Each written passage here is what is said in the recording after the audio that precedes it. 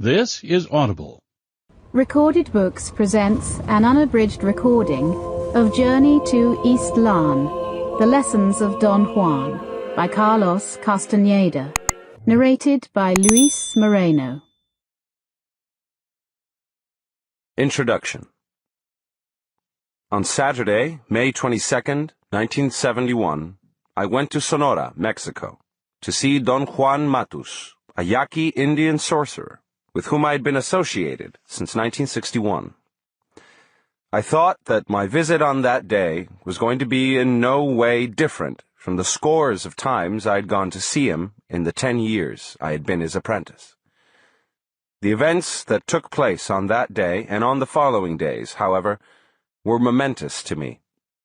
On that occasion, my apprenticeship came to an end.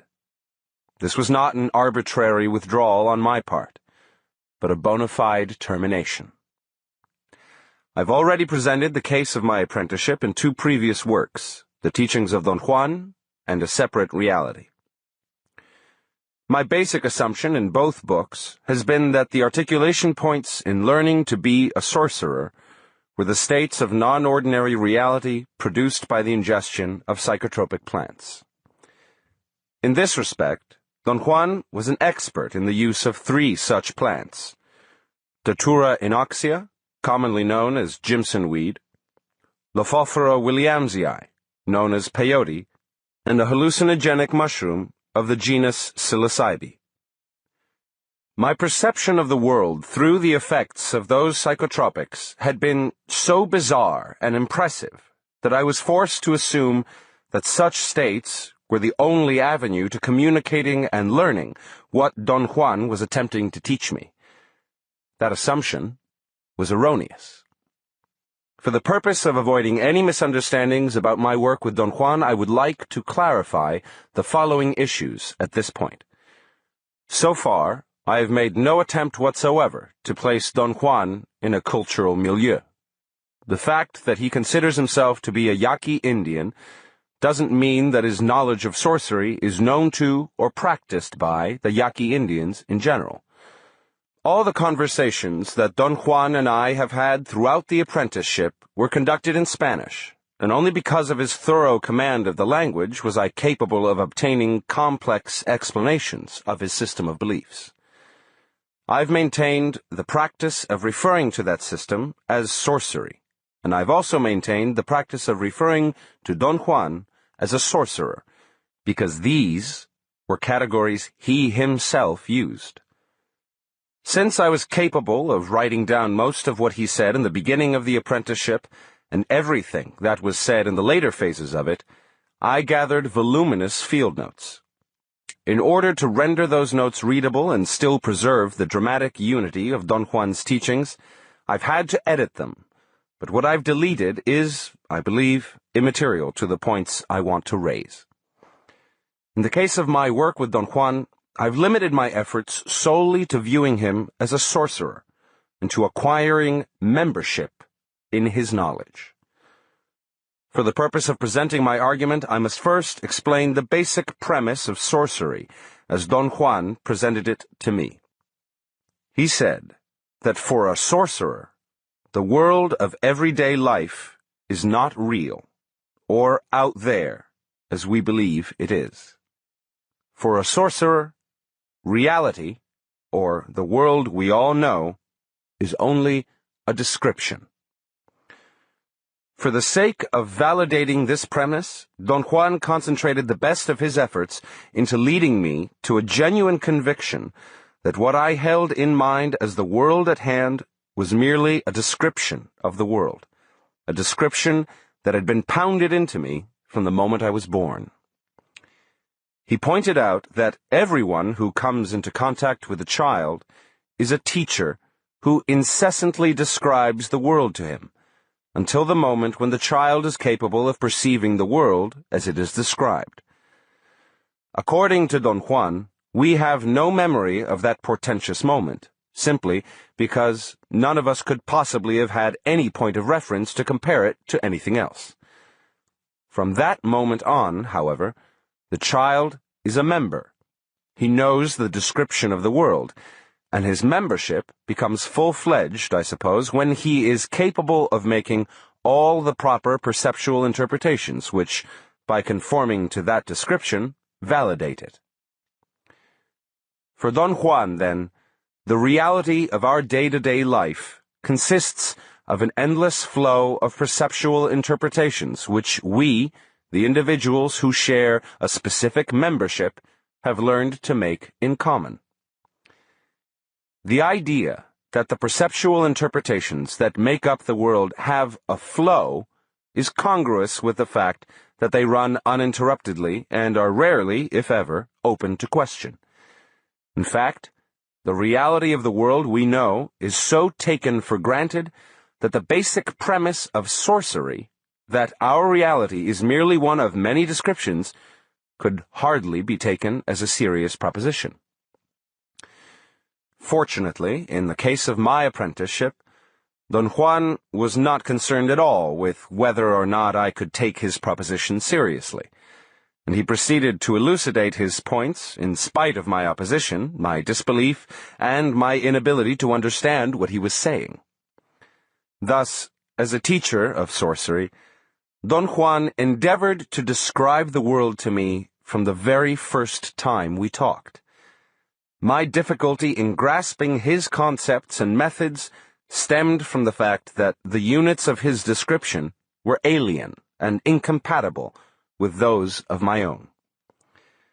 His contention was that he was teaching me how to see, as opposed to merely looking, and that stopping the world was the first step to seeing. For years I had treated the idea of stopping the world as a cryptic metaphor that really didn't mean anything. It was only during an informal conversation that took place towards the end of my apprenticeship that I came to fully realize its scope and importance as one of the main propositions of Don Juan's knowledge. Don Juan and I had been talking about different things in a relaxed and unstructured manner. I told him about a friend of mine, and his dilemma with his 9-year-old son. The child who'd been living with the mother for the past 4 years was then living with my friend, and the problem was what to do with him. According to my friend, the child was a misfit in school. He lacked concentration and wasn't interested in anything.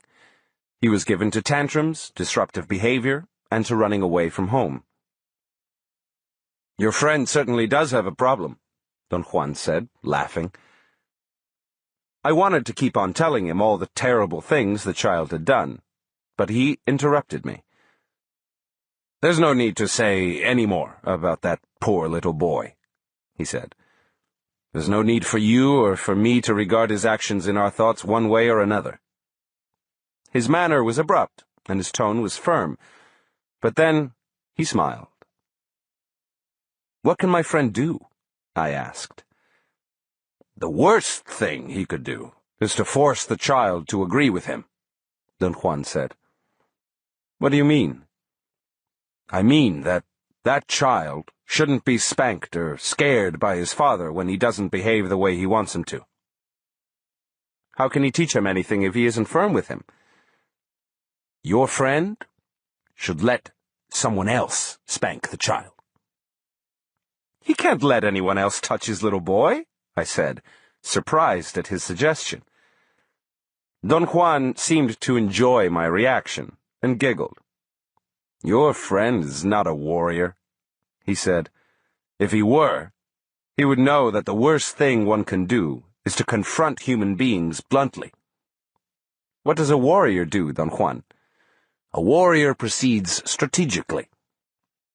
"I still don't understand what you mean." "I mean that if your friend were a warrior, he would help his child to stop the world." "How can my friend do that?" "He would need personal power. He would need to be a sorcerer." "But he isn't." "In that case, he must use ordinary means to help his son to change his idea of the world. It's not stopping the world, but it'll work just the same." I asked him to explain his statements. "If I were your friend," Don Juan said, "I would start by hiring someone to spank the little guy. I would go to Skid Row and hire the worst-looking man I could find. To scare a little boy? Not just to scare a little boy, you fool. That little fellow must be stopped, and being beaten by his father won't do it. If one wants to stop our fellow men, one must always be outside the circle that presses them. That way, one can always direct the pressure. The idea was preposterous, but somehow it was appealing to me. Don Juan was resting his chin on his left palm. His left arm was propped against his chest on a wooden box that served as a low table. His eyes were closed, but his eyeballs moved. I felt he was looking at me through his eyelids. The thought scared me. "Tell me more about what my friend should do with his little boy," I said. "Tell him to go to Skid Row, and very carefully select an ugly-looking derelict," he went on. "Tell him to get a young one who still has some strength left in him." Don Juan then delineated a strange strategy.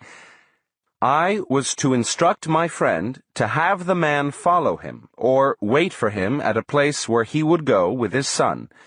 The man, in response to a prearranged cue to be given after any objectionable behavior on the part of the child, was supposed to leap from a hiding place, pick the child up, and spank the living daylights out of him. After the man scares him, your friend must help the little boy regain his confidence in any way he can. If he follows this procedure 3 or 4 times, I assure you that child will feel differently towards everything. He will change his idea of the world. What if the fright injures him? Fright never injures anyone.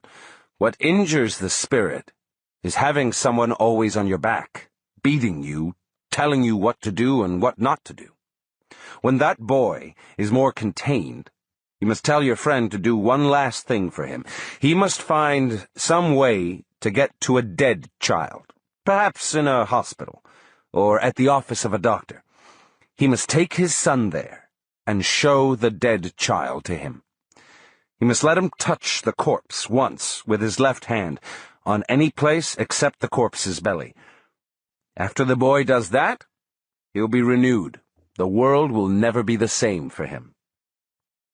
I realized then that throughout the years of our association, Don Juan had been employing with me, although on a different scale, the same tactics he was suggesting my friend should use with his son. I asked him about it. He said that he'd been trying all along to teach me how to stop the world. "You haven't yet," he said, smiling. "Nothing seems to work, because you're very stubborn. If you were less stubborn, however, by now, you'd probably have stopped the world with any of the techniques I've taught you." "What techniques, Don Juan?" "Everything I have told you to do was a technique for stopping the world." A few months after that conversation, Don Juan accomplished what he had set out to do, to teach me to stop the world. That monumental event in my life compelled me to re-examine in detail my work of 10 years. It became evident to me that my original assumption about the role of psychotropic plants was erroneous. They weren't the essential feature of the sorcerer's description of the world, but were only an aid to cement, so to speak, parts of the description which I'd been incapable of perceiving otherwise.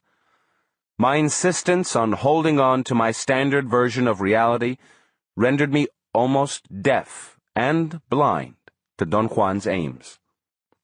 Therefore, it was simply my lack of sensitivity which had fostered their use.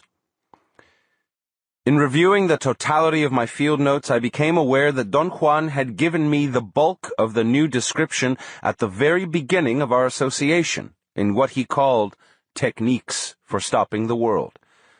I had discarded those parts of my field notes in my earlier works, because they didn't pertain to the use of psychotropic plants.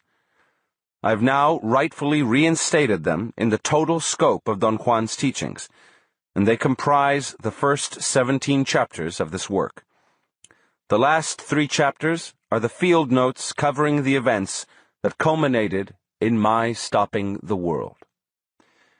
In summing up, I can say that when I began the apprenticeship, there was another reality. That is to say, there was a sorcery description of the world, which I didn't know. Don Juan, as a sorcerer and a teacher, taught me that description. The 10-year apprenticeship I've undergone consisted, therefore, in setting up that unknown reality by unfolding its description, adding increasingly more complex parts as I went along. The termination of the apprenticeship meant that I had learned a new description of the world in a convincing and authentic manner, and thus I'd become capable of eliciting a new perception of the world, which matched its new description. In other words, I had gained membership. Don Juan stated that in order to arrive at seeing, one first had to stop the world.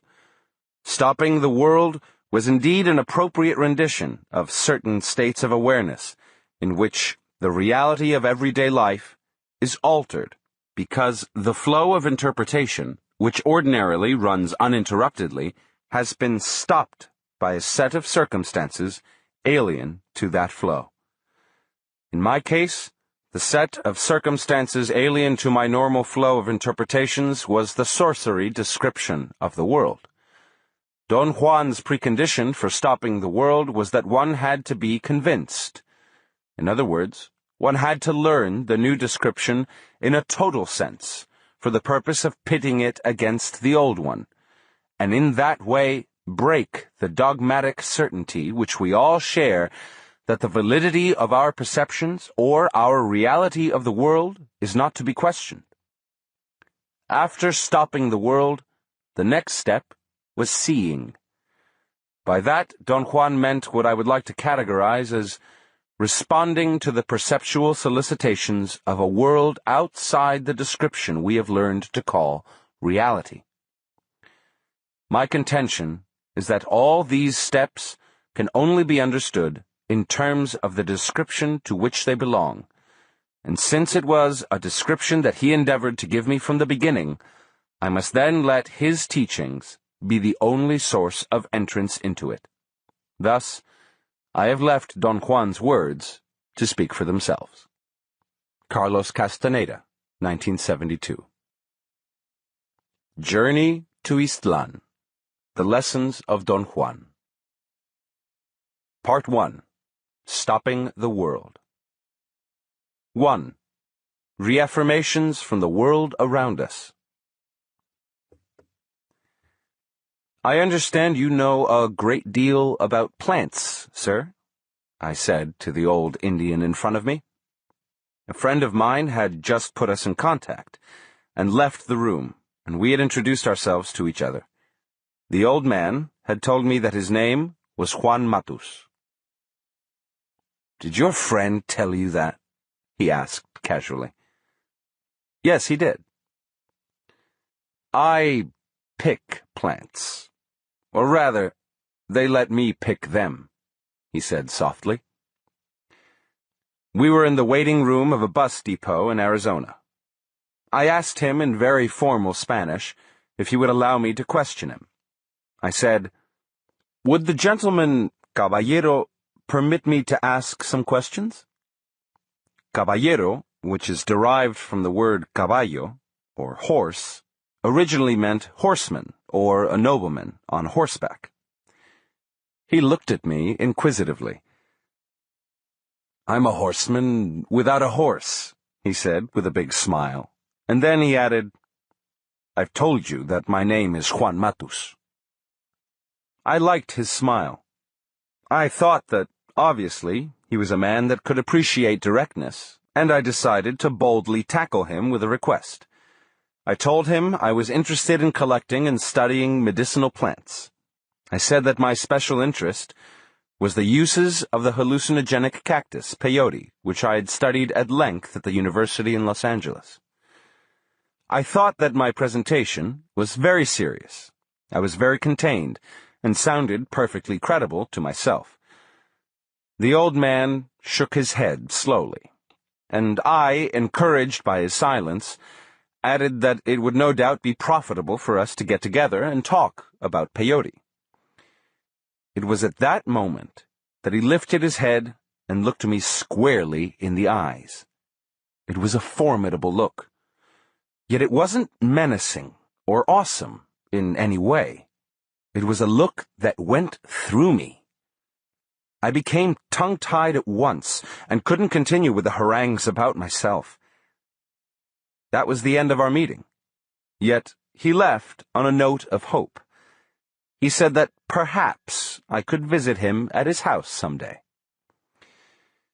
It would be difficult to assess the impact of Don Juan's look if my inventory of experience is not somehow brought to bear on the uniqueness of that event. When I began to study anthropology and thus met Don Juan, I was already an expert in getting around. I had left my home years before, and that meant in my evaluation that I was capable of taking care of myself. Whenever I was rebuffed, I could usually cajole my way in or make concessions, argue, get angry, or, if nothing succeeded, I would whine or complain. In other words, there was always something I knew I could do under the circumstances, and never in my life had any human being stopped my momentum so swiftly and so definitely as Don Juan did that afternoon. But it wasn't only a matter of being silenced. There had been times when I'd been unable to say a word to my opponent because of some inherent respect I felt for him. Still, my anger or frustration was manifested in my thoughts.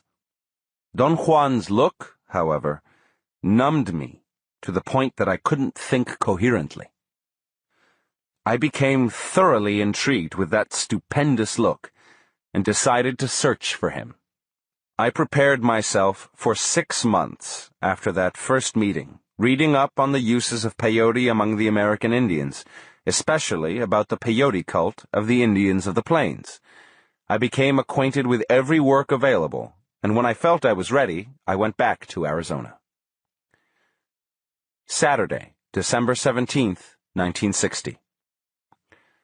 I found his house after making long and taxing inquiries among the local Indians. It was early afternoon when I arrived and parked in front of it. I saw him sitting on a wooden milk crate. He seemed to recognize me and greeted me as I got out of my car. We exchanged social courtesies for a while, and then, in plain terms, I confessed that I'd been very devious with him the first time we'd met.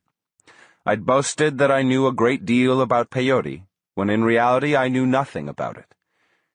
He stared at me. His eyes were very kind. I told him that for 6 months I'd been reading to prepare myself for our meeting, and that this time I really knew a great deal more. He laughed. Obviously, there was something in my statement which was funny to him. He was laughing at me, and I felt a bit confused and offended. He apparently noticed my discomfort and assured me that, although I had had good intentions, there was really no way to prepare myself for our meeting. I wondered if it would have been proper to ask whether that statement had any hidden meaning, but I didn't. Yet he seemed to be attuned to my feelings, and proceeded to explain what he had meant. He said that my endeavors reminded him of a story about some people a certain king had persecuted and killed once upon a time.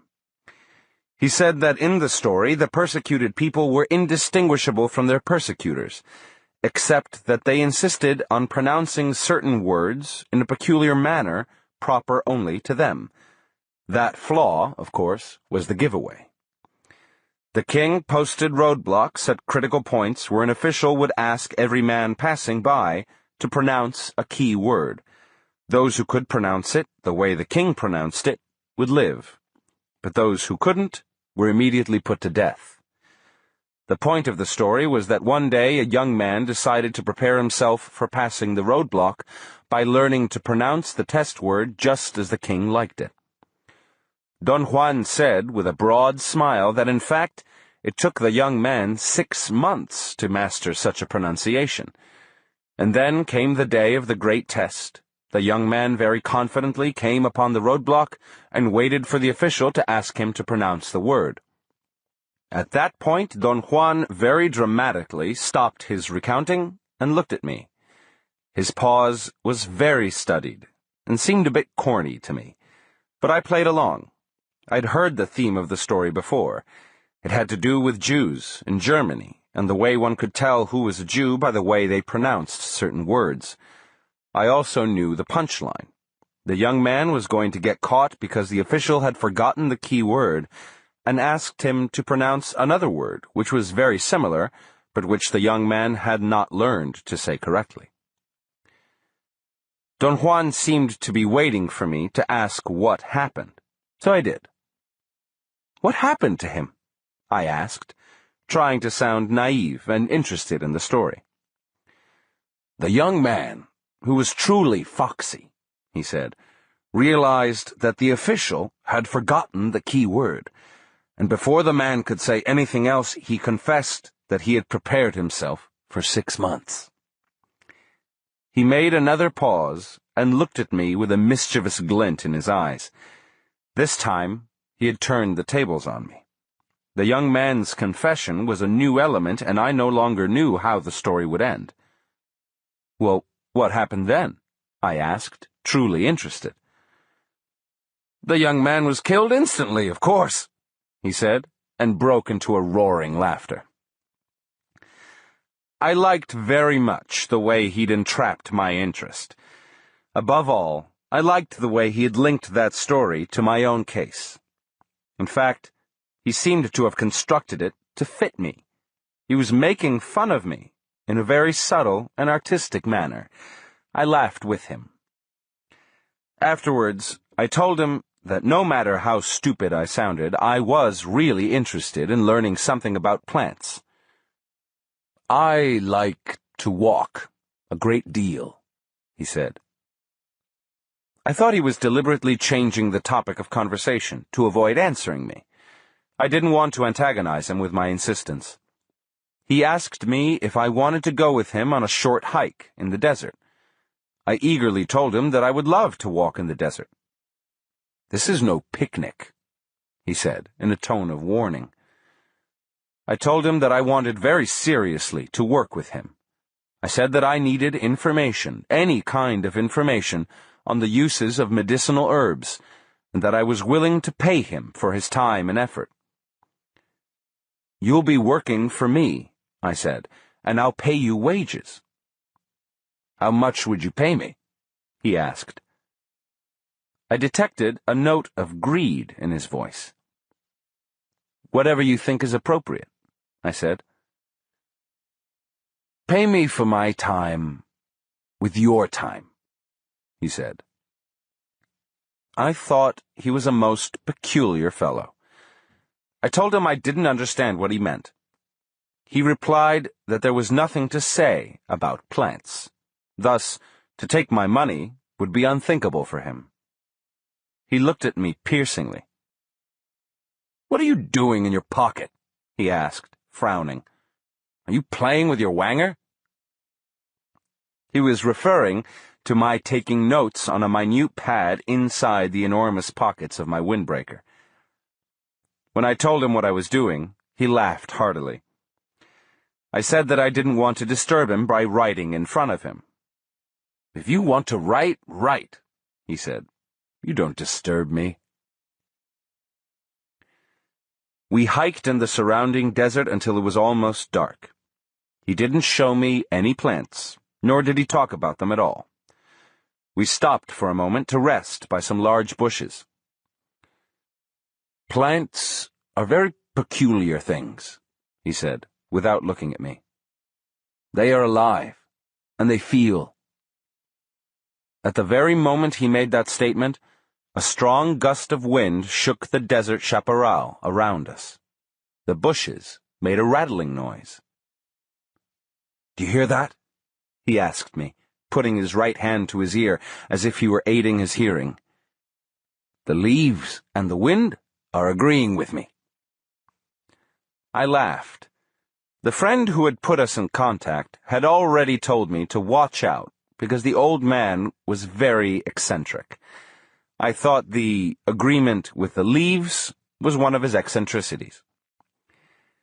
We walked for a while longer, but he still didn't show me any plants, nor did he pick any of them. He simply breezed through the bushes, touching them gently. Then he came to a halt and sat down on a rock and told me to rest and look around. I insisted on talking. Once more, I let him know that I wanted very much to learn about plants, especially peyote.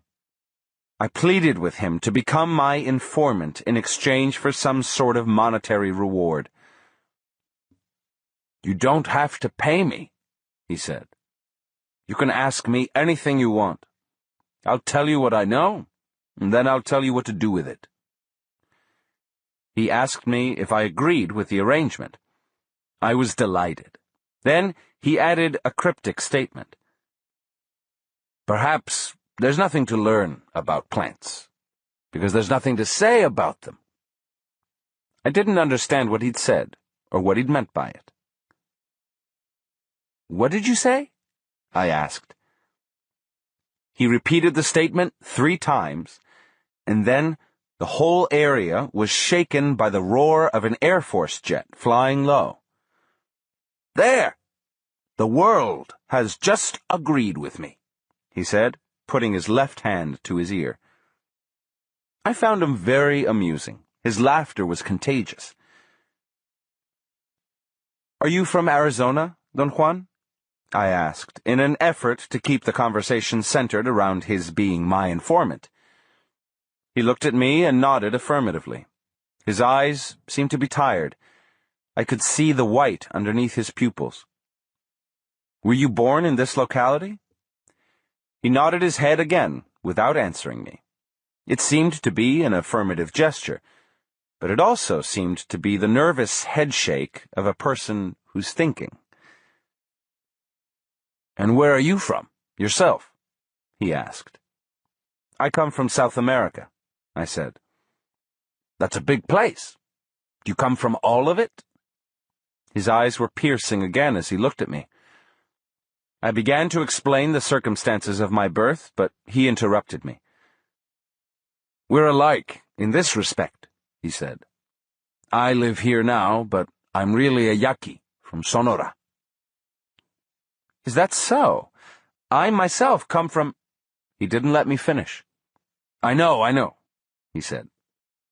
"You are who you are, from wherever you are, as I am a Yaqui from Sonora." His eyes were very shiny, and his laughter was strangely unsettling. He made me feel as if he'd caught me in a lie. I experienced a peculiar sensation of guilt. I had the feeling he knew something I didn't know, or didn't want to tell. My strange embarrassment grew. He must have noticed it, for he stood up and asked me if I wanted to go eat in a restaurant in town. Walking back to his home and then driving into town made me feel better, but I wasn't quite relaxed. I somehow felt threatened, although I couldn't pinpoint the reason. I wanted to buy him some beer in the restaurant.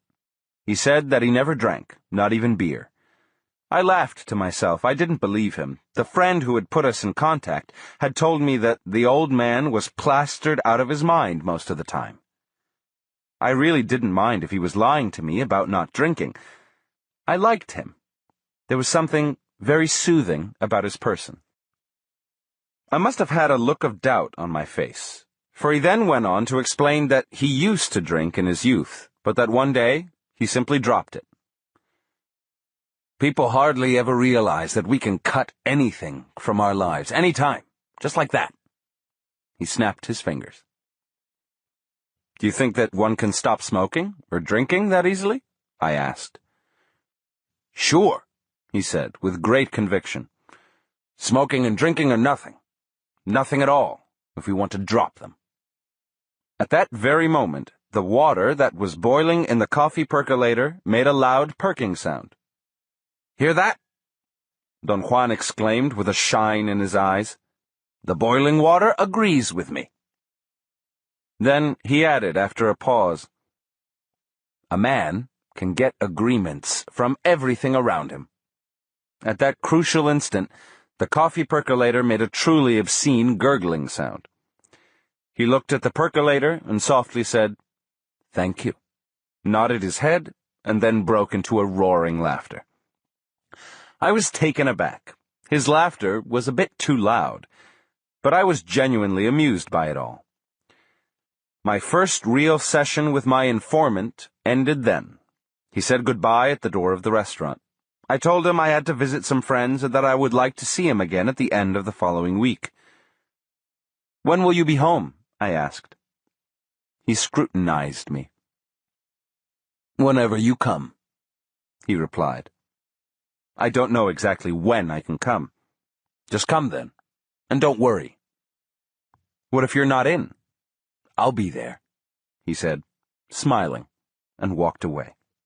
I ran after him and asked him if he would mind my bringing a camera with me to take pictures of him in his house. "That's out of the question," he said, with a frown. "How about a tape recorder? Would you mind that?" "I'm afraid there's no possibility of that either." I became annoyed and began to fret. I said I saw no logical reason for his refusal. Don Juan shook his head negatively. "Forget it," he said forcefully, "and if you still want to see me, don't ever mention it again." I staged a weak final complaint. I said that pictures and recordings were indispensable to my work. He said that there was only one thing which was indispensable for anything we did. He called it the spirit. "One can't do without the spirit," he said, "and you don't have it. Worry about that, and not about pictures." "What do you—" He interrupted me with a movement of his hand, and walked backwards a few steps. "Be sure to come back," he said softly, and waved goodbye. 2. Erasing Personal History. Thursday, December 22nd, 1960. Don Juan was sitting on the floor by the door of his house, with his back against the wall. He turned over a wooden milk crate and asked me to sit down and make myself at home. I offered him some cigarettes. I had brought a carton of them. He said he didn't smoke, but he accepted the gift. We talked about the coldness of the desert nights and other ordinary topics of conversation. I asked him if I was interfering with his normal routine. He looked at me with a sort of frown and said he had no routines, and that I could stay with him all afternoon if I wanted to. I prepared some genealogy and kinship charts that I wanted to fill out with his help. I'd also compiled, from the ethnographic literature, a long list of culture traits that were purported to belong to the Indians of the area. I wanted to go through the list with him and mark all the items that were familiar to him. I began with the kinship charts. "What did you call your father?" I asked. "I called him Dad," he said with a very serious face. I felt a little bit annoyed, but I proceeded on the assumption that he hadn't understood. I showed him the chart and explained that one space was for the father and another space was for the mother. I gave as an example the different words used in English and in Spanish for father and mother. I thought that perhaps I should have taken mother first. "What did you call your mother?" I asked. "I called her Mom," he replied in a naive tone. "I mean, what other words did you use to call your father and mother? How did you call them?" I said, trying to be patient and polite. He scratched his head and looked at me with a stupid expression. "Golly," he said, "you got me there. Let me think." After a moment's hesitation, he seemed to remember something, and I got ready to write. "Well," he said, as if he were involved in serious thought, How else did I call them? I called them, "Hey, Dad! Hey, Mom!" I laughed against my desire. His expression was truly comical, and at that moment I didn't know whether he was a preposterous old man pulling my leg or whether he was really a simpleton.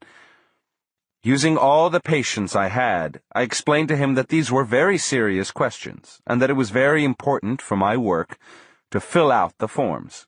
I tried to make him understand the idea of a genealogy and personal history. "What were the names of your father and mother?" I asked. He looked at me with clear, kind eyes. "Don't waste your time with that crap," he said softly, but with unsuspected force.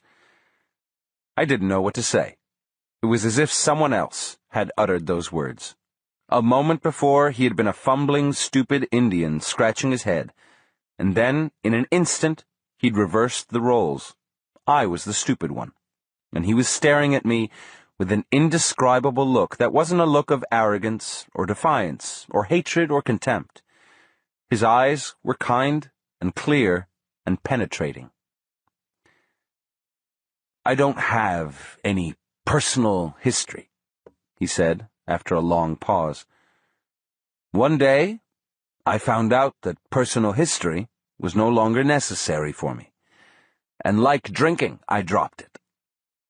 I didn't quite understand what he meant by that. I suddenly felt ill at ease, threatened. I reminded him that he'd assured me that it was all right to ask him questions. He reiterated that he didn't mind at all. "I don't have personal history anymore," he said, and looked at me probingly. "I dropped it one day, when I felt it was no longer necessary." I stared at him, trying to detect the hidden meanings of his words. "How can one drop one's personal history?" I asked in an argumentative mood. "One must first have the desire to drop it," he said, "and then one must proceed harmoniously to chop it off, little by little." "Why should anyone have such a desire?" I exclaimed. I had a terribly strong attachment to my personal history. My family roots were deep. I honestly felt that without them, my life had no continuity or purpose. "Perhaps you should tell me what you mean by dropping one's personal history," I said. "To do away with it, that's what I mean," he replied cuttingly. I insisted that I mustn't have understood the proposition. "Take you, for instance," I said. "You are a Yaqui. You can't change that." "Am I?" he asked, smiling. "How do you know that?" "True," I said. "I can't know that with certainty at this point, but you know it. And that's what counts. That's what makes it personal history." I felt I'd driven a hard nail in. "The fact that I know whether I'm a Yaqui or not doesn't make it personal history," he replied. "Only when someone else knows that does it become personal history, and I assure you that no one will ever know that for sure." I'd written down what he'd said in a clumsy way. I stopped writing and looked at him. I couldn't figure him out. I mentally ran through my impressions of him. The mysterious and unprecedented way he'd looked at me during our first meeting, the charm with which he'd claimed that he received agreement from everything around him, his annoying humor and his alertness, his look of bona fide stupidity when I asked about his father and mother, and then the unsuspected force of his statements which had snapped me apart. "You don't know what I am, do you?" he said, as if he were reading my thoughts. "You will never know who or what I am, because I don't have a personal history." He asked me if I had a father. I told him I did. He said that my father was an example of what he had in mind. He urged me to remember what my father thought of me. Your father knows everything about you, he said. So he has you all figured out. He knows who you are and what you do, and there's no power on earth that can make him change his mind about you. Don Juan said that everybody that knew me had an idea about me, and that I kept feeding the idea with everything I did. Don't you see? He asked dramatically. You must renew your personal history by telling your parents, your relatives, and your friends everything you do. On the other hand, if you have no personal history, no explanations are needed. Nobody is angry or disillusioned with your acts, and above all, no one pins you down with their thoughts. Suddenly, the idea became clear in my mind. I'd almost known it myself, but I'd never examined it. Not having personal history was indeed an appealing concept, at least on the intellectual level. It gave me, however, a sense of loneliness, which I found threatening and distasteful. I wanted to discuss my feelings with him, but I kept myself in check. Something was terribly incongruous in the situation at hand. I felt ridiculous trying to get into a philosophical argument with an old Indian who obviously didn't have the sophistication of a university student. Somehow, he had led me away from my original intention of asking him about his genealogy. I don't know how we ended up talking about this, when all I wanted was some names for my charts, I said, trying to steer the conversation back to the topic I wanted. It's terribly simple, he said. The way we ended up talking about it was because I said that to ask questions about one's past is a bunch of crap. His tone was firm. I felt there was no way to make him budge, so I changed my tactics. Is this idea of not having personal history something that the Yaquis do? I asked. It's something that I do. Where did you learn it? I learned it during the course of my life. Did your father teach you that? No. Let's say that I learned it by myself, and now I'm going to give you its secret so you won't go away empty-handed today. He lowered his voice to a dramatic whisper. I laughed at his histrionics. I had to admit that he was stupendous at that.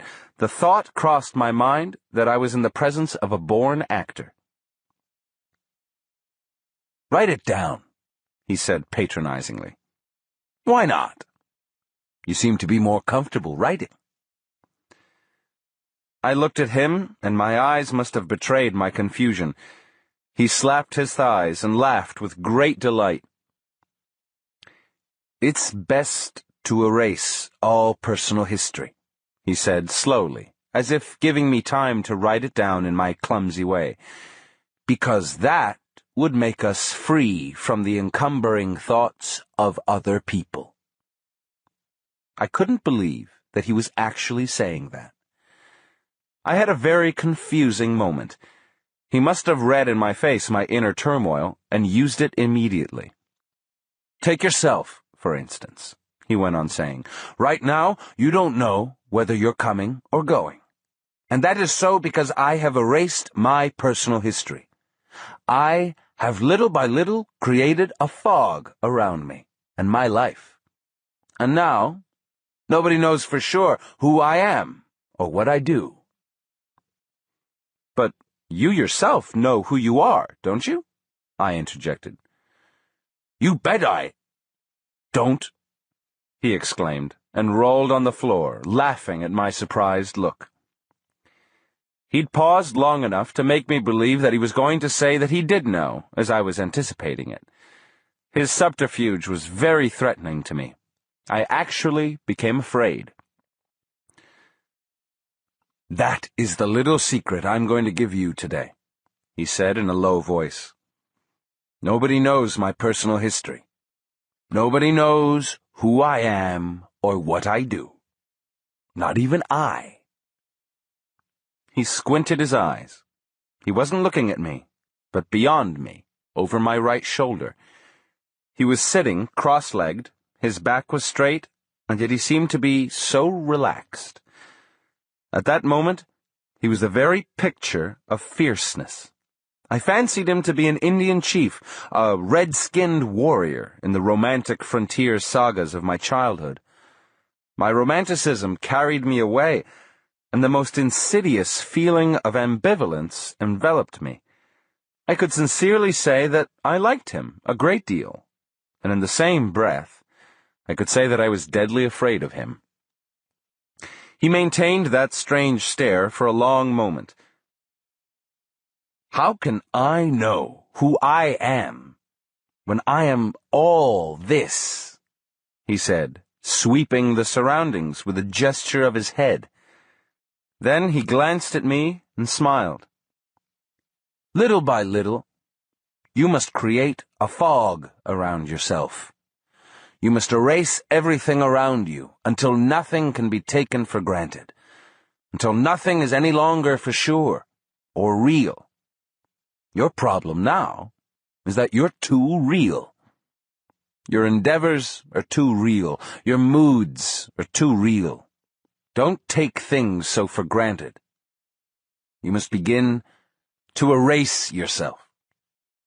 "What for?" I asked belligerently. It became clear to me then that he was prescribing behavior for me. All my life, I'd reached a breaking point when someone attempted to tell me what to do. The mere thought of being told what to do put me immediately on the defensive. "You said that you wanted to learn about plants?" he said calmly. "Do you want to get something for nothing? What do you think this is? We agreed that you would ask me questions and I'd tell you what I know. If you don't like it, there's nothing else we can say to each other." His terrible directness made me feel peeved, and begrudgingly, I conceded that he was right. "Let's put it this way, then," he went on. "If you want to learn about plants, since there's really nothing to say about them, you must, among other things, erase your personal history."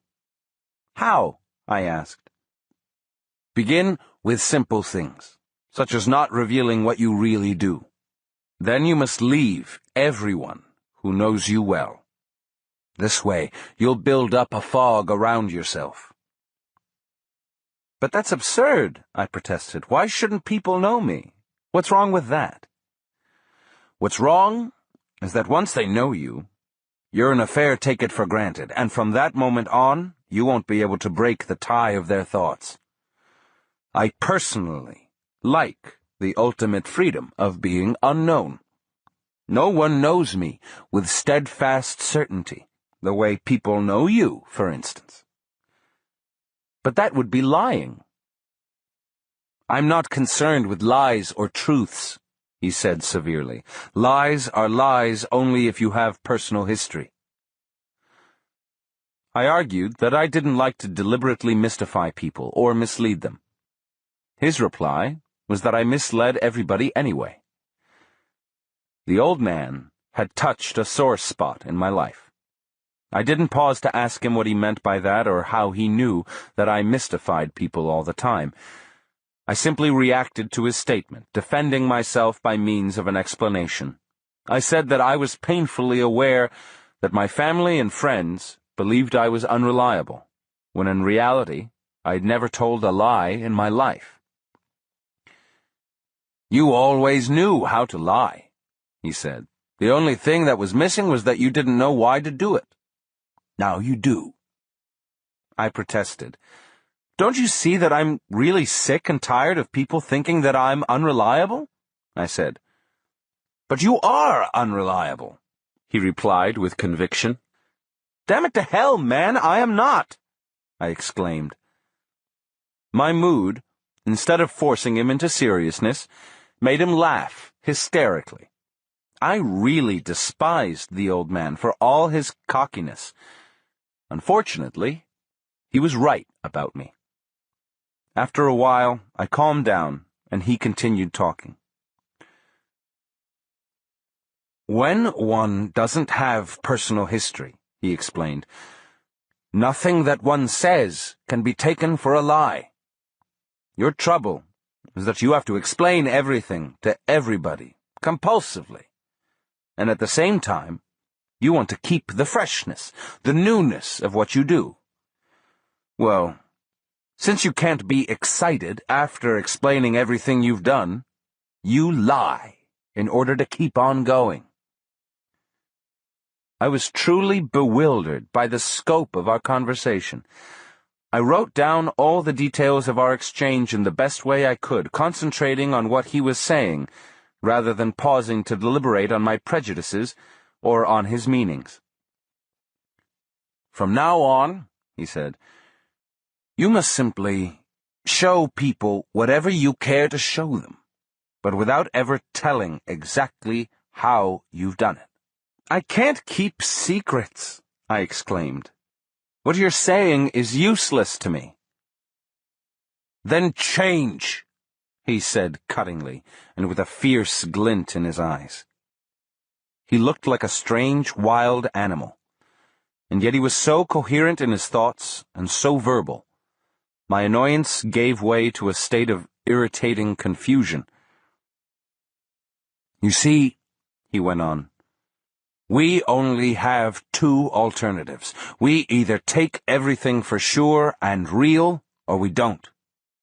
If we follow the first, we end up bored to death with ourselves and with the world. If we follow the second, and erase personal history, we create a fog around us, a very exciting and mysterious state in which nobody knows where the rabbit will pop out. Not even ourselves. I contended that erasing personal history would only increase our sensation of insecurity. When nothing is for sure, we remain alert, perennially on our toes, he said. It's more exciting not to know which bush the rabbit is hiding behind than to behave as though we know everything. He didn't say another word for a very long time. Perhaps an hour went by in complete silence. I didn't know what to ask. Finally, he got up and asked me to drive him to the nearby town. I didn't know why, but our conversation had drained me. I felt like going to sleep. He asked me to stop on the way and told me that if I wanted to relax, I had to climb to the flat top of a small hill on the side of the road and lie down on my stomach with my head towards the east. He seemed to have a feeling of urgency. I didn't want to argue, or perhaps I was too tired to even speak. I climbed the hill and did as he had prescribed. I slept only 2 or 3 minutes, but it was sufficient to have my energy renewed. We drove to the center of town, where he told me to let him off. Come back, he said, as he stepped out of the car. Be sure to come back. 3. Losing self-importance. I had the opportunity of discussing my 2 previous visits to Don Juan with the friend who had put us in contact. It was his opinion that I was wasting my time. I related to him in every detail the scope of our conversation. He thought I was exaggerating and romanticizing, a silly old fogey.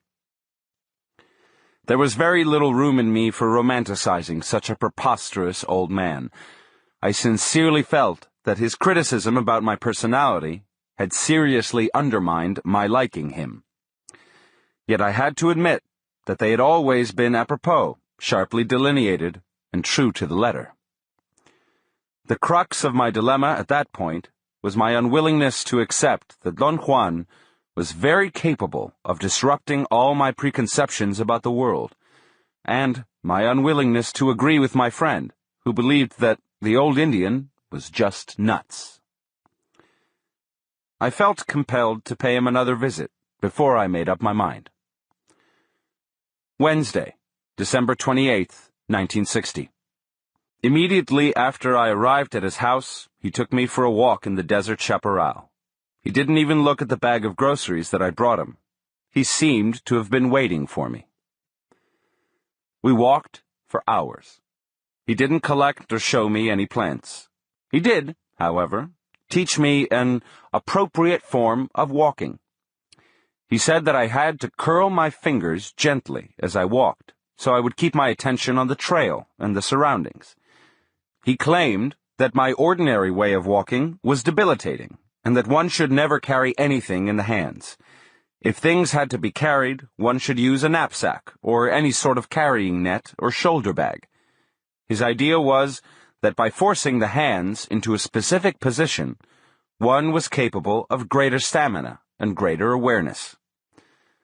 I saw no point in arguing and curled my fingers as he had prescribed and kept on walking. My awareness was in no way different, nor was my stamina. We started our hike in the morning and we stopped to rest around noon. I was perspiring and tried to drink from my canteen, but he stopped me by saying that it was better to have only a sip of water. He cut some leaves from a small yellowish bush and chewed them. He gave me some and remarked that they were excellent, and if I chewed them slowly, my thirst would vanish. It didn't, but I wasn't uncomfortable either. He seemed to have read my thoughts and explained that I hadn't felt the benefits of the right way of walking, or the benefits of chewing the leaves, because I was young and strong, and my body didn't notice anything, because it was a bit stupid. He laughed. I wasn't in a laughing mood, and that seemed to amuse him even more. He corrected his previous statement, saying that my body wasn't really stupid, but somehow dormant. At that moment, an enormous crow flew right over us, cawing. That startled me, and I began to laugh. I thought that the occasion called for laughter, but to my utter amazement, he shook my arm vigorously and hushed me up. He had a most serious expression. "That wasn't a joke," he said severely, as if I knew what he was talking about. I asked for an explanation. I told him that it was incongruous that my laughing at the crow had made him angry when we had laughed at the coffee percolator. "What you saw was not just a crow," he exclaimed. "But I saw it, and it was a crow," I insisted. "You saw nothing, you fool," he said in a gruff voice. His rudeness was uncalled for. I told him that I didn't like to make people angry and that perhaps it would be better if I left, since he didn't seem to be in a mood to have company. He laughed uproariously, as if I were a clown performing for him. My annoyance and embarrassment grew in proportion. "You're very violent," he commented casually. "You're taking yourself too seriously." "But weren't you doing the same?" I interjected. "Taking yourself seriously when you got angry at me?" He said that to get angry at me was the farthest thing from his mind. He looked at me piercingly. "What you saw was not an agreement from the world," he said. "Crows flying or cawing are never an agreement. That was an omen." "An omen of what?" "A very important indication about you," he replied cryptically. At that very instant, the wind blew the dry branch of a bush right to our feet. "That was an agreement!" he exclaimed, and looked at me with shiny eyes and broke into a belly laugh. I had the feeling that he was teasing me by making up the rules of his strange game as we went along. Thus, it was all right for him to laugh, but not for me. My annoyance mushroomed again, and I told him what I thought of him. He wasn't cross or offended at all. He laughed, and his laughter caused me even more anguish and frustration. I thought that he was deliberately humiliating me. I decided right then that I had had my fill of field work. I stood up and said that I wanted to start walking back to his house because I had to leave for Los Angeles. "Sit down," he said imperatively. "You get peeved like an old lady. You can't leave now, because we're not through yet." I hated him. I thought he was a contemptuous man. He began to sing an idiotic Mexican folk song. He was obviously imitating some popular singer. He elongated certain syllables and contracted others, and made the song into a most farcical affair. It was so comical that I ended up laughing. "You see? You laugh at the stupid song," he said. "But the man who sings it that way, and those who pay to listen to him, aren't laughing. They think it's serious." "What do you mean?" I asked. I thought he'd deliberately concocted the example to tell me that I'd laughed at the crow because I hadn't taken it seriously, the same way I hadn't taken the song seriously. But he baffled me again. He said I was like the singer and the people who liked his songs, conceited and deadly serious about some nonsense that no one in his right mind should give a damn about. He then recapitulated, as if to refresh my memory, all he had said before on the topic of learning about plants. He stressed emphatically that if I really wanted to learn, I had to remodel most of my behavior. My sense of annoyance grew, until I had to make a supreme effort to even take notes. "You take yourself too seriously," he said slowly. "You're too damn important in your own mind. That must be changed. You're so goddamn important that you feel justified to be annoyed with everything. You're so damn important that you can afford to leave if things don't go your way. I suppose you think that shows you have character. That's nonsense. You're weak and conceited." I tried to stage a protest, but he didn't budge. He pointed out that in the course of my life, I hadn't ever finished anything because of that sense of disproportionate importance that I attached to myself. I was flabbergasted at the certainty with which he made his statements. They were true, of course, and that made me feel not only angry, but also threatened. "Self-importance is another thing that must be dropped, just like personal history," he said, in a dramatic tone. I certainly didn't want to argue with him. It was obvious that I was at a terrible disadvantage. He wasn't going to walk back to his house until he was ready, and I didn't know the way. I had to stay with him. He made a strange and sudden movement. He sort of sniffed the air around him. His head shook slightly and rhythmically. He seemed to be in a state of unusual alertness. He turned and stared at me with a look of bewilderment and curiosity. His eyes swept up and down my body as if he were looking for something specific. Then he stood up abruptly and began to walk fast. He was almost running. I followed him. He kept a very accelerated pace for nearly an hour. Finally, he stopped by a rocky hill, and we sat in the shade of a bush. The trotting had exhausted me completely, although my mood was better. It was strange, the way I had changed. I felt almost elated. But when we had started to trot after our argument, I was furious with him. "This is very weird," I said, "but I feel really good." I heard the cawing of a crow in the distance. He lifted his finger to his right ear and smiled. "That was an omen," he said.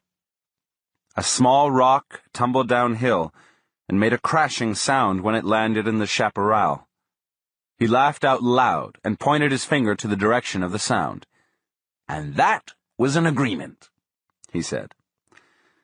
He then asked me if I was ready to talk about my self-importance. I laughed.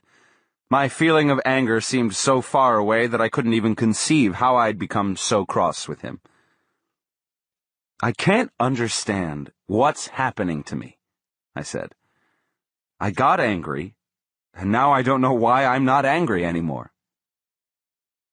"The world around us is very mysterious," he said. "It doesn't yield its secrets easily." I liked his cryptic statements.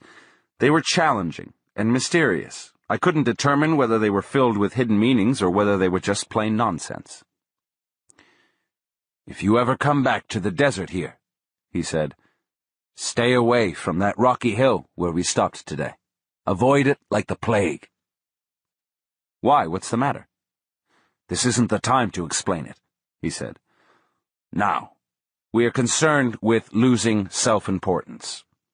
As long as you feel that you're the most important thing in the world, you can't really appreciate the world around you. You're like a horse with blinders. All you see is yourself, apart from everything else. He examined me for a moment. I'm going to talk to my little friend here, he said, pointing to a small plant. He kneeled in front of it and began to caress it and to talk to it. I didn't understand what he was saying at first, but then he switched languages and talked to the plant in Spanish. He babbled inanities for a while.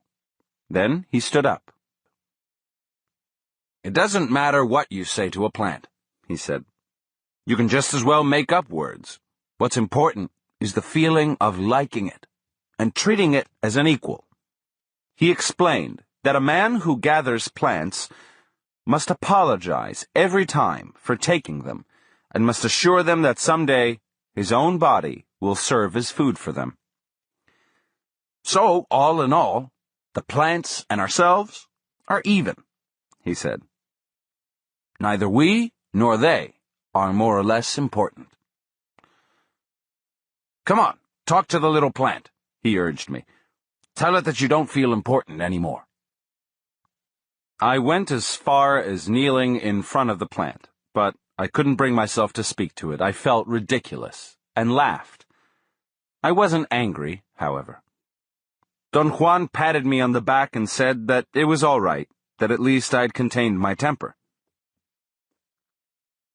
From now on, talk to the little plants, he said. Talk until you lose all sense of importance. Talk to them until you can do it in front of others. Go to those hills over there and practice by yourself. I asked if it was all right to talk to the plants silently, in my mind. He laughed and tapped my head. No, he said. You must talk to them in a loud and clear voice if you want them to answer you. I walked to the area in question, laughing to myself about his eccentricities. I even tried to talk to the plants, but my feeling of being ludicrous was overpowering. After what I thought was an appropriate wait, I went back to where Don Juan was. I had the certainty that he knew I hadn't talked to the plants. He didn't look at me. He signaled me to sit down by him. Watch me carefully, he said. I'm going to have a talk with my little friend. He kneeled down in front of a small plant, and for a few minutes he moved and contorted his body, talking and laughing. I thought he was out of his mind. This little plant told me to tell you that she is good to eat, he said as he got up from his kneeling position. She said that a handful of them would keep a man healthy. She also said that there's a batch of them growing over there. Don Juan pointed to an area on a hillside perhaps 200 yards away. Let's go and find out, he said. I laughed at his histrionics. I was sure we would find the plants because he was an expert in the terrain and knew where the edible and medicinal plants were. As we walked towards the area in question, he told me casually that I should take notice of the plant, because it was both a food and a medicine. I asked him, half in jest, if the plant had just told him that. He stopped walking and examined me with an air of disbelief. He shook his head from side to side. Ah! He exclaimed, laughing. Your cleverness makes you more silly than I thought. How can the little plant tell me now what I've known all my life? He proceeded then to explain that he knew all along the different properties of that specific plant, and that the plant had just told him that there was a batch of them growing in the area he had pointed to, and that she didn't mind if he told me that. Upon arriving at the hillside, I found a whole cluster of the same plants. I wanted to laugh, but he didn't give me time. He wanted me to thank the batch of plants. I felt excruciatingly self-conscious and couldn't bring myself to do it. He smiled benevolently and made another of his cryptic statements. He repeated it 3 or 4 times, as if to give me time to figure out its meaning. "The world around us is a mystery," he said. "And men are no better than anything else.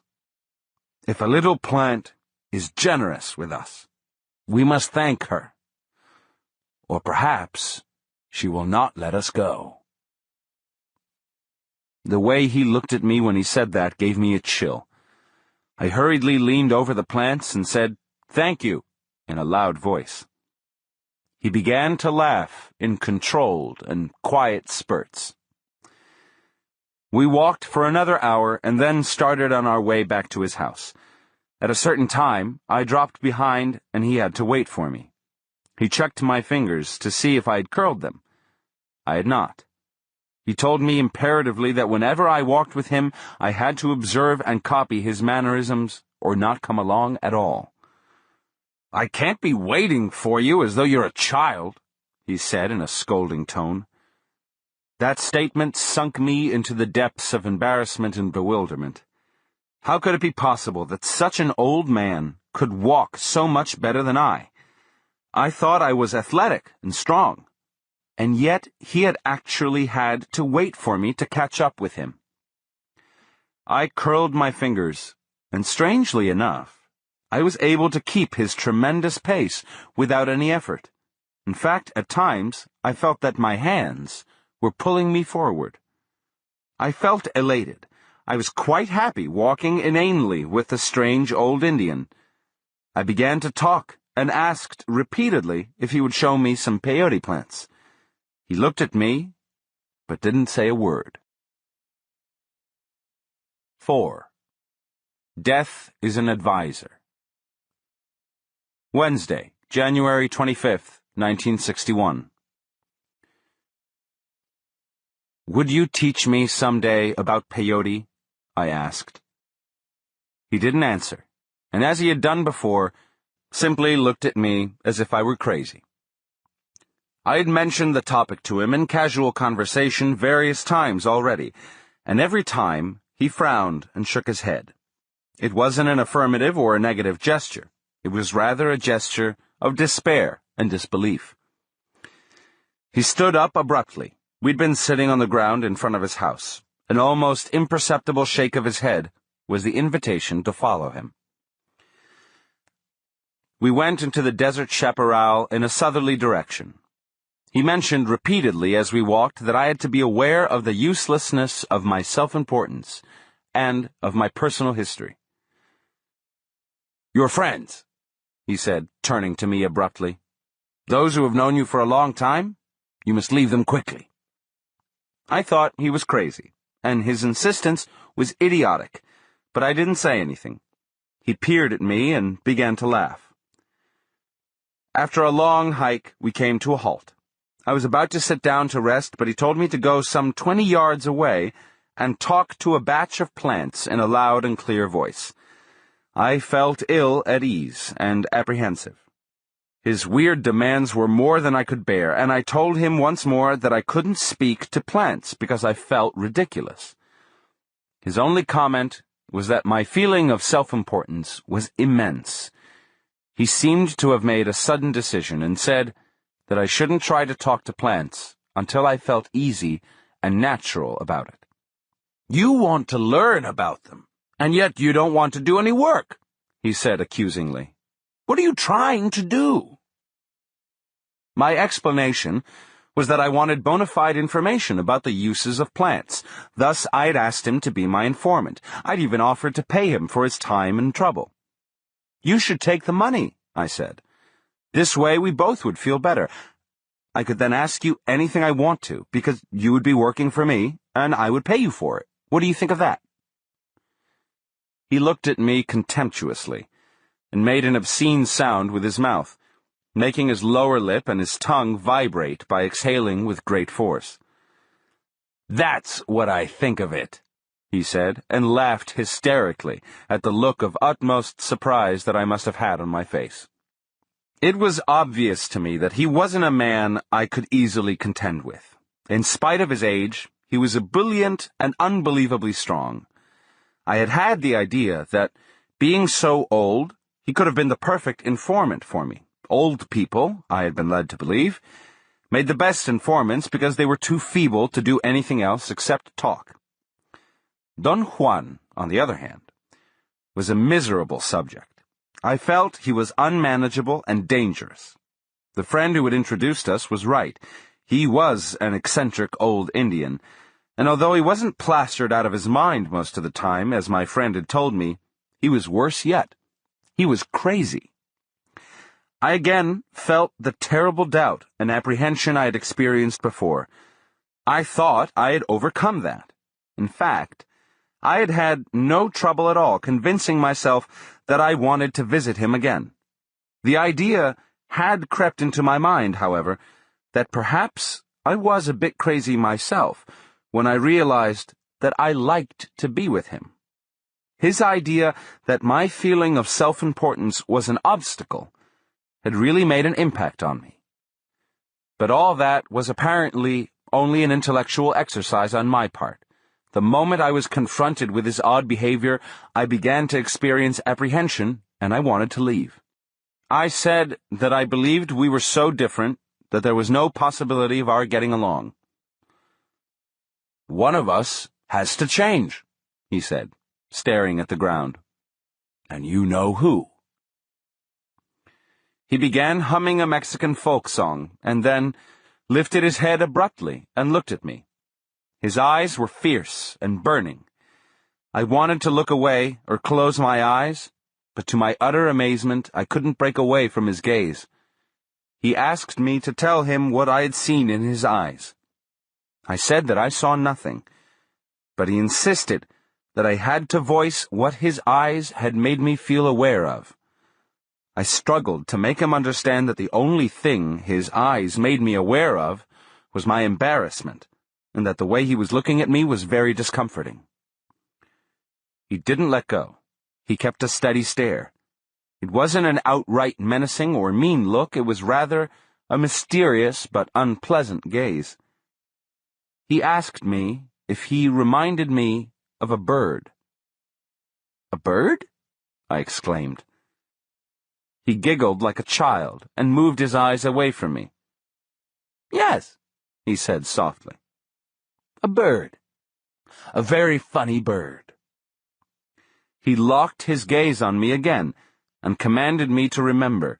He said, with an extraordinary conviction, that he knew I had seen that look before. My feelings of the moment were that the old man provoked me, against my honest desire, every time he opened his mouth. I stared back at him in obvious defiance. Instead of getting angry, he began to laugh. He slapped his thigh and yelled as if he were riding a wild horse. Then he became serious and told me that it was of utmost importance that I stop fighting him and remember that funny bird he was talking about. "Look into my eyes," he said. His eyes were extraordinarily fierce. There was a feeling about them that actually reminded me of something, but I wasn't sure what it was. I pondered upon it for a moment, and then I had a sudden realization. It wasn't the shape of his eyes, nor the shape of his head, but some cold fierceness in his gaze that had reminded me of the look in the eyes of a falcon. At the very moment of that realization, he was looking at me askew, and for an instant my mind experienced a total chaos. I thought I had seen a falcon's features instead of Don Juan's. The image was too fleeting, and I was too upset to have paid more attention to it. In a very excited tone, I told him that I could have sworn I had seen the features of a falcon on his face. He had another attack of laughter. "I have seen the look in the eyes of falcons. I used to hunt them when I was a boy, and in the opinion of my grandfather, I was good. He had a Leghorn chicken farm, and falcons were a menace to his business. Shooting them was not only functional, but also right. I had forgotten until that moment that the fierceness of their eyes had haunted me for years, but it was so far in my past that I thought I had lost the memory of it. "I used to hunt falcons," I said. "I know it," Don Juan replied, matter-of-factly. His tone carried such a certainty that I began to laugh. I thought he was a preposterous fellow. He had the gall to sound as if he knew I had hunted falcons. I felt supremely contemptuous of him. "Why do you get so angry?" he asked in a tone of genuine concern. I didn't know why. He began to probe me in a very unusual manner. He asked me to look at him again and tell him about the very funny bird he reminded me of. I struggled against him and, out of contempt, said that there was nothing to talk about. Then I felt compelled to ask him why he had said he knew I used to hunt falcons. Instead of answering me, he again commented on my behavior. He said I was a violent fellow that was capable of frothing at the mouth at the drop of a hat. I protested that that was not true. I had always had the idea I was rather congenial and easygoing. I said it was his fault for forcing me out of control with his unexpected words and actions. "Why the anger?" he asked. I took stock of my feelings and reactions. I really had no need to be angry with him. He again insisted that I should look into his eyes and tell him about the strange falcon. He had changed his wording. He had said before, "a very funny bird." Then he substituted it with "strange falcon." The change in wording summed up a change in my own mood. I had suddenly become sad. He squinted his eyes until they were two slits and said in an overdramatic voice that he was seeing a very strange falcon. He repeated his statement 3 times as if he were actually seeing it there in front of him. "Don't you remember it?" he asked. I didn't remember anything of the sort. "What's strange about the falcon?" I asked. "You must tell me that," he replied. I insisted that I had no way of knowing what he was referring to, therefore I couldn't tell him anything. "Don't fight me," he said. "Fight your sluggishness, and remember." I seriously struggled for a moment to figure him out. It didn't occur to me that I could just as well have tried to remember. "There was a time when you saw a lot of birds," he said, as though cueing me. I told him that when I was a child I had lived on a farm and had hunted hundreds of birds. He said that if that was the case I shouldn't have any difficulty remembering all the funny birds I had hunted. He looked at me with a question in his eyes, as if he had just given me the last clue. "I've hunted so many birds," I said, "that I can't remember anything about them." "This bird is special," he replied, almost in a whisper. "This bird is a falcon." I became involved again in figuring out what he was driving at. Was he teasing me? Was he serious? After a long interval, he urged me again to remember. I felt that it was useless for me to try to end his play. The only other thing I could do was to join him. "Are you talking about a falcon that I have hunted?" I asked. "Yes," he whispered, with his eyes closed. "So this happened when I was a boy?" "Yes." "But you said you're seeing a falcon in front of you now." "I am." "What are you trying to do to me?" "I'm trying to make you remember." "What, for heaven's sakes?" "A falcon swift as light," he said, looking at me in the eyes. I felt my heart had stopped. "Now look at me," he said. But I didn't. I heard his voice as a faint sound. Some stupendous recollection had taken me wholly.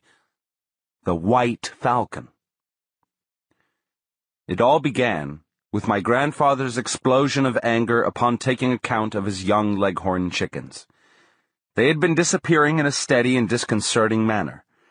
He personally organized and carried out a meticulous vigil, and after days of steady watching, we finally saw a big white bird flying away with a young leghorn chicken in its claws. The bird was fast and apparently knew its route. It swooped down from behind some trees, grabbed the chicken, and flew away through an opening between two ranches. It happened so fast that my grandfather had hardly seen it, but I did, and I knew that it was indeed a falcon. My grandfather said that if that was the case, it had to be an albino. We started a campaign against the albino falcon, and twice I thought I had gotten it. It even dropped its prey, but it got away. It was too fast for me. It was also very intelligent. It never came back to hunt on my grandfather's farm. I would have forgotten about it had my grandfather not needled me to hunt the bird. For 2 months, I chased the albino falcon all over the valley where I lived. I learned its habits, and I could almost intuit its route of flight. Yet its speed and the suddenness of its appearance would always baffle me. I could boast that I had prevented it from taking its prey, perhaps every time we had met, but I could never bag it. In the 2 months that I carried on the strange war against the albino falcon, I came close to it only once. I had been chasing it all day, and I was tired. I'd sat down to rest and fell asleep under a tall eucalyptus tree. The sudden cry of a falcon woke me up. I opened my eyes without making any other movement, and I saw a whitish bird perched in the highest branches of the eucalyptus tree. It was the albino falcon. The chase was over. It was going to be a difficult shot. I was lying on my back, and the bird had its back turned to me. There was a sudden gust of wind, and I used it to muffle the noise of lifting my .22 long rifle to take aim. I wanted to wait until the bird had turned or until it had begun to fly, so I wouldn't miss it. But the albino bird remained motionless.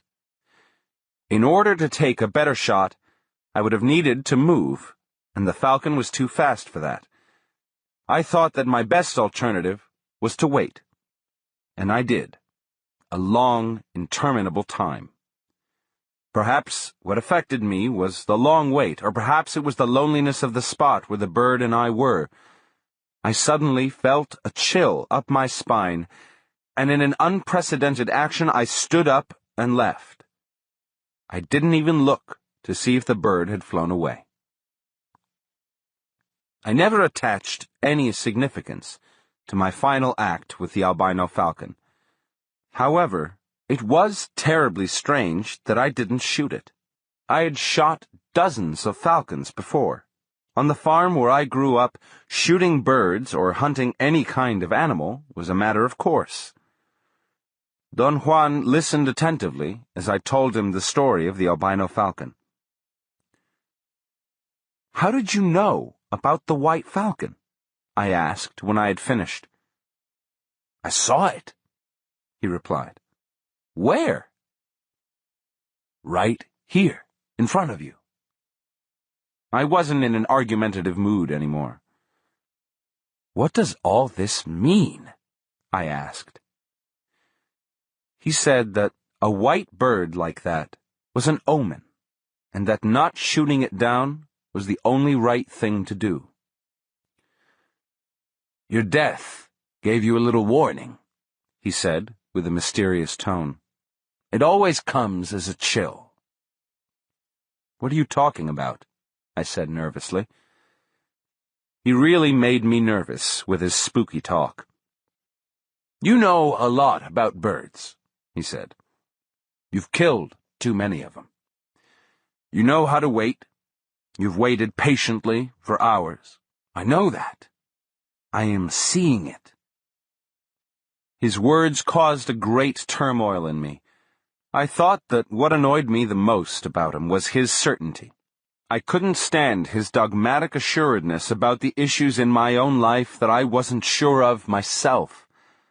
I became engulfed in my feelings of dejection, and I didn't see him leaning over me until he actually had whispered something in my ear. I didn't understand at first, and he repeated it. He told me to turn around casually and look at a boulder to my left. He said that my death was there, staring at me, and if I turned when he signaled me, I might be capable of seeing it. He signaled me with his eyes. I turned, and I thought I saw a flickering movement over the boulder. A chill ran through my body. The muscles of my abdomen contracted involuntarily, and I experienced a jolt, a spasm. After a moment, I regained my composure, and I explained away the sensation of seeing the flickering shadow as an optical illusion caused by turning my head so abruptly. "Death is our eternal companion," Don Juan said with a most serious air. "It is always to our left, at an arm's length. It was watching you when you were watching the White Falcon. It whispered in your ear, and you felt its chill as you felt it today. It's always been watching you. It always will, until the day it taps you." He extended his arm and touched me lightly on the shoulder, and at the same time he made a deep clicking sound with his tongue. The effect was devastating. I almost got sick to my stomach. "You're the boy who stalked the game and waited patiently as death waits. You know very well that death is to our left, the same way you were to the left of the White Falcon." His words had the strange power to plunge me into an unwarranted terror. My only defense was my compulsion to commit to writing everything he said. "How can anyone feel so important when we know that death is stalking us?" he asked. I had the feeling my answer was not really needed. I couldn't have said anything anyway. A new mood had possessed me. "The thing to do when you're impatient," he proceeded, "is to turn to your left and ask advice from your death. An immense amount of pettiness is dropped if your death makes a gesture to you, or if you catch a glimpse of it, or if you just have the feeling that your companion is there, watching you." He leaned over again and whispered in my ear that if I turned to my left suddenly, upon seeing his signal, I could again see my death on the boulder. His eyes gave me an almost imperceptible signal, but I didn't dare to look. I told him that I believed him, and that he didn't have to press the issue any further, because I was terrified. He had one of his roaring belly laughs. He replied that the issue of our death was never pressed far enough, and I argued that it would be meaningless for me to dwell upon my death, since such a thought would only bring discomfort and fear. "You're full of crap," he exclaimed. "Death is the only wise advisor that we have. Whenever you feel, as you always do, that everything is going wrong and you're about to be annihilated, turn to your death and ask if that is so. Your death will tell you that you're wrong, that nothing really matters outside its touch. Your death will tell you, I haven't touched you yet." He shook his head and seemed to be waiting for my reply. I had none. My thoughts were running rampant. He delivered a staggering blow to my egotism. The pettiness of being annoyed with him was monstrous in the light of my death. I had the feeling he was fully aware of my change of mood. He'd turned the tide in his favor. He smiled and began to hum a Mexican tune. "Yes," he said softly after a long pause. "One of us here has to change, and fast. One of us here has to learn again that death is the hunter, and that it is always to one's left. One of us here has to ask death's advice and drop the cursed pettiness that belongs to men that live their lives as if death will never tap them." We remained quiet for more than an hour, Then we started walking again. We meandered in the desert chaparral for hours. I didn't ask him if there was any purpose to it. It didn't matter. Somehow he'd made me recapture an old feeling, something I'd quite forgotten. The sheer joy of just moving around without attaching any intellectual purpose to it. I wanted him to let me catch a glimpse of whatever I'd seen on the boulder. "Let me see that shadow again," I said. "You mean your death, don't you?" he replied with a touch of irony in his voice. For a moment, I felt reluctant to voice it.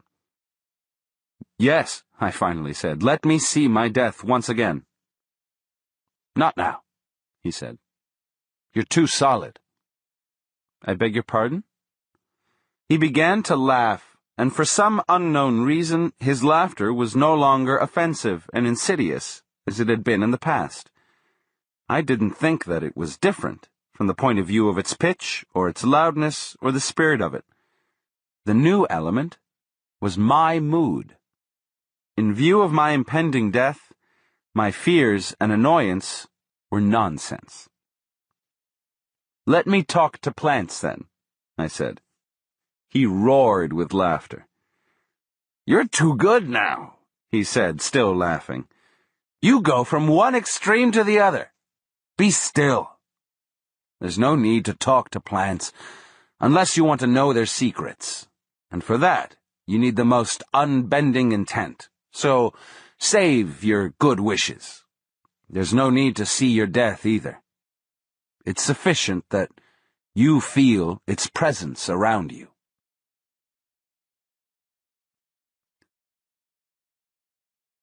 (5) Assuming responsibility. Tuesday, April 11th, 1961.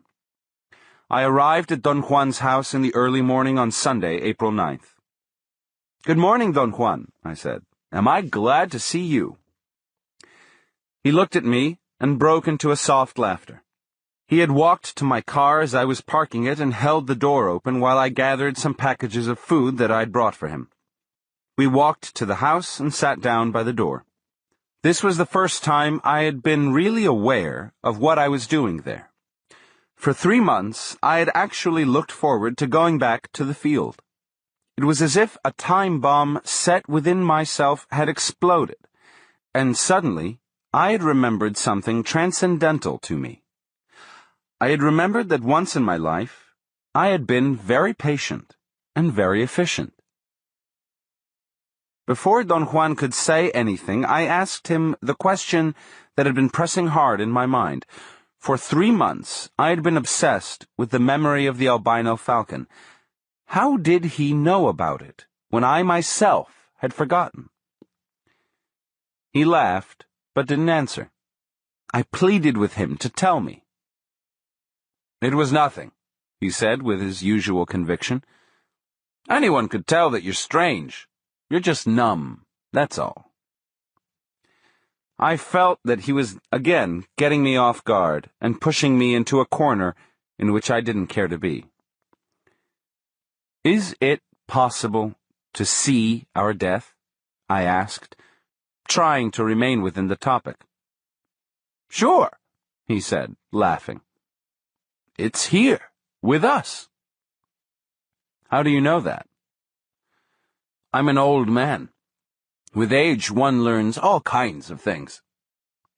"I know lots of old people, but they've never learned this. How come you did?"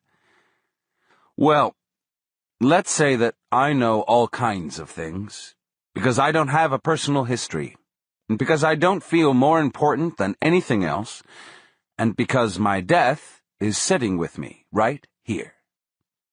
He extended his left arm and moved his fingers as if he were actually petting something. I laughed. I knew where he was leading me. The old devil was going to clobber me again, probably with my self-importance, but I didn't mind this time. The memory that once I had had a superb patience had filled me with a strange, quiet euphoria that had dispelled most of my feelings of nervousness and intolerance towards Don Juan. What I felt instead was a sensation of wonder about his acts. "Who are you, really?" I asked. He seemed surprised. He opened his eyes to an enormous size and blinked like a bird, closing his eyelids as if they were a shutter. They came down and went up again, and his eyes remained in focus. His maneuvers startled me, and I recoiled, and he laughed with childlike abandon. "For you, I am Juan Matus, and I am at your service," he said, with exaggerated politeness. I then asked my other burning question. "What did you do to me the first day we met?" I was referring to the look he had given me. "Me? Nothing," he replied with a tone of innocence. I described to him the way I'd felt when he had looked at me, and how incongruous it had been for me to be tongue-tied by it. He laughed until tears rolled down his cheeks. I again felt a surge of animosity toward him. I thought that I was being so serious and thoughtful, and he was being so Indian in his coarse ways. He apparently detected my mood and stopped laughing all of a sudden. After a long hesitation, I told him that his laughter had annoyed me because I was seriously trying to understand what had happened to me. "There's nothing to understand," he replied, undisturbed. I reviewed for him the sequence of unusual events that had taken place since I had met him, starting with the mysterious look he had given me, to remembering the albino falcon, and seeing on the boulder the shadow he had said was my death. "Why are you doing all this to me?"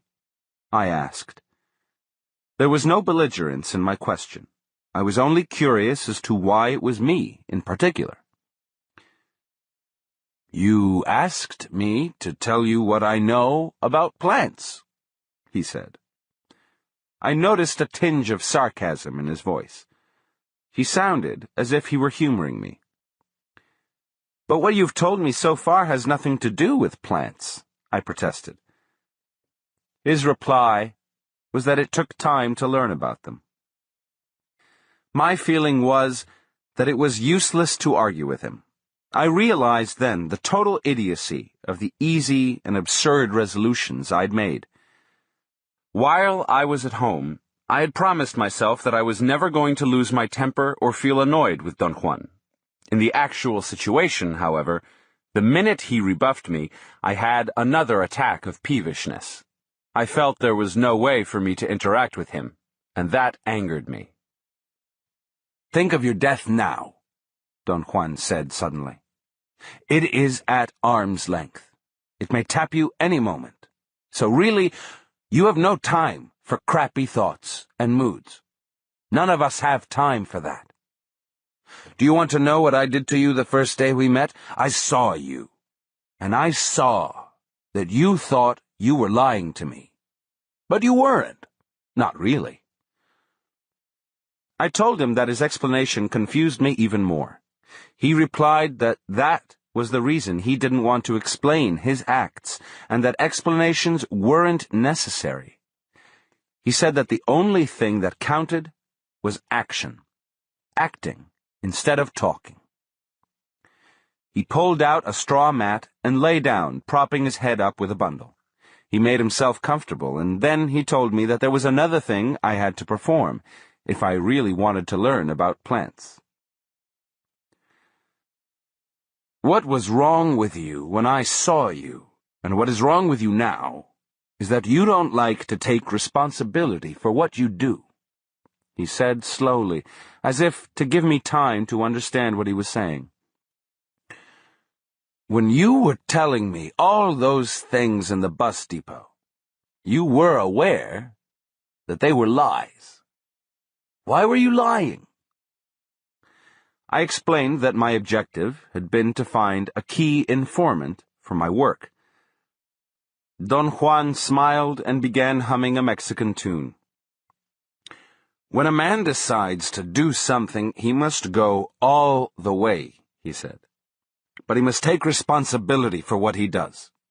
No matter what he does. He must know, first, why he is doing it. And then he must proceed with his actions without having doubts or remorse about them. He examined me. I didn't know what to say. Finally, I ventured an opinion, almost as a protest. "That's an impossibility," I said. He asked me why, and I said that perhaps, ideally, that was what everybody thought they should do. In practice, however, there was no way to avoid doubts and remorse. "Of course there is a way," he replied with conviction. "Look at me," he said. "I have no doubts or remorse. Everything I do is my decision and my responsibility. The simplest thing I do, to take you for a walk in the desert, for instance, may very well mean my death. Death is stalking me. Therefore, I have no room for doubts or remorse. If I have to die as a result of taking you for a walk, then I must die. You, on the other hand, feel that you're immortal, and the decisions of an immortal man can be cancelled or regretted or doubted. In a world where death is the hunter, my friend, there isn't time for regrets or doubts. There is only time for decisions."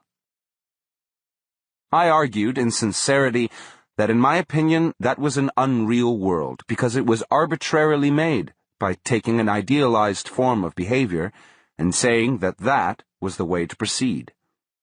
I told him the story of my father, who used to give me endless lectures about the wonders of a healthy mind and a healthy body, and how young men should temper their bodies with hardships and with feats of athletic competition.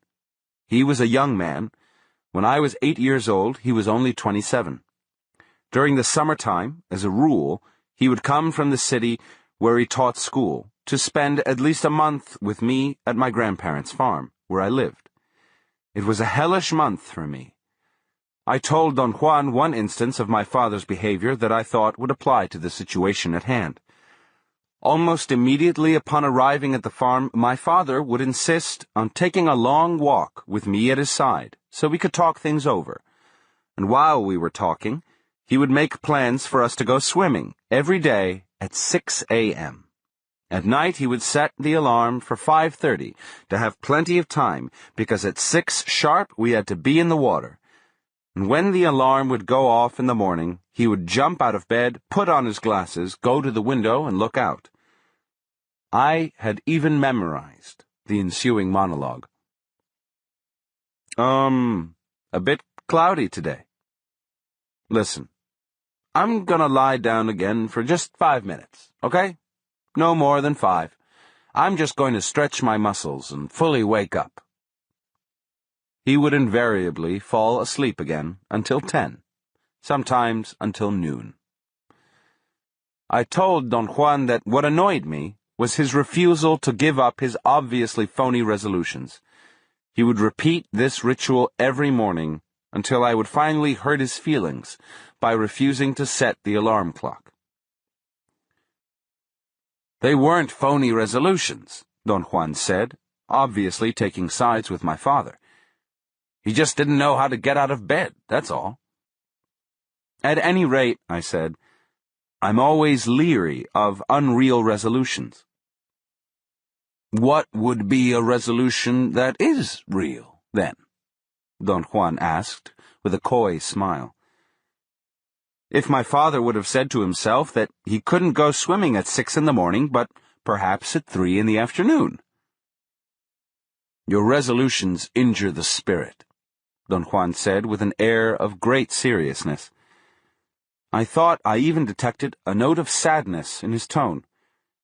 We were quiet for a long time. My peevishness had vanished. I thought of my father.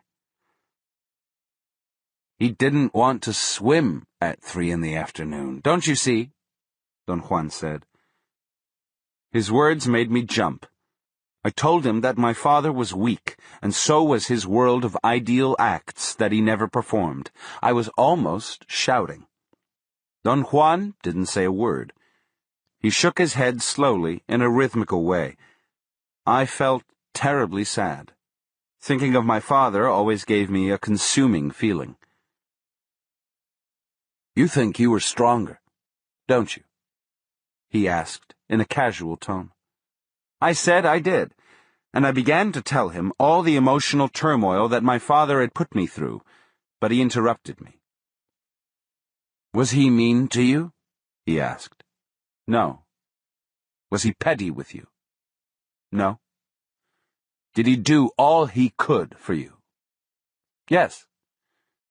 "Then what was wrong with him?" Again, I began to shout that he was weak, but I caught myself and lowered my voice. I felt a bit ludicrous being cross-examined by Don Juan. "What are you doing all this for?" I said. "We were supposed to be talking about plants." I felt more annoyed and despondent than ever. I told him that he had no business, or the remotest qualifications, to pass judgment on my behavior, and he exploded into a belly laugh. "When you get angry, you always feel righteous, don't you?" he said, and blinked like a bird. He was right. I had the tendency to feel justified at being angry.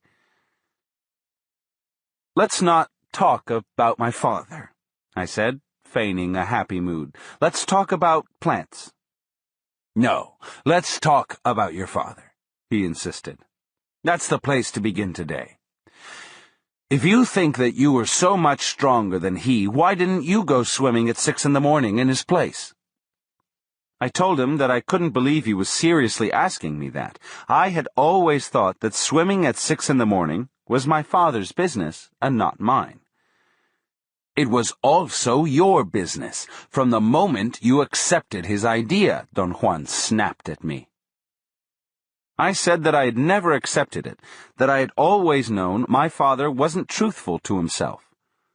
Don Juan asked me, matter-of-factly, why I hadn't voiced my opinion at the time. "You don't tell your father things like that," I said as a weak explanation. "Why not?" "That wasn't done in my house, that's all." "You've done worse things in your house," he declared like a judge from the bench. "The only thing you never did was to shine your spirit." There was such a devastating force in his words that they echoed in my mind. He brought all my defenses down. I couldn't argue with him. I took refuge in writing my notes.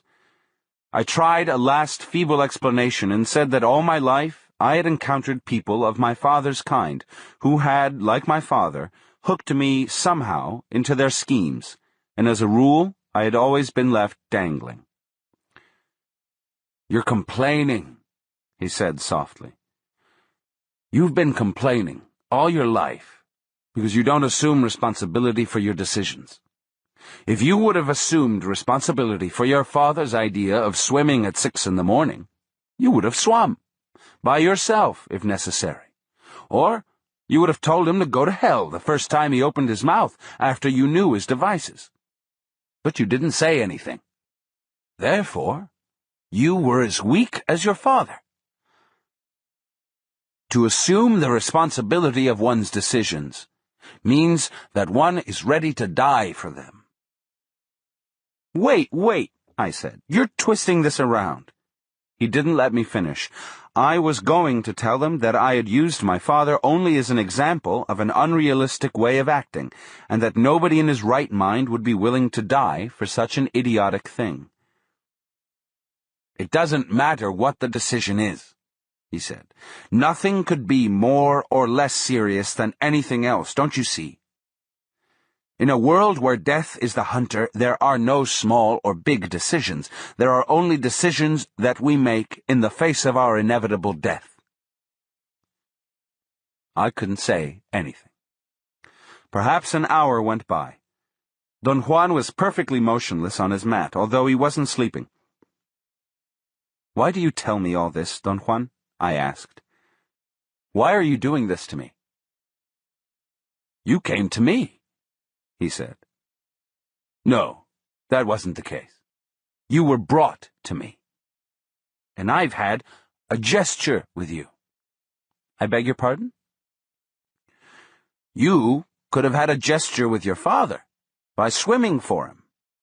But you didn't, perhaps because you were too young. I've lived longer than you. I have nothing pending. There's no hurry in my life. Therefore, I can properly have a gesture with you." In the afternoon, we went for a hike. I easily kept his pace and marveled again at his stupendous physical prowess. He walked so nimbly and with such sure steps that next to him I was like a child. We went in an easterly direction. I noticed then that he didn't like to talk while he walked. If I spoke to him, he would stop walking in order to answer me. After a couple of hours, we came to a hill. He sat down and signaled me to sit by him. He announced in a mock dramatic tone that he was going to tell me a story. He said that once upon a time there was a young man, a destitute Indian, who lived among the white men in a city. He had no home, no relatives, no friends. He had come into the city to find his fortune and had found only misery and pain. From time to time he made a few cents working like a mule, barely enough for a morsel. Otherwise, he had to beg or steal food. Don Juan said that one day the young man went to the marketplace. He walked up and down the street in a haze, his eyes wild upon seeing all the good things that were gathered there. He was so frantic that he didn't see where he was walking, and ended up tripping over some baskets and falling on top of an old man. The old man was carrying 4 enormous gourds, and had just sat down to rest and eat. Don Juan smiled knowingly and said that the old man found it quite strange that the young man had stumbled on him. He wasn't angry at being disturbed, but amazed at why this particular young man had fallen on top of him. The young man, on the other hand, was angry and told him to get out of his way. He wasn't concerned at all about the ultimate reason for their meeting. He hadn't noticed that their paths had actually crossed. Don Juan mimicked the motions of someone going after something that was rolling over. He said that the old man's gourds had turned over and were rolling down the street. When the young man saw the gourds, he thought he had found his food for the day. He helped the old man up and insisted on helping him carry the heavy gourds. The old man told him that he was on his way to his home in the mountains, and the young man insisted on going with him, at least part of the way. The old man took the road to the mountains, and as they walked, he gave the young man part of the food he had bought at the market. The young man ate to his heart's content, and when he was quite satisfied, he began to notice how heavy the gourds were, and clutched them tightly. Don Juan opened his eyes and smiled with a devilish grin and said that the young man asked, "What do you carry in these gourds?" The old man didn't answer, but told him that he was going to show him a companion or friend who could alleviate his sorrows and give him advice and wisdom about the ways of the world. Don Juan made a majestic gesture with both hands and said that the old man summoned the most beautiful deer that the young man had ever seen. The deer was so tame that it came to him and walked around him. It glittered and shone. The young man was spellbound and knew right away that it was a spirit deer. The old man told him then that if he wished to have that friend and its wisdom, all he had to do was to let go of the gourds. Don Juan's grin portrayed ambition. He said that the young man's petty desires were pricked upon hearing such a request. Don Juan's eyes became small and devilish as he voiced the young man's question. "What do you have in these 4 enormous gourds?" Don Juan said that the old man very serenely replied that he was carrying food, pinole, and water. He stopped narrating the story, and walked around in a circle a couple of times. I didn't know what he was doing, but apparently it was part of the story. The circle seemed to portray the deliberations of the young man. Don Juan said that, of course, the young man hadn't believed a word. He calculated that if the old man, who was obviously a wizard, was willing to give a spirit deer for his gourds, then the gourds must have been filled with power beyond belief. Don Juan contorted his face again into a devilish grin and said that the young man declared that he wanted to have the gourds. There was a long pause that seemed to mark the end of the story. Don Juan remained quiet, yet I was sure he wanted me to ask about it, and I did. What happened to the young man? He took the gourds, he replied with a smile of satisfaction. There was another long pause. I laughed. I thought that this had been a real Indian story.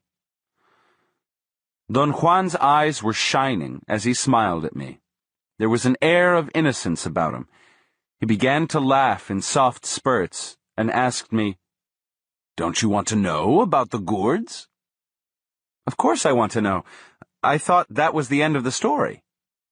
"Oh, no," he said, with a mischievous light in his eyes. The young man took his gourds and ran away to an isolated place and opened them. "What did he find?" I asked.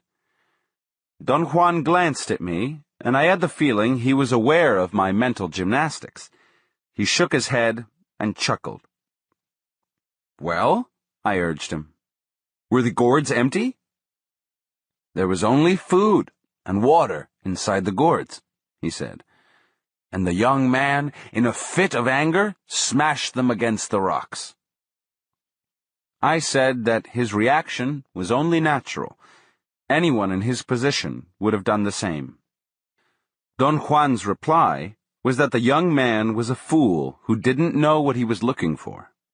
He didn't know what power was, so he couldn't tell whether or not he had found it. He hadn't taken responsibility for his decision, therefore he was angered by his blunder. He expected to gain something and got nothing instead. Don Juan speculated that if I were the young man, and if I had followed my inclinations, I would have ended up angry and remorseful, and would, no doubt, have spent the rest of my life feeling sorry for myself for what I had lost. Then he explained the behavior of the old man. He had cleverly fed the young man, so as to give him the daring of a satisfied stomach. Thus the young man, upon finding only food in the gourds, smashed them in a fit of anger. Had he been aware of his decision and assumed responsibility for it, Don Juan said, he would have taken the food and would have been more than satisfied with it. And perhaps he might have even realized that that food was power too.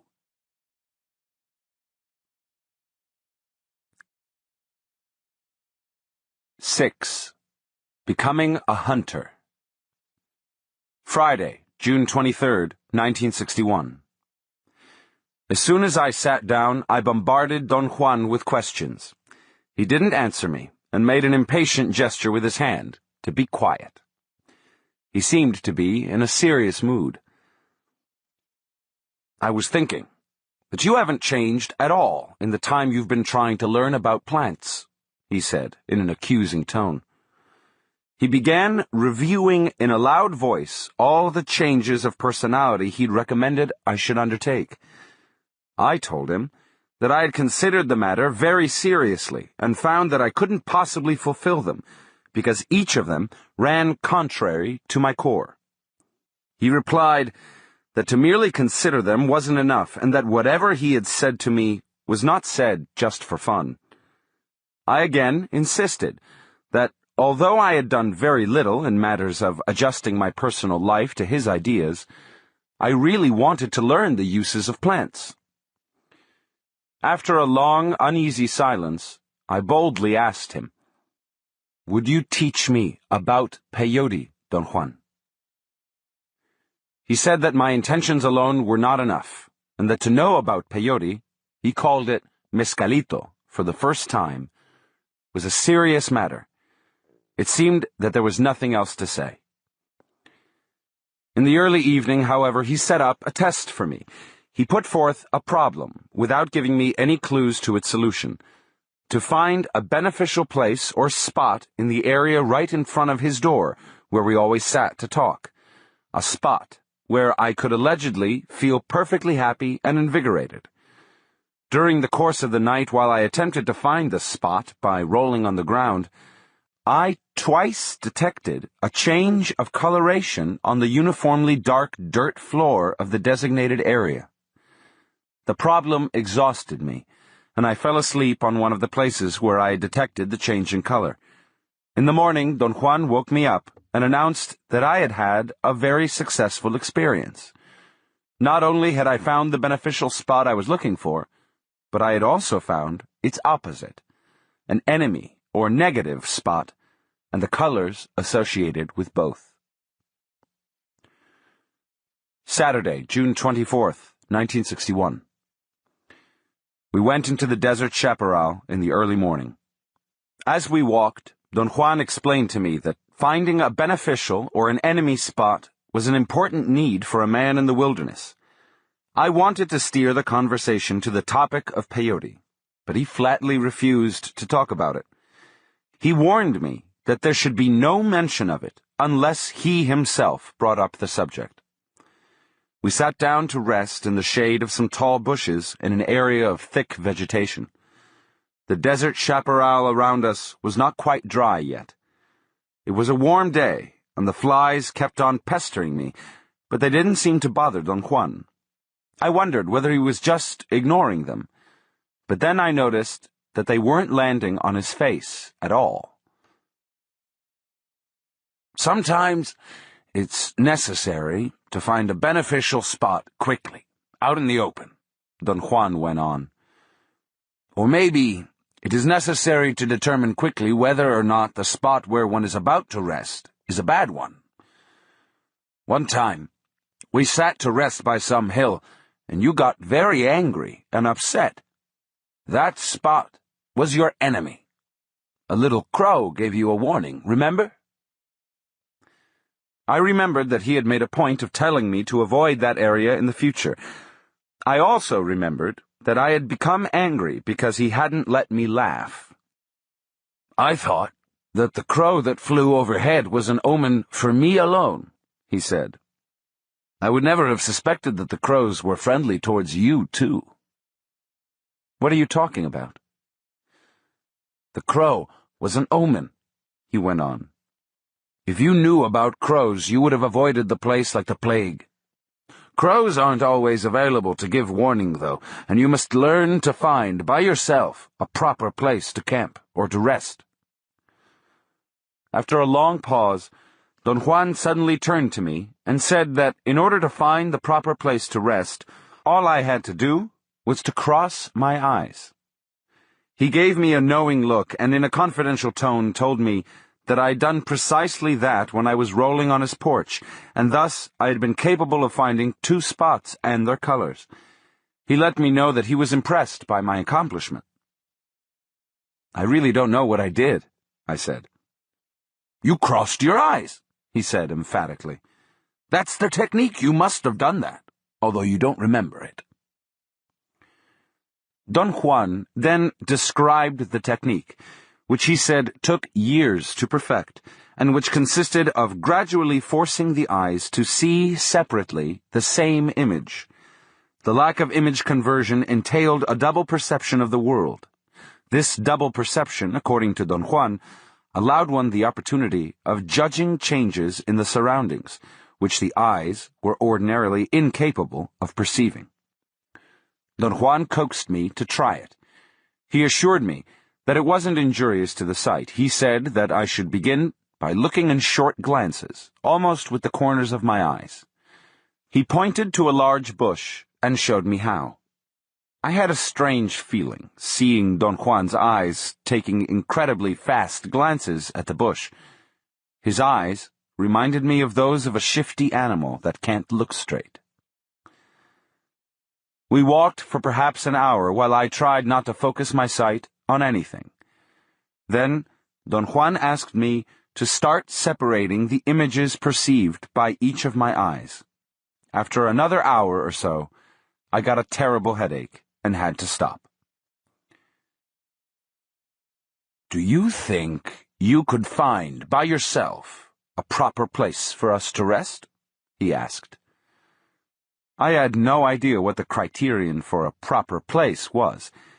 He patiently explained that looking in short glances allowed the eyes to pick out unusual sights. "Such as what?" I asked. "They aren't sights proper," he said. "They're more like feelings. If you look at a bush, or a tree, or a rock, where you may like to rest, your eyes can make you feel whether or not that's the best resting place." I again urged him to describe what those feelings were, but he either could not describe them, or he simply didn't want to. He said that I should practice by picking out a place, and then he would tell me whether or not my eyes were working. At one moment, I caught sight of what I thought was a pebble, which reflected light. I couldn't see it if I focused my eyes on it, but if I swept the area with fast glances, I could detect a sort of faint glitter. I pointed out the place to Don Juan. It was in the middle of an open, unshaded, flat area, devoid of thick bushes. He laughed uproariously, and then asked me why I had picked that specific spot. I explained that I was seeing a glitter. "I don't care what you see," he said. "You could be seeing an elephant. How you feel is the important issue." I didn't feel anything at all. He gave me a mysterious look and said that he wished he could oblige me and sit down to rest with me there, but he was going to sit somewhere else while I tested my choice. I sat down while he looked at me curiously from a distance of 30 or 40 feet away. After a few minutes, he began to laugh loudly. Somehow, his laughter made me nervous. It put me on edge. I felt he was making fun of me, and I got angry.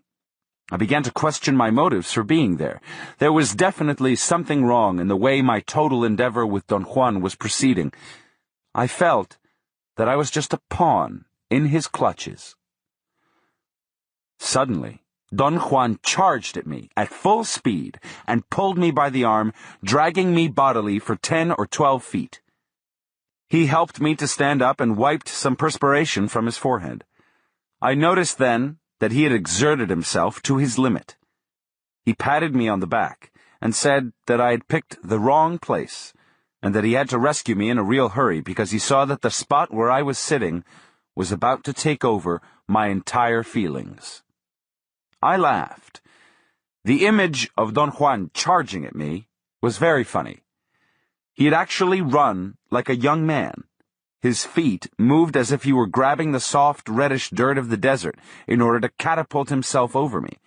I'd seen him laughing at me, and then in a matter of seconds, he was dragging me by the arm. After a while, he urged me to continue looking for a proper place to rest. We kept on walking, but I didn't detect or feel anything at all. Perhaps, if I had been more relaxed, I would have noticed or felt something. I had ceased, however, to be angry with him. Finally, he pointed to some rocks, and we came to a halt. "Don't feel disappointed," Don Juan said. "It takes a long time to train the eyes properly." I didn't say anything. I wasn't going to be disappointed about something I didn't understand at all. Yet I had to admit that 3 times already since I'd begun to visit Don Juan, I had become very angry and had been agitated to the point of being nearly ill while sitting on places that he called bad. "The trick is to feel with your eyes," he said. "Your problem now is that you don't know what to feel. It'll come to you, though, with practice." "Perhaps you should tell me, Don Juan, what I'm supposed to feel." "That's impossible." "Why?" No one can tell you what you're supposed to feel. It isn't heat, or light, or glare, or color. It's something else. Can't you describe it? No. All I can do is give you the technique.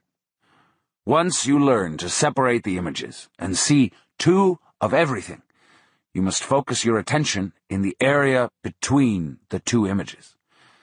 Any change worthy of notice would take place there, in that area. What kind of changes are they? That's not important. The feeling that you get is what counts. Every man is different. You saw glitter today, but that didn't mean anything because the feeling was missing. I can't tell you how to feel. You must learn that yourself. We rested in silence for some time. Don Juan covered his face with his hat and remained motionless, as if he were asleep. I became absorbed in writing my notes, until he made a sudden movement that made me jolt. He sat up abruptly and faced me, frowning. You have a knack for hunting, he said. And that's what you should learn. Hunting. We're not going to talk about plants anymore. He puffed out his jaw for an instant, then candidly added, I don't think we ever have, anyway. Have we? And laughed. We spent the rest of the day walking in every direction while he gave me an unbelievably detailed explanation about rattlesnakes. The way they nest, the way they move around, their seasonal habits, their quirks of behavior.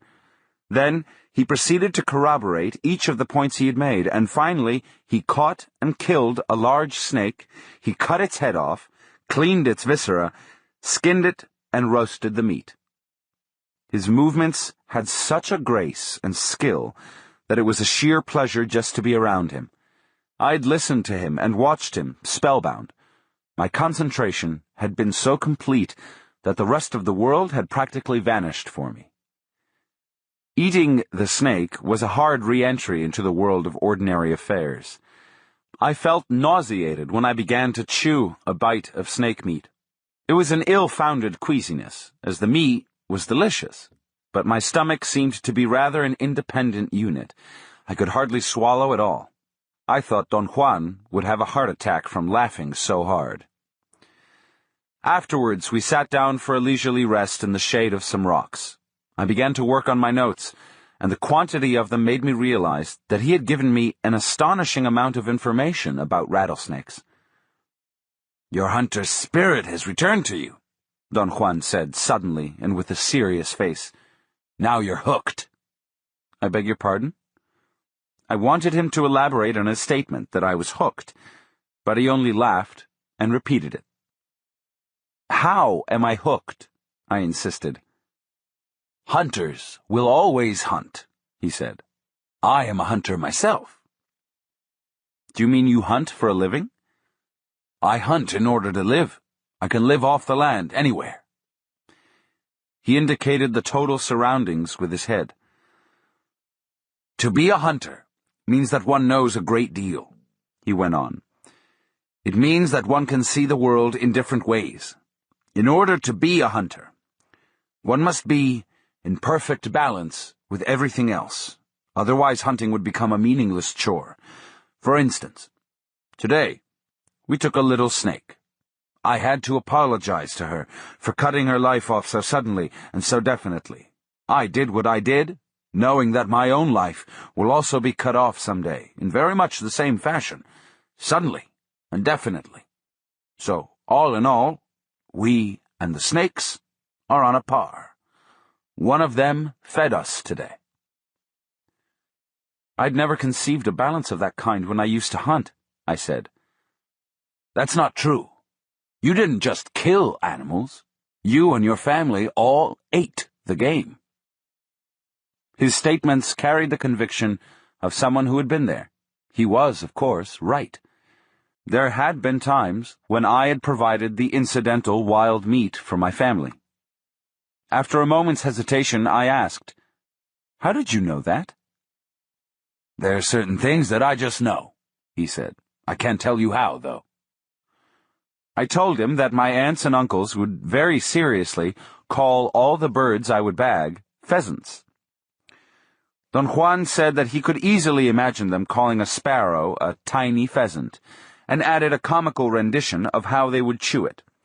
The extraordinary movements of his jaw gave me the feeling that he was actually chewing a whole bird, bones and all. "I really think that you have a touch for hunting," he said, staring at me. "And we've been barking up the wrong tree. Perhaps you'll be willing to change your way of life in order to become a hunter."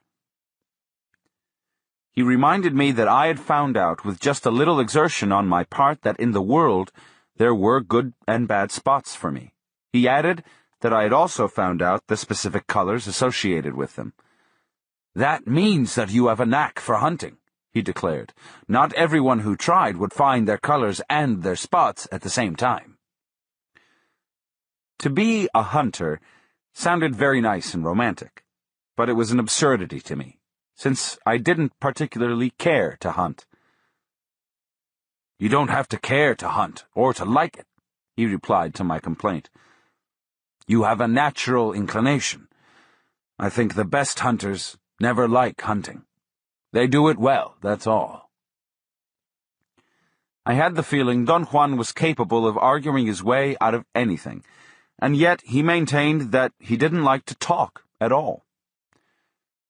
"It's like what I've told you about hunters," he said. "I don't necessarily like to talk.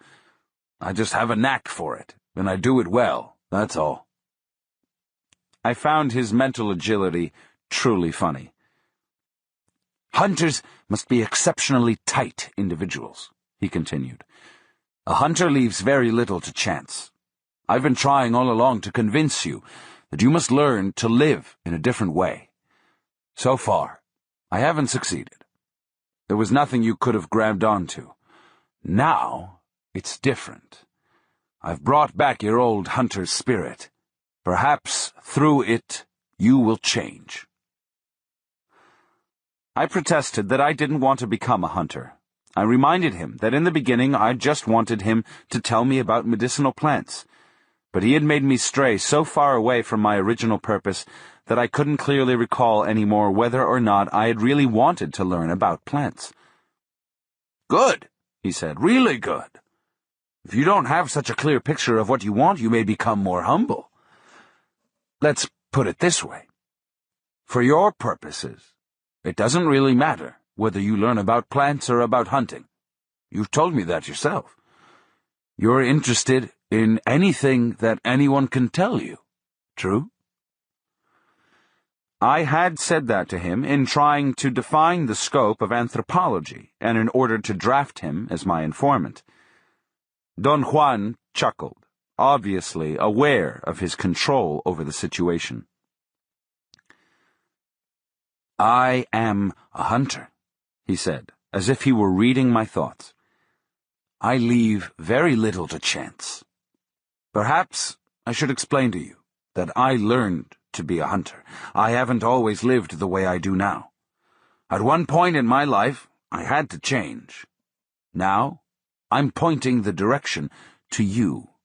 I'm guiding you. I know what I'm talking about. Someone taught me all this. I didn't figure it out for myself." "Do you mean that you had a teacher, Don Juan?" "Let's say that someone taught me to hunt the way I want to teach you now," he said, and quickly changed the topic. "I think that once upon a time hunting was one of the greatest acts a man could perform," he said. "All hunters were powerful men.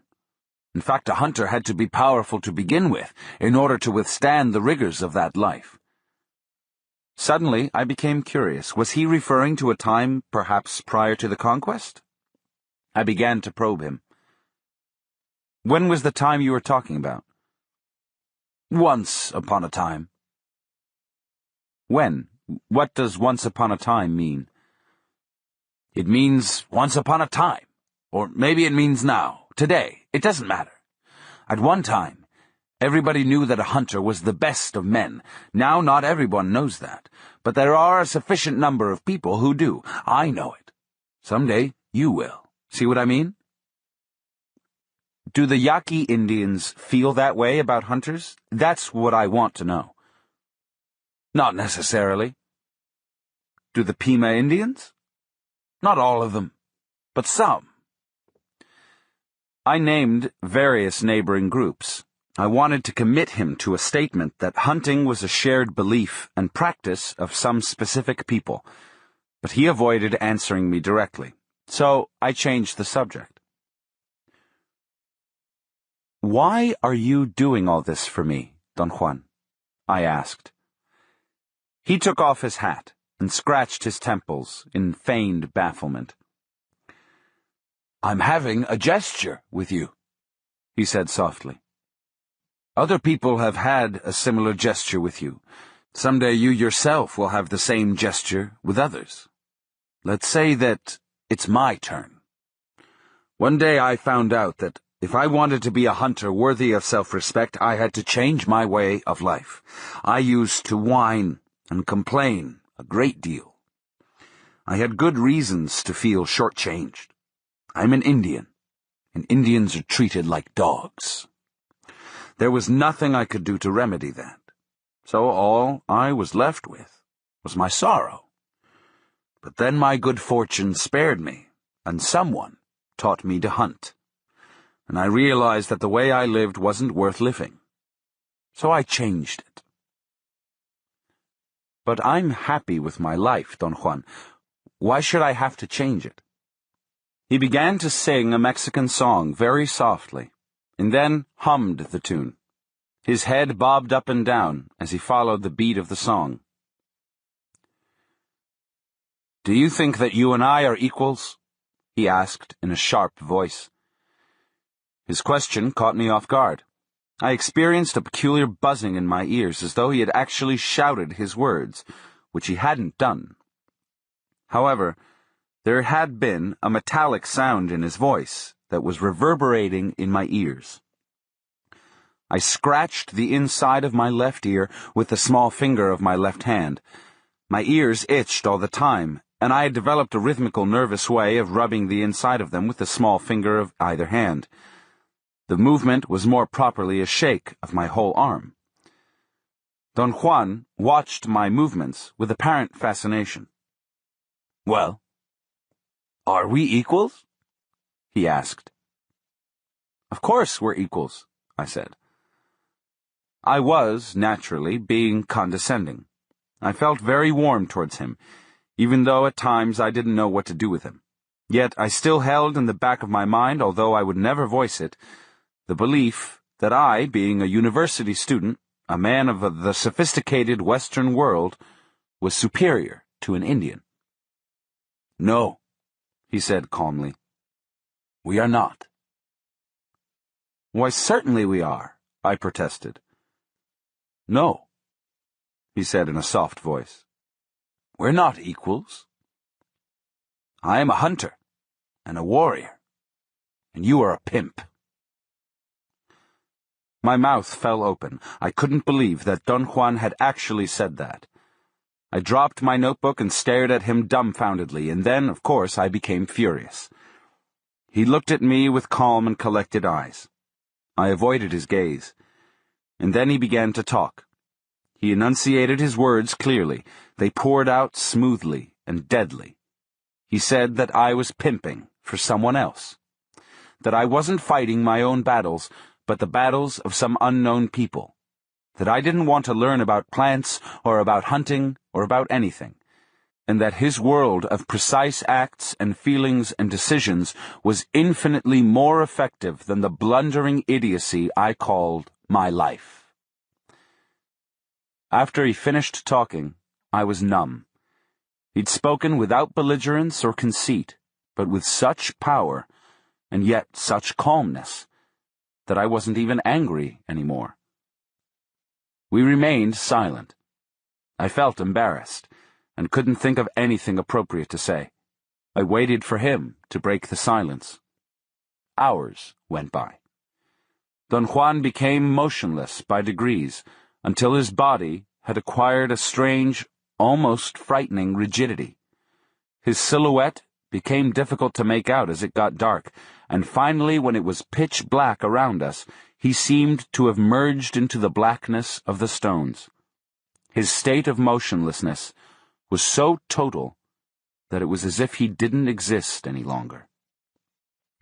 It was midnight when I finally realized that he could and would stay motionless there in that wilderness, in those rocks. Perhaps forever, if he had to. His world of precise acts and feelings and decisions was indeed superior. I quietly touched his arms, and tears flooded me. 7. Being inaccessible. Thursday, June 29th, 1961. Again, Don Juan, as he had done every day for nearly a week, held me spellbound with his knowledge of specific details about the behavior of game. He first explained and then corroborated a number of hunting tactics based on what he called the quirks of quails. I became so utterly involved in his explanations that a whole day went by, and I hadn't noticed the passage of time. I even forgot to eat lunch. Don Juan made joking remarks that it was quite unusual for me to miss a meal. By the end of the day, he had caught 5 quail in a most ingenious trap, which he had taught me to assemble and set up. 2 are enough for us, he said, and let 3 of them loose. He then taught me how to roast quail. I had wanted to cut some shrubs and make a barbecue pit, the way my grandfather used to make it, lined with green branches and leaves and sealed with dirt. But Don Juan said that there was no need to injure the shrubs, since we had already injured the quail. After we finished eating, we walked very leisurely towards a rocky area. We sat on a sandstone hillside, and I said jokingly that if he would have left the matter up to me, I would have cooked all 5 of the quail, and that my barbecue would have tasted much better than his roast. "No doubt," he said. "But if you would have done all that, we might have never left this place in one piece." "What do you mean?" I asked. "What would have prevented us?" "The shrubs, the quail, everything around would have pitched in." "I never know when you're talking seriously," I said. He made a gesture of feigned impatience and smacked his lips. "You have a weird notion of what it means to talk seriously," he said. "I laugh a great deal because I like to laugh, yet everything I say is deadly serious, even if you don't understand it. Why should the world be only as you think it is? Who gave you the authority to say so?" "There's no proof that the world is otherwise," I said. It was getting dark. I was wondering if it was time to go back to his house, but he didn't seem to be in a hurry, and I was enjoying myself. The wind was cold. Suddenly, he stood up and told me that we had to climb to the hilltop and stand up on an area clear of shrubs. "Don't be afraid," he said. "I'm your friend, and I'll see that nothing bad happens to you." "What do you mean?" I asked, alarmed. Don Juan had the most insidious facility to shift me from sheer enjoyment to sheer fright. "The world is very strange at this time of the day," he said. "That's what I mean. No matter what you see, don't be afraid." "What am I going to see?" "I don't know yet," he said, peering into the distance towards the south. He didn't seem to be worried. I also kept on looking in the same direction. Suddenly, he perked up and pointed with his left hand toward a dark area in the desert shrubbery. "There it is," he said, as if he had been waiting for something which had suddenly appeared. "What is it?" I asked. "There it is," he repeated. "Look, look!" I didn't see anything, just the shrubs. "It's here now," he said with great urgency in his voice. "It is here." A sudden gust of wind hit me at that instant and made my eyes burn. I stared towards the area in question. There was absolutely nothing out of the ordinary. "I can't see a thing," I said. "You just felt it. he replied. "Right now. It got into your eyes and kept you from seeing." "What are you talking about?" "I've deliberately brought you to a hilltop," he said. "We are very noticeable here, and something is coming to us." "What, the wind?" "Not just the wind," he said sternly. "It may seem to be wind to you, because wind is all you know." I strained my eyes, staring into the desert shrubs. Don Juan stood silently by me for a moment, and then walked into the nearby chaparral and began to tear some big branches from the surrounding shrubs. He gathered 8 of them and made a bundle. He ordered me to do the same and to apologize to the plants in a loud voice for mutilating them. When we had 2 bundles, he made me run with them to the hilltop and lie down on my back between 2 large rocks. With tremendous speed, he arranged the branches of my bundle to cover my entire body. Then he covered himself in the same manner and whispered through the leaves that I should watch how the so-called wind would cease to blow once we had become unnoticeable. At one moment, to my utter amazement, the wind actually ceased to blow, as Don Juan had predicted. It happened so gradually that I would have missed the change had I not been deliberately waiting for it. For a while, the wind had hissed through the leaves over my face, and then gradually it became quiet all around us. I whispered to Don Juan that the wind had stopped, and he whispered back that I shouldn't make any overt noise or movement because what I was calling the wind was not wind at all, but something that had a volition of its own and could actually recognize us. I laughed out of nervousness. In a muffled voice, Don Juan called my attention to the quietness around us and whispered that he was going to stand up and I should follow him, putting the branches aside very gently with my left hand. We stood up at the same time. Don Juan stared for a moment into the distance toward the south, and then turned around abruptly and faced the west. "Sneaky. Really sneaky," he muttered, pointing to an area towards the southwest. "Look, look," he urged me. I stared with all the intensity I was capable of. I wanted to see whatever he was referring to, but I didn't notice anything at all. Or rather, I didn't notice anything I hadn't seen before. There were just shrubs, which seemed to be agitated by a soft wind. They rippled. "It's here," Don Juan said. At that moment, I felt a blast of air in my face. It seemed that the wind had actually begun to blow after we stood up. I couldn't believe it. There had to be a logical explanation for it.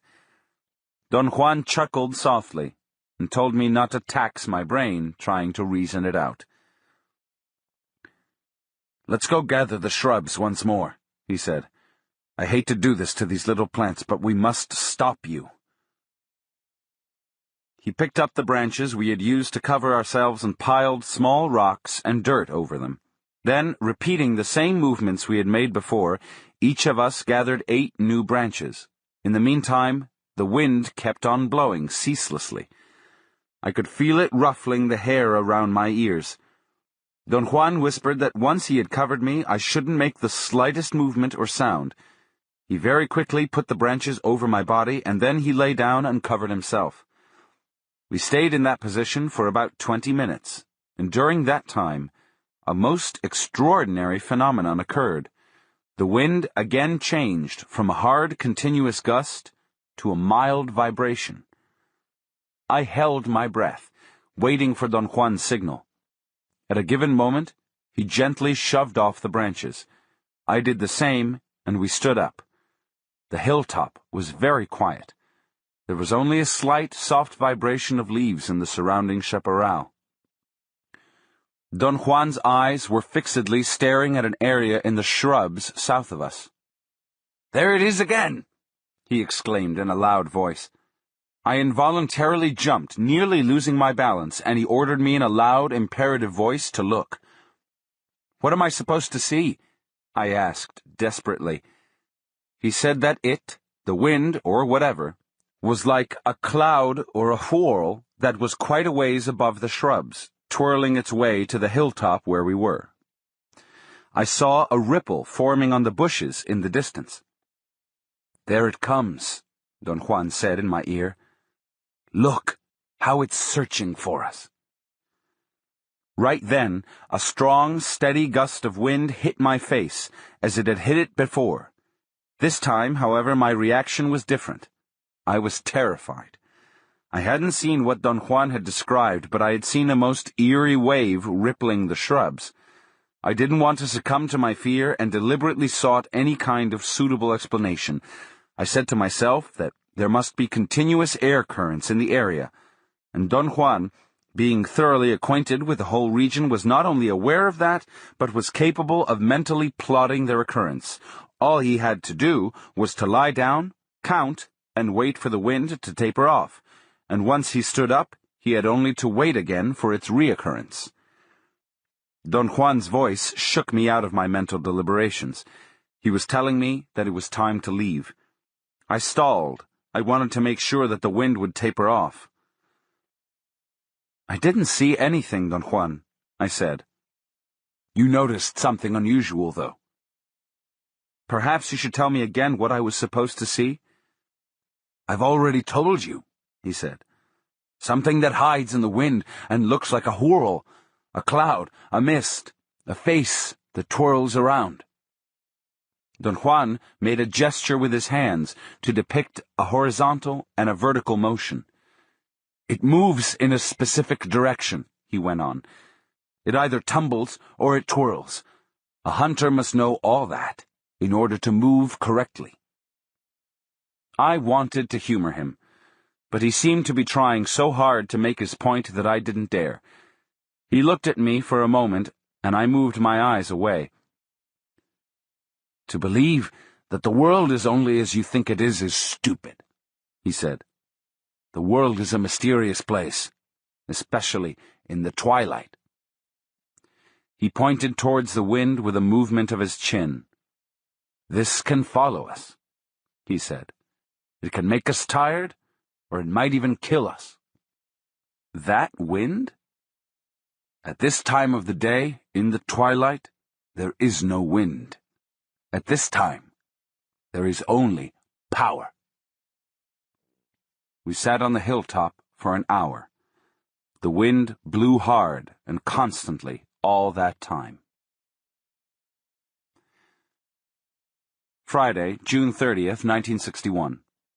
In the late afternoon, after eating, Don Juan and I moved to the area in front of his door. I sat on my spot and began working on my notes. He lay down on his back with his hands folded over his stomach.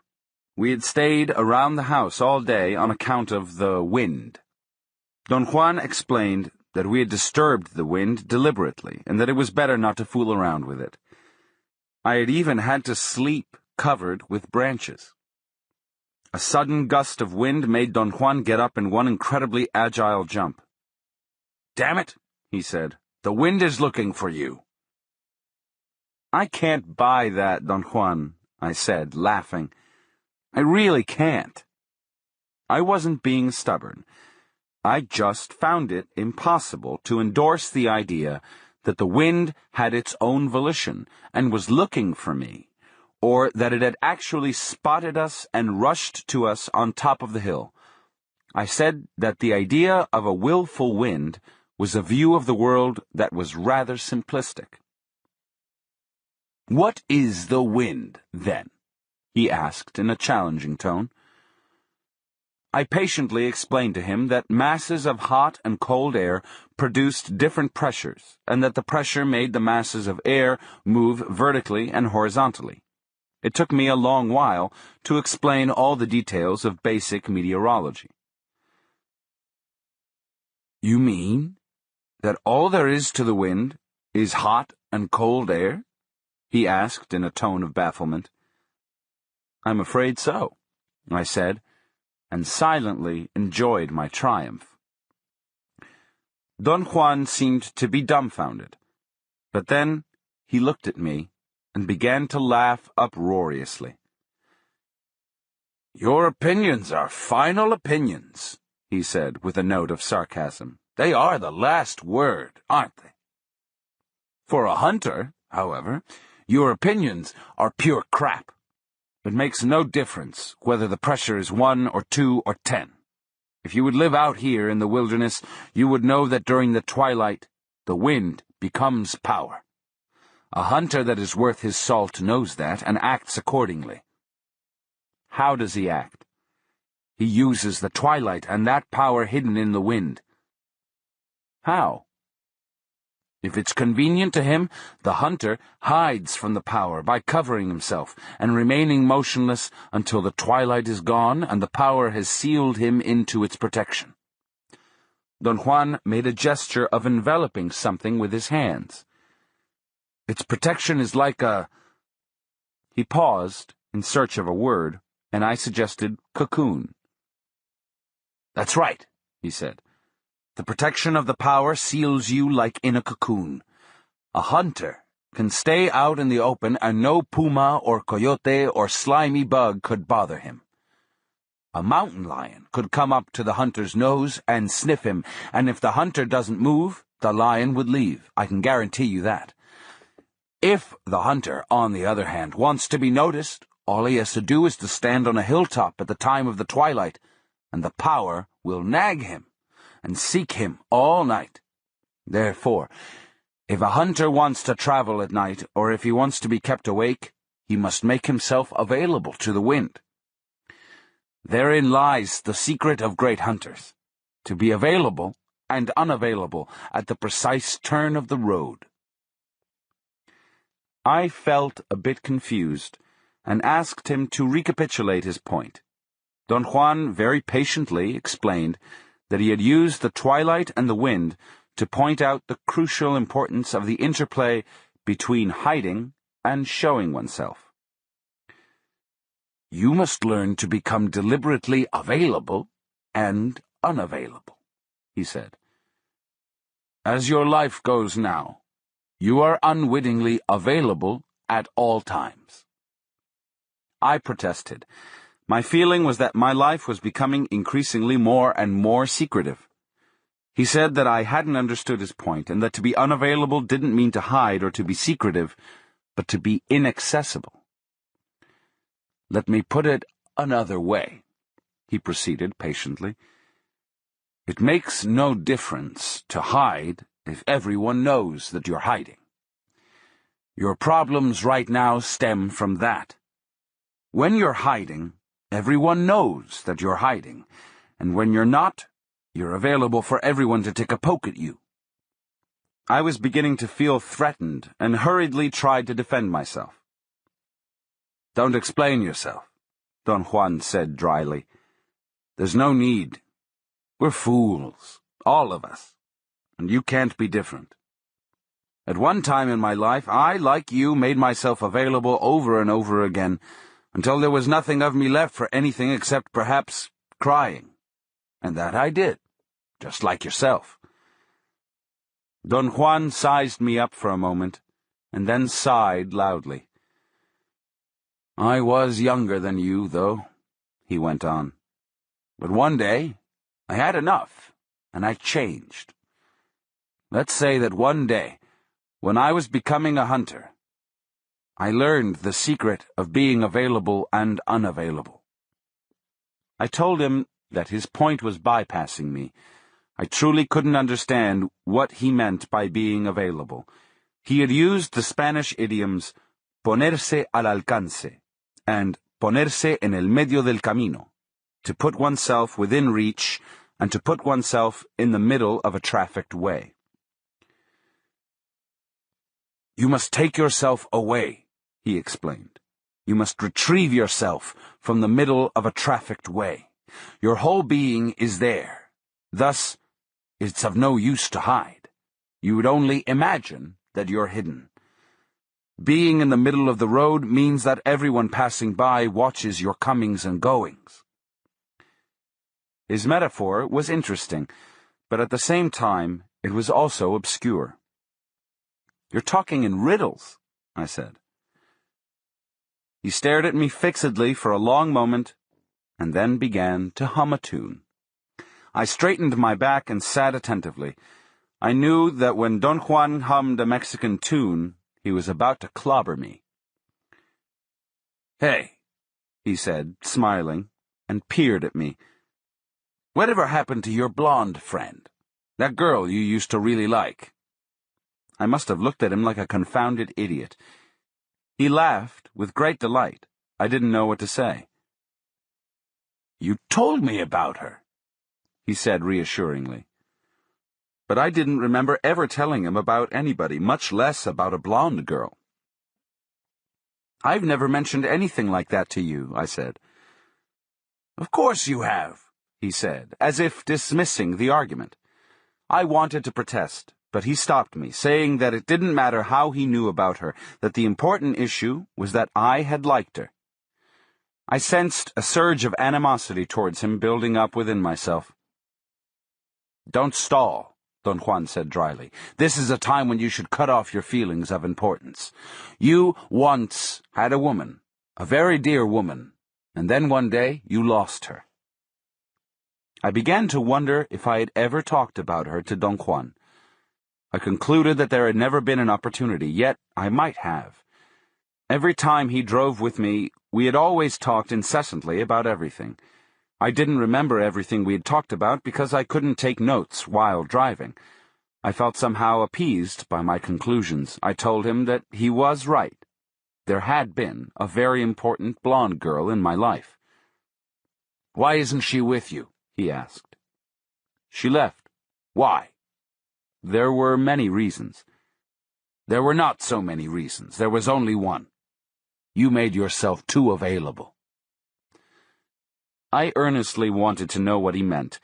He again had touched me. He seemed to be cognizant of the effect of his touch and puckered up his lips to hide a mischievous smile. "Everyone knew about you two," he said with unshaken conviction. Was it wrong?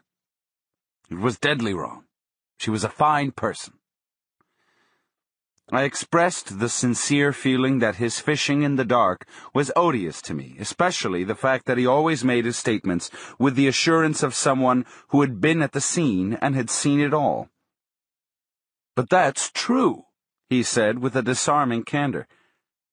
"I have seen it all. She was a fine person." I knew that it was meaningless to argue, but I was angry with him for touching that sore spot in my life, and I said that the girl in question was not such a fine person after all, that in my opinion she was rather weak. "So were you," he said calmly. "But that's not important. What counts is that you've looked for her everywhere.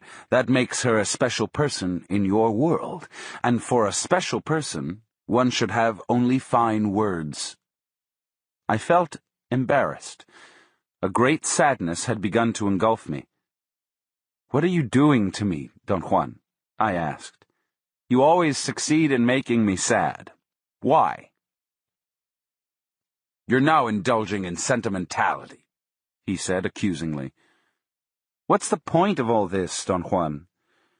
"Being inaccessible is the point," he declared. "I brought up the memory of this person only as a means to show you directly what I couldn't show you with the wind. You lost her because you were accessible. You were always within her reach, and your life was a routine one." "No," I said. "You're wrong. My life was never a routine." "It was, and it is a routine," he said dogmatically. "It is an unusual routine, and that gives you the impression that it's not a routine, but I assure you, it is." I wanted to sulk and get lost in moroseness, but somehow his eyes made me feel restless. They seemed to push me on and on. "The art of a hunter is to become inaccessible," he said. "In the case of that blonde girl, it would have meant that you had to become a hunter and meet her sparingly. Not the way you did. You stayed with her day after day, until the only feeling that remained was boredom. True?" I didn't answer. I felt I didn't have to. He was right. To be inaccessible means that you touch the world around you sparingly. You don't eat 5 quail. You eat one. You don't damage the plants just to make a barbecue pit. You don't expose yourself to the power of the wind unless it is mandatory. You don't use and squeeze people until they have shriveled to nothing, especially the people you love. I have never used anyone, I said sincerely. But Don Juan maintained that I had, and thus I could bluntly state that I became tired and bored with people. To be unavailable means that you deliberately avoid exhausting yourself and others, he continued. It means that you're not hungry and desperate, like the poor bastard that feels he'll never eat again and devours all the food he can, all 5 quail. Don Juan was definitely hitting me below the belt. I laughed, and that seemed to please him. He touched my back lightly. A hunter knows he will lure game into his traps over and over again, so he doesn't worry. To worry is to become accessible, unwittingly accessible. And once you worry, you cling to anything out of desperation. And once you cling, you are bound to get exhausted, or to exhaust whoever or whatever you're clinging to. I told him that in my day-to-day life it was inconceivable to be inaccessible. My point was that in order to function, I had to be within reach of everyone that had something to do with me. I've told you already that to be inaccessible doesn't mean to hide or to be secretive, he said calmly. It doesn't mean that you can't deal with people either. A hunter uses his world sparingly and with tenderness, regardless of whether the world might be things or plants or animal or people or power. A hunter deals intimately with his world, and yet he is inaccessible to that same world. That's a contradiction, I said. He can't be inaccessible if he is there in his world, hour after hour, day after day. You didn't understand, Don Juan said patiently. He is inaccessible because he's not squeezing his world out of shape. He taps it lightly, stays for as long as he needs to, and then swiftly moves away, leaving hardly a mark. 8. Disrupting the routines of life. Sunday, July 16th, 1961. We spent all morning watching some rodents that looked like fat squirrels. Don Juan called them water rats. He pointed out that they were very fast and getting out of danger. But after they had outrun any predator, they had the terrible habit of stopping or even climbing a rock to stand on their hind legs to look around and groom themselves. They have very good eyes, Don Juan said. You must move only when they are on the run. Therefore, you must learn to predict when and where they'll stop, so you would also stop at the same time. I became engrossed in observing them, and I had what would have been a field day for hunters, as I spotted so many of them. And finally, I could predict their movements almost every time. Don Juan then showed me how to make traps to catch them. He explained that a hunter had to take time to observe their eating or their nesting places in order to determine where to locate his traps. He would then set them during the night, and all he had to do the next day was to scare them off so they would scatter away into his catching devices. We gathered some sticks and proceeded to build the hunting contraptions. I had mine almost finished and was excitedly wondering whether or not it would work, when suddenly Don Juan stopped and looked at his left wrist, as if he were checking a watch which he had never had, and said that according to his timepiece, it was lunchtime. I was holding a long stick which I was trying to make into a hoop by bending it in a circle. I automatically put it down with the rest of my hunting paraphernalia. Don Juan looked at me with an expression of curiosity. Then he made the wailing sound of a factory siren at lunchtime. I laughed, His siren sound was perfect. I walked toward him and noticed that he was staring at me. He shook his head from side to side. "I'll be damned," he said. "What's wrong?" I asked. He again made the long, wailing sound of a factory whistle. "Lunch is over," he said. "Go back to work." I felt confused for an instant, but then I had thought that he was joking, perhaps because we really had nothing to make lunch with. I had been so engrossed with the rodents that I had forgotten we had no provisions. I picked up the stick again and tried to bend it. After a moment, Don Juan again blew his whistle. "Time to go home," he said. He examined his imaginary watch and then looked at me and winked. "It's 5 o'clock," he said with an air of someone revealing a secret. I thought that he had suddenly become fed up with hunting and was calling the whole thing off. I simply put everything down and began to get ready to leave. I didn't look at him. I presumed that he also was preparing his gear. When I was through, I looked up and saw him sitting cross-legged a few feet away. "I'm through," I said. "We can go any time." He got up and climbed a rock. He stood there, 5 or 6 feet above the ground, looking at me. He put his hands on either side of his mouth and made a very prolonged and piercing sound. It was like a magnified factory siren. He turned around in a complete circle, making the wailing sound. "What are you doing, Don Juan?" I asked. He said that he was giving the signal for the whole world to go home. I was completely baffled. I couldn't figure out whether he was joking or whether he had simply flipped his lid. I watched him intently and tried to relate what he was doing to something he may have said before. We'd hardly talked at all during the morning, and I couldn't remember anything of importance. Don Juan was still standing on top of the rock. He looked at me, smiled, and winked again. I suddenly became alarmed. Don Juan put his hands on both sides of his mouth and let out another long whistle-like sound. He said that it was 8 o'clock in the morning and that I had to set up my gear again because we had a whole day ahead of us. I was completely confused by then. In a matter of minutes, my fear mounted to an irresistible desire to run away from the scene. I thought Don Juan was crazy. I was about to flee when he slid down from the rock and came to me, smiling. "You think I'm crazy, don't you?" he asked. I told him that he was frightening me out of my wits with his unexpected behavior. He said that we were even. I didn't understand what he meant. I was deeply preoccupied with the thought that his acts seemed thoroughly insane.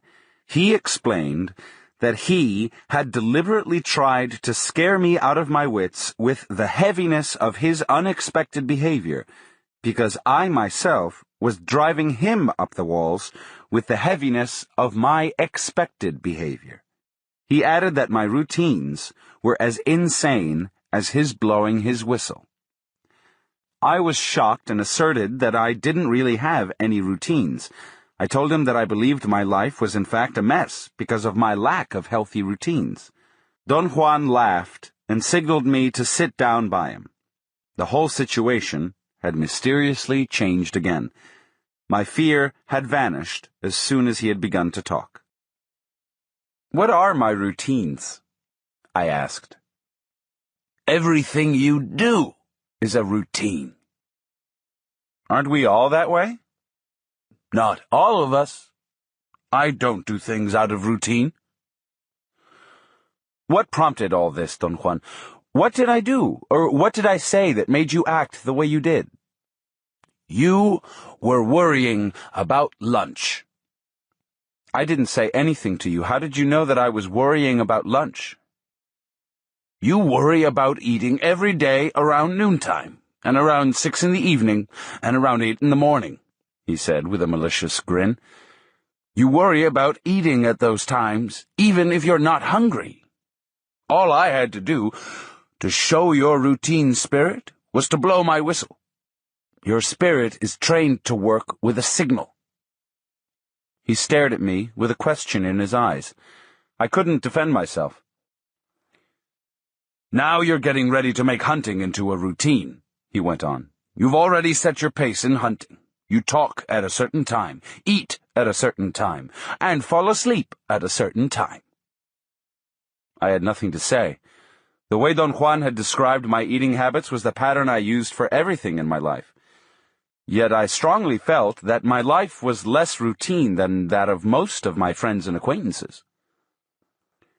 You know a great deal about hunting now, Don Juan continued. It'll be easy for you to realize that a good hunter knows one thing above all. He knows the routines of his prey. That's what makes him a good hunter. If you would remember the way I've proceeded in teaching you hunting, you would perhaps understand what I mean. First, I taught you how to make and set up your traps. Then I taught you the routines of the game you were after.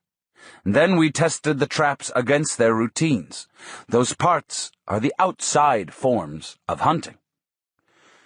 Now I have to teach you the final and by far the most difficult part. Perhaps years will pass before you can say that you understand it and that you're a hunter. Don Juan paused, as if to give me time. He took off his hat and imitated the grooming movements of the rodents we'd been observing. It was very funny to me. His round head made him look like one of those rodents.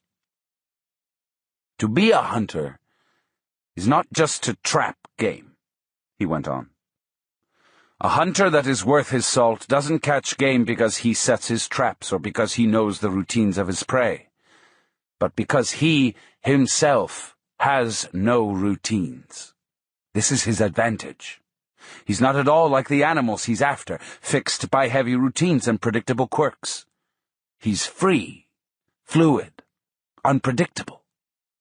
What Don Juan was saying sounded to me like an arbitrary and irrational idealization. I couldn't conceive of a life without routines. I wanted to be very honest with him and not just agree or disagree with him. I felt that what he had in mind wasn't possible to accomplish, by me or by anyone. I don't care how you feel, he said. In order to be a hunter, you must disrupt the routines of your life. You have done well in hunting. You've learned quickly, and now you can see that you are like your prey. Easy to predict. I asked him to be specific and give me concrete examples. I am talking about hunting, he said calmly.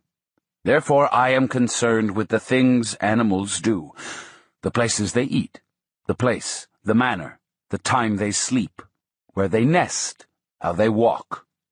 These are the routines I am pointing out to you, so you can become aware of them in your own being. You've observed the habits of animals in the desert. They eat and drink at certain places. They nest at specific spots. They leave their tracks in specific ways. In fact, everything they do can be foreseen or reconstructed by a good hunter. As I told you before, in my eyes, you behave like your prey. Once in my life, someone pointed out the same thing to me, so you're not unique in that. All of us behave like the prey that we're after. That, of course, also makes us prey for something, or someone else. Now, the concern of a hunter who knows all this is to stop being a prey himself. Do you see what I mean? I again expressed the opinion that his proposition was unattainable. It takes time, Don Juan said. You could begin by not eating lunch every single day at 12 o'clock. He looked at me and smiled benevolently. His expression was very funny and made me laugh. There are certain animals, however, that are impossible to track, he went on. There are certain types of deer, for instance, which a fortunate hunter might be able to come across by sheer luck once in his lifetime. Don Juan paused dramatically and looked at me piercingly.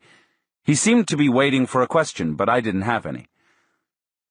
What do you think makes them so difficult to find and so unique? He asked. I shrugged my shoulders because I didn't know what to say. They have no routines, he said in a tone of revelation. That's what makes them magical.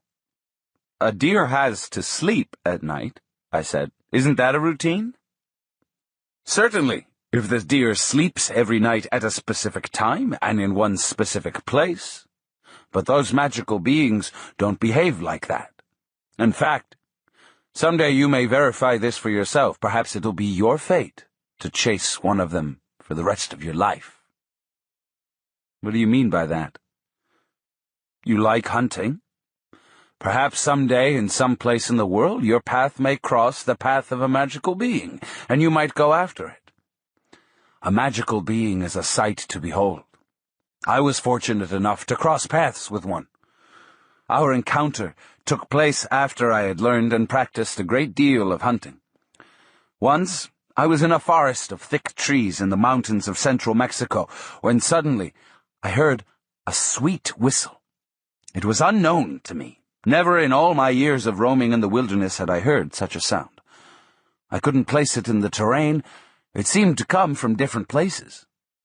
I thought that perhaps I was surrounded by a herd or a pack of some unknown animals. I heard the tantalizing whistle once more. It seemed to come from everywhere. I realized then my good fortune. I knew it was a magical being, a deer. I also knew that a magical deer is aware of the routines of ordinary men and the routines of hunters. It's very easy to figure out what an average man would do in a situation like that. First of all, his fear would immediately turn him into a prey. Once he becomes a prey, he has two courses of action left. He either flees or he makes his stand. If he's not armed, he would ordinarily flee into the open field to run for his life. If he is armed, he would get his weapon ready and would then make his stand either by freezing on the spot or by dropping to the ground. A hunter, on the other hand, when he stalks in the wilderness, would never walk into any place without figuring out his points of protection. Therefore, he would immediately take cover. He might drop his poncho on the ground, or he might hang it from a branch as a decoy, and then he would hide and wait until the game makes its next move. So, in the presence of the magical deer, I didn't behave like either. I quickly stood on my head and began to wail softly. I actually wept tears and sobbed for such a long time that I was about to faint. Suddenly, I felt a soft breeze. Something was sniffing my hair behind my right ear. I tried to turn my head to see what it was, and I tumbled down and sat up in time to see a radiant creature staring at me. The deer looked at me, and I told him I wouldn't harm him. And the deer talked to me. Don Juan stopped and looked at me. I smiled involuntarily. The idea of a talking deer was quite incredible, to put it mildly. "He talked to me," Don Juan said with a grin. "The deer talked?" "He did." Don Juan stood and picked up his bundle of hunting paraphernalia.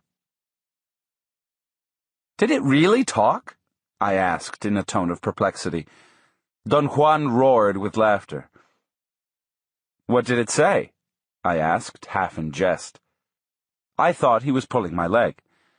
Don Juan was quiet for a moment, as if he were trying to remember. Then his eyes brightened as he told me what the deer had said.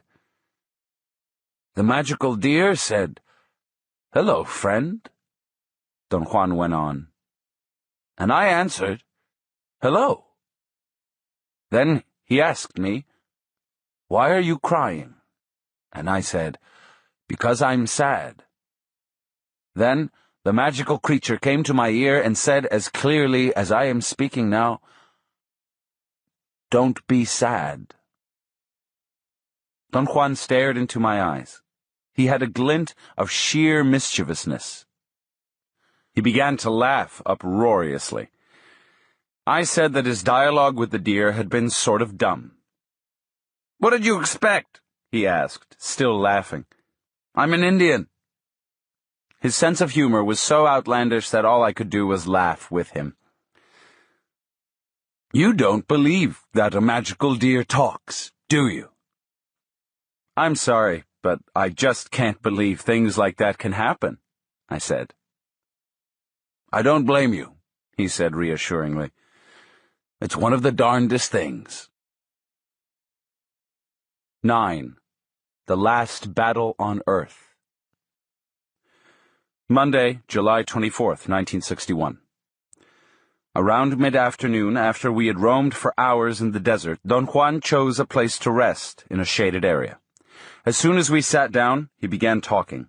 He said that I had learned a great deal about hunting, but I had not changed as much as he had wished. "It's not enough to know how to make and set up traps," he said. "A hunter must live as a hunter in order to draw the most out of his life. Unfortunately, changes are difficult and happen very slowly. Sometimes it takes years for a man to become convinced of the need to change. It took me years, but maybe I didn't have a knack for hunting. I think for me, the most difficult thing was to really want to change." I assured him that I understood his point. In fact, since he had begun to teach me how to hunt, I also had begun to reassess my actions. Perhaps the most dramatic discovery for me was that I liked Don Juan's ways. I liked Don Juan as a person. There was something solid about his behavior. The way he conducted himself left no doubts about his mastery, and yet he had never exercised his advantage to demand anything from me.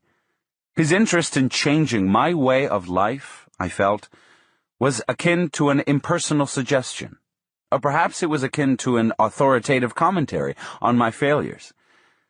He had made me very aware of my failings, yet I couldn't see how his ways would remedy anything in me. I sincerely believed that in light of what I wanted to do in my life, his ways would have brought me misery and hardship. Hence, the impasse. However, I had learned to respect his mastery, which had always been expressed in terms of beauty and precision. "I have decided to shift my tactics," he said. I asked him to explain. His statement was vague, and I wasn't sure whether or not he was referring to me. "A good hunter changes his ways as often as he needs," he replied. "You know that yourself." "What do you have in mind, Don Juan?" "A hunter must not only know about the habits of his prey, he also must know that there are powers on this earth that guide men and animals, and everything that is living." He stopped talking. I waited, but he seemed to have come to the end of what he wanted to say. "What kind of powers are you talking about?" I asked after a long pause. "Powers that guide our lives and our deaths." Don Juan stopped talking and seemed to be having tremendous difficulty in deciding what to say. He rubbed his hands and shook his head, puffing out his jaws. Twice he signaled me to be quiet as I started to ask him to explain his cryptic statements. "You won't be able to stop yourself easily," he finally said. "I know that you're stubborn, but that doesn't matter. The more stubborn you are, the better it'll be when you finally succeed in changing yourself." "I'm trying my best," I said. "No, I disagree. You're not trying your best. You just said that because it sounds good to you. In fact, you've been saying the same thing about everything you do. You've been trying your best for years, to no avail. Something must be done to remedy that." I felt compelled, as usual, to defend myself. Don Juan seemed to aim, as a rule, at my very weakest points. I remembered then that every time I had attempted to defend myself against his criticisms, I had ended up feeling like a fool, and I stopped myself in the midst of a long explanatory speech. Don Juan examined me with curiosity and laughed. He said in a very kind tone that he had already told me that all of us were fools. I was not an exception. You always feel compelled to explain your acts as if you are the only man on earth who's wrong, he said. It's your old feeling of importance. You have too much of it.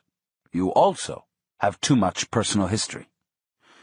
On the other hand, you don't assume responsibility for your acts. You're not using your death as an advisor.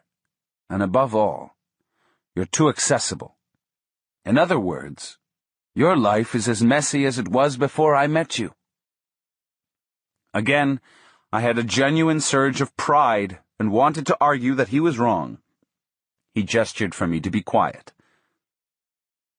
One must assume responsibility for being in a weird world, he said. We are in a weird world, you know. I nodded my head affirmatively. We're not talking about the same thing, he said. For you, the world is weird because if you're not bored with it, you're at odds with it. For me, the world is weird because it is stupendous, awesome, mysterious, unfathomable. My interest has been to convince you that you must assume responsibility for being here in this marvelous world, in this marvelous desert, in this marvelous time. I wanted to convince you that you must learn to make every act count, since you're going to be here for only a short while. In fact, too short for witnessing all the marvels of it. I insisted that to be bored with the world, or to be at odds with it, was the human condition. So, change it, he replied dryly. If you don't respond to that challenge, you're as good as dead. He dared me to name an issue, an item in my life that had engaged all my thoughts. I said art. I'd always wanted to be an artist, and for years I'd tried my hand at that. I still had the painful memory of my failure. You have never taken the responsibility for being in this unfathomable world, he said in an indicting tone. Therefore you were never an artist, and perhaps you'll never be a hunter. This is my best, Don Juan. No, you don't know what your best is. I'm doing all I can. You're wrong again. You can do better. There is one simple thing wrong with you. You think you have plenty of time. He paused and looked at me as if waiting for my reaction. You think you have plenty of time, he repeated. Plenty of time for what, Don Juan? You think your life is going to last forever. No, I don't. Then, if you don't think your life is going to last forever, what are you waiting for? Why the hesitation to change? Has it ever occurred to you, Don Juan, that I may not want to change? Yes, it has occurred to me. I didn't want to change either, just like you. However, I didn't like my life. I was tired of it, just like you. Now, I don't have enough of it. I vehemently asserted that his insistence about changing my way of life was frightening and arbitrary. I said that I really agreed with him at a certain level, but the mere fact that he was always the master that called the shots made the situation untenable for me. You don't have time for this display, you fool, he said in a severe tone. This, whatever you're doing now, may be your last act on earth. It may very well be your last battle. There is no power which could guarantee that you are going to live one more minute. I know that, I said with contained anger. No, you don't. If you knew that, you would be a hunter. I contended that I was aware of my impending death, but it was useless to talk or think about it, since I couldn't do anything to avoid it. Don Juan laughed and said I was like a comedian going mechanically through a routine. If this were your last battle on Earth, I would say that you're an idiot, he said calmly. You're wasting your last act on Earth in some stupid mood. We were quiet for a moment. My thoughts ran rampant. He was right, of course. You have no time, my friend, no time. None of us have time, he said. I agree, Don Juan, but don't just agree with me, he snapped. You must, instead of agreeing so easily, act upon it. Take the challenge. Change. Just like that? That's right. The change I'm talking about never takes place by degrees. It happens suddenly. And you're not preparing yourself for that sudden act that will bring a total change. I believed he was expressing a contradiction. I explained to him that if I were preparing myself to change, I was certainly changing by degrees. You haven't changed at all, he said.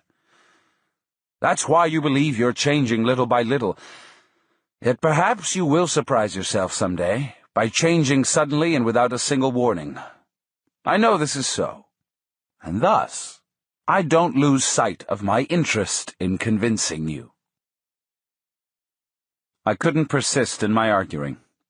I wasn't sure of what I really wanted to say. After a moment's pause, Don Juan went on explaining his point. Perhaps I should put it in a different way, he said. What I recommend you to do is to notice that we don't have any assurance that our lives will go on indefinitely. I've just said that change comes suddenly and unexpectedly, and so does death. What do you think we can do about it? I thought he was asking a rhetorical question, but he made a gesture with his eyebrows, urging me to answer. To live as happily as possible, I said. Right. But do you know anyone who lives happily? My first impulse was to say yes. I thought I could use a number of people I knew as examples.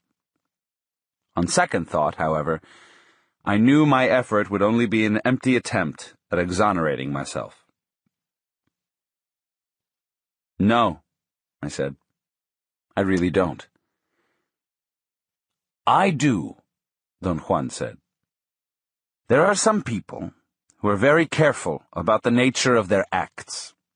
Their happiness is to act with the full knowledge that they don't have time. Therefore, their acts have a peculiar power. Their acts have a sense of... Don Juan seemed to be at a loss for words. He scratched his temples and smiled. Then, suddenly, he stood up, as if he were through with our conversation. I beseeched him to finish what he was telling me. He sat down and puckered up his lips.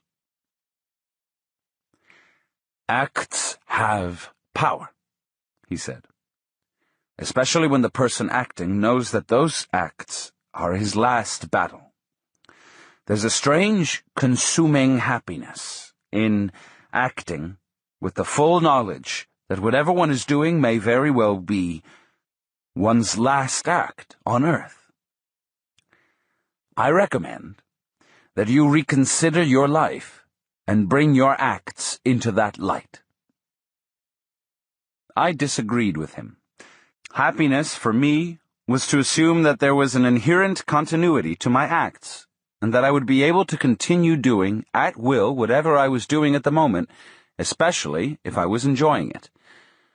I told him that my disagreement was not a banal one, but stemmed from the conviction that the world and myself had a determinable continuity.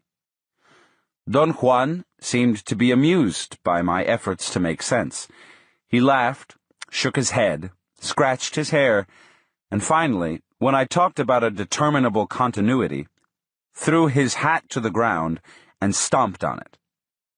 I ended up laughing at his clowning.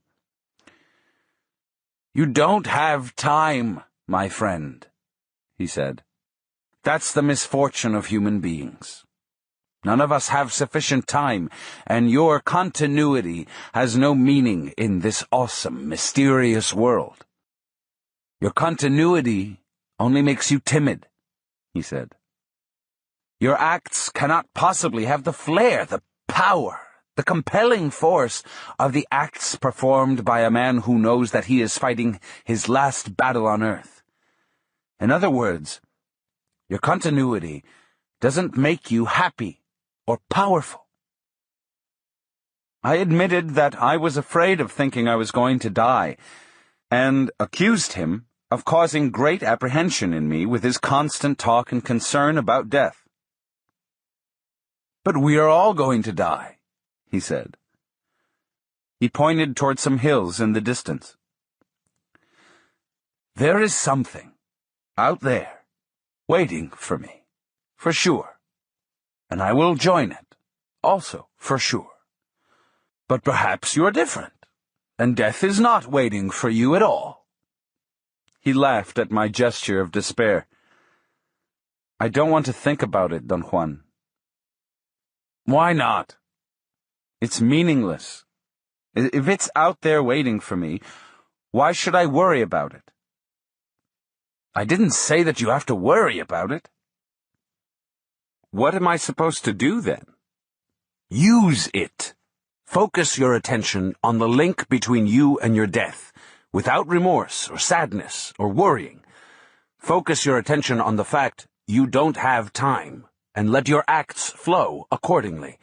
Let each of your acts be your last battle on Earth. Only under those conditions will your acts have their rightful power. Otherwise, they'll be, for as long as you live, the acts of a timid man. Is it so terrible to be a timid man? No, it isn't, if you're going to be immortal.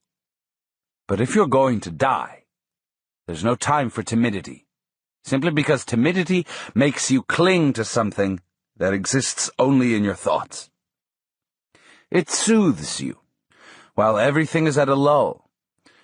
But then, the awesome, mysterious world will open its mouth for you, as it will open for every one of us, and then you'll realize that your sure ways were not sure at all.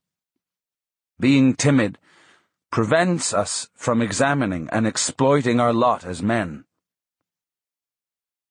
It's not natural to live with the constant idea of our death, Don Juan.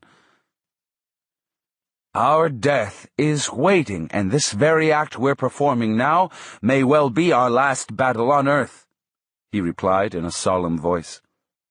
I call it a battle because it is a struggle. Most people move from act to act without any struggle or thought. A hunter, on the contrary, assesses every act. And since he has an intimate knowledge of his death, he proceeds judiciously, as if every act were his last battle. Only a fool would fail to notice the advantage a hunter has over his fellow men. A hunter gives his last battle its due respect.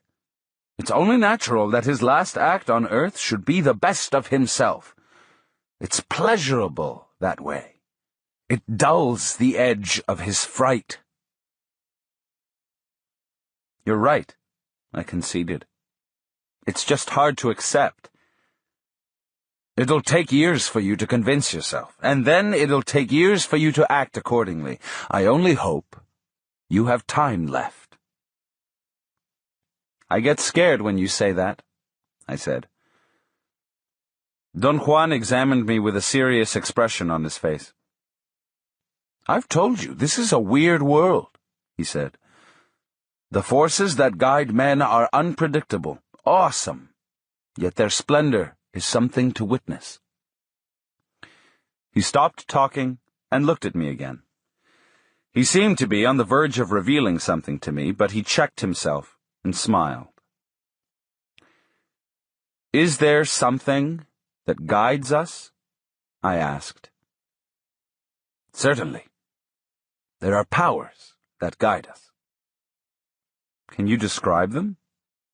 Not really, except to call them forces, spirits, airs, winds, or anything like that.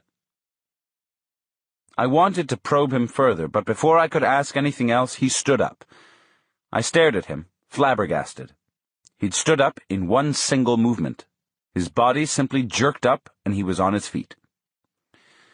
I was still pondering upon the unusual skill that would be needed in order to move with such speed when he told me in a dry tone of command to stalk a rabbit, catch it, kill it, skin it, and roast the meat before the twilight. He looked up at the sky and said that I might have enough time. I automatically started off, proceeding the way I had done scores of times. Don Juan walked beside me and followed my movements with a scrutinizing look. I was very calm and moved carefully, and I had no trouble at all in catching a male rabbit. "Now kill it," Don Juan said dryly. I reached into the trap to grab hold of the rabbit. I had it by the ears and was pulling it out when a sudden sensation of terror invaded me. For the first time, since Don Juan had begun to teach me to hunt, it occurred to me that he had never taught me how to kill game. In the scores of times we had roamed in the desert, he himself had only killed 1 rabbit, 2 quail, and 1 rattlesnake. I dropped the rabbit and looked at Don Juan. "I can't kill it," I said. "Why not?" "I've never done that." "But you've killed hundreds of birds and other animals." "With a gun, not with my bare hands." "What difference does it make? This rabbit's time is up." Don Juan's tone shocked me. It was so authoritative, so knowledgeable. It left no doubts in my mind that he knew that the rabbit's time was up. "Kill it," he commanded with a ferocious look in his eyes. "I can't." He yelled at me that the rabbit had to die. He said that its roaming in that beautiful desert had come to an end. I had no business stalling because the power or the spirit that guides rabbits had led that particular one into my trap right at the edge of the twilight. A series of confusing thoughts and feelings overtook me, as if the feelings had been out there waiting for me. I felt with agonizing clarity the rabbit's tragedy to have fallen into my trap. In a matter of seconds, my mind swept across the most crucial moments of my own life, the many times I had been the rabbit myself. I looked at it, and it looked at me. The rabbit had backed up against the side of the cage. It was almost curled up, very quiet and motionless. We exchanged a somber glance, and that glance, which I fancied to be of silent despair, cemented a complete identification on my part. "The hell with it," I said loudly. "I won't kill anything. That rabbit goes free." A profound emotion made me shiver.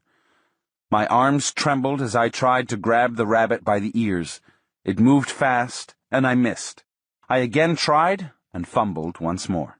I became desperate. I had the sensation of nausea, and quickly kicked the trap in order to smash it and let the rabbit go free. The cage was unsuspectedly strong, and didn't break as I thought it would. My despair mounted to an unbearable feeling of anguish. Using all my strength, I stomped on the edge of the cage with my right foot. The sticks cracked loudly. I pulled the rabbit out. I had a moment of relief, which was shattered to bits in the next instant. The rabbit hung limp in my hand. It was dead. I didn't know what to do. I became preoccupied with finding out how it had died. I turned to Don Juan. He was staring at me.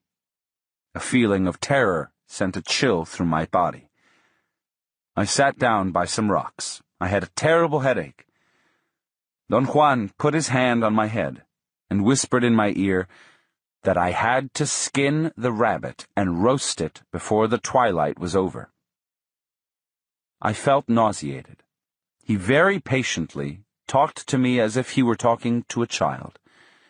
He said that the powers that guided men or animals had led that particular rabbit to me, in the same way they'll lead me to my own death.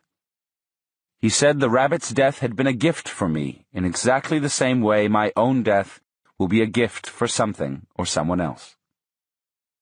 I was dizzy. The simple events of that day had crushed me. I tried to think that it was only a rabbit. I couldn't, however, shake off the uncanny identification I had had with it. Don Juan said that I needed to eat some of its meat, if only a morsel, in order to validate my finding.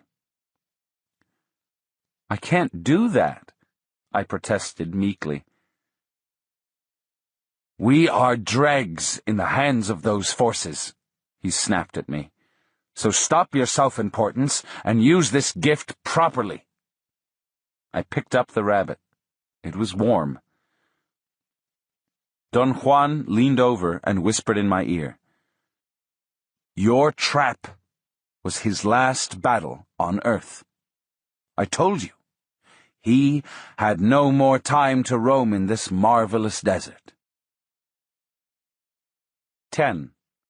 Becoming accessible to power. Thursday, August 17th, 1961. As soon as I got out of my car, I complained to Don Juan that I wasn't feeling well. Sit down," he said softly, and almost led me by the hand to his porch. He smiled and patted me on the back.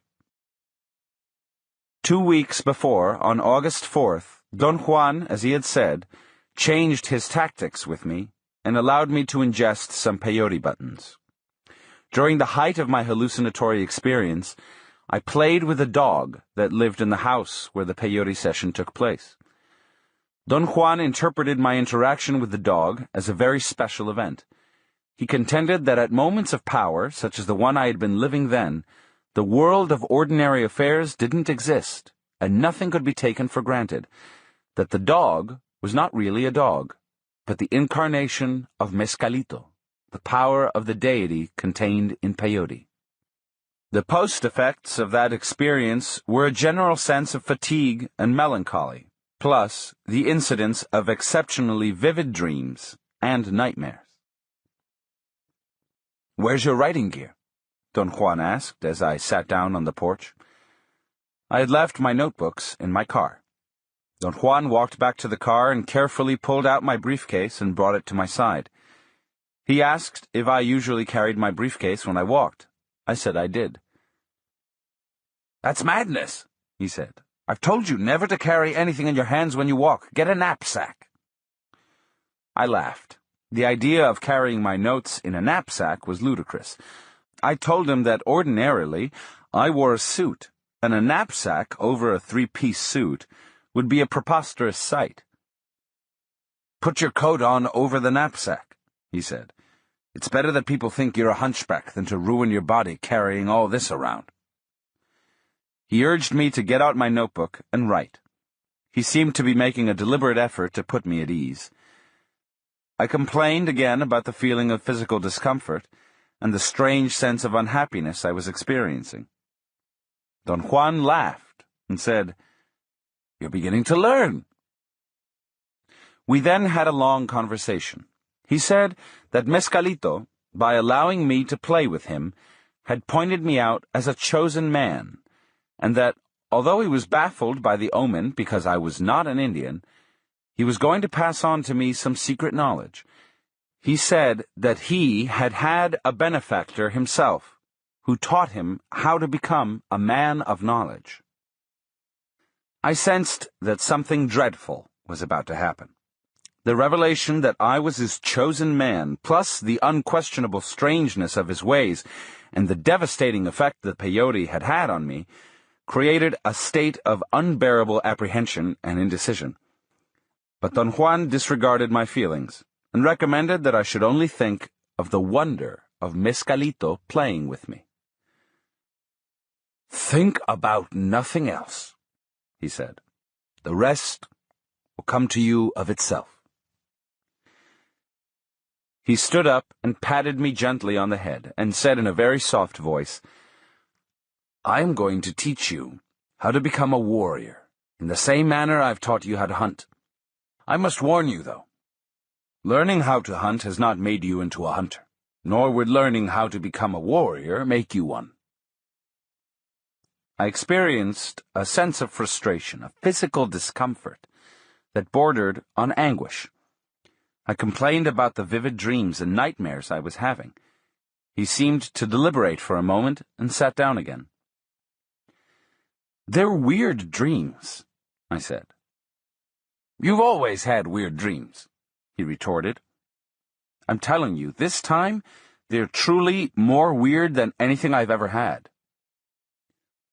"Don't concern yourself. They're only dreams. Like the dreams of any ordinary dreamer, they don't have power. So what's the use of worrying about them or talking about them?" "They bother me, Don Juan. Isn't there something I can do to stop them?" "Nothing. Let them pass," he said. "Now it's time for you to become accessible to power, and you're going to begin by tackling dreaming." The tone of voice he used when he said dreaming made me think that he was using the word in a very particular fashion. I was pondering about a proper question to ask when he began to talk again. "I've never told you about dreaming, because until now I was only concerned with teaching you how to be a hunter," he said. "A hunter is not concerned with the manipulation of power. Therefore, his dreams are only dreams. They might be poignant, but they are not dreaming. A warrior, on the other hand, seeks power, and one of the avenues to power is dreaming. You may say that the difference between a hunter and a warrior is that a warrior is on his way to power, while a hunter knows nothing, or very little about it. The decision as to who can be a warrior and who can only be a hunter is not up to us. That decision is in the realm of the powers that guide men. That's why your playing with Mescalito was such an important omen. Those forces guided you to me. They took you to that bus depot, remember? Some clown brought you to me. A perfect omen, a clown pointing you out. So I taught you how to be a hunter. And then the other perfect omen, Mescalito himself, playing with you. See what I mean? His weird logic was overwhelming. His words created visions of myself succumbing to something awesome and unknown, something which I hadn't bargained for, and which I had not conceived existed, even in my wildest fantasies. "What do you propose I should do?" I asked. "Become accessible to power. Tackle your dreams," he replied. "You call them dreams because you have no power. A warrior, being a man who seeks power, doesn't call them dreams. He calls them real." "You mean he takes his dreams as being reality?" "He doesn't take anything as being anything else. What you call dreams are real for a warrior. You must understand that a warrior is not a fool. A warrior is an immaculate hunter who hunts power. He's not drunk or crazed, and he has neither the time nor the disposition to bluff or to lie to himself or to make a wrong move. The stakes are too high for that. The stakes are his trimmed, orderly life, which he's taken so long to tighten and perfect. He's not going to throw that away by making some stupid miscalculation, by taking something for being something else. Dreaming is real for a warrior, because in it, he can act deliberately, he can choose and reject, he can select from a variety of items, those which lead to power, and then he can manipulate them and use them, while in an ordinary dream, he cannot act deliberately. Do you mean then, Don Juan, that dreaming is real? Of course it's real. As real as what we're doing now. If you want to compare things, I can say that it's perhaps more real. In dreaming, you have power. You can change things. You may find out countless concealed facts. You can control whatever you want. Don Juan's premises always had appealed to me at a certain level.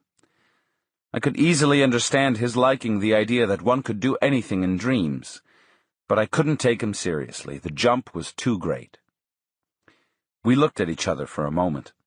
His statements were insane, and yet he was, to the best of my knowledge, one of the most level-headed men I had ever met. I told him that I couldn't believe he took his dreams to be reality.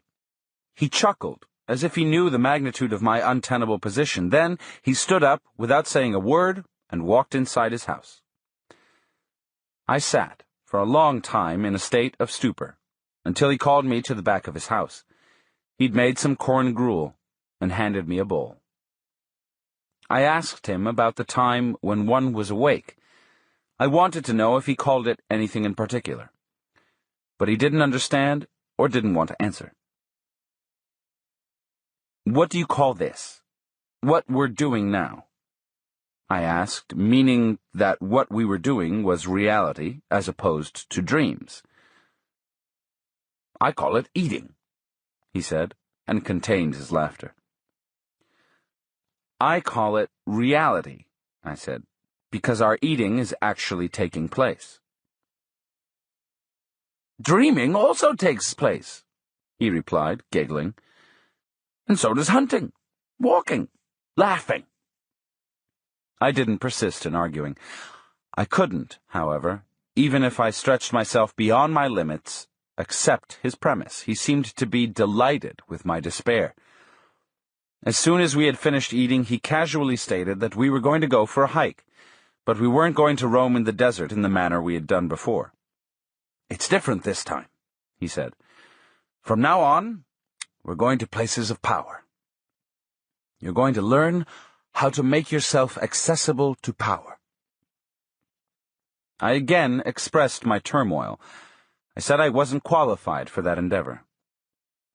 "Come on, you're indulging in silly fears," he said in a low voice, patting me on the back and smiling benevolently. "I've been catering to your hunter's spirit. You like to roam with me in this beautiful desert. It's too late for you to quit." He began to walk into the desert chaparral. He signaled me with his head to follow him. I could have walked to my car and left, except that I liked to roam in that beautiful desert with him. I liked the sensation, which I experienced only in his company, that this was indeed an awesome, mysterious, yet beautiful world. As he said, I was hooked. Don Juan led me to the hills towards the east. It was a long hike. It was a hot day. The heat, however, which ordinarily would have been unbearable to me, was somehow unnoticeable. We walked for quite a distance into a canyon until Don Juan came to a halt and sat down in the shade of some boulders. I took some crackers out of my knapsack, but he told me not to bother with them. He said that I should sit in a prominent place. He pointed to a single, almost round boulder, 10 or 15 feet away, and helped me climb to the top. I thought he was also going to sit there, but instead, he just climbed part of the way in order to hand me some pieces of dry meat. He told me with a deadly serious expression that it was power meat, and should be chewed very slowly, and should not be mixed with any other food. He then walked back to the shaded area and sat down with his back against a rock. He seemed relaxed, almost sleepy. He remained in the same position until I had finished eating. Then he sat up straight and tilted his head to the right. He seemed to be listening attentively. He glanced at me 2 or 3 times, stood up abruptly, and began to scan the surroundings with his eyes the way a hunter would do. I automatically froze on the spot and only moved my eyes in order to follow his movements. Very carefully, he stepped behind some rocks, as if he were expecting game to come into the area where we were. I realized then that we were in a round, cove-like bend in the dry water canyon, surrounded by sandstone boulders. Don Juan suddenly came out from behind the rocks and smiled at me. He stretched his arms, yawned, and walked towards the boulder where I was. I relaxed my tense position and sat down. "What happened?" I asked in a whisper. He answered me, yelling that there was nothing around there to worry about. I felt an immediate jolt in my stomach. His answer was inappropriate, and it was inconceivable to me that he would yell unless he had a specific reason for it.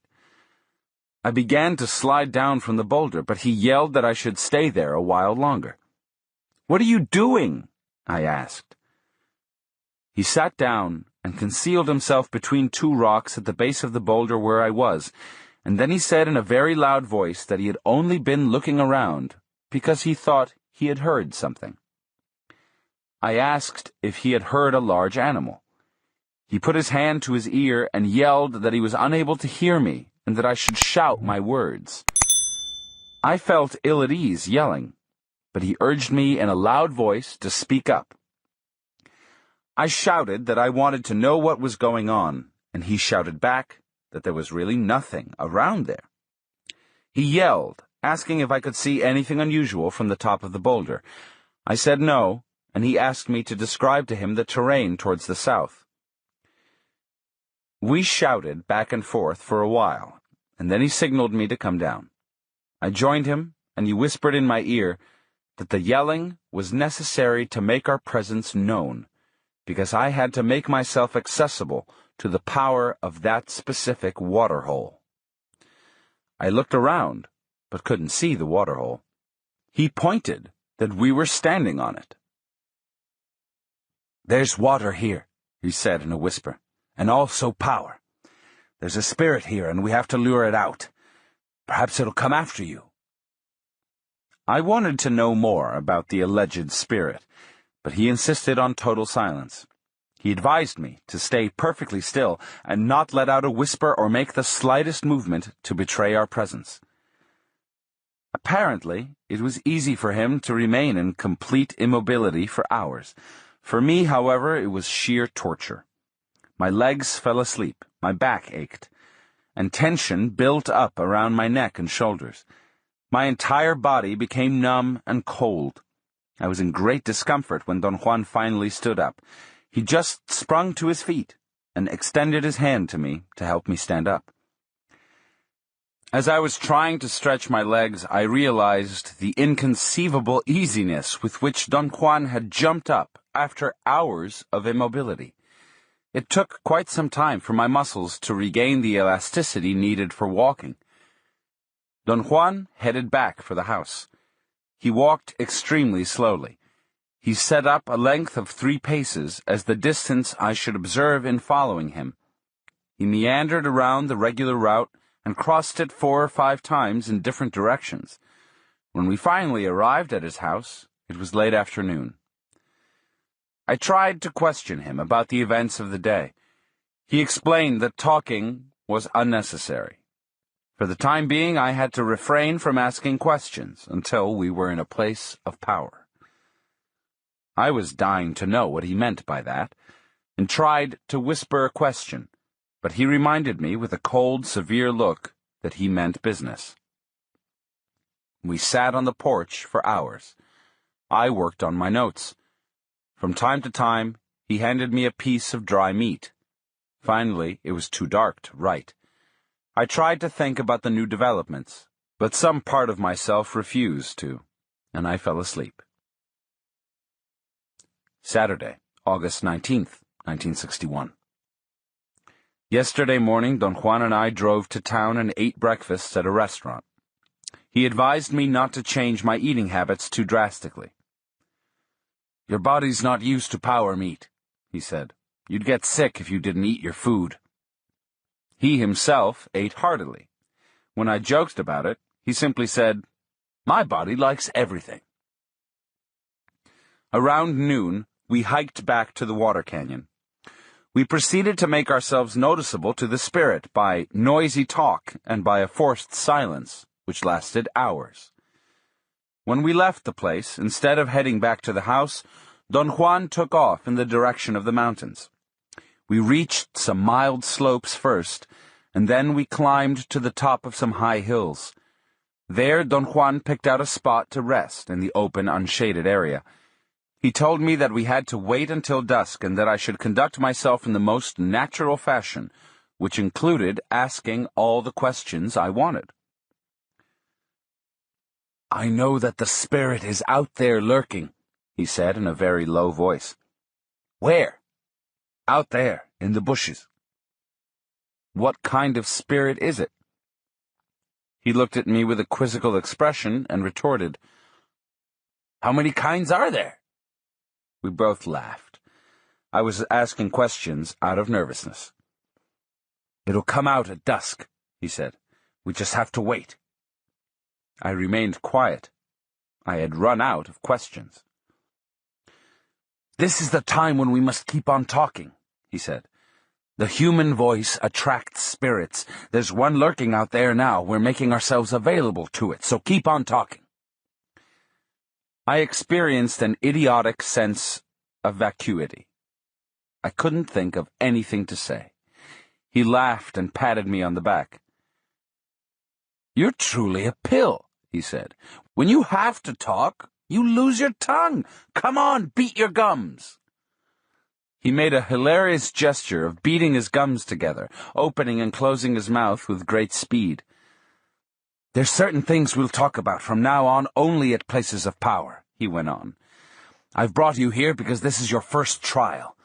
This is a place of power, and here we can talk only about power. I really don't know what power is, I said. Power is something a warrior deals with, he said. At first it's an incredible, far-fetched affair. It's hard to even think about it. This is what's happening to you now. Then, power becomes a serious matter. One may not have it, or one may not even fully realize that it exists. Yet one knows that something is there. Something which was not noticeable before. Next, power is manifested as something uncontrollable that comes to oneself. It's not possible for me to say how it comes or what it really is. It is nothing, and yet it makes marvels appear before your very eyes. And finally, power is something in oneself, something that controls one's acts and yet obeys one's command. There was a short pause. Don Juan asked me if I had understood. I felt ludicrous saying I did. He seemed to have noticed my dismay and chuckled. I am going to teach you right here the first step to power, he said, as if he were dictating a letter to me. I am going to teach you how to set up dreaming. He looked at me and again asked me if I knew what he meant. I did not. I was hardly following him at all. He explained that to set up dreaming meant to have a concise and pragmatic control over the general situation of a dream, comparable to the control one has over any choice in the desert, such as climbing up a hill or remaining in the shade of a water canyon. You must start by doing something very simple, he said. Tonight, in your dreams, you must look at your hands. I laughed out loud. His tone was so factual that it was as if he were telling me to do something commonplace. Why do you laugh? He asked with surprise. How can I look at my hands in my dreams? Very simple. Focus your eyes on them, just like this. He bent his head forward and stared at his hands with his mouth open. His gesture was so comical that I had to laugh. Seriously, how can you expect me to do that? I asked. The way I've told you, he snapped. You can, of course, look at whatever you goddamn please, your toes or your belly or your pecker for that matter. I said your hands because that's the easiest thing for me to look at. Don't think it's a joke. Dreaming is as serious as seeing or dying or any other thing in this awesome, mysterious world. Think of it as something entertaining. Imagine all the inconceivable things you could accomplish. A man hunting for power has almost no limits in his dreaming. I asked him to give me some pointers. There aren't any pointers, he said. Just look at your hands. There must be more that you could tell me, I insisted. He shook his head and squinted his eyes, staring at me in short glances. Every one of us is different, he finally said. What you call pointers would only be what I myself did when I was learning. We are not the same. We aren't even vaguely alike. Maybe anything you'd say would help me. It would be simpler for you just to start looking at your hands. He seemed to be organizing his thoughts and bobbed his head up and down. Every time you look at anything in your dreams, it changes shape, he said after a long silence. The trick in learning to set up dreaming is obviously not just to look at things, but to sustain the sight of them. Dreaming is real when one has succeeded in bringing everything into focus. Then there is no difference between what you do when you sleep and what you do when you are not sleeping. Do you see what I mean? I confessed that although I understood what he had said, I was incapable of accepting his premise. I brought up the point that in a civilized world there were scores of people who had delusions and could not distinguish what took place in the real world from what took place in their fantasies. I said that such persons were undoubtedly mentally ill, and my uneasiness increased every time he would recommend I should act like a crazy man. After my long explanation, Don Juan made a comical gesture of despair by putting his hands to his cheeks and sighing loudly. "Leave your civilized world alone," he said. "Let it be. Nobody is asking you to behave like a madman. I've already told you, a warrior has to be perfect in order to deal with the powers he hunts. How can you conceive that a warrior would not be able to tell things apart? On the other hand, you, my friend, who know what the real world is, would fumble and die in no time at all if you would have to depend on your ability for telling what is real and what is not." I, obviously, had not expressed what I really had in mind. Every time I protested, I was simply voicing the unbearable frustration of being in an untenable position. "I'm not trying to make you into a sick, crazy man," Don Juan went on. "You can do that yourself without my help. But the forces that guide us brought you to me, and I have been endeavoring to teach you to change your stupid ways and live the strong, clean life of a hunter. Then the forces guided you again and told me that you should learn to live the impeccable life of a warrior. Apparently, you can't, but who can tell? We are as mysterious and as awesome as this unfathomable world. So who can tell what you're capable of?" There was an underlying tone of sadness in Don Juan's voice. I wanted to apologize, but he began to talk again. "You don't have to look at your hands," he said. "Like I've said, pick anything at all. But pick one thing in advance and find it in your dreams. I said your hands because they'll always be there. When they begin to change shape, you must move your sight away from them and pick something else, and then look at your hands again. It takes a long time to perfect this technique." I had become so involved in writing that I hadn't noticed that it was getting dark. The sun had already disappeared over the horizon. The sky was cloudy, and the twilight was imminent. Don Juan stood up and gave furtive glances towards the south. "Let's go," he said. "We must walk south until the spirit of the waterhole shows itself." We walked for perhaps half an hour. The terrain changed abruptly, and we came to a barren area. There was a large round hill where the chaparral had burnt. It looked like a bald head. We walked towards it. I thought that Don Juan was going to climb the mild slope, but he stopped instead and remained in a very attentive position. His body seemed to have tensed as a single unit and shivered for an instant. Then he relaxed again and stood limply. I couldn't figure out how his body could remain erect while his muscles were so relaxed. At that moment, a very strong gust of wind jolted me. Don Juan's body turned in the direction of the wind, towards the west. He didn't use his muscles to turn, or at least he didn't use them the way I would use mine to turn. Don Juan's body seemed rather to have been pulled from the outside. It was as if someone else had arranged his body to face a new direction. I kept on staring at him. He looked at me from the corner of his eye.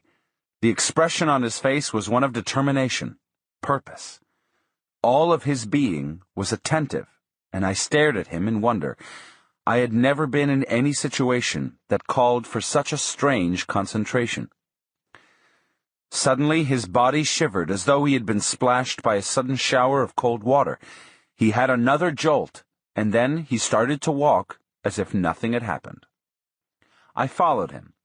We flanked the naked hills on the east side until we were at the middle part of it.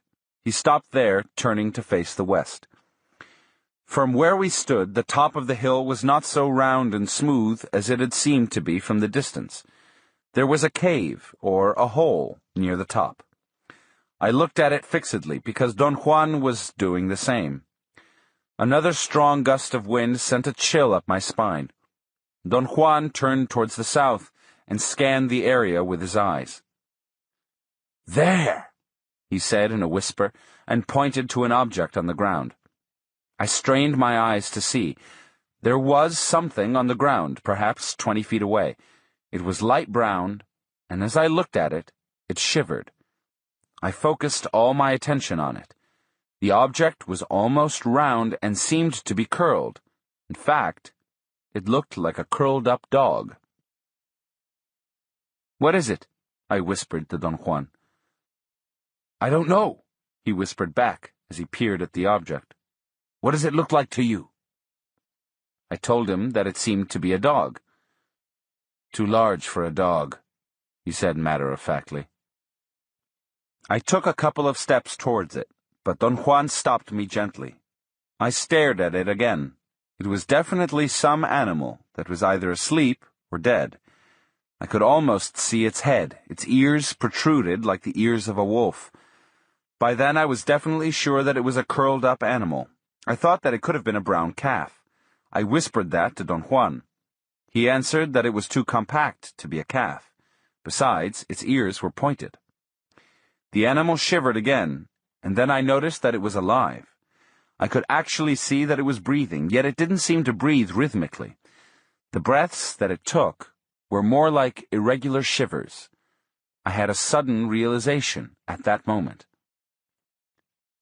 "It's an animal that is dying," I whispered to Don Juan. "You're right," he whispered back. "But what kind of an animal?" I couldn't make out its specific features. Don Juan took a couple of cautious steps towards it. I followed him. It was quite dark by then, and we had to take 2 more steps in order to keep the animal in view. "Watch out," Don Juan whispered in my ear. "If it's a dying animal, it may leap on us with its last strength." The animal, whatever it was, seemed to be on its last legs. Its breathing was irregular. Its body shook spasmodically, but it didn't change its curled-up position. At a given moment, however, a tremendous spasm actually lifted the animal off the ground. I heard an inhuman shriek, and the animal stretched its legs. Its claws were more than frightening. They were nauseating. The animal tumbled on its side after stretching its legs, and then rolled on its back. I heard a formidable growl, and Don Juan's voice shouting, "Run for your life!" And that was exactly what I did. I scrambled towards the top of the hill with unbelievable speed and agility. When I was halfway to the top, I looked back and saw Don Juan standing in the same place. He signaled me to come down. I ran down the hill. "What happened?" I asked, completely out of breath. "I think the animal is dead," he said. We advanced cautiously towards the animal. It was sprawled on its back. As I came closer to it, I nearly yelled with fright. I realized that it was not quite dead yet. Its body was still trembling. Its legs, which were sticking up in the air, shook wildly. The animal was definitely in its last gasps. I walked in front of Don Juan. A new jolt moved the animal's body, and I could see its head. I turned to Don Juan, horrified. Judging by its body, the animal was obviously a mammal, yet it had a beak, like a bird. I stared at it in complete and absolute horror. My mind refused to believe it. I was dumbfounded. I couldn't even articulate a word. Never in my whole existence had I witnessed anything of that nature. Something inconceivable was there, in front of my very eyes. I wanted Don Juan to explain that incredible animal, but I could only mumble to him. He was staring at me. I glanced at him, and glanced at the animal, and then something in me arranged the world, and I knew at once what the animal was. I walked over to it and picked it up. It was a large branch of a bush. It had been burnt, and possibly the wind had blown some burnt debris which got caught in the dry branch, and thus gave the appearance of a large, bulging, round animal. The color of the burnt debris made it look light brown in contrast with the green vegetation. I laughed at my idiocy, and excitedly explained to Don Juan that the wind blowing through it had made it look like a live animal. I thought he would be pleased with the way I had resolved the mystery, but he turned around and began walking to the top of the hill. I followed him. He crawled inside the depression that looked like a cave. It wasn't a hole, but a shallow dent in the sandstone.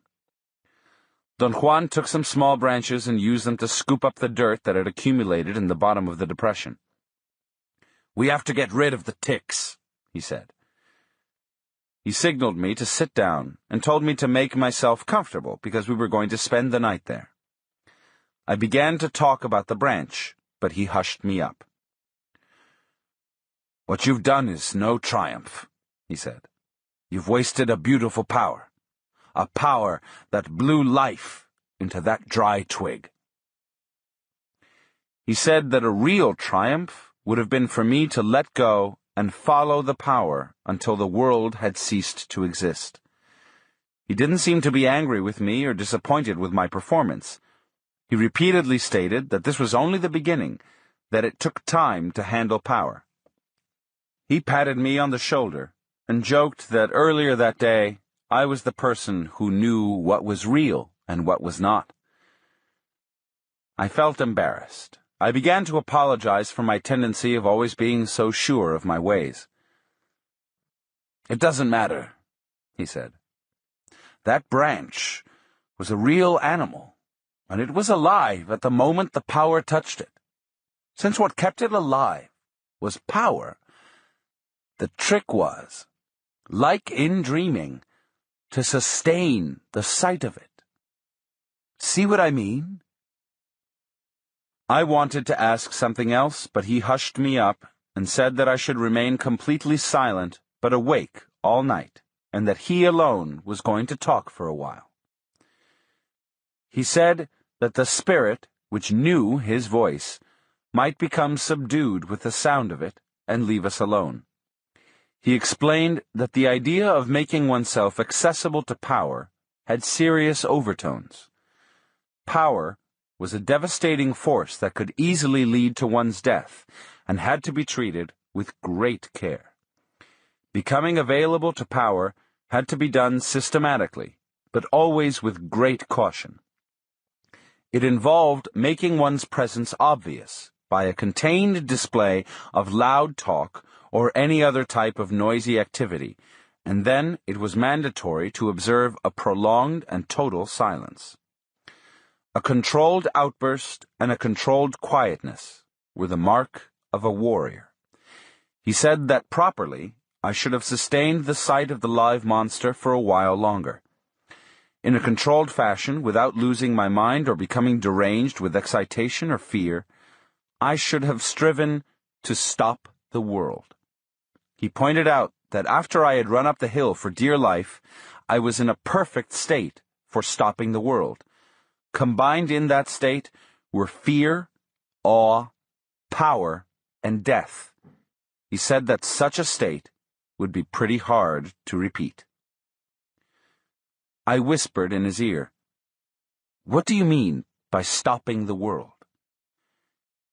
He gave me a ferocious look before he answered that it was a technique practiced by those who were hunting for power, a technique by virtue of which the world as we know it was made to collapse. 11. The Mood of a Warrior. I drove up to Don Juan's house on Thursday, August 31st, 1961, and before I even had a chance to greet him, he stuck his head through the window of my car, smiled at me, and said, "We must drive quite a distance to a place of power, and it's almost noon." He opened the door of my car, sat down next to me in the front seat, and directed me to drive south for about 70 miles. We then turned east onto a dirt road and followed it until we had reached the slopes of the mountains. I parked my car off the road in a depression Don Juan picked because it was deep enough to hide the car from view. From there, we went directly to the top of the low hills, crossing a vast, flat, desolate area. When it got dark, Don Juan selected a place to sleep. He demanded complete silence. The next day, we ate frugally and continued our journey in an easterly direction. The vegetation was no longer desert shrubbery, but thick, green mountain bushes and trees. Around mid-afternoon, we climbed to the top of a gigantic bluff of conglomerate rock, which looked like a wall. Don Juan sat down and signaled me to sit down also. "This is a place of power," he said after a moment's pause. "This is the place where warriors were buried a long time ago." At that instant, a crow flew right above us, cawing. Don Juan followed its flight with a fixed gaze. I examined the rock and was wondering how and where the warriors had been buried when he tapped me on the shoulder. "Not here, you fool," he said, smiling. "Down there." He pointed to the field right below us at the bottom of the bluff, towards the east. He explained that the field in question was surrounded by a natural corral of boulders. From where I was sitting, I saw an area which was perhaps 100 yards in diameter and which looked like a perfect circle. Thick bushes covered its surface, camouflaging the boulders. I wouldn't have noticed its perfect roundness if Don Juan hadn't pointed it out to me. He said that there were scores of such places scattered in the old world of the Indians. They weren't exactly places of power, like certain hills, or land formations which were the abode of spirits, but rather places of enlightenment where one could be taught, where one could find solutions to dilemmas. "All you have to do is come here," he said, "or spend the night on this rock in order to rearrange your feelings." "Are we going to spend the night here?"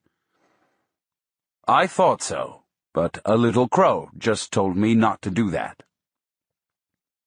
I tried to find out more about the crow, but he hushed me up with an impatient movement of his hand. "Look at that circle of boulders," he said. "Fix it in your memory, and then someday a crow will lead you to another one of these places. The more perfect its roundness is, the greater its power." "Are the warriors' bones still buried here?" Don Juan made a comical gesture of puzzlement, and then smiled broadly. "This isn't a cemetery," he said. "Nobody is buried here. I said warriors were once buried here. I meant they used to come here to bury themselves for a night, or for 2 days, or for whatever length of time they needed to. I didn't mean dead people's bones are buried here. I'm not concerned with cemeteries. There's no power in them. There is power in the bones of a warrior, though, but they are never in cemeteries. And there's even more power in the bones of a man of knowledge, yet it would be practically impossible to find them." "Who is a man of knowledge, Don Juan?" "Any warrior could become a man of knowledge. As I told you, a warrior is an impeccable hunter that hunts power. If he succeeds in his hunting, he can be a man of knowledge. What do you—" He stopped my question with a movement of his hand. He stood up, signaled me to follow, and began descending on the steep east side of the bluff. There was a definite trail in the almost perpendicular face leading to the round area. We slowly worked our way down the perilous path, and when we reached the bottom floor, Don Juan, without stopping at all, led me through the thick chaparral to the middle of the circle. There, he used some thick, dry branches to sweep a clean spot for us to sit. The spot was also perfectly round. "I intended to bury you here all night," he said. "But I know now that it's not time yet. You don't have power. I'm going to bury you only for a short while." I became very nervous with the idea of being enclosed and asked how he was planning to bury me. He giggled like a child and began collecting dry branches. He didn't let me help him and said I should sit down and wait. He threw the branches he was collecting inside the clean circle. Then he made me lie down with my head towards the east, put my jacket under my head, and made a cage around my body. He constructed it by sticking pieces of branches about 2.5 feet in length in the soft dirt. The branches, which ended in forks, served as supports for some long sticks that gave the cage a frame and the appearance of an open coffin. He closed the box-like cage by placing small branches and leaves over the long sticks, encasing me from the shoulders down. He let my head stick out with my jacket as a pillow. He then took a thick piece of dry wood, and using it as a digging stick, he loosened the dirt around me and covered the cage with it. The frame was so solid and the leaves were so well placed that no dirt came inside. I could move my legs freely and could actually slide in and out. Don Juan said that ordinarily a warrior would construct the cage and then slip into it and seal it from the inside. "How about the animals?" I asked. "Can they scratch the surface dirt and sneak into the cage and hurt the man?" "No, that's not a worry for a warrior.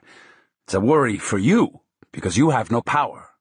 A warrior, on the other hand, is guided by his unbending purpose and can fend off anything. No rat or snake or mountain lion could bother him." "What do they bury themselves for, Don Juan?" "For enlightenment and for power."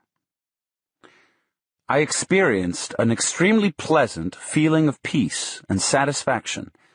The world at that moment seemed at ease. The quietness was exquisite and at the same time unnerving. I wasn't accustomed to that kind of silence. I tried to talk, but he hushed me. After a while, the tranquility of the place affected my mood. I began to think of my life and my personal history and experienced a familiar sensation of sadness and remorse. I told him that I didn't deserve to be there, that his world was strong and fair and I was weak, and that my spirit had been distorted by the circumstances of my life. He laughed and threatened to cover my head with dirt if I kept on talking in that vein. He said that I was a man, and like any man, I deserved everything that was a man's lot: joy, pain, sadness, and struggle, and that the nature of one's acts was unimportant as long as one acted as a warrior. Lowering his voice to almost a whisper, he said that if I really felt that my spirit was distorted, I should simply fix it, purge it, make it perfect, because there was no other task in our entire lives which was more worthwhile. Not to fix the spirit was to seek death, and that was the same as to seek nothing, since death was going to overtake us regardless of anything. He paused for a long time, and then he said with a tone of profound conviction, "To seek the perfection of the warrior's spirit is the only task worthy of our manhood." His words acted as a catalyst. I felt the weight of my past actions as an unbearable and hindering load. I admitted that there was no hope for me. I began to weep, talking about my life.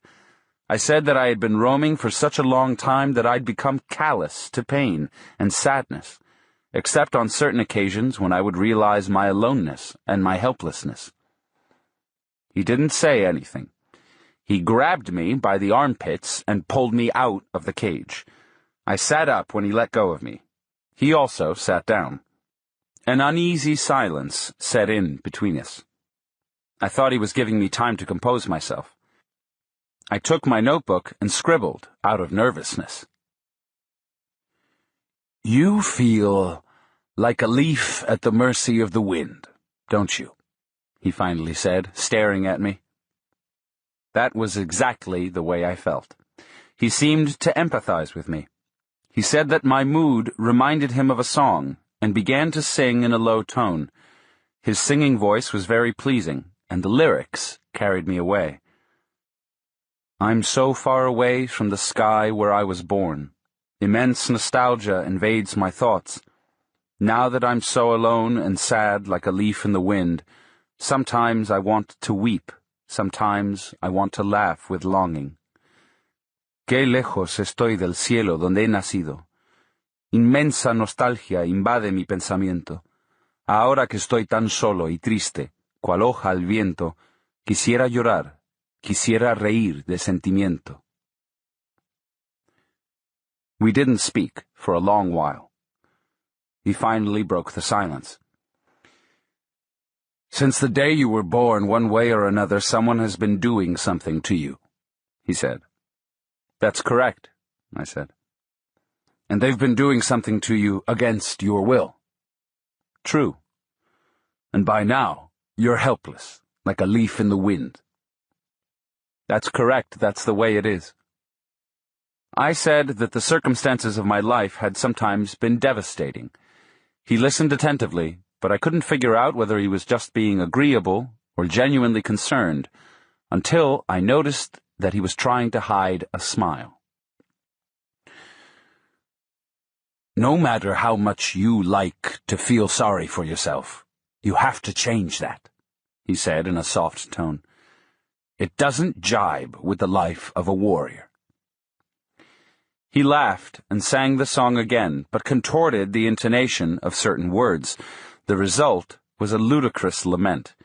He pointed out that the reason I'd liked the song was because in my own life I had done nothing else but find flaws with everything and lament.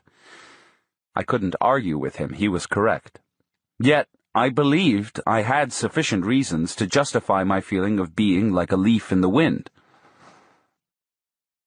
"The hardest thing in the world is to assume the mood of a warrior," he said.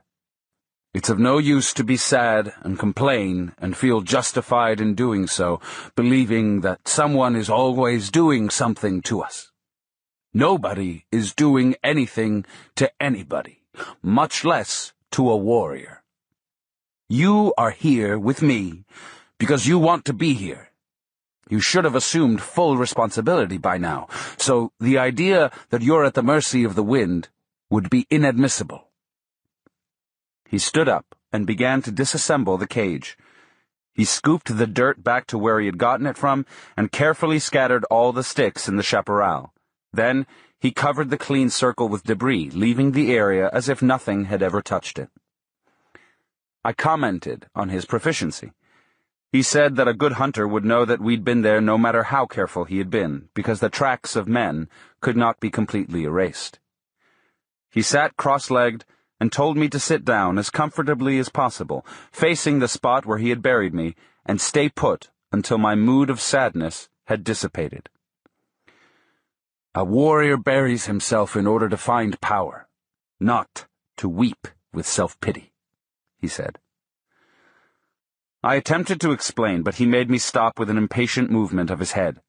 He said that he had to pull me out of the cage in a hurry, because my mood was intolerable, and he was afraid that the place would resent my softness and injure me. "Self-pity doesn't jibe with power," he said. "The mood of a warrior calls for control over himself, and at the same time it calls for abandoning himself." "How can that be?" I asked. "How can he control and abandon himself at the same time?" "It is a difficult technique," he said. He seemed to deliberate whether or not to continue talking. Twice he was on the verge of saying something, but he checked himself and smiled. "You're not over your sadness yet," he said. "You still feel weak, and there's no point in talking about the mood of a warrior now." Almost an hour went by in complete silence. Then he abruptly asked me if I had succeeded in learning the dreaming techniques he had taught me. I had been practicing assiduously, and had been able, after a monumental effort, to obtain a degree of control over my dreams. Don Juan was very right in saying that one could interpret the exercises as being entertainment. For the first time in my life, I'd been looking forward to going to sleep. I gave him a detailed report of my progress. It had been relatively easy for me to learn to sustain the image of my hands after I had learned to command myself to look at them. My visions, although not always of my own hands, would last a seemingly long time, until I would finally lose control and would become immersed in ordinary, unpredictable dreams. I had no volition whatsoever over when I would give myself the command to look at my hands, or to look at other items of the dreams. It would just happen.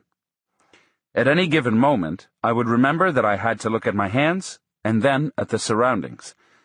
There were nights, however, when I couldn't recall having done it at all. He seemed to be satisfied, and wanted to know what were the usual items I'd been finding in my visions. I couldn't think of anything in particular, and started elaborating on a nightmarish dream I had had the night before.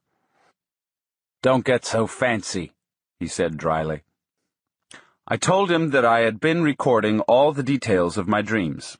Since I'd begun to practice looking at my hands, my dreams had become very compelling, and my sense of recall had increased to the point that I could remember minute details. He said that to follow them was a waste of time, because details and vividness were in no way important. "Ordinary dreams get very vivid as soon as you begin to set up dreaming," he said. "That vividness and clarity is a formidable barrier, and you are worse off than anyone I've ever met in my life. You have the worst mania. You write down everything you can." In all fairness, I believed what I was doing was appropriate. Keeping a meticulous record of my dreams was giving me a degree of clarity about the nature of the visions I had while sleeping. "Drop it," he said imperatively. "It's not helping anything. All you're doing is distracting yourself from the purpose of dreaming, which is control and power." He lay down and covered his eyes with his hat and talked without looking at me. "I'm going to remind you of all the techniques you must practice," he said. "First, you must focus your gaze on your hands as the starting point. Then, shift your gaze to other items and look at them in brief glances. Focus your gaze on as many things as you can.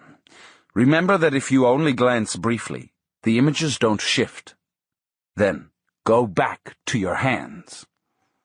Every time you look at your hands, you renew the power needed for dreaming, so in the beginning, don't look at too many things. 4 items will suffice every time. Later on, you may enlarge the scope until you can cover all you want, but as soon as the images begin to shift and you feel you're losing control, go back to your hands. When you feel you can gaze at things indefinitely, you'll be ready for a new technique. I'm going to teach you this new technique now, but I expect you to put it to use only when you're ready."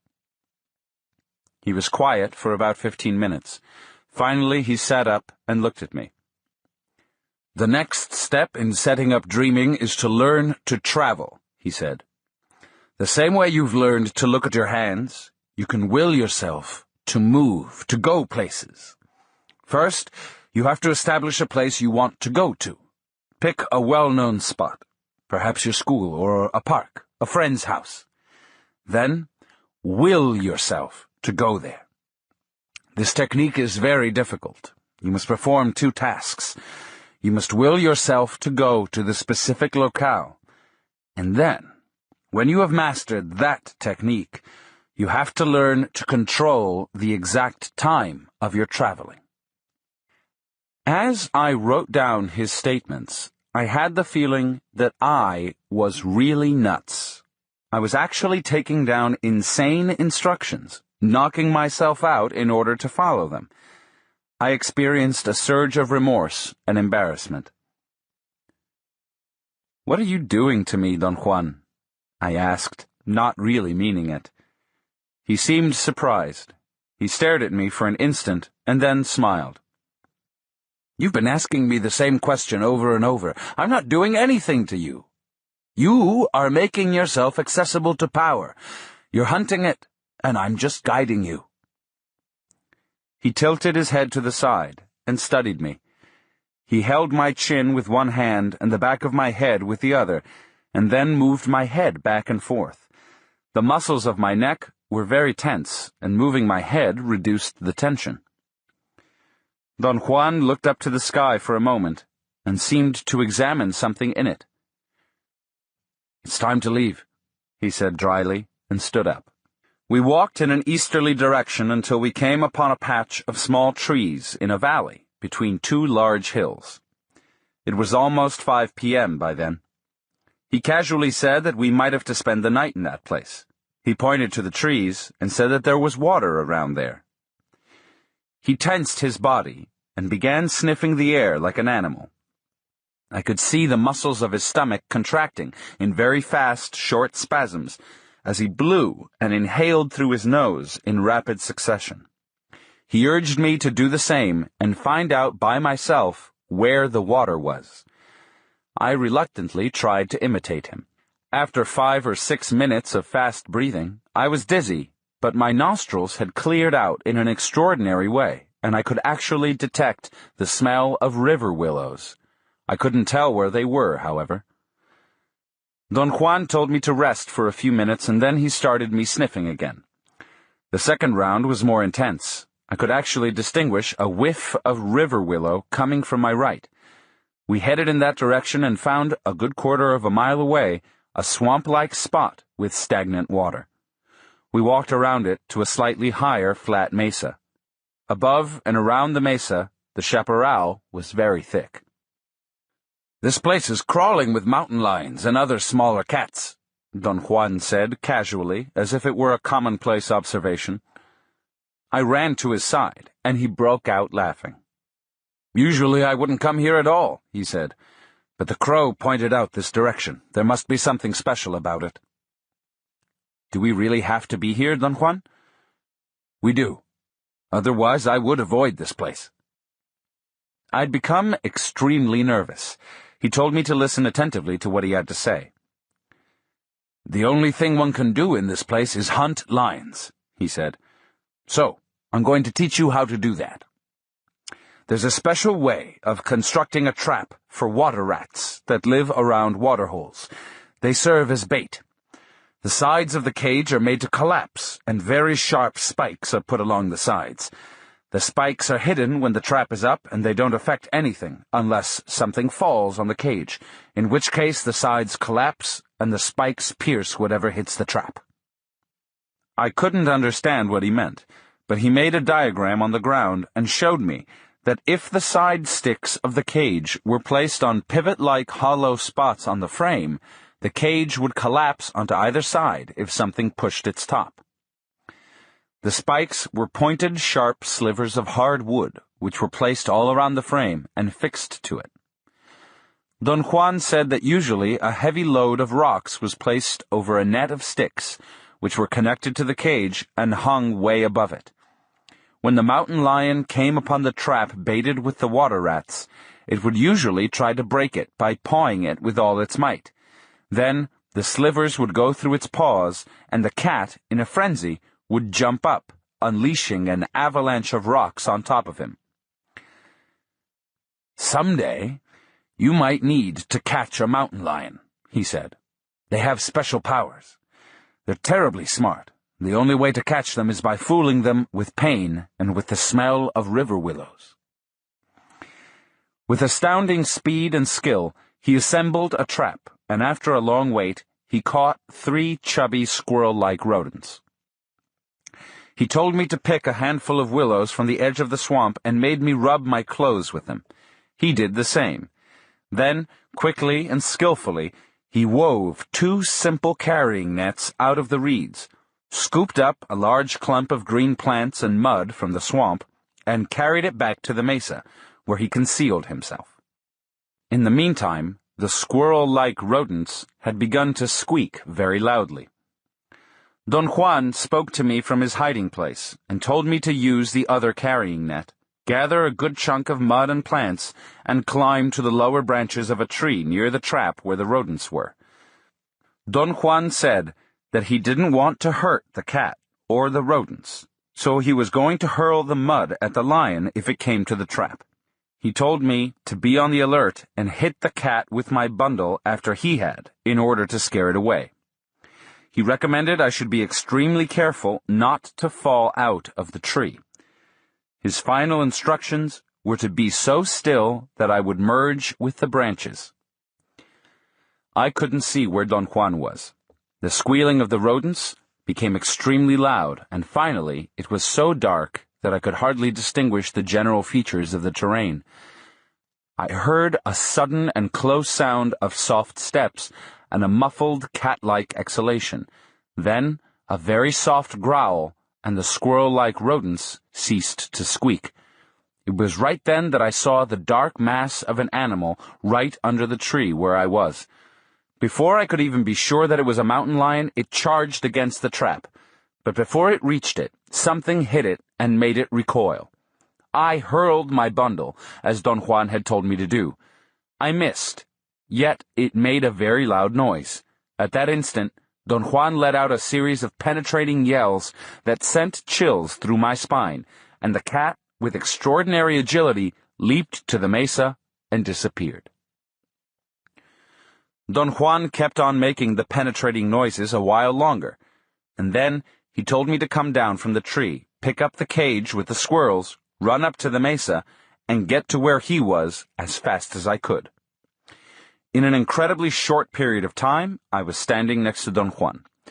He told me to imitate his yelling as close as possible in order to keep the lion off while he dismantled the cage and let the rodents free. I began to yell but couldn't produce the same effect. My voice was raspy because of the excitation. He said I had to abandon myself and yell with real feeling because the lion was still around. Suddenly, I fully realized the situation. The lion was real. I let out a magnificent series of piercing yells. Don Juan roared with laughter.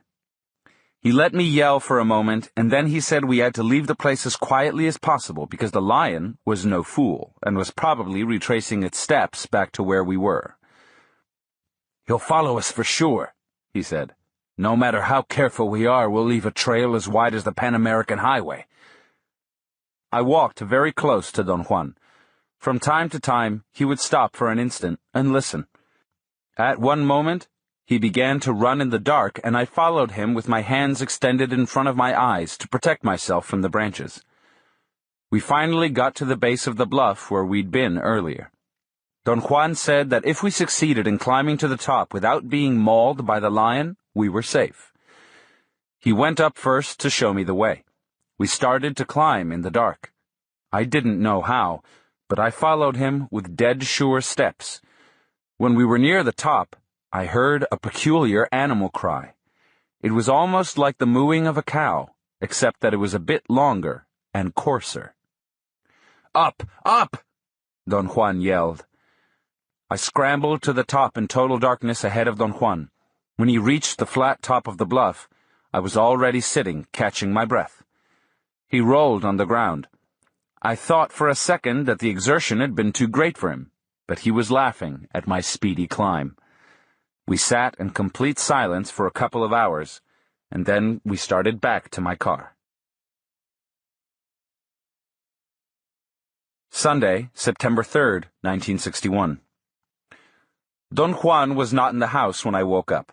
I worked over my notes and had time to get some firewood from the surrounding chaparral before he returned. I was eating when he walked into the house. He began to laugh at what he called my routine of eating at noon, but he helped himself to my sandwiches. I told him that what had happened with the mountain lion was baffling to me. In retrospect, it all seemed unreal. It was as if everything had been staged for my benefit. The succession of events had been so rapid that I really had not had time to be afraid. I had had enough time to act, but not to deliberate upon my circumstances. In writing my notes, the question of whether I had really seen the mountain lion came to mind. The dry branch was still fresh in my memory. "It was a mountain lion," Don Juan said imperatively. "Was it a real flesh-and-blood animal?" "Of course." I told him that my suspicions had been roused because of the easiness of the total event. It was as if the lion had been waiting out there and had been trained to do exactly what Don Juan had planned. He was unruffled by my barrage of skeptical remarks. He laughed at me. "You're a funny fellow," he said. "You saw and heard the cat. It was right under the tree where you were. He didn't smell you and jump at you because of the river willows. They kill any other smell, even for cats. You had a batch of them in your lap." I said that it wasn't that I doubted him, but that everything that had happened that night was extremely foreign to the events of my everyday life. For a while, as I was writing my notes, I even had the feeling that Don Juan may have been playing the role of the lion. However, I had to discard the idea because I'd really seen the dark shape of a four-legged animal charging at the cage and then leaping to the mesa. "Why do you make such a fuss?" he said. "It was just a big cat. There must be thousands of cats in those mountains. Big deal. As usual, you're focusing your attention on the wrong item. It makes no difference whatsoever whether it was a lion or my pants. Your feelings at that moment were what counted." In my entire life, I'd never seen or heard a big wildcat on the prowl. When I thought of it, I couldn't get over the fact that I'd been only a few feet away from one. Don Juan listened patiently while I went over the entire experience. "Why the awe for the big cat?" he asked with an inquisitive expression. "You've been close to most of the animals that live around here, and you've never been so awed by them. Do you like cats?" "No, I don't." "Well, forget about it then. The lesson wasn't on how to hunt lions, anyway." "What was it about?" "The little crow pointed out that specific spot to me, and at that spot I saw the opportunity of making you understand how one acts while one is in the mood of a warrior. Everything you did last night was done within a proper mood. You were controlled and at the same time abandoned when you jumped down from the tree to pick up the cage and run up to me. You weren't paralyzed with fear. And then, near the top of the bluff, when the lion let out a scream, you moved very well. I'm sure you wouldn't believe what you did if you looked at the bluff during the daytime. You had a degree of abandon, and at the same time, you had a degree of control over yourself. You didn't let go and wet your pants. And yet you let go and climbed that wall in complete darkness. You could have missed the trail and killed yourself. To climb that wall in darkness required that you had to hold on to yourself and let go of yourself at the same time. That's what I call the mood of a warrior." I said that whatever I'd done that night was the product of my fear and not the result of any mood of control and abandon. "I know that," he said, smiling, "and I wanted to show you that you can spur yourself beyond your limits if you're in the proper mood. A warrior makes his own mood. You didn't know that. Fear got you into the mood of a warrior, but now that you know about it, anything can serve to get you into it." I wanted to argue with him, but my reasons weren't clear. I felt an inexplicable sense of annoyance. "It's convenient to always act in such a mood," he continued. "It cuts through the crap and leaves one purified. It was a great feeling when you reached the top of the bluff, wasn't it?" I told him that I understood what he meant, yet I felt it would be idiotic to try to apply what he was teaching me to everyday life. "One needs the mood of a warrior for every single act," he said. Otherwise, one becomes distorted and ugly. There's no power in a life that lacks this mood. Look at yourself. Everything offends and upsets you. You whine and complain and feel that everyone is making you dance to their tune. You're a leaf at the mercy of the wind. There's no power in your life. What an ugly feeling that must be. A warrior, on the other hand, is a hunter. He calculates everything. That's control. But once his calculations are over, he acts, he lets go. That's abandon. A warrior is not a leaf at the mercy of the wind. No one can push him. No one can make him do things against himself or against his better judgment. A warrior is tuned to survive, and he survives in the best of all possible fashions. I liked his stance, although I thought it was unrealistic. It seemed too simplistic for the complex world in which I lived. He laughed at my arguments, and I insisted that the mood of a warrior couldn't possibly help me overcome the feeling of being offended or actually being injured by the actions of my fellow men, as in the hypothetical case of being physically harassed by a cruel and malicious person placed in a position of authority. He roared with laughter and admitted the example was apropos. A warrior could be injured, but not offended, he said. For a warrior there is nothing offensive about the acts of his fellow men, as long as he himself is acting within the proper mood. The other night, you weren't offended by the lion. The fact that it chased us didn't anger you. I didn't hear you cursing it, nor did I hear you say that he had no right to follow us. It could have been a cruel and malicious lion for all you know, but that wasn't a consideration when you struggled to avoid it. The only thing that was pertinent was to survive, and that you did very well. If you would have been alone and the lion had caught up with you and mauled you to death, you would have never even considered complaining or feeling offended by its acts. The mood of a warrior is not so far-fetched for yours or anybody's world. You need it in order to cut through all the guff. I explained my way of reasoning. The lion and my fellow men were not on a par, because I knew the intimate quirks of men, while I knew nothing about the lion. What offended me about my fellow men was that they acted maliciously and knowingly. I know, Don Juan said patiently. To achieve the mood of a warrior isn't a simple matter. It is a revolution. To regard the lion and the water rats and our fellow men as equals is a magnificent act of the warrior's spirit. It takes power to do that. 12. A Battle of Power. Thursday, December 28th, 1961. We started on a journey very early in the morning. We drove south and then east to the mountains.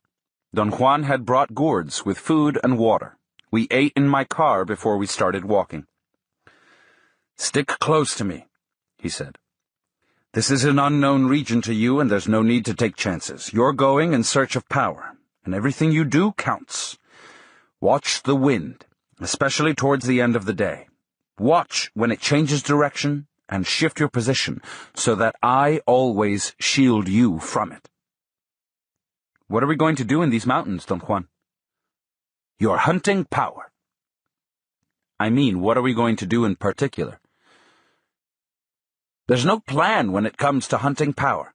Hunting power or hunting game is the same. A hunter hunts whatever presents itself to him. Thus he must always be in a state of readiness. You know about the wind, and now you may hunt power in the wind by yourself. But there are other things you don't know about, which are, like the wind, the center of power at certain times and at certain places. Power is a very peculiar affair, he said. It's impossible to pin it down and say what it really is. It's a feeling that one has about certain things. Power is personal. It belongs to oneself alone. My benefactor, for instance, could make a person mortally ill by merely looking at him. Women would wane away after he'd set eyes on them. Yet he didn't make people sick all the time, but only when his personal power was involved. How did he choose who to make sick?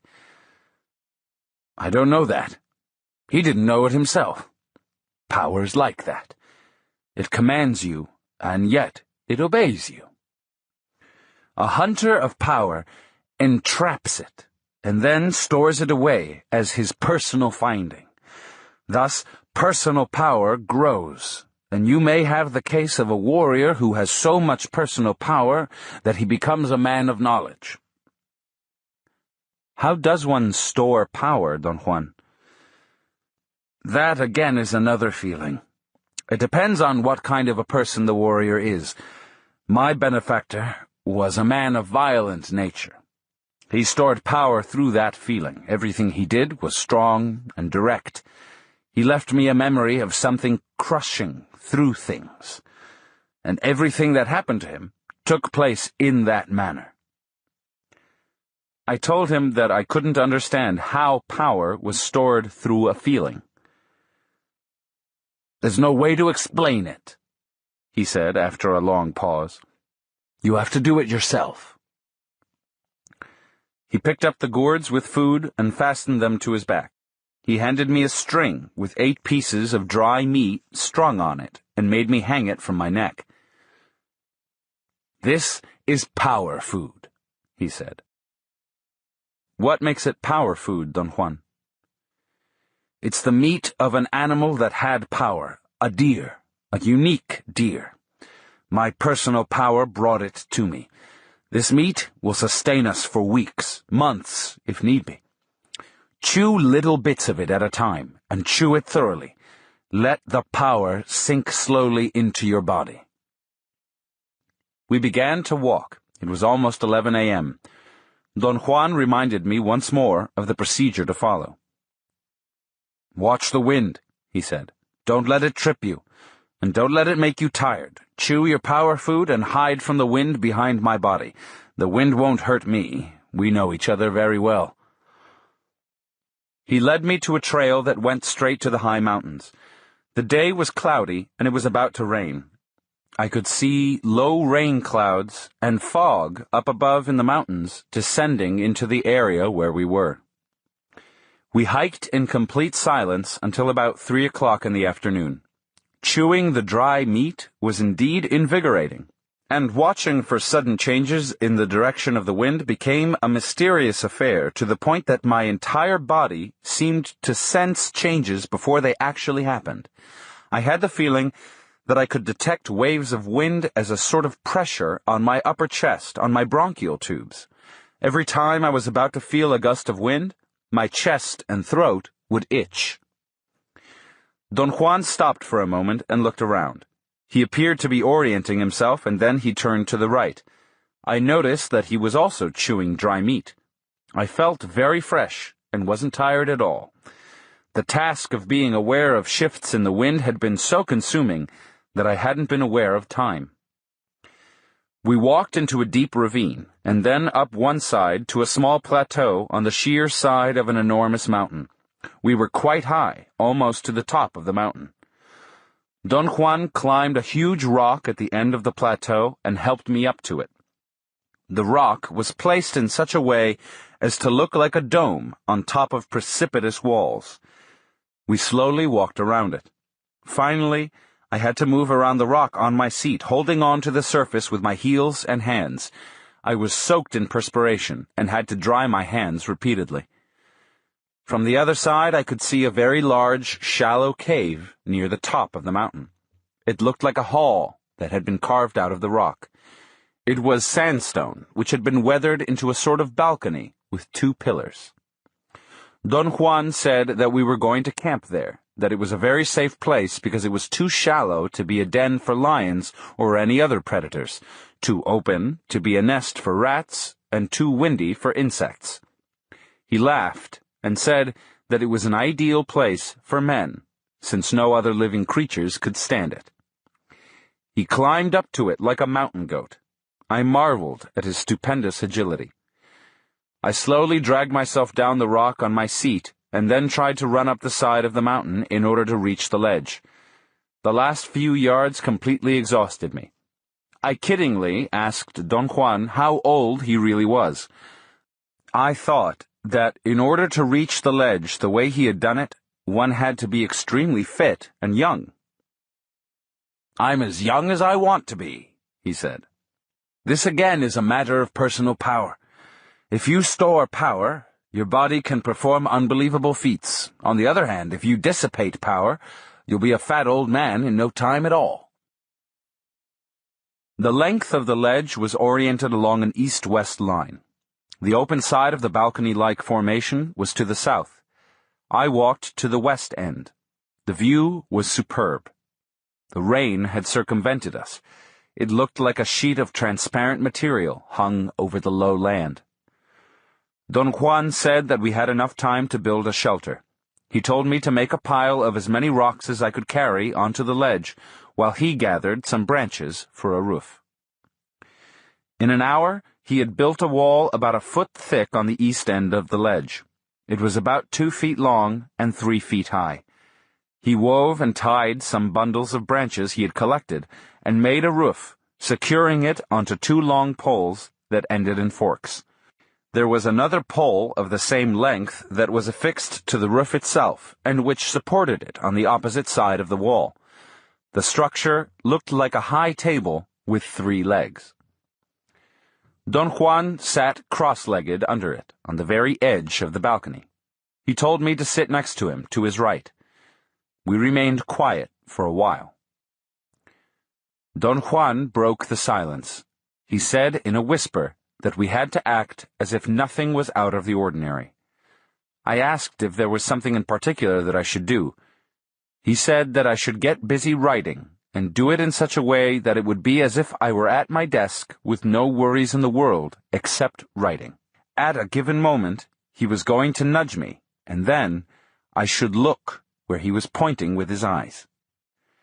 He warned me that no matter what I saw, I shouldn't utter a single word. Only he could talk with impunity, because he was known to all the powers in those mountains.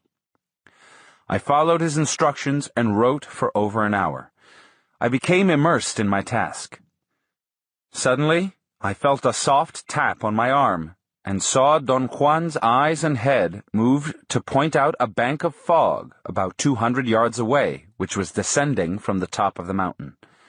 Don Juan whispered in my ear with a tone barely audible even at that close range. "Move your eyes back and forth along the bank of fog," he said, "but don't look at it directly. Blink your eyes and don't focus them on the fog. When you see a green spot on the bank of fog, point it out to me with your eyes." I moved my eyes from left to right along the bank of fog that was slowly coming down to us. Perhaps half an hour went by. It was getting dark. The fog moved extremely slowly. At one moment, I had the sudden feeling that I detected a faint glow to my right. At first, I thought that I had seen a patch of green shrubbery through the fog. When I looked at it directly, I didn't notice anything, but when I looked without focusing, I could detect a vague greenish area. I pointed it out to Don Juan. He squinted his eyes and stared at it. "Focus your eyes on that spot," he whispered in my ear. "Look without blinking until you see." I wanted to ask what I was supposed to see, but he glared at me as if to remind me that I shouldn't talk. I stared again. The bit of fog that had come down from above hung as if it were a piece of solid matter. It was lined up right at the spot where I'd noticed the green tint. As my eyes became tired again, and I squinted, I saw, at first, the bit of fog superimposed on the fog bank, and then I saw a thin strip of fog in between that looked like a thin, unsupported structure, a bridge joining the mountain above me and the bank of fog in front of me. For a moment, I thought I could see the transparent fog, which was being blown down from the top of the mountain, going by the bridge without disturbing it. It was as if the bridge were actually solid. At one instant, the mirage became so complete that I could actually distinguish the darkness of the part under the bridge proper, as opposed to the light sandstone color of its side. I stared at the bridge, dumbfounded. And then I either lifted myself to its level, or the bridge lowered itself to mine. Suddenly, I was looking at a straight beam in front of me. It was an immensely long, solid beam, narrow and without railings, but wide enough to walk on. Don Juan shook me by the arm vigorously. I felt my head bobbing up and down, and then I noticed that my eyes itched terribly. I rubbed them quite unconsciously. Don Juan kept on shaking me until I opened my eyes again. He poured some water from his gourd into the hollow of his hand and sprinkled my face with it. The sensation was very unpleasant. The coldness of the water was so extreme that the drops felt like sores on my skin. I noticed then that my body was very warm. I was feverish. Don Juan hurriedly gave me some water to drink and then splashed water on my ears and neck. I heard a very loud, eerie, and prolonged bird cry. Don Juan listened attentively for an instant and then pushed the rocks of the wall with his foot and collapsed the roof. He threw the roof into the shrubs and tossed all the rocks one by one over the side. He whispered in my ear, "Drink some water and chew your dry meat. We can't stay here. That cry was not a bird." We climbed down the ledge and began to walk in an easterly direction. In no time at all, it was so dark that it was as if there were a curtain in front of my eyes. The fog was like an impenetrable barrier. I'd never realized how crippling the fog was at night. I couldn't conceive how Don Juan walked. I held on to his arm as if I were blind. Somehow, I had the feeling I was walking on the edge of a precipice. My legs refused to move on. My reason trusted Don Juan, and I was rationally willing to go on, but my body was not, and Don Juan had to drag me in total darkness. He must have known the terrain to ultimate perfection. He stopped at a certain point and made me sit down. I didn't dare let go of his arm. My body felt, beyond the shadow of a doubt, that I was sitting on a barren, dome-like mountain, and if I moved an inch to my right, I would fall beyond the tolerance point into an abysm. I was absolutely sure I was sitting on a curved mountainside because my body moved unconsciously to the right. I thought it did so in order to keep its verticality, so I tried to compensate by leaning to the left against Don Juan as far as I could. Don Juan suddenly moved away from me, and without the support of his body, I fell on the ground. Touching the ground restored my sense of equilibrium. I was lying on a flat area. I began to reconnoiter my immediate surroundings by touch. I recognized dry leaves and twigs. There was a sudden flash of lightning that illuminated the whole area and tremendous thunder. I saw Don Juan standing to my left. I saw huge trees and a cave a few feet behind him. Don Juan told me to get into the hole. I crawled into it and sat down with my back against the rock. I felt Don Juan leaning over to whisper that I had to be totally silent. There were 3 flashes of lightning, one after the other. In a glance, I saw Don Juan sitting cross-legged to my left. The cave was a concave formation big enough for 2 or 3 persons to sit in. The hole seemed to have been carved at the bottom of a boulder. I felt that it had indeed been wise of me to have crawled into it, because if I had been walking, I would have knocked my head against the rock. The brilliancy of the lightning gave me an idea of how thick the bank of fog was. I noticed the trunks of enormous trees as dark silhouettes against the opaque, light gray mass of the fog. Don Juan whispered that the fog and the lightning were in cahoots with each other, and I had to keep an exhausting vigil because I was engaged in a battle of power. At that moment, a stupendous flash of lightning rendered the whole scenery phantasmagorical. The fog was like a white filter that frosted the light of the electrical discharge and diffused it uniformly. The fog was like a dense, whitish substance hanging between the tall trees, but right in front of me at the ground level, the fog was thinning out. I plainly distinguished the features of the terrain. We were in a pine forest. Very tall trees surrounded us. They were so extremely big that I could have sworn we were in the redwoods, if I hadn't previously known our whereabouts. There was a barrage of lightning that lasted several minutes. Each flash made the features I'd already observed more discernible. Right in front of me, I saw a definite trail. There was no vegetation on it. It seemed to end in an area clear of trees. There were so many flashes of lightning that I couldn't keep track of where they were coming from. The scenery, however, had been so profusely illuminated that I felt much more at ease. My fears and uncertainties had vanished as soon as there had been enough light to lift the heavy curtain of darkness. So when there was a long pause between the flashes of lightning, I was no longer disoriented by the blackness around me. Don Juan whispered that I had probably done enough watching, and that I had to focus my attention on the sound of thunder. I realized, to my amazement, that I hadn't paid any attention to thunder at all, in spite of the fact that it had really been tremendous. Don Juan added that I should follow the sound and look in the direction where I thought it came from. There were no longer barrages of lightning and thunder, but only sporadic flashes of intense light and sound. The thunder seemed to always come from my right. The fog was lifting, and I, already being accustomed to the pitch black, could distinguish masses of vegetation. The lightning and thunder continued, and suddenly the whole right side opened up, and I could see the sky. The electrical storm seemed to be moving towards my right. There was another flash of lightning, and I saw a distant mountain to my extreme right. The light illuminated the background, silhouetting the bulky mass of the mountain. I saw trees on top of it.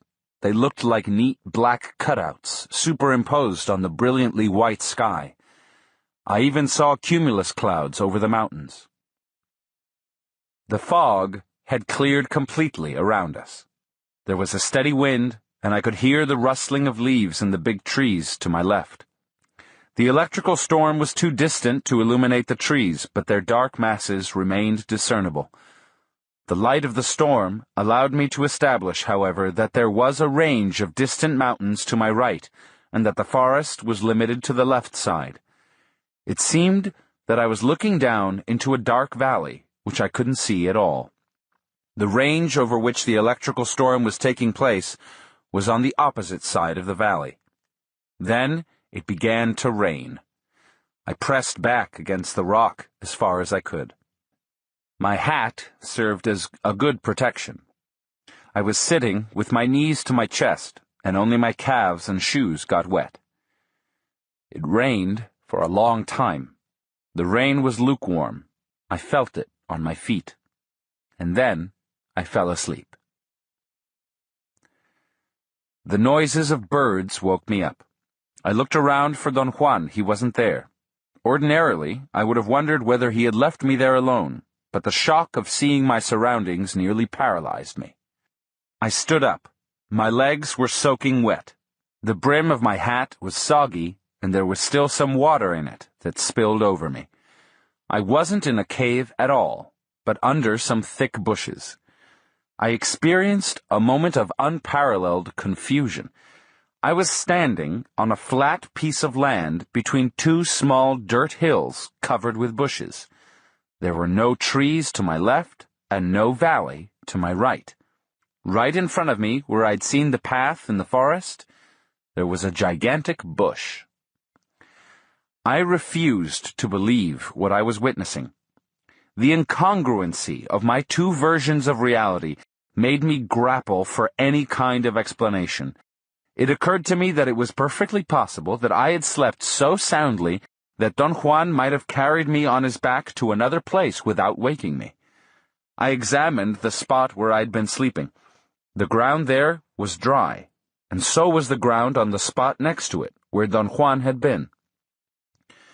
I called him a couple of times, and then had an attack of anxiety and bellowed his name as loud as I could. He came out from behind some bushes. I immediately became aware that he knew what was going on. His smile was so mischievous that I ended up smiling myself. I didn't want to waste any time in playing games with him. I blurted out what was the matter with me. I explained as carefully as possible every detail of my night-long hallucinations. He listened without interrupting. He couldn't, however, keep a serious face and started to laugh a couple of times, but he regained his composure right away. I asked for his comments 3 or 4 times. He only shook his head, as if the whole affair was also incomprehensible to him. When I ended my account, he looked at me and said, "You look awful. Maybe you need to go to the bushes." He cackled for a moment, and then added that I should take off my clothes and wring them out so they would dry. The sunlight was brilliant. There were very few clouds. It was a windy, brisk day. Don Juan walked away, telling me that he was going to look for some plants and that I should compose myself and eat something, and not call him until I was calm and strong. My clothes were really wet. I sat down in the sun to dry. I felt that the only way for me to relax was to get out my notebook and write. I ate while I worked on my notes.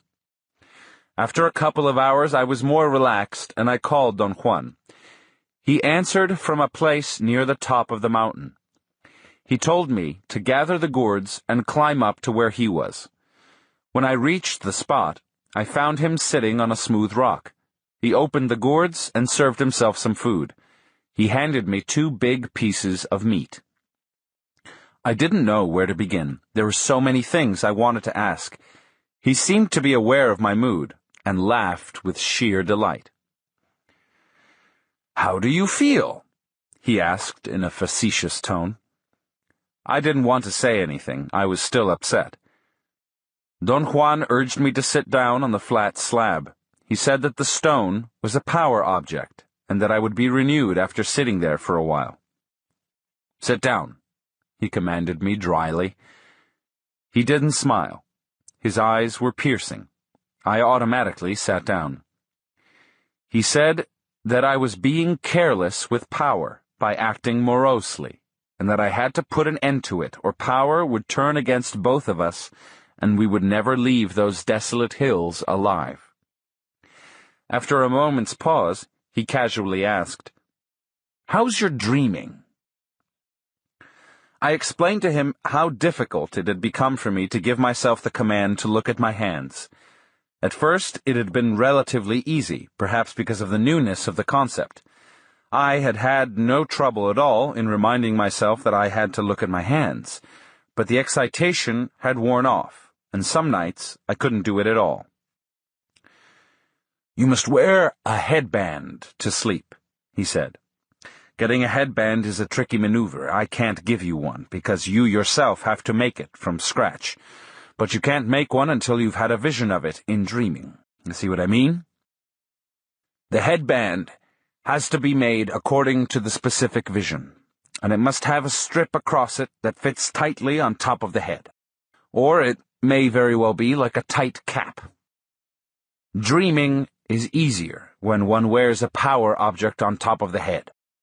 You could wear your hat or put on a cowl like a friar and go to sleep. But those items would only cause intense dreams, not dreaming." He was silent for a moment and then proceeded to tell me in a fast barrage of words that the vision of the headband didn't have to occur only in dreaming, but could happen in states of wakefulness and as a result of any far-fetched and totally unrelated event, such as watching the flight of birds, the movement of water, the clouds, and so on. A hunter of power watches everything, he went on, and everything tells him some secret. But how can one be sure that things are telling secrets? I asked. I thought he may have had a specific formula that allowed him to make correct interpretations. The only way to be sure is by following all the instructions I've been giving you, starting from the first day you came to see me, he said. In order to have power, one must live with power. He smiled benevolently. He seemed to have lost his fierceness. He even nudged me lightly on the arm. Eat your power food, he urged me. I began to chew some dry meat, and at that moment I had the sudden realization that perhaps the dry meat contained a psychotropic substance, hence the hallucinations. For a moment, I felt almost relieved. If he had put something in the meat, my mirages were perfectly understandable. I asked him to tell me if there was anything at all in the power meat. He laughed, but didn't answer me directly. I insisted, assuring him that I wasn't angry or even annoyed, but that I had to know so that I could explain the events of the previous night to my own satisfaction. I urged him, coaxed him, and finally begged him to tell me the truth. "You're quite cracked," he said, shaking his head in a gesture of disbelief. "You have an insidious tendency. You persist in trying to explain everything to your satisfaction. There's nothing in the meat except power. The power wasn't put there by me or by any other man, but by power itself. It's the dry meat of a deer, and that deer was a gift to me, in the same way a certain rabbit was a gift to you not too long ago. Neither you nor I put anything in the rabbit. I didn't ask you to dry the rabbit's meat because that act required more power than you had. However, I did tell you to eat the meat. You didn't eat much of it because of your own stupidity. What happened to you last night was neither a joke nor a prank. You had an encounter with power. The fog, the darkness, the lightning, the thunder, and the rain were all part of a great battle of power. You had the luck of a fool. A warrior would give anything to have such a battle. My argument was that the whole event couldn't be a battle of power because it hadn't been real. "And what is real?" Don Juan asked me very calmly. "This, what we're looking at, is real," I said, pointing to the surroundings. "But so was the bridge you saw last night, and so was the forest and everything else." "But if they were real, where are they now?" "They're here. If you had enough power, you could call them back. Right now, you can't do that, because you think it's very helpful to keep on doubting and nagging. It isn't, my friend. It isn't. There are worlds upon worlds, right here in front of us.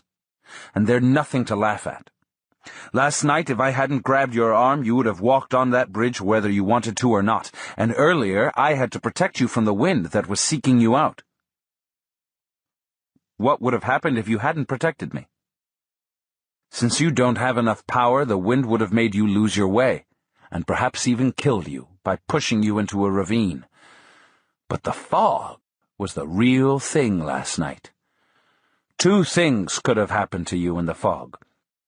You could have walked across the bridge to the other side, or you could have fallen to your death. Either would have depended on power. One thing, however, would have been for sure.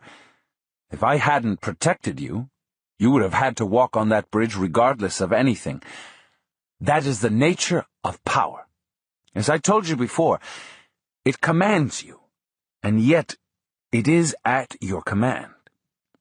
Last night, for instance, the power would have forced you to walk across the bridge, and then it would have been at your command to sustain you while you were walking. I stopped you because I know you don't have the means to use power, and without power the bridge would have collapsed. Did you see the bridge yourself, Don Juan?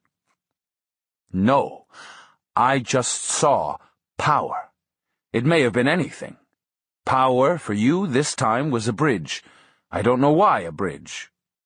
We are most mysterious creatures.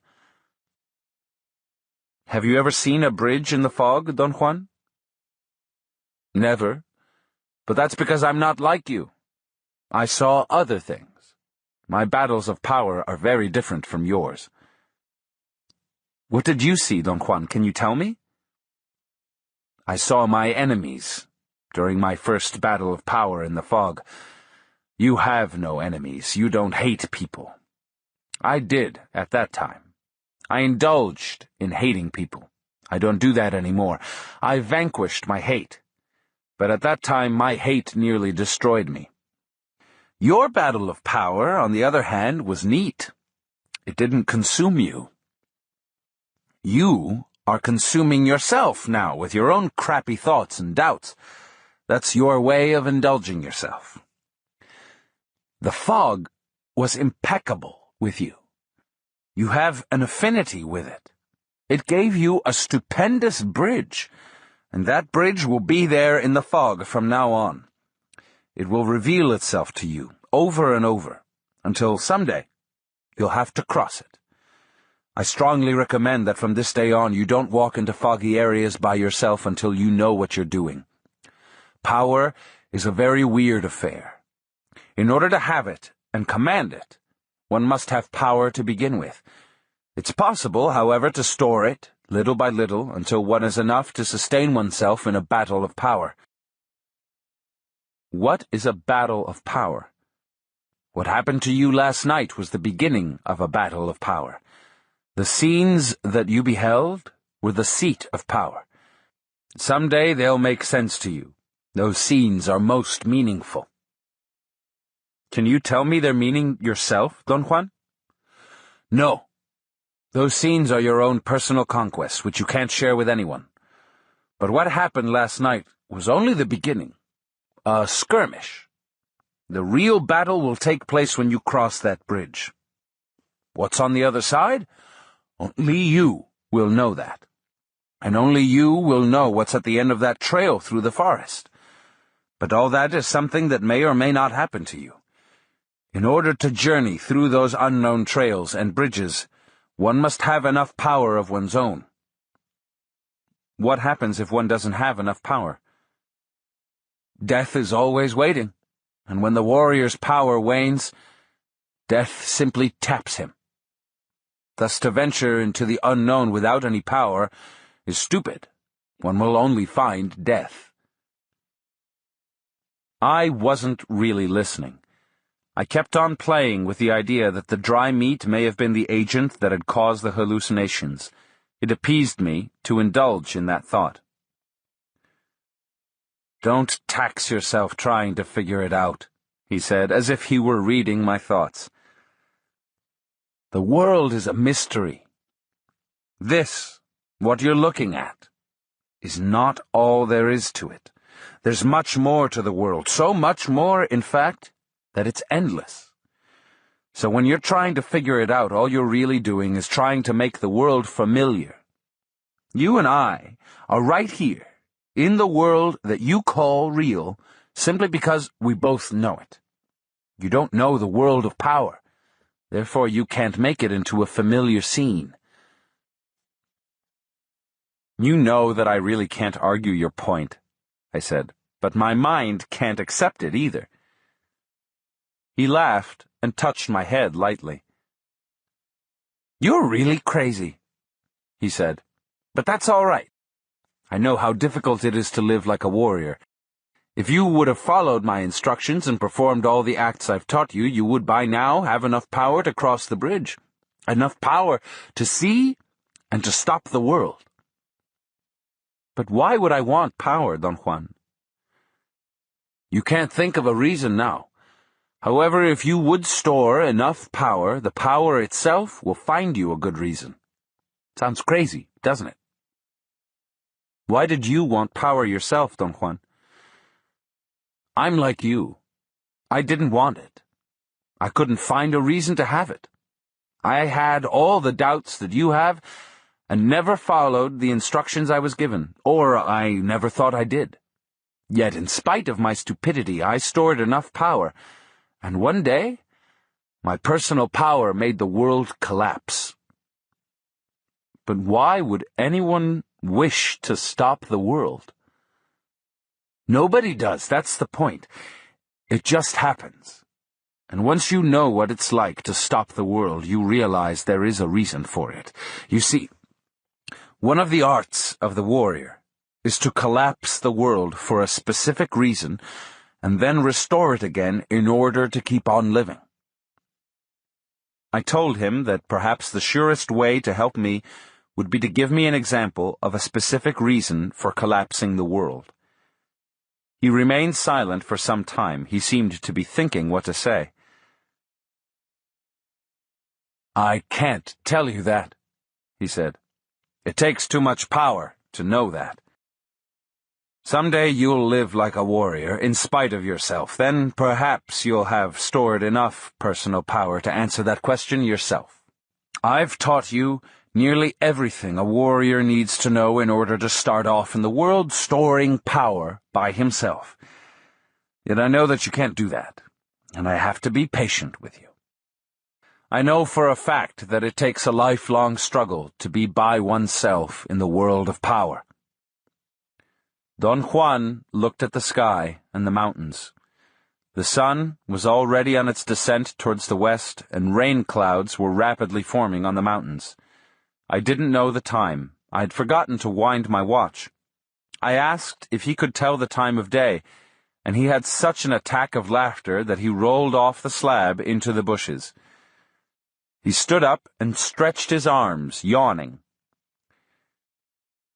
"It's early," he said. "We must wait until the fog gathers on top of the mountain, and then you must stand alone on this slab and thank the fog for its favors. Let it come and envelop you.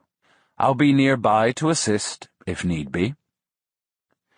Somehow, the prospect of staying alone in the fog terrified me. I felt idiotic for reacting in such an irrational manner. "You can't leave these desolate mountains without saying your thanks," he said in a firm tone. "A warrior never turns his back to power without atoning for the favors received." He lay down on his back with his hands behind his head and covered his face with his hat. "How should I wait for the fog?" I asked. "What should I do?" "Write," he said through his hat. "But don't close your eyes or turn your back to it." I tried to write, but I couldn't concentrate. I stood up and moved around restlessly. Don Juan lifted his hat and looked at me with an air of annoyance. "Sit down," he ordered me. He said that the battle of power had not yet ended, and that I had to teach my spirit to be impassive. Nothing of what I did should betray my feelings unless I wanted to remain trapped in those mountains. He sat up and moved his hand in a gesture of urgency. He said that I had to act as if nothing was out of the ordinary, because places of power, such as the one in which we were, had the potential of draining people who were disturbed, and thus one could develop strange and injurious ties with a locale. "Those ties anchor a man to a place of power, sometimes for a lifetime," he said. "And this isn't the place for you. You didn't find it yourself, so tighten your belt and don't lose your pants." His admonitions worked like a spell on me. I wrote for hours without interruption. Don Juan went back to sleep and didn't wake up until the fog was perhaps 100 yards away, descending from the top of the mountain. He stood up and examined the surroundings. I looked around without turning my back. The fog had already invaded the lowlands, descending from the mountains to my right. On my left side, the scenery was clear. The wind, however, seemed to be coming from my right and was pushing the fog into the lowlands, as if to surround us. Don Juan whispered that I should remain impassive, standing where I was without closing my eyes, and that I shouldn't turn around until I was completely surrounded by the fog. Only then was it possible to start our descent. He took cover at the foot of some rocks a few feet behind me. The silence in those mountains was something magnificent and at the same time awesome. The soft wind that was carrying the fog gave me the sensation that the fog was hissing in my ears. Big chunks of fog came downhill like solid clumps of whitish matter rolling down on me. I smelled the fog.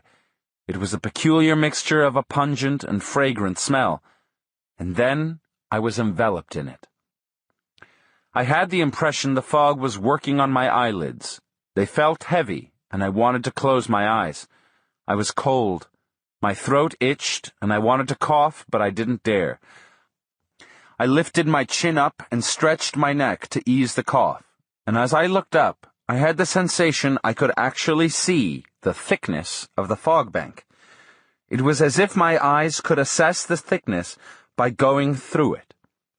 My eyes began to close, and I couldn't fight off the desire to fall asleep. I felt I was going to collapse on the ground any moment. At that instant, Don Juan jumped up and grabbed me by the arms and shook me. The jolt was enough to restore my lucidity. He whispered in my ear that I had to run downhill as fast as I could. He was going to follow behind because he didn't want to get smashed by the rocks that I might turn over in my path. He said that I was the leader, since it was my battle of power, and that I had to be clear-headed and abandoned in order to guide us safely out of there. "This is it," he said in a loud voice. "If you don't have the mood of a warrior, we may never leave the fog." I hesitated for a moment. I wasn't sure I could find my way down from those mountains. "Run, rabbit, run!" Don Juan yelled, and shoved me gently down the slope. 13. A Warrior's Last Stand. Sunday, January 28th, 1962. Around 10 a.m., Don Juan walked into his house. He'd left at the crack of dawn. I greeted him. He chuckled, and in a clowning mood, he shook hands with me and greeted me ceremoniously. "We're going to go on a little trip," he said. "You're going to drive us to a very special place in search of power." He unfolded 2 carrying nets and placed 2 gourds filled with food in each of them, tied them with a thin rope, and handed me a net. We leisurely drove north for some 400 miles, and then we left the Pan American Highway and took a gravel road towards the west. My car seemed to have been the only car on the road for hours. As we kept on driving, I noticed that I couldn't see through my windshield. I strained desperately to look at the surroundings, but it was too dark, and my windshield was overlaid with crushed insects and dust. I told Don Juan that I had to stop to clean my windshield. He ordered me to go on driving, even if I had to crawl at 2 miles an hour, sticking my head out of the window to see ahead. He said that we couldn't stop until we'd reached our destination. At a certain place, he told me to turn to the right. It was so dark and dusty that even the headlights didn't help much. I drove off the road with great trepidation. I was afraid of the soft shoulders, but the dirt was packed.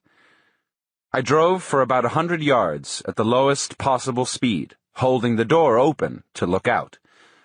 Finally, Don Juan told me to stop. He said that I had parked right behind a huge rock that would shield my car from view. I got out of the car and walked around, guided by the headlights. I wanted to examine the surroundings because I had no idea where I was, but Don Juan turned off the lights. He said loudly that there was no time to waste, that I should lock my car so we could start on our way. He handed me my net with gourds. It was so dark that I stumbled and nearly dropped them. Don Juan ordered me in a soft, firm tone to sit down until my eyes were accustomed to the darkness. But my eyes were not the problem. Once I got out of my car, I could see fairly well. What was wrong was a peculiar nervousness that made me act as if I were absent-minded. I was glossing over everything. "Where are we going?" I asked. "We're going to hike in total darkness to a special place," he said. "What for?" to find out for sure whether or not you're capable of continuing to hunt power. I asked him if what he was proposing was a test, and if I failed the test, would he still talk to me and tell me about his knowledge? He listened, without interrupting. He said that what we were doing was not a test, that we were waiting for an omen, and if the omen didn't come, the conclusion would be that I hadn't succeeded in hunting power, in which case I would be free from any further imposition, free to be as stupid as I wanted. He said that no matter what happened, he was my friend, and he would always talk to me. Somehow, I knew I was going to fail. "The omen won't come," I said jokingly. "I know it. I have a little power." He laughed and patted me on the back gently. "Don't you worry," he retorted. "The omen will come, I know it. I have more power than you." He found his statement hilarious. He slapped his thighs and clapped his hands and roared with laughter. Don Juan tied my carrying net to my back and said that I should walk one step behind him and step in his tracks as much as possible. In a very dramatic tone, he whispered, "This is a walk for power, so everything counts." He said that if I would walk in his footsteps, the power that he was dissipating as he walked would be transmitted to me. I looked at my watch. It was 11 p.m. He made me line up like a soldier at attention. Then he pushed my right leg to the front and made me stand as if I'd just taken a step forward. He lined up in front of me in the same position and then began to walk after repeating the instructions that I should try to match his footsteps to perfection. He said in a clear whisper that I shouldn't concern myself with anything else except stepping in his tracks. I shouldn't look ahead or to the side, but at the ground where he was walking. He started off at a very relaxed pace. I'd no trouble at all following him. We were walking on relatively hard ground. For about 30 yards I maintained his pace and I matched his steps perfectly. Then I glanced to the side for an instant, and the next thing I knew, I had bumped into him. He giggled and assured me that I hadn't injured his ankle at all when I'd stepped on it with my big shoes. But if I were going to keep on blundering, one of us would be a cripple by morning. He said, laughing in a very low but firm voice, that he didn't intend to get hurt by my stupidity and lack of concentration, and that if I stepped on him again, I would have to walk barefoot. "I can't walk without shoes," I said in a loud, raspy voice. Don Juan doubled up with laughter, and we had to wait until he'd stopped. He assured me again that he had meant what he said. We were journeying to tap power, and things had to be perfect. The prospect of walking in the desert without shoes scared me beyond belief. Don Juan joked that my family were probably the type of farmers that didn't take off their shoes even to go to bed. He was right, of course. I'd never walked barefoot, and to walk in the desert without shoes would have been suicidal for me. "This desert is oozing power," Don Juan whispered in my ear. "There's no time for being timid." We started walking again. Don Juan kept an easy pace. After a while, I noticed that we had left the hard ground, and we were walking on soft sand. Don Juan's feet sank into it and left deep tracks. We walked for hours before Don Juan came to a halt. He didn't stop suddenly, but warned me ahead of time that he was going to stop so I wouldn't bump into him. The terrain had become hard again, and it seemed that we were going up an incline. Don Juan said that if I needed to go to the bushes, I should do it, because from then on we had a solid stretch without a single pause. I looked at my watch. It was 1 a.m. After a 10 or 15-minute rest, Don Juan made me line up, and we began to walk again. He was right. It was a dreadful stretch. I'd never done anything that demanded so much concentration. Don Juan's pace was so fast, and the tension of watching every step mounted to such heights that at a given moment I couldn't feel that I was walking anymore. I couldn't feel my feet or my legs. It was as if I were walking on air, and some force were carrying me on and on. My concentration had been so total that I didn't notice the gradual change in light. Suddenly I became aware that I could see Don Juan in front of me. I could see his feet and his tracks, instead of half-guessing as I'd done most of the night. At a given moment he unexpectedly jumped to the side, and my momentum carried me for about 20 yards further. As I slowed down, my legs became weak and started to shake until finally I collapsed on the ground. I looked up at Don Juan, who was calmly examining me. He didn't seem to be tired. I was panting for breath and soaked in cold perspiration. Don Juan twirled me around in my lying position by pulling me by the arm. He said that if I wanted to regain my strength, I had to lie with my head towards the east. Little by little, I relaxed and rested my aching body. Finally, I had enough energy to stand up. I wanted to look at my watch, but he prevented me by putting his hand over my wrist. He very gently turned me around to face the east and said that there was no need for my confounded timepiece, that we were on magical time, and that we were going to find out for sure whether or not I was capable of pursuing power. I looked around. We were on top of a very large, high hill. I wanted to walk towards something that looked like an edge or a crevice in the rock, but Don Juan jumped and held me down. He ordered me imperatively to stay on the place I had fallen until the sun had come out from behind some black mountain peaks a short distance away. He pointed to the east and called my attention to a heavy bank of clouds over the horizon. He said that it would be a proper omen if the winds blew the clouds away in time for the first rays of sun to hit my body on the hilltop. He told me to stand still with my right leg in front, as if I were walking, and not to look directly at the horizon, but to look without focusing. My legs became very stiff, and my calves hurt. It was an agonizing position, and my leg muscles were too sore to support me. I held on as long as I could. I was about to collapse. My legs were shivering uncontrollably when Don Juan called the whole thing off. He helped me to sit down. The bank of clouds hadn't moved, and we hadn't seen the sun rising over the horizon. Don Juan's only comment was, "Too bad." I didn't want to ask right off what the real implications of my failure were, but knowing Don Juan, I was sure he had to follow the dictum of his omens, and there had been no omen that morning. The pain in my calves vanished, and I felt a wave of well-being. I began to trot in order to loosen up my muscles. Don Juan told me very softly to run up an adjacent hill and gather some leaves from a specific bush and rub my legs in order to alleviate the muscular pain. From where I stood, I could very plainly see a large, lush green bush. The leaves seemed to be very moist. I had used them before.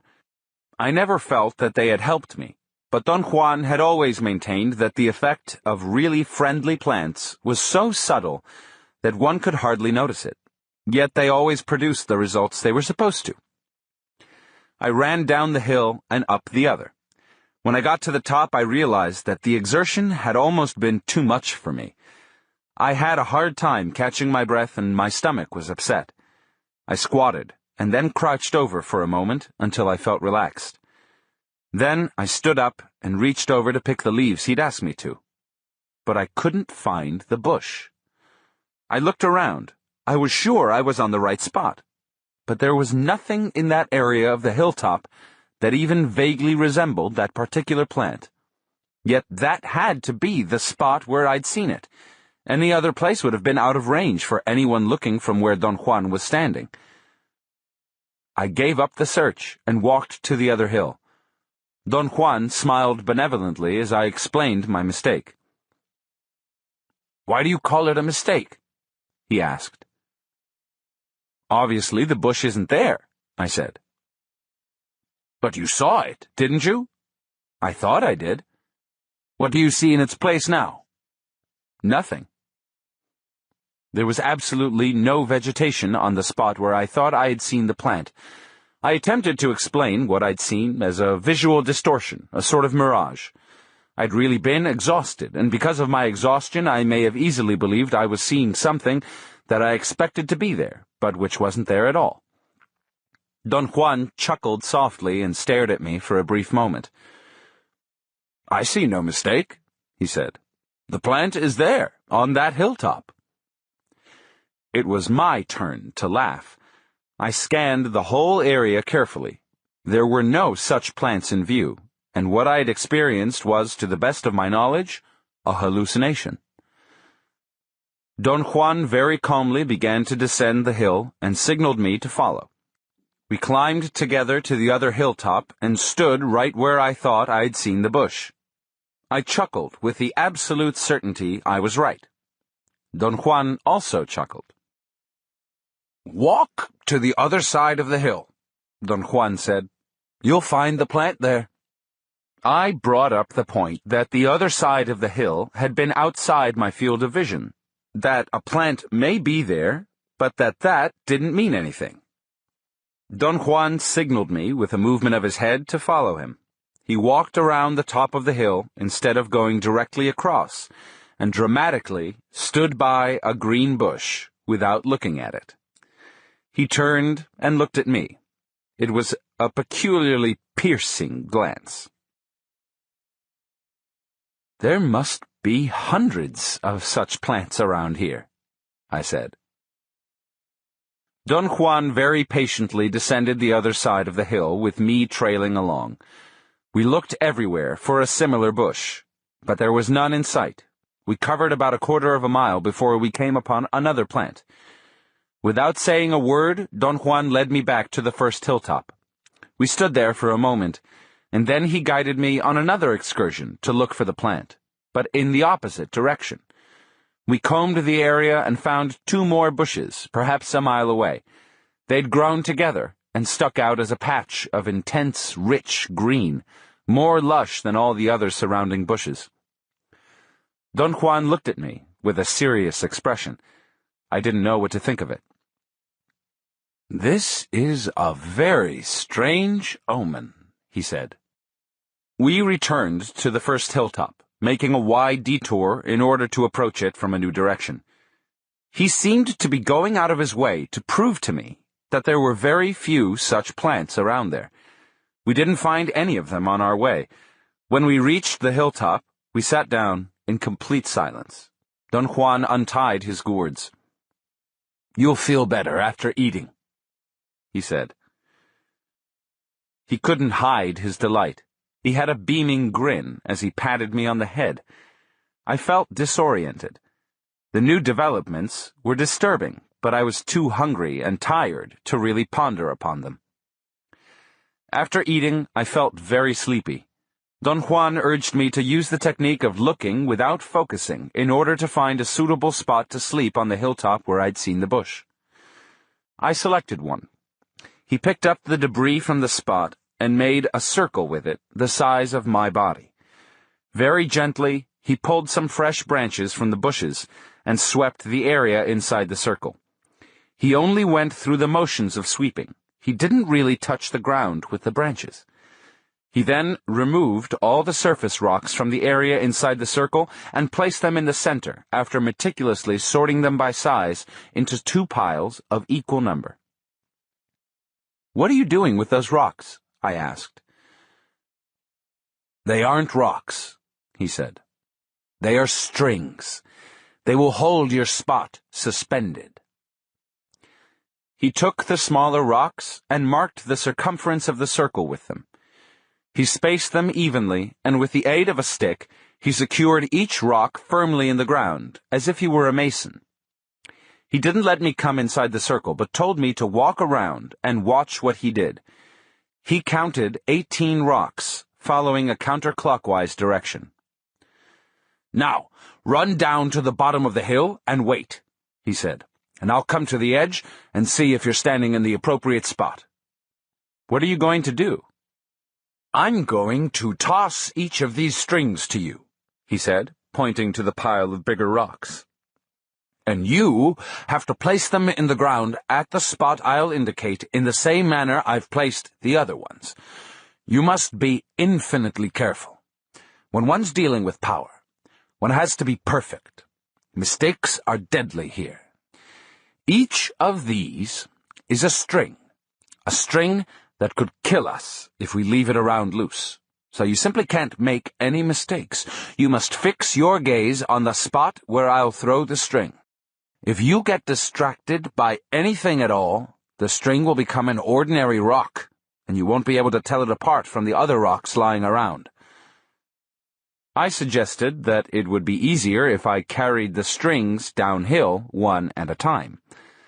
Don Juan laughed and shook his head negatively. "These are strings," he insisted, "and they have to be tossed by me and have to be picked up by you." It took hours to fulfill the task. The degree of concentration needed was excruciating. Don Juan reminded me every time to be attentive and focus my gaze. He was right in doing so. To pick out a specific rock that came hurtling downhill, displacing other rocks in its way, was indeed a maddening affair. When I had completely closed the circle and walked to the top, I thought I was about to drop dead. Don Juan had picked some small branches and had matted the circle. He handed me some leaves and told me to put them inside my pants, against the skin of my umbilical region. He said that they would keep me warm, and I wouldn't need a blanket to sleep. I tumbled down inside the circle. The branches made a fairly soft bed, and I fell asleep instantly. It was late afternoon when I woke up. It was windy and cloudy. The clouds overhead were compact cumulus clouds, but towards the west they were thin cirrus clouds, and the sun shone on the land from time to time. Sleeping had renewed me. I felt invigorated and happy. The wind didn't bother me. I wasn't cold. I propped my head up with my arms and looked around. I hadn't noticed before, but the hilltop was quite high. The view towards the west was impressive. I could see a vast area of low hills and then the desert. There was a range of dark brown mountain peaks towards the north and east, and towards the south an endless expanse of land and hills and distant blue mountains. I sat up. Don Juan wasn't anywhere in sight. I had a sudden attack of fear. I thought he may have left me there alone, and I didn't know the way back to my car. I lay down again on the mat of branches, and strangely enough, my apprehension vanished. I again experienced a sense of quietness, an exquisite sense of well-being. It was an extremely new sensation to me. My thoughts seemed to have been turned off. I was happy. I felt healthy. A very quiet ebullience filled me. A soft wind was blowing from the west and swept over my entire body without making me cold. I felt it on my face and around my ears like a gentle wave of warm water that bathed me and then receded and bathed me again. It was a strange state of being that had no parallel in my busy and dislocated life. I began to weep, not out of sadness or self-pity, but out of some ineffable, inexplicable joy. I wanted to stay in that spot forever, and I may have, had Don Juan not come and yanked me out of the place. "You've had enough rest," he said as he pulled me up. He led me very calmly on a walk around the periphery of the hilltop. We walked slowly and in complete silence. He seemed to be interested in making me observe the scenery all around us. He pointed to clouds and mountains with a movement of his eyes, or with a movement of his chin. The scenery in the late afternoon was superb. It evoked sensations of awe and despair in me, and reminded me of sights in my childhood. We climbed to the highest point of the hilltop, a peak of igneous rock, and sat down comfortably with our backs against the rock facing the south. The endless expanse of land towards the south was truly majestic. "Fix all this in your memory," Don Juan whispered in my ear. "This spot is yours. This morning, you saw, and that was the omen. You found this spot by seeing. The omen was unexpected, but it happened. You're going to hunt power whether you like it or not. It's not a human decision, not yours or mine. Now, properly speaking, this hilltop is your place, your beloved place. All that's around you is under your care. You must look after everything here, and everything will in turn look after you.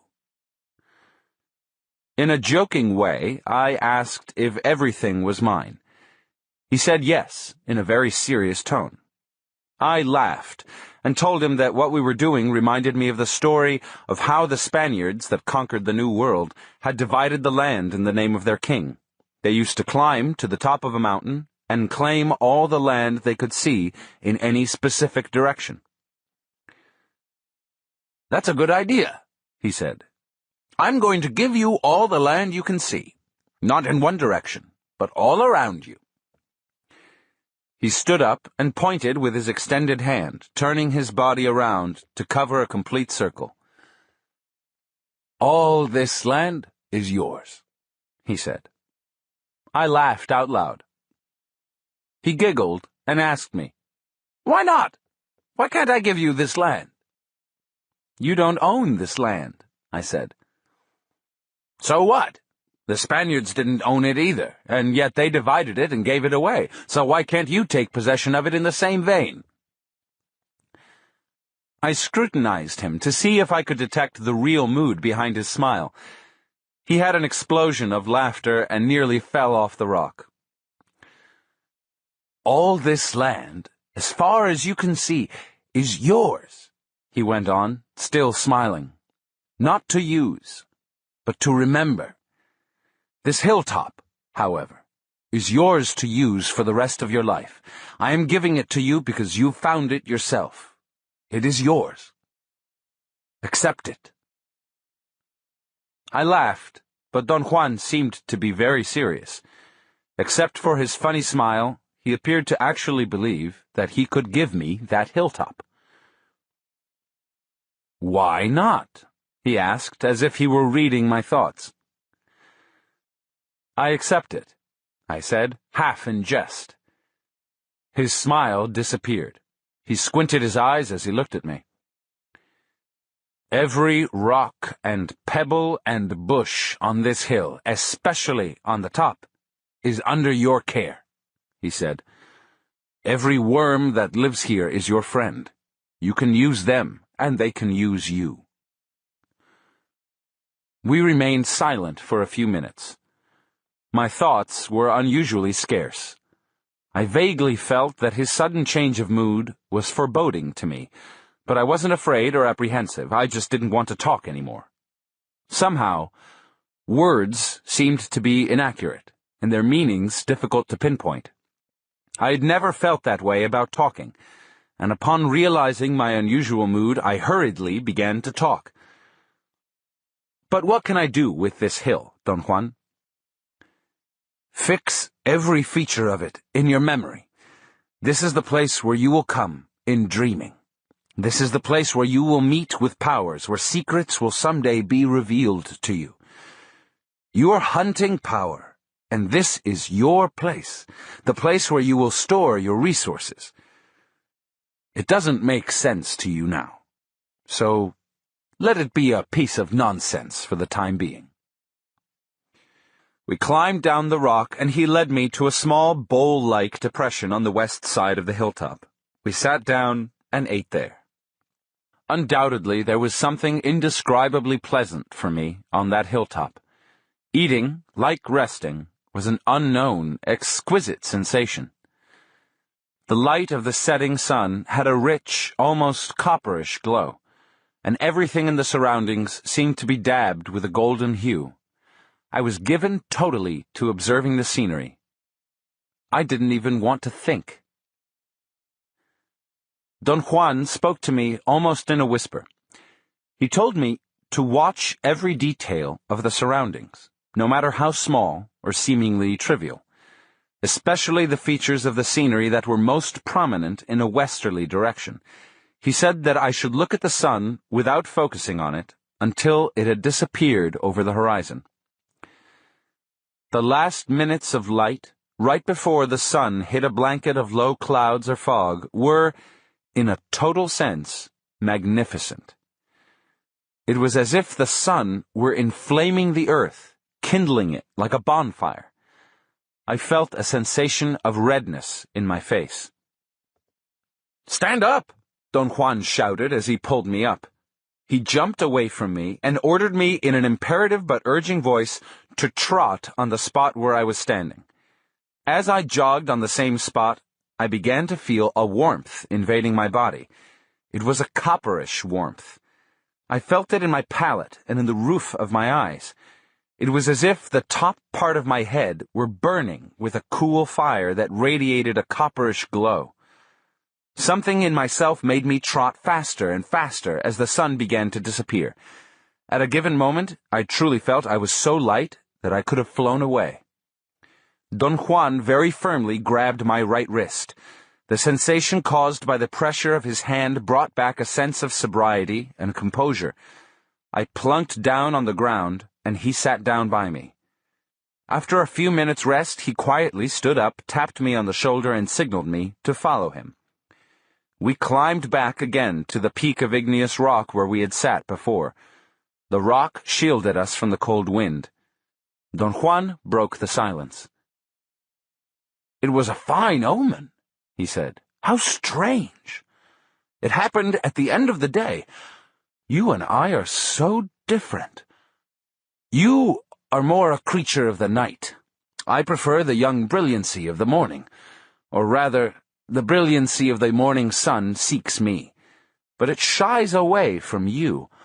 On the other hand, the dying sun bathed you. Its flames scorched you without burning you. How strange!" "Why is it strange?" "I've never seen it happen.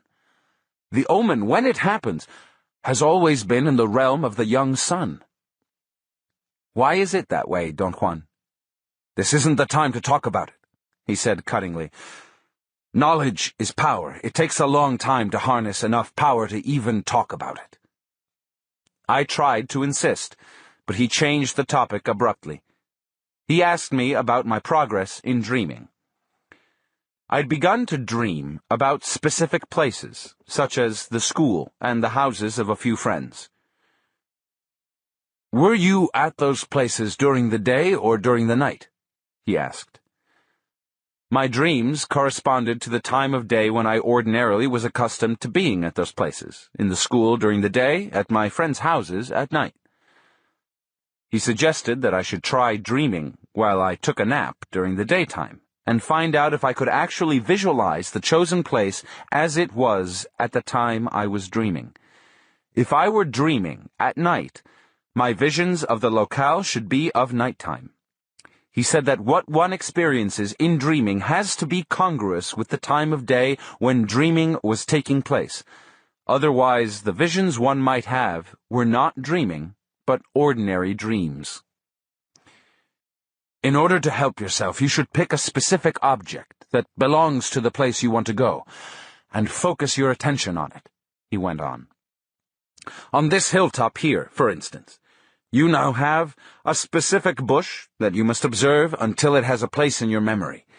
You can come back here while dreaming, simply by recalling that bush, or by recalling this rock where we're sitting, or by recalling any other thing here.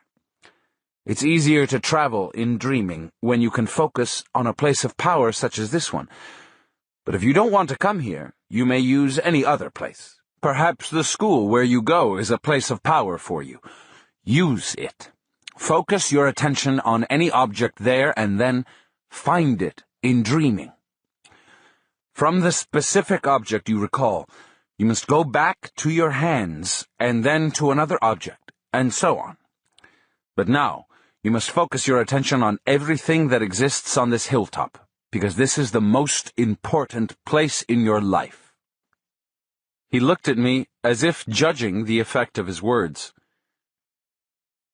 "This is the place where you will die," he said in a soft voice. I fidgeted nervously, changing sitting positions, and he smiled. "I will have to come with you, over and over to this hilltop," he said. "And then you'll have to come by yourself, until you're saturated with it, until the hilltop is oozing you. You'll know the time when you're filled with it. This hilltop, as it is now, will then be the place of your last dance." "What do you mean by my last dance, Don Juan?" "This is the site of your last stand," he said. "You will die here, no matter where you are. Every warrior has a place to die, a place of his predilection which is soaked with unforgettable memories, where powerful events left their mark, a place where he's witnessed marvels, where secrets have been revealed to him, a place where he has stored his personal power. A warrior has the obligation to go back to that place of his predilection every time he taps power in order to store it there. He either goes there by means of walking or by means of dreaming. And finally, one day when his time on earth is up and he feels the tap of his death on his left shoulder, his spirit, which is always ready, flies to the place of his predilection, and there the warrior dances to his death. Every warrior has a specific form, a specific posture of power, which he develops throughout his life. It's a sort of dance, a movement that he does under the influence of his personal power. If a dying warrior has limited power, his dance is short. If his power is grandiose, his dance is magnificent. But regardless of whether his power is small or magnificent, death must stop to witness his last stand on earth. Death cannot overtake the warrior who is recounting the toil of his life for the last time until he has finished his dance. Don Juan's words made me shiver. The quietness, the twilight, the magnificent scenery, all seemed to have been placed there as props for the image of a warrior's last dance of power. "Can you teach me that dance, even though I'm not a warrior?" I asked. "Any man that hunts power has to learn that dance," he said. "Yet I cannot teach you now. Soon you may have a worthy opponent, and I'll show you then the first movement of power. You must add the other movements yourself as you go on living. Every new one must be obtained during a struggle of power, so properly speaking, the posture, the form of a warrior, is the story of his life, a dance that grows as he grows in personal power." Does death really stop to see a warrior dance? A warrior is only a man, a humble man. He can't change the designs of his death, but his impeccable spirit, which has stored power after stupendous hardships, can certainly hold his death for a moment long enough to let him rejoice for the last time in recalling his power. We may say that that is a gesture which death has with those who have an impeccable spirit. I experienced an overwhelming anxiety, and I talked just to alleviate it. I asked him if he had known warriors that had died, and in what way their last dance had affected their dying. "Cut it out," he said dryly. "Dying is a monumental affair. It's more than kicking your legs and becoming stiff." "Will I, too, dance to my death, Don Juan?" "Certainly. You are hunting personal power even though you don't live like a warrior yet. Today the sun gave you an omen. Your best production in your life's work will be done towards the end of the day. Obviously you don't like the youthful brilliancy of early light. Journeying in the morning doesn't appeal to you. But your cup of tea is the dying sun, old, yellowish, and mellow. You don't like the heat. You like the glow. And thus you'll dance to your death here, on this hilltop, at the end of the day. And in your last dance, you will tell of your struggle, of the battles you have won, and of those you have lost. You will tell of your joys and bewilderments upon encountering personal power. Your dance will tell about the secrets and about the marvels you have stored, and your death will sit here and watch you. The dying sun will glow on you without burning, as it has done today. The wind will be soft and mellow, and your hilltop will tremble. As you reach the end of your dance, you'll look at the sun, for you'll never see it again in waking or in dreaming, and then your death will point to the south, to the vastness. 14. The Gait of Power. Saturday, April 8th, 1962. Is death a personage, Don Juan? I asked as I sat down on the porch. There was an air of bewilderment in Don Juan's look. He was holding a bag of groceries I'd brought him. He carefully placed them on the ground and sat down in front of me. I felt encouraged and explained that I wanted to know if death was a person, or like a person, when it watched a warrior's last dance. What difference does it make? Don Juan asked. I told him that the image was fascinating to me, and I wanted to know how he had arrived at it, how he knew that that was so. It's all very simple, he said. A man of knowledge knows that death is the last witness because he sees. Do you mean that you've witnessed a warrior's last dance yourself? No, one can't be such a witness. Only death can do that. But I have seen my own death watching me, and I've danced to it as though I were dying. At the end of my dance, death didn't point in any direction, and my place of predilection didn't shiver, saying goodbye to me. So my time on earth wasn't up yet, and I didn't die. When all that took place, I had limited power, and I didn't understand the designs of my own death. Thus, I believed I was dying. Was your death like a person? You're a funny bird. You think you're going to understand by asking questions. I don't think you will, but who am I to say? Death is not like a person. It is rather a presence. But one may also choose to say that it is nothing, and yet it is everything. One will be right on every count. Death is whatever one wishes. I am at ease with people, so death is a person for me. I am also given to mysteries, so death has hollow eyes for me. I can look through them. They are like two windows, and yet they move like eyes move. And so I can say that death, with its hollow eyes, looks at a warrior while he dances for the last time on earth. But is that so only for you, Don Juan, or is it the same for other warriors? It is the same for every warrior that has a dance of power, and yet it is not. Death witnesses a warrior's last dance, but the manner in which a warrior sees his death is a personal matter. It could be anything: a bird, a light, a person, a bush, a pebble, a piece of fog, or an unknown presence. Don Juan's images of death disturbed me. I couldn't find adequate words to voice my questions, and I stammered. He stared at me, smiling, and coaxed me to speak up. I asked him if the manner in which a warrior saw his death depended on the way he'd been brought up.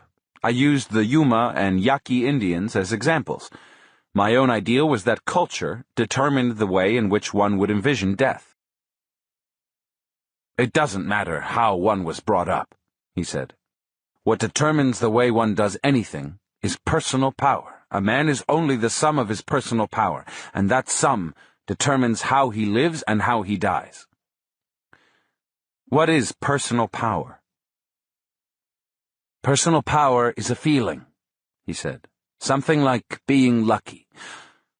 Or one may call it a mood. Personal power is something that one acquires regardless of one's origin. I've already told you that a warrior is a hunter of power and that I'm teaching you how to hunt and store it. The difficulty with you, which is the difficulty with all of us, is to be convinced. You need to believe that personal power can be used and that it is possible to store it. But you haven't been convinced so far. I told him that he had made his point and that I was as convinced as I would ever be. He laughed. "That's not the type of conviction I'm talking about," he said. He tapped my shoulder with 2 or 3 soft punches and added with a cackle, "I don't need to be humored, you know." I felt obliged to assure him that I was serious. "I don't doubt it," he said. "But to be convinced means that you can act by yourself. It'll still take you a great deal of effort to do that. Much more has to be done. You've just begun." He was quiet for a moment. His face acquired a placid expression. "It's funny, the way you sometimes remind me of myself," he went on. "I too didn't want to take the path of a warrior. I believed that all that work was for nothing, and since we're all going to die, what difference would it make to be a warrior? I was wrong, but I had to find that out for myself. Whenever you do realize that you are wrong, and that it certainly makes a world of difference, you can say that you're convinced. And then you can proceed by yourself, and by yourself you may even become a man of knowledge." I asked him to explain what he meant by a man of knowledge. "A man of knowledge is one who has followed truthfully the hardships of learning," he said. "A man who has, without rushing or faltering, gone as far as he can in unraveling the secrets of personal power." He discussed the concept in brief terms, and then discarded it as a topic of conversation, saying that I should only be concerned with the idea of storing personal power.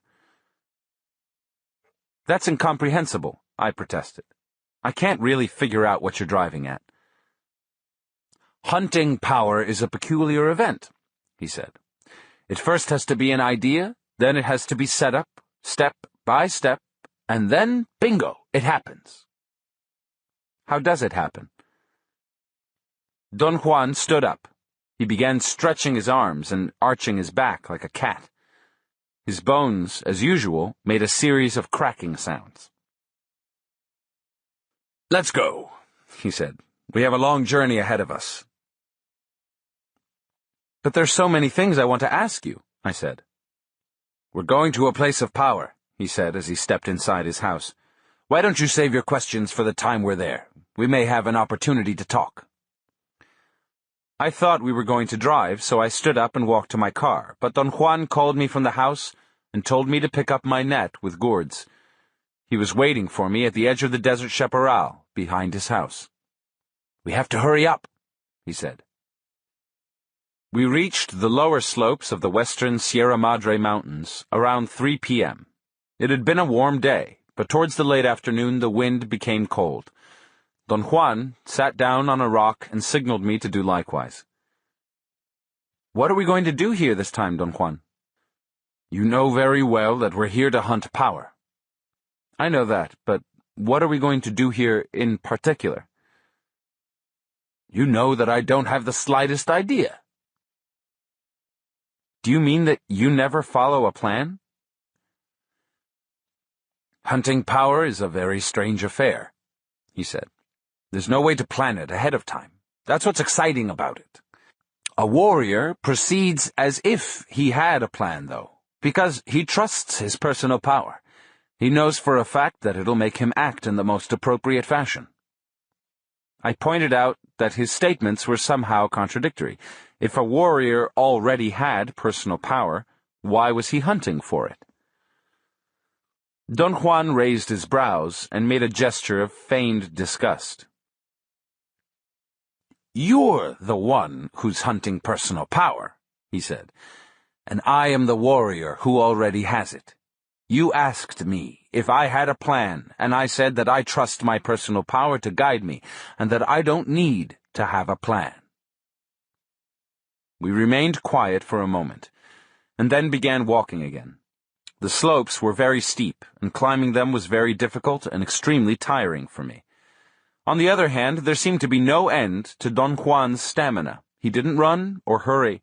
His walking was steady and tireless. I noticed that he wasn't even perspiring, even after having climbed an enormous and almost vertical slope. When I reached the top of it, Don Juan was already there, waiting for me. As I sat down next to him, I felt that my heart was about to burst out of my chest. I lay on my back, and perspiration literally poured from my brows. Don Juan laughed out loud and rolled me back and forth for a while. The motion helped me catch my breath. I told him that I was simply awed by his physical prowess. "I've been trying to draw your attention to it all along," he said. "You're not old at all, Don Juan." "Of course not. I've been trying to make you notice it." "How do you do it?" "I don't do anything. My body feels fine, that's all. I treat myself very well, therefore I have no reason to feel tired or ill at ease. The secret is not in what you do to yourself, but rather in what you don't do." I waited for an explanation. He seemed to be aware of my incapacity to understand. He smiled knowingly and stood up. "This is a place of power," he said. "Find a place for us to camp here on the hilltop." I began to protest. I wanted him to explain what I shouldn't do to my body. He made an imperative gesture. "Cut the guff," he said softly. "This time, just act for a change. It doesn't matter how long it takes you to find a suitable place to rest. It might take you all night. It's not important that you find the spot either. The important issue is that you try to find it." I put away my writing pad and stood up. Don Juan reminded me, as he'd done countless times whenever he'd asked me to find a resting place, that I had to look without focusing on any particular spot, squinting my eyes until my view was blurred. I began to walk, scanning the ground with my half-closed eyes. Don Juan walked a few feet to my right and a couple of steps behind me. I covered the periphery of the hilltop first. My intention was to work my way in a spiral to the center. But once I'd covered the circumference of the hilltop, Don Juan made me stop. He said I was letting my preference for routines take over. In a sarcastic tone, he added that I was certainly covering the whole area systematically, but in such a stagnant way that I wouldn't be able to perceive the suitable place. He added that he himself knew where it was, so there was no chance for improvisations on my part. "What should I be doing instead?" I asked. Don Juan made me sit down. He then plucked a single leaf from a number of bushes and gave them to me. He ordered me to lie down on my back and loosen my belt and place the leaves against the skin of my umbilical region. He supervised my movements and instructed me to press the leaves against my body with both hands. He then ordered me to close my eyes and warned me that if I wanted perfect results, I shouldn't lose hold of the leaves or open my eyes or try to sit up when he shifted my body to a position of power. He grabbed me by the right armpit and swirled me around.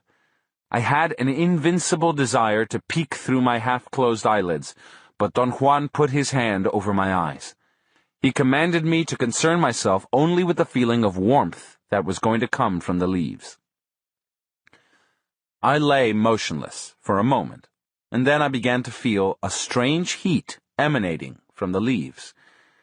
I first sensed it with the palms of my hands, then the warmth extended to my abdomen, and finally it literally invaded my entire body. In a matter of minutes, my feet were burning up with a heat that reminded me of times when I had had a high temperature. I told Don Juan about the unpleasant sensation and my desire to take off my shoes. He said that he was going to help me stand up, that I shouldn't open my eyes until he told me to, and that I should keep pressing the leaves to my stomach until I'd found the suitable spot to rest. When I was on my feet, he whispered in my ear that I should open my eyes, and that I should walk without a plan, letting the power of the leaves pull me and guide me. I began to walk aimlessly. The heat of my body was uncomfortable. I believed I was running a high temperature, and I became absorbed in trying to conceive by what means Don Juan had produced it. Don Juan walked behind me. He suddenly let out a scream that nearly paralyzed me. He explained, laughing, that abrupt noises scare away unpleasant spirits. I squinted my eyes and walked back and forth for about half an hour.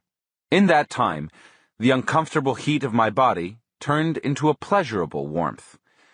I experienced a sensation of lightness as I paced up and down the hilltop. I felt disappointed, however. I had somehow expected to detect some kind of visual phenomenon, but there were no changes whatsoever in the periphery of my field of vision, no unusual colors or glare or dark masses. I finally became tired of squinting my eyes and opened them.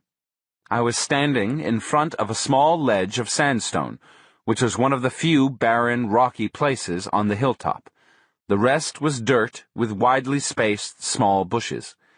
It seemed that the vegetation had burned some time before, and the new growth was not fully mature yet. For some unknown reason, I thought that the sandstone ledge was beautiful. I stood in front of it for a long time, and then I simply sat down on it. "Good, good," Don Juan said, and patted me on the back. He then told me to carefully pull the leaves from under my clothes and place them on the rock. As soon as I'd taken the leaves away from my skin, I began to cool off. I took my pulse. It seemed to be normal. Don Juan laughed and called me Dr. Carlos, and asked me if I could also take his pulse. He said that what I'd felt was the power of the leaves, and that power had cleared me and had enabled me to fulfill my task. I asserted in all sincerity that I'd done nothing in particular, and that I sat down on that place because I was tired, and because I found the color of the sandstone very appealing. Don Juan didn't say anything. He was standing a few feet away from me. Suddenly, he jumped back and with incredible agility ran and leaped over some bushes to a high crest of rocks some distance away. "What's the matter?" I asked, alarmed. "Watch the direction in which the wind will blow your leaves," he said. "Count them quickly. The wind is coming. Keep half of them and put them back against your belly." I counted 20 leaves. I stuck 10 under my shirt, and then a strong gust of wind scattered the other 10 in a westerly direction. I had the eerie feeling as I saw the leaves being blown off that a real entity was deliberately sweeping them into the amorphous mass of green shrubbery. Don Juan walked back to where I was and sat down next to me, to my left, facing the south. We didn't speak a word for a long time. I didn't know what to say. I was exhausted. I wanted to close my eyes, but I didn't dare. Don Juan must have noticed my state and said that it was all right to fall asleep. He told me to place my hands on my abdomen, over the leaves, and try to feel that I was lying suspended on the bed of strings that he'd made for me, on the place of my predilection. I closed my eyes, and a memory of the peace and plenitude I'd experienced while sleeping on that other hilltop invaded me. I wanted to find out if I could actually feel I was suspended, but I fell asleep. I woke up just before the sunset. Sleeping had refreshed and invigorated me. Don Juan had also fallen asleep. He opened his eyes at the same time I did. It was windy, but I didn't feel cold. The leaves on my stomach seemed to have acted as a furnace, a heater of some sort. I examined the surroundings. The place I'd selected to rest was like a small basin. One could actually sit on it, as on a long couch. There was enough of a rock wall to serve as a backrest. I also found out that Don Juan had brought my writing pads and placed them underneath my head. "You found the right place," he said, smiling. "And the whole operation took place as I told you it would. Power guided you here. without any plan on your part. "What kind of leaves did you give me?" I asked. The warmth that had radiated from the leaves and had kept me in such a comfortable state without any blankets or extra thick clothing was indeed an absorbing phenomenon for me. "They were just leaves," Don Juan said. "Do you mean that I could grab leaves from any bush and they would produce the same effect on me?" "No, I don't mean that you yourself can do that. You have no personal power. I mean that any kind of leaves would help you, providing that the person who gives them to you has power. What helped you today was not the leaves, but power." "Your power, Don Juan." "I suppose you could say that it was my power, although that's not really accurate. Power doesn't belong to anyone. Some of us may gather it, and then it could be given directly to someone else. You see, the key to stored power is that it can be used only to help someone else store power." I asked him if that meant that his power was limited only to helping others. Don Juan patiently explained that he could use his personal power however he pleased, in anything he himself wanted. But when it came to giving it directly to another person, it was useless unless that person utilized it for his own search of personal power. "Everything a man does hinges on his personal power," Don Juan went on. "Therefore, for one who doesn't have any, the deeds of a powerful man are incredible. It takes power to even conceive what power is. This is what I've been trying to tell you all along. But I know you don't understand, not because you don't want to, but because you have very little personal power." "What should I do, Don Juan?" "Nothing. Just proceed as you are now. Power will find a way." He stood up and turned around in a complete circle, staring at everything in the surroundings. His body moved at the same time his eyes moved. The total effect was that of a hieratic mechanical toy that turned in a complete circle in a precise and unaltered movement. I looked at him with my mouth open. He hid a smile, cognizant of my surprise. "Today you're going to hunt power in the darkness of the day," he said, and sat down. "I beg your pardon?" "Tonight, you'll venture into those unknown hills. In the darkness, they are not hills." "What are they?" "They're something else. Something unthinkable for you, since you've never witnessed their existence." "What do you mean, Don Juan? You always scare me with that spooky talk." He laughed and kicked my calf softly. "The world is a mystery," he said, "and it's not at all as you picture it." He seemed to reflect for a moment. His head bobbed up and down with a rhythmical shake. Then he smiled and added, "Well, it is also as you picture it, but that's not all there is to the world. There's much more to it. You have been finding that out all along, and perhaps tonight you'll add one more piece." His tone sent a chill through my body. "What are you planning to do?" "I don't plan anything. All is decided by the same power that allowed you to find this spot." Don Juan got up and pointed to something in the distance. I assumed that he wanted me to stand up and look. I tried to jump to my feet, but before I'd fully stood up, Don Juan pushed me down with great force. "I didn't ask you to follow me," he said in a severe voice. Then he softened his tone and added, "You're going to have a difficult time tonight, and you'll need all the personal power you can muster. Stay where you are, and save yourself for later." He explained that he wasn't pointing at anything, but just making sure that certain things were out there. He assured me that everything was all right, and said that I should sit quietly and get busy because I had a lot of time to write before total darkness had set in the land. His smile was contagious and very comforting. "But what are we going to do, Don Juan?" He shook his head from side to side in an exaggerated gesture of disbelief. "Right!" he commanded me, and turned his back to me. There was nothing else for me to do. I worked on my notes until it was too dark to write. Don Juan maintained the same position all the time I was working. He seemed to be absorbed in staring into the distance towards the west. But as soon as I stopped, he turned to me and said in a joking tone that the only ways to shut me up were to give me something to eat, or make me write, or put me to sleep. He took a small bundle from his knapsack and ceremoniously opened it. It contained pieces of dry meat. He handed me a piece and took another for himself and began to chew on it. He casually informed me that it was power food, which both of us needed on that occasion. I was too hungry to think about the possibility that the dry meat may have contained a psychotropic substance.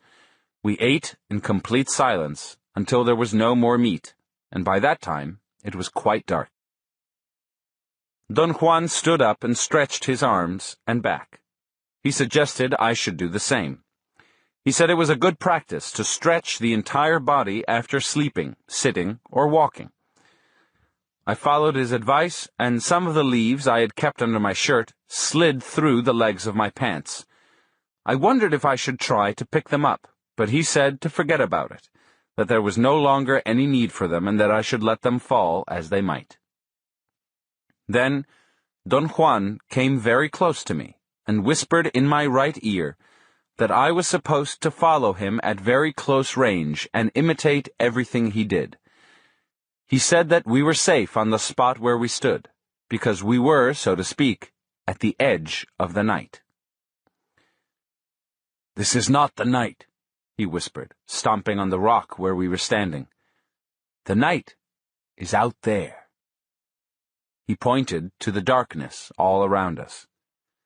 He then checked my carrying net to see if the food gourds and my writing pads were secured, and in a soft voice said that a warrior always made sure that everything was in proper order, not because he believed that he was going to survive the ordeal he was about to undertake, but because that was part of his impeccable behavior.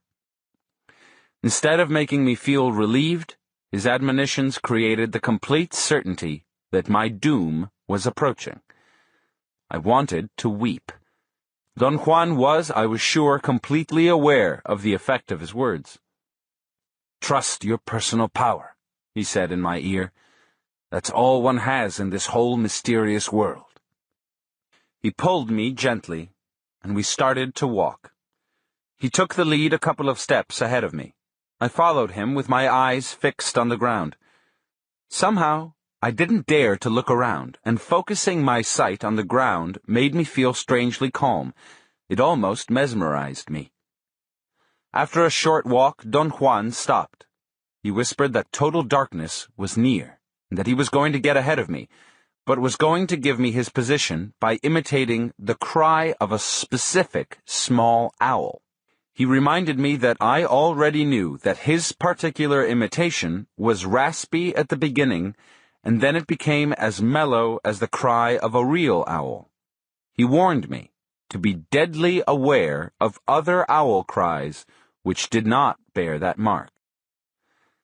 By the time Don Juan finished giving me all those instructions, I was practically panic-stricken. I grabbed him by the arm and wouldn't let go.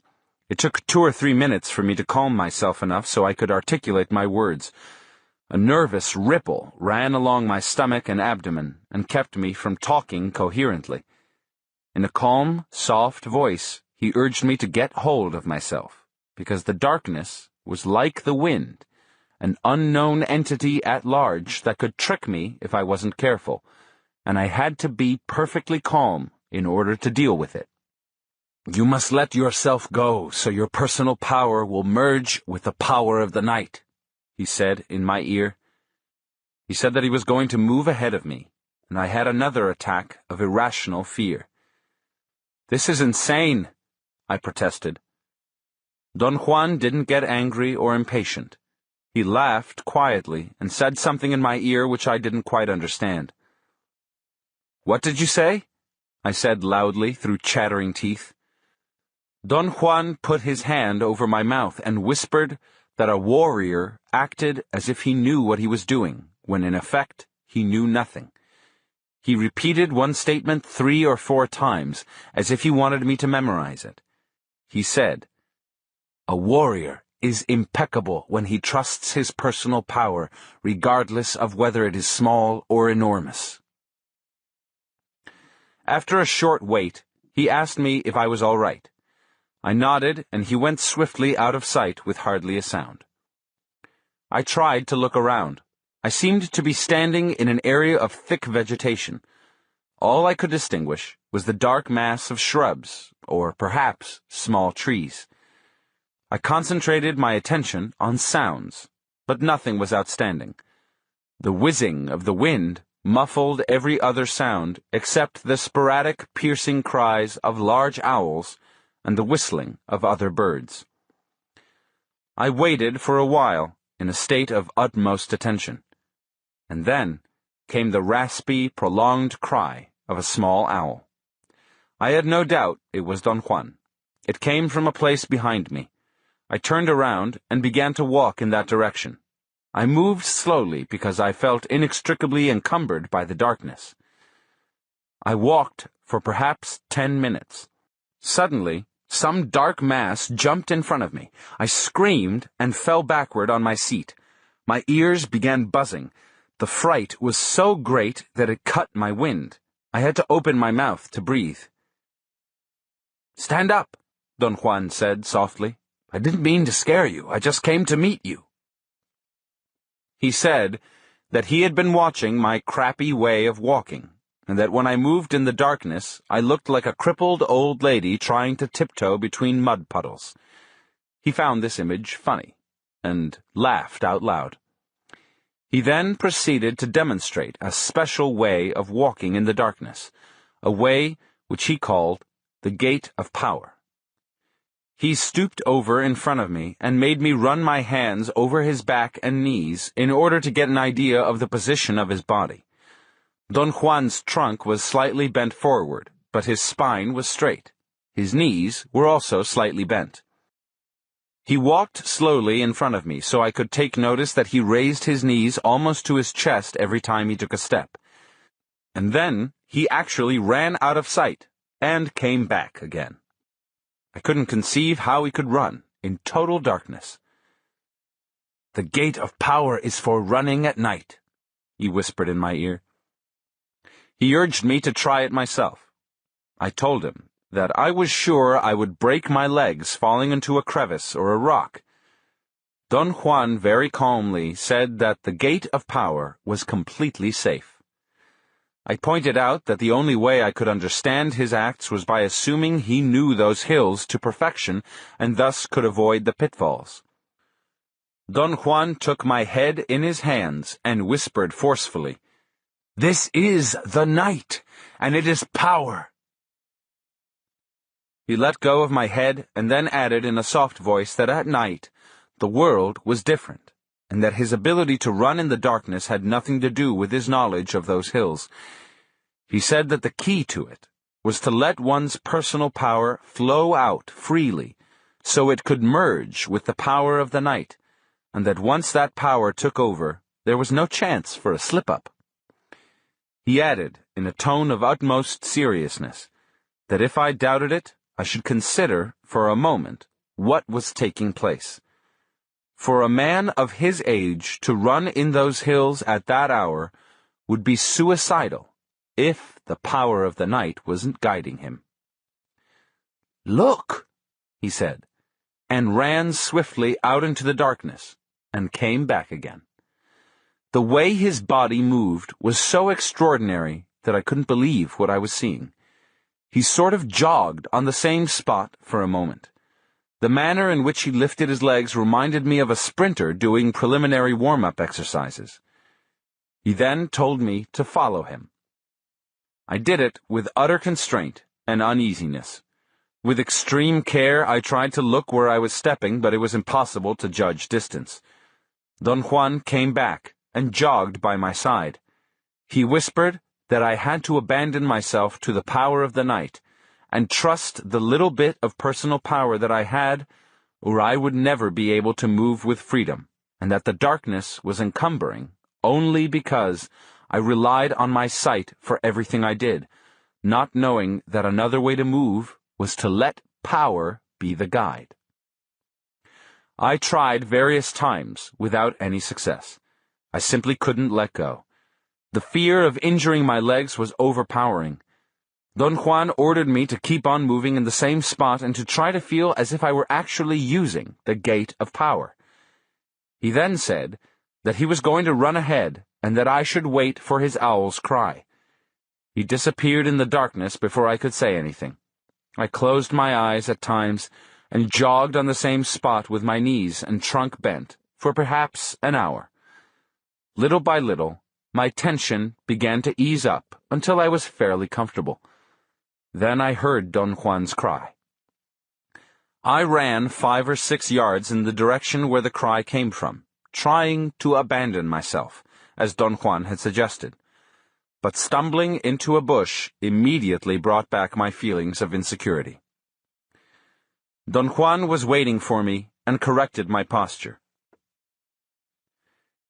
He insisted I should first curl my fingers against my palms, stretching out the thumb and index of each hand. Then he said that in his opinion I was just indulging myself in my feelings of inadequacy, since I knew for a fact I could always see fairly well, no matter how dark the night was, if I didn't focus on anything but kept scanning the ground right in front of me. The Gait of Power was similar to finding a place to rest. Both entailed a sense of abandon and a sense of trust. The Gait of Power required that one keep the eyes on the ground directly in front, because even a glance to either side would produce an alteration in the flow of movement. He explained that bending the trunk forward was necessary in order to lower the eyes, and the reason for lifting the knees up to the chest was because the steps had to be very short and safe. He warned me that I was going to stumble a great deal at first, but he assured me that with practice I could run as swiftly and as safely as I could in the daytime. For hours I tried to imitate his movements and get into the mood he recommended. He would very patiently jog on the same spot in front of me, or he would take off in a short run and return to where I was, so I could see how he moved. He would even push me and make me run a few yards. Then he took off and called me with a series of owl cries. In some inexplicable way, I moved with an unexpected degree of self-confidence. To my knowledge, I had done nothing to warrant that feeling, but my body seemed to be cognizant of things without thinking about them. For example, I couldn't really see the jagged rocks in my way, but my body always managed to step on the edges and never in the crevices, except for a few mishaps when I lost my balance because I became distracted. The degree of concentration needed to keep scanning the area directly in front had to be total. As Don Juan had warned me, any slight glance to the side or too far ahead altered the flow. I located Don Juan after a long search. He was sitting by some dark shapes that seemed to be trees. He came towards me and said that I was doing very well, but it was time to quit, because he'd been using his whistle long enough, and was sure that by then it could be imitated by others. I agreed that it was time to stop. I was nearly exhausted by my attempts. I felt relieved and asked him who would imitate his cry. Powers, allies, spirits, who knows? He said in a whisper. He explained that those entities of the night usually made very melodious sounds, but were at a great disadvantage in reproducing the raspiness of human cries or bird whistlings. He cautioned me to always stop moving if I ever heard such a sound, and to keep in mind all he had said, because at some other time I might need to make the proper identification. In a reassuring tone, he said that I had a very good idea what the Gait of Power was like, and that in order to master it, I needed only a slight push, which I could get on another occasion when we ventured again into the night. He patted me on the shoulder and announced that he was ready to leave. "Let's get out of here," he said, and began running. "Wait, wait!" I screamed frantically. "Let's walk." Don Juan stopped and took off his hat. "Golly," he said in a tone of perplexity. "We're in a fix. You know that I can't walk in the dark. I can only run. I'll break my legs if I walk." I had the feeling he was grinning when he said that, although I couldn't see his face. He added in a confidential tone that he was too old to walk, and the little bit of the Gait of Power that I had learned that night had to be stretched to meet the occasion. "If we don't use the Gait of Power, we'll be mowed down like grass," he whispered in my ear. "By whom?" "There are things in the night that act on people," he whispered in a tone that sent chills through my body. He said that it wasn't important that I keep up with him, because he was going to give repeated signals of 4 owl cries at a time, so I could follow him. I suggested that we should stay in those hills until dawn and then leave. He retorted in a very dramatic tone that to stay there would be suicidal, and even if we came out alive, the night would have drained our personal power to the point that we couldn't avoid being the victims of the first hazard of the day. "Let's not waste any more time," he said with a note of urgency in his voice. "Let's get out of here." He reassured me that he would try to go as slowly as possible. His final instructions were that I should try not to utter a sound, not even a gasp, no matter what happened. He gave me the general direction we were going to go in, and began running at a markedly slower pace. I followed him, but no matter how slow he moved, I couldn't keep up with him, and he soon disappeared in the darkness ahead of me. After I was alone, I became aware that I'd adopted a fairly fast walk without realizing it, and that came as a shock to me. I tried to maintain that pace for a long while, and then I heard Don Juan's call a little bit to my right. He whistled 4 times in succession. After a very short while, I again heard his owl cry, this time to my far right. In order to follow it, I had to make a 45-degree turn. I began to move in the new direction, expecting that the other 3 cries of the set would give me a better orientation. I heard a new whistle, which placed Don Juan almost in the direction where we'd started. I stopped and listened. I heard a very sharp noise a short distance away, something like the sound of 2 rocks being struck against each other. I strained to listen, and detected a series of soft noises, as if 2 rocks were being struck gently. There was another owl's cry, and then I knew what Don Juan had meant. There was something truly melodious about it. It was definitely longer, and even more mellow than a real owl's. I felt a strange sensation of fright. My stomach contracted, as if something were pulling me down from the middle part of my body. I turned around and started to semi-jog in the opposite direction. I heard a faint owl cry in the distance. There was a rapid succession of 3 more cries. They were Don Juan's. I ran in their direction. I felt that he must have been a good quarter of a mile away, and if he kept up that pace, I would soon be inextricably alone in those hills. I couldn't understand why Don Juan would run ahead when he could have run around me if he needed to keep that pace. I noticed then that there seemed to be something moving with me to my left. I could almost see it in the extreme periphery of my visual field.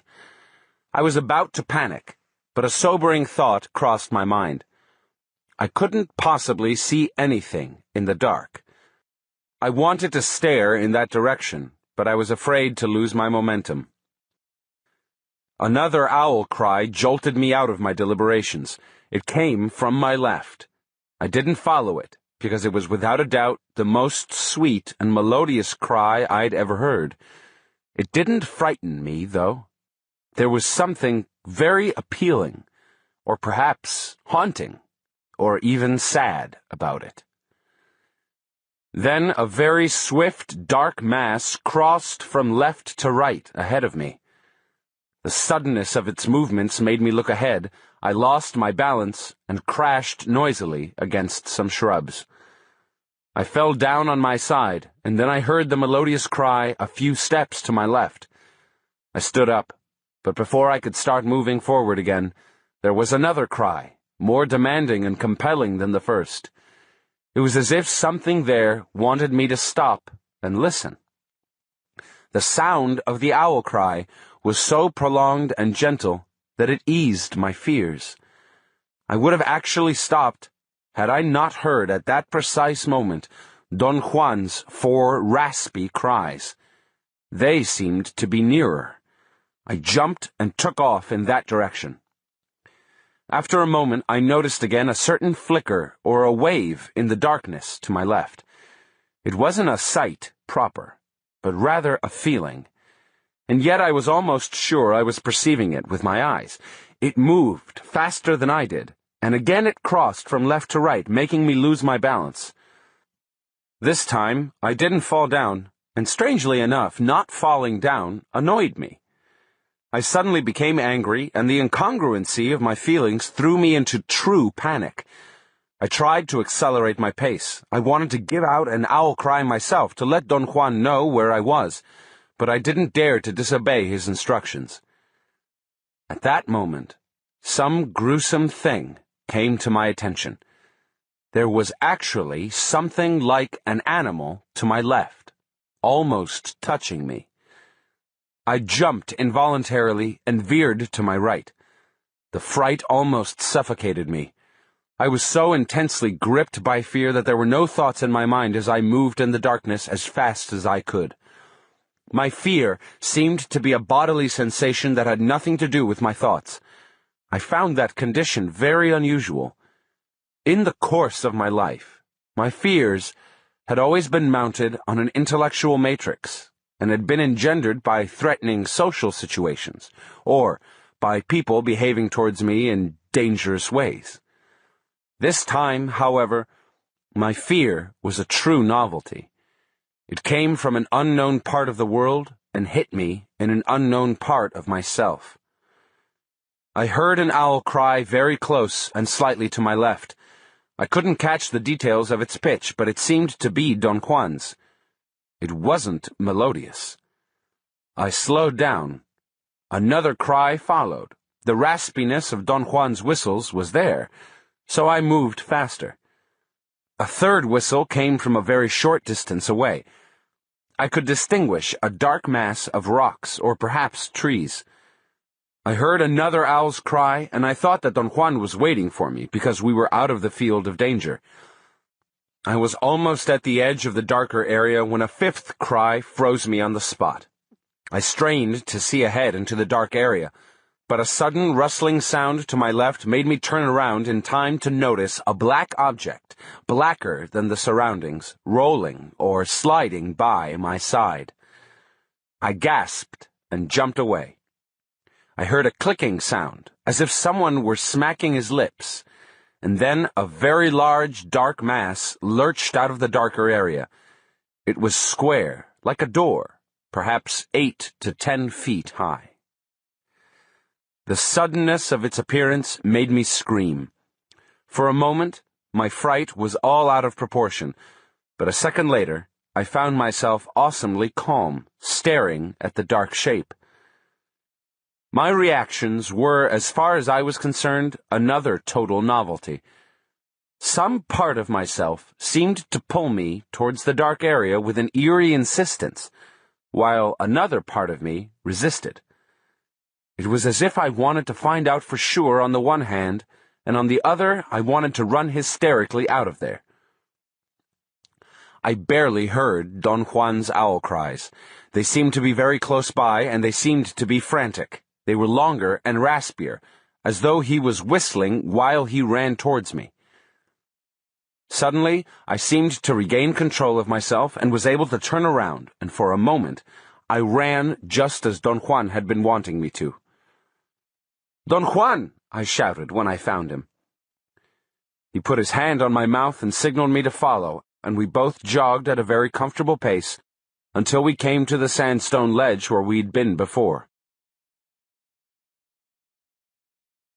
We sat in absolute silence on the ledge for about an hour until dawn. Then we ate food from the gourds.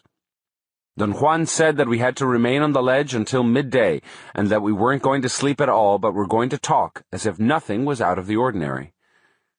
He asked me to relate in detail everything that had happened to me from the moment he'd left me. When I concluded my narration, he stayed quiet for a long time. He seemed to be immersed in deep thought. "It doesn't look too good," he finally said. "What happened to you last night was very serious. So serious that you can't venture into the night alone anymore. From now on, the entities of the night won't leave you alone." "What happened to me last night, Don Juan?" "You stumbled on some entities which are in the world and which act on people. You know nothing about them because you've never encountered them. Perhaps it would be more proper to call them entities of the mountains. They don't really belong to the night. I call them entities of the night because one can perceive them in the darkness with greater ease. They are here, around us at all times. In daylight, however, it's more difficult to perceive them, simply because the world is familiar to us, and that which is familiar takes precedence. In the darkness, on the other hand, everything is equally strange, and very few things take precedence, so we're more susceptible to those entities at night." "But are they real, Don Juan?" "Of course. They're so real that ordinarily they kill people, especially those who stray into the wilderness and have no personal power." "If you knew they were so dangerous, why did you leave me alone there?" "There's only one way to learn, and that way is to get down to business. To only talk about power is useless. If you want to know what power is, if you want to stress it, you must tackle everything yourself. The road to knowledge and power is very difficult and very long. You may have noticed that I haven't let you venture into the darkness by yourself until last night. You didn't have enough power to do that. Now you do have enough to wage a good battle, but not enough to stay in the dark by yourself." "What would happen if I did?" "You'll die. The entities of the night will crush you like a bug." "Does that mean I can't spend a night by myself?" "You can spend the night by yourself in your bed, but not in the mountains." "What about the flatlands?" "It applies only to the wilderness, where there are no people around, especially the wilderness in high mountains. Since the natural abodes of the entities of the night are rocks and crevices, you can't go into the mountains from now on unless you've stored enough personal power." "But how can I store personal power?"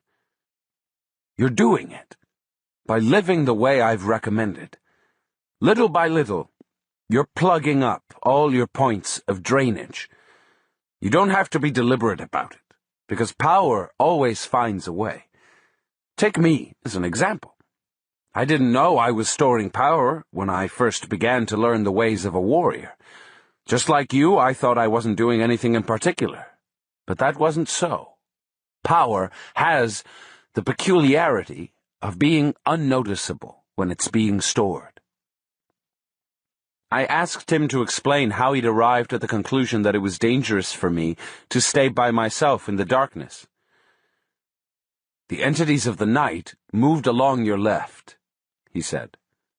"They were trying to merge with your death, especially the door that you saw. It was an opening, you know, and it would have pulled you until you'd been forced to cross it, and that would have been your end."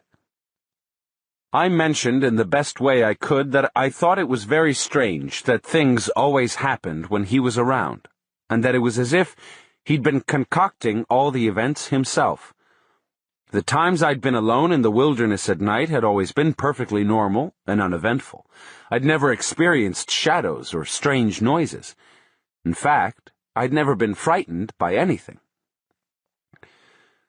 Don Juan chuckled softly and said that everything was proof he had enough personal power to call a myriad of things to his aid. I had the feeling he perhaps was hinting that he actually had called on some people as his confederates. Don Juan seemed to have read my thoughts and laughed out loud. "Don't tax yourself with explanations," he said. "What I said makes no sense to you, simply because you still don't have enough personal power. Yet, you have more than when you started, so things have begun to happen to you. You already had a powerful encounter with the fog and lightning. It's not important that you understand what happened to you that night. What's important is that you have acquired the memory of it. The bridge and everything else you saw that night will be repeated someday when you have enough personal power." "For what purpose would all that be repeated, Don Juan?" "I don't know. I'm not you. Only you can answer that. We're all different. That's why I had to leave you by yourself last night, although I knew it was mortally dangerous. You had to test yourself against those entities. The reason I chose the owl's cry was because owls are the entity's messengers. To imitate the cry of an owl brings them out. They became dangerous to you, not because they're naturally malevolent, but because you were not impeccable. There's something in you that's very chintzy, and I know what it is. You're just humoring me. You've been humoring everybody all along, and of course that places you automatically above everyone and everything. But you know yourself that that cannot be so. You're only a man, and your life is too brief to encompass all the wonders and all the horrors of this marvelous world. Therefore, your humoring is chintzy. It cuts you down to a crappy size." I wanted to protest. Don Juan had nailed me, as he had done dozens of times before. For a moment, I became angry, but, as it had happened before, writing detached me enough so I could remain impassive. "I think I have a cure for it," Don Juan went on after a long interval.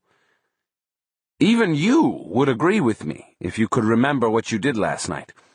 You ran as fast as any sorcerer, only when your opponent became unbearable. We both know that, and I believe I've already found a worthy opponent for you." "What are you going to do, Don Juan?" He didn't answer. He stood up and stretched his body. He seemed to contract every muscle. He ordered me to do the same.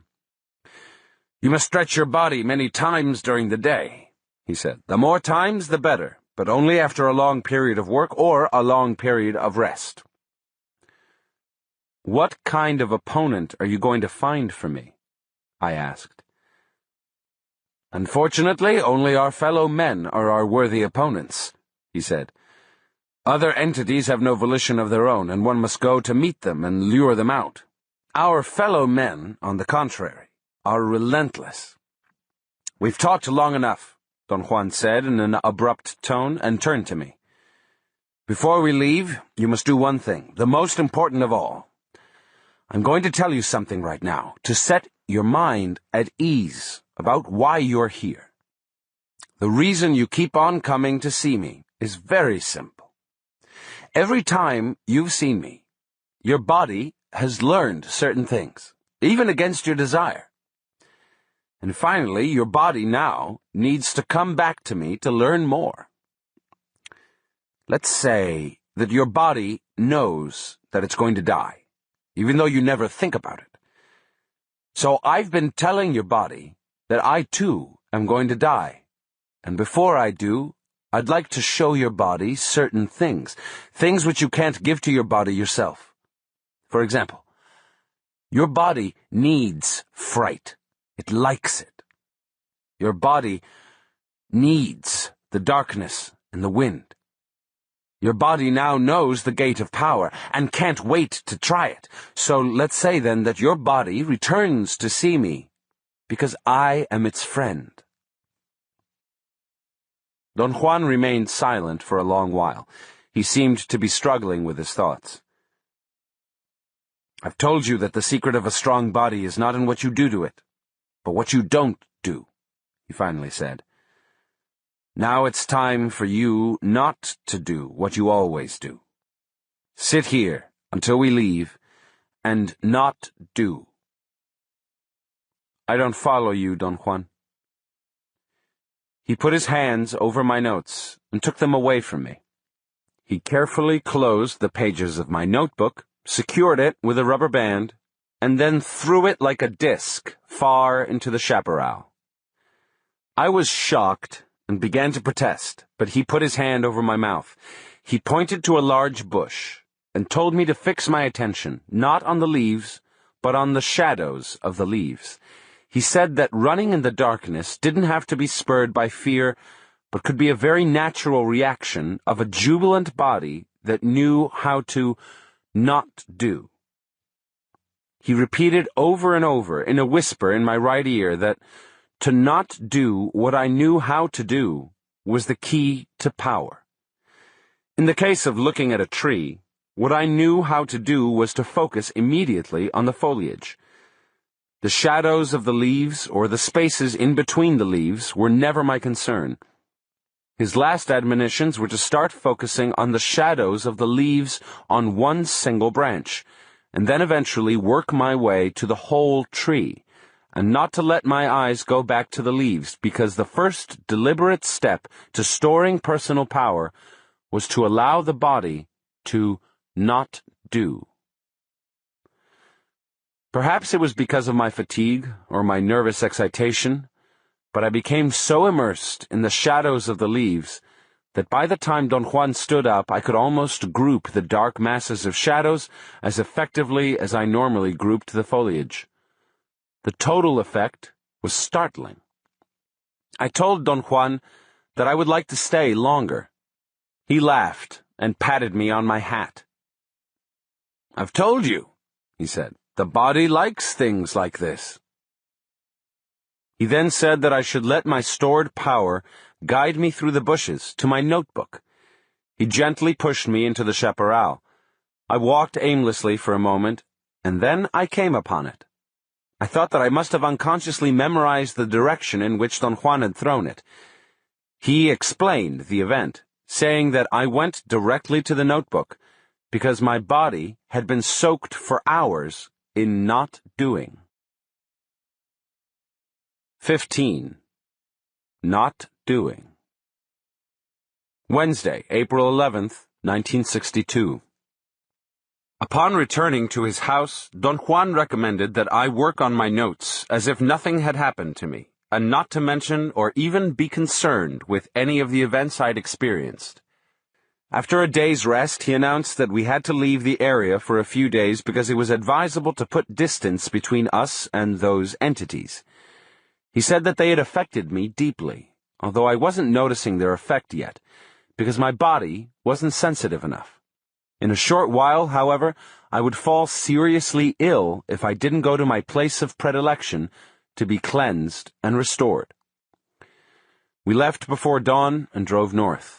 And after an exhausting drive and a fast hike, we arrived at the hilltop in the late afternoon.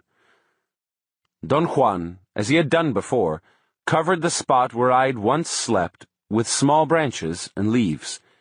Then he gave me a handful of leaves to put against the skin of my abdomen and told me to lie down and rest.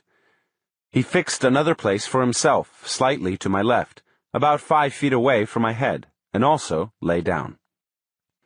In a matter of minutes, I began to feel an exquisite warmth and a sense of supreme well-being.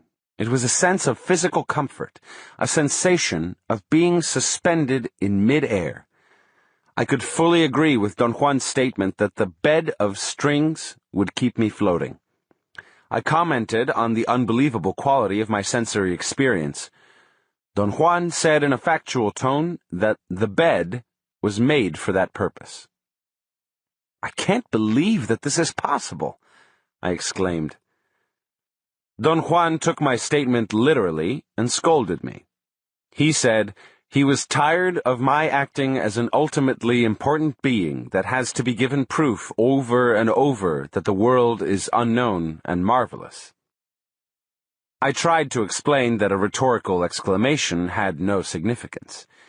He retorted that if that were so, I could have chosen another statement. It seemed that he was seriously annoyed with me. I sat up halfway and began to apologize, but he laughed, and, imitating my manner of speaking, suggested a series of hilarious rhetorical exclamations I could have used instead. I ended up laughing at the calculated absurdity of some of his proposed alternatives. He giggled, and in a soft tone reminded me that I should abandon myself to the sensation of floating. The soothing feeling of peace and plenitude that I experienced in that mysterious place aroused some deeply buried emotions in me. I began to talk about my life. I confessed that I had never respected or liked anybody, not even myself, and that I had always felt I was inherently evil, and thus my attitude towards others was always veiled with a certain bravado and daring. "True," Don Juan said. "You don't like yourself at all." He cackled and told me that he had been seeing while I talked. His recommendation was that I shouldn't have remorse for anything I'd done, because to isolate one's acts as being mean or ugly or evil was to place an unwarranted importance on the self. I moved nervously, and the bed of leaves made a rustling sound. Don Juan said that if I wanted to rest, I shouldn't make my leaves feel agitated, and that I should imitate him and lie without making a single movement. He added that in his seeing, he had come across one of my moods.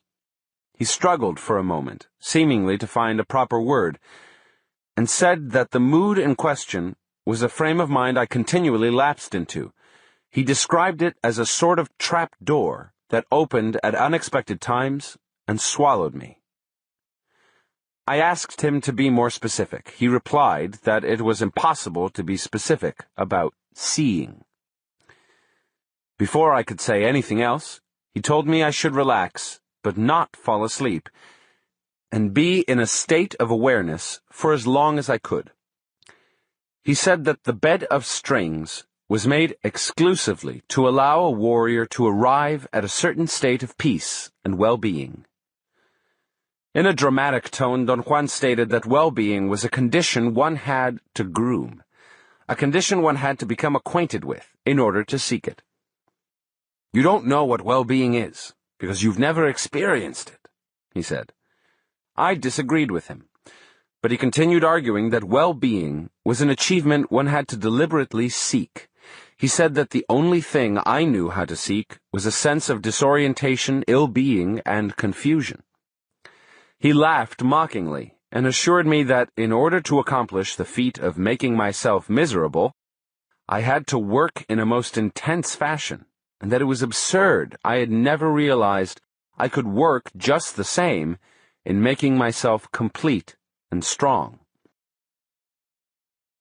"The trick is in what one emphasizes," he said. "We either make ourselves miserable or we make ourselves strong. The amount of work is the same." I closed my eyes and relaxed again, and began to feel I was floating. For a short while, it was as if I were actually moving through space like a leaf. Although it was utterly pleasurable, the feeling somehow reminded me of times when I'd become sick and dizzy and would experience a sensation of spinning. I thought perhaps I'd eaten something bad. I heard Don Juan talking to me, but I didn't really make an effort to listen. I was trying to make a mental inventory of all the things I'd eaten that day, but I couldn't become interested in it. It didn't seem to matter. "Watch the way the sunlight changes," he said. His voice was clear. I thought it was like water, fluid and warm. The sky was totally free of clouds towards the west, and the sunlight was spectacular. Perhaps the fact that Don Juan was cueing me made the yellowish glow of the afternoon sun truly magnificent. "Let that glow kindle you," Don Juan said.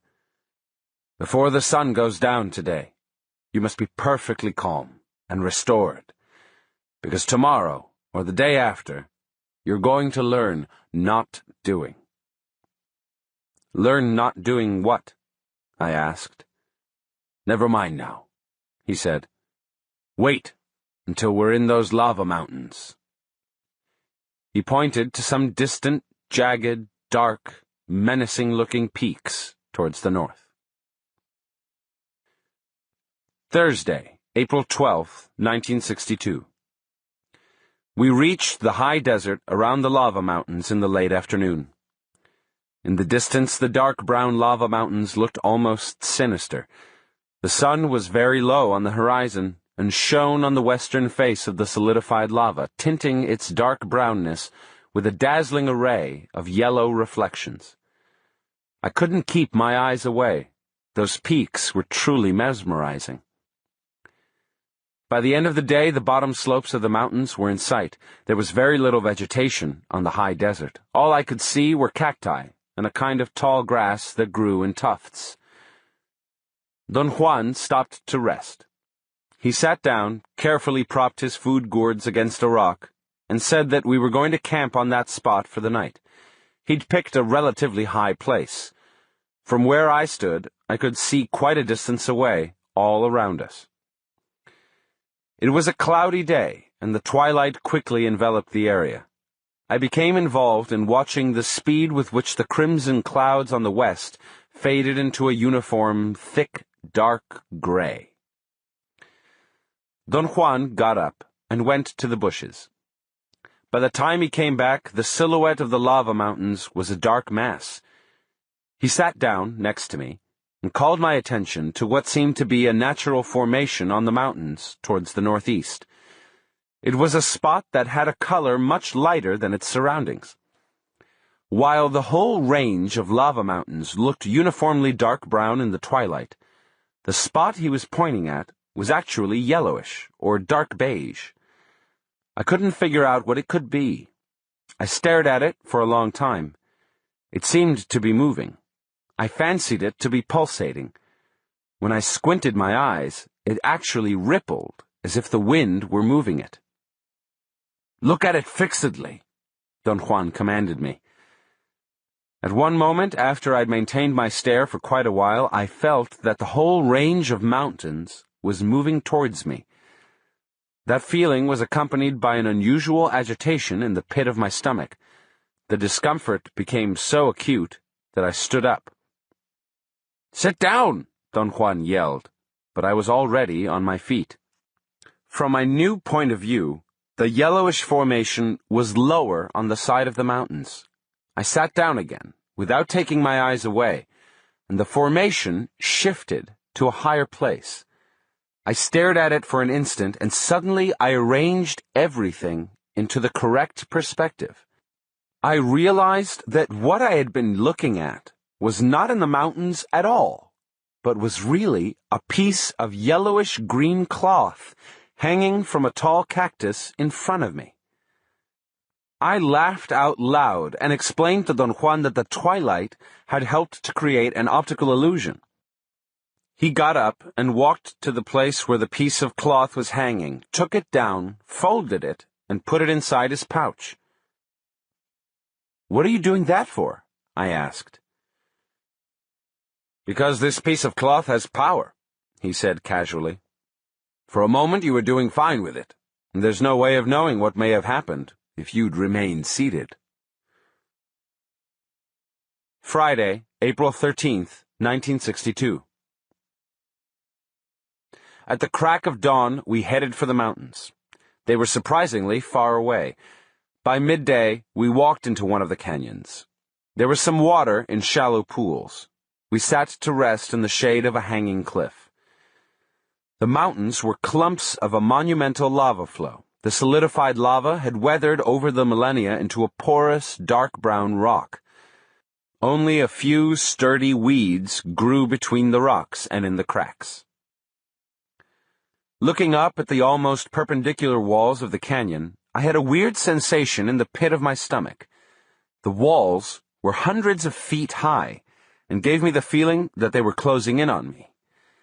The sun was almost overhead, slightly towards the southwest.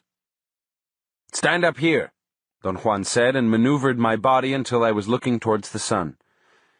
He told me to look fixedly at the mountain walls above me. The sight was stupendous. The magnificent height of the lava flow staggered my imagination. I began to wonder what a volcanic upheaval it must have been. I looked up and down the sides of the canyon various times. I became immersed in the richness of color in the rock wall. There were specks of every conceivable hue. There were patches of light grain moss or lichen in every rock. I looked right above my head and noticed that the sunlight was producing the most exquisite reflections when it hit the brilliant specks of the solidified lava.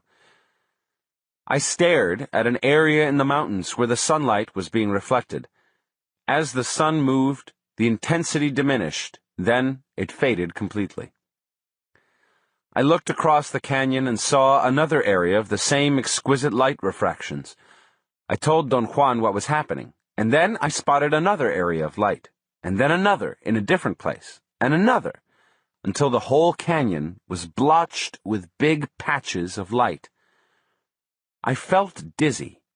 Even if I closed my eyes, I could still see the brilliant lights.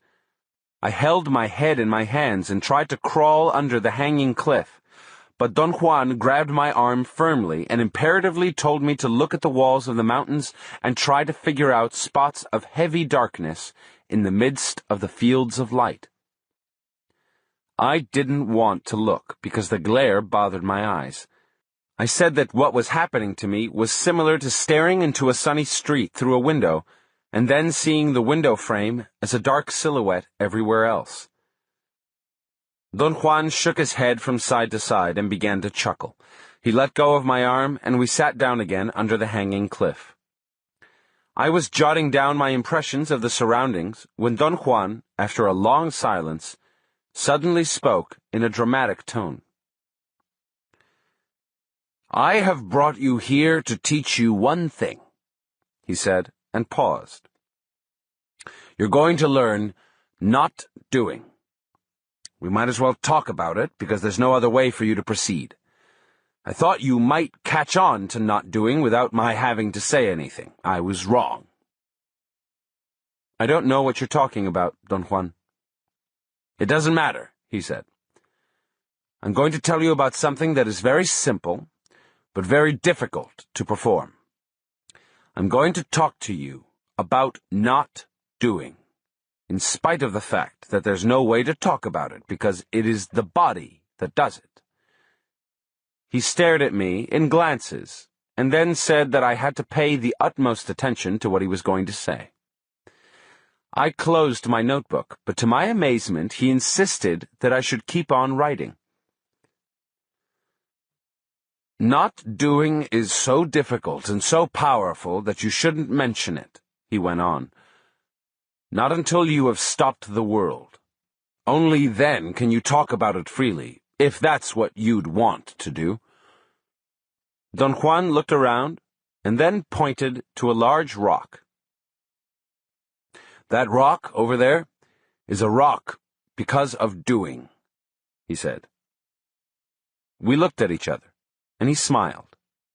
I waited for an explanation, but he remained silent. Finally, I had to say that I hadn't understood what he meant.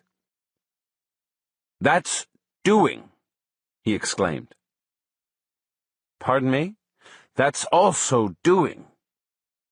"What are you talking about, Don Juan?" "Doing is what makes that rock a rock and that bush a bush. Doing is what makes you yourself and me myself." I told him that his explanation didn't explain anything. He laughed and scratched his temples. "That's the problem with talking," he said. "It always makes one confuse the issues. If one starts talking about doing, one always ends up talking about something else. It's better to just act. Take that rock, for instance. To look at it is doing, but to see it is not doing." I had to confess that his words weren't making sense to me. "Oh, yes, they do," he exclaimed. "But you're convinced that they don't because that is your doing. That is the way you act towards me and the world." He again pointed to the rock.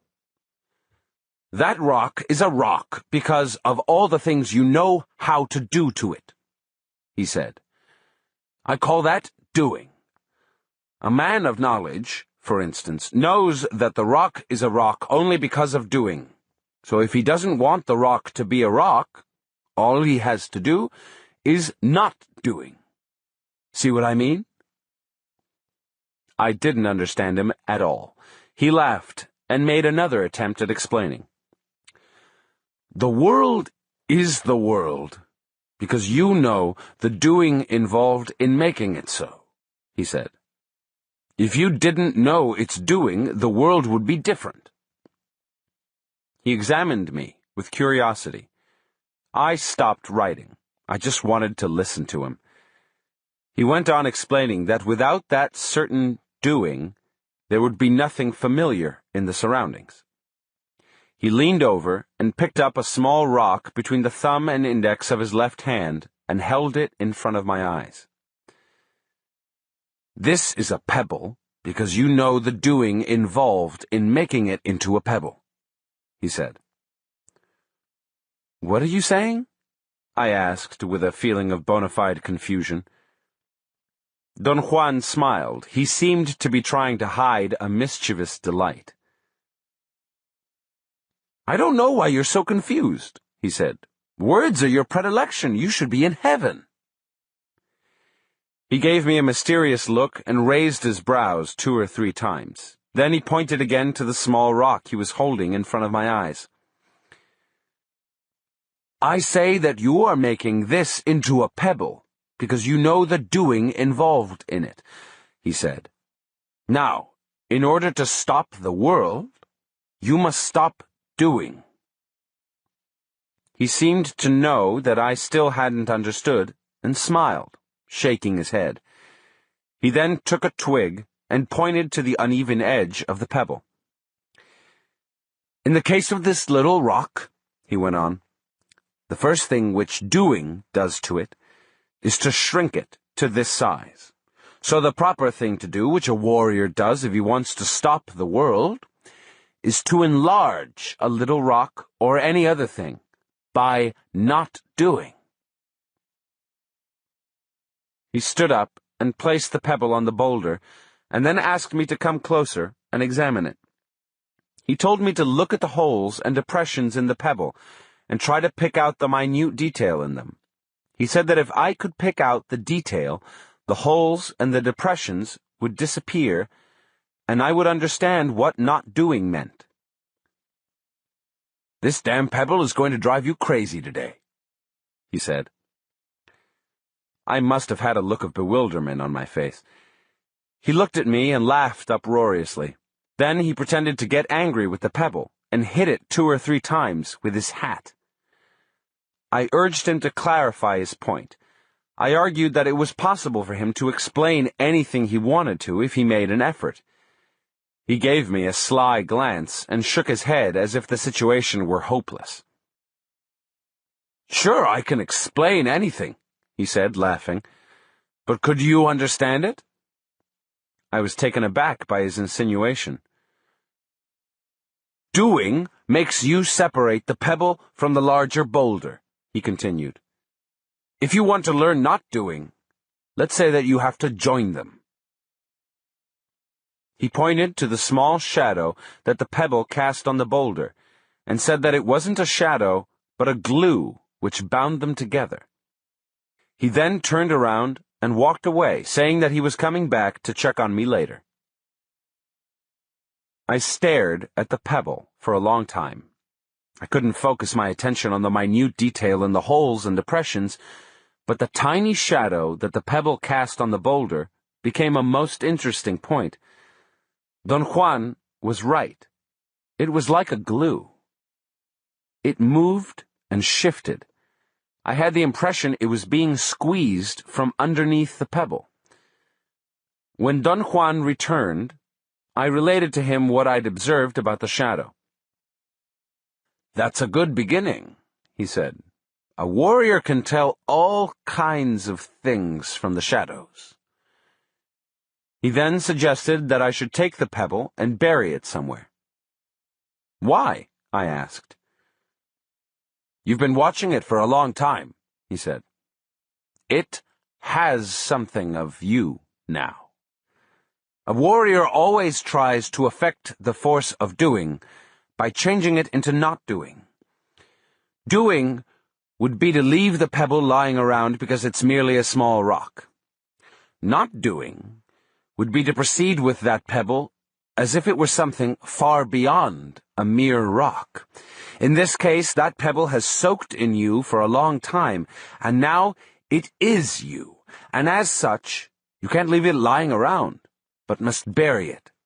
If you would have personal power, however, not doing would be to change that pebble into a power object. Can I do that now? Your life isn't tight enough to do that. If you would see, you would know that your heavy concern has changed that pebble into something quite unappealing. Therefore, the best thing you can do is to dig a hole and bury it and let the earth absorb its heaviness. Is all this true, Don Juan? To say yes or no to your question is doing. But since you're learning not doing, I have to tell you that it really doesn't matter whether or not all this is true.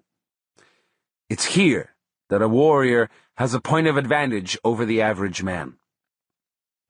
An average man cares that things are either true or false, but a warrior doesn't. An average man proceeds in a specific way with things that he knows are true, and in a different way with things that he knows are not true. If things are said to be true, he acts and believes in what he does. But if things are said to be untrue, he doesn't care to act, or he doesn't believe in what he does.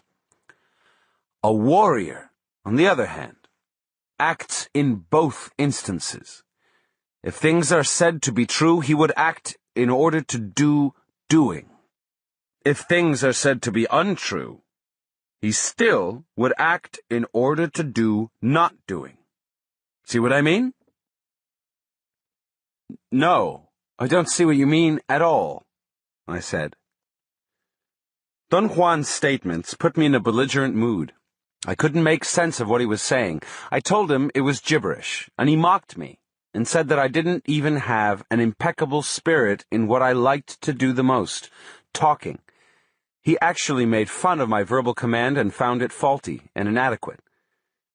If you're going to be all mouth, be a mouth warrior, he said, and roared with laughter. I felt dejected. My ears were buzzing. I experienced an uncomfortable heat in my head. I was actually embarrassed and presumably red in the face. I stood up and went into the chaparral and buried the pebble. I was teasing you a little bit, Don Juan said when I returned and sat down again. And yet I know that if you don't talk, you don't understand. Talking is doing for you, but talking's not appropriate. And if you want to know what I mean by not doing, you have to do a simple exercise. Since we're concerned with not doing, it doesn't matter whether you do the exercise now or 10 years from now. He made me lie down and took my right arm and bent it at my elbow. Then he turned my hand until the palm was facing the front. He curved my fingers so my hand looked as if I were holding a doorknob, and then he began to move my arm back and forth with a circular motion that resembled the act of pushing and pulling a lever attached to a wheel. Don Juan said that a warrior executed that movement every time he wanted to push something out of his body, something like a disease or an unwelcoming feeling. The idea was to push and pull an imaginary opposing force until one felt a heavy object, a solid body, stopping the free movements of the hand. In the case of the exercise, not doing consisted in repeating it until one felt the heavy body with the hand, in spite of the fact that one could never believe it was possible to feel it. I began moving my arm and in a short while, my hand became ice cold. I had begun to feel a sort of mushiness around my hand. It was as if I were paddling through some heavy, viscous liquid matter.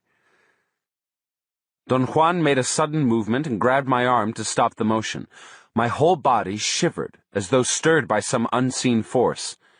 He scrutinized me as I sat up, and then walked around me before he sat back down on the place where he'd been. "You've done enough," he said. "You may do this exercise some other time, when you have more personal power."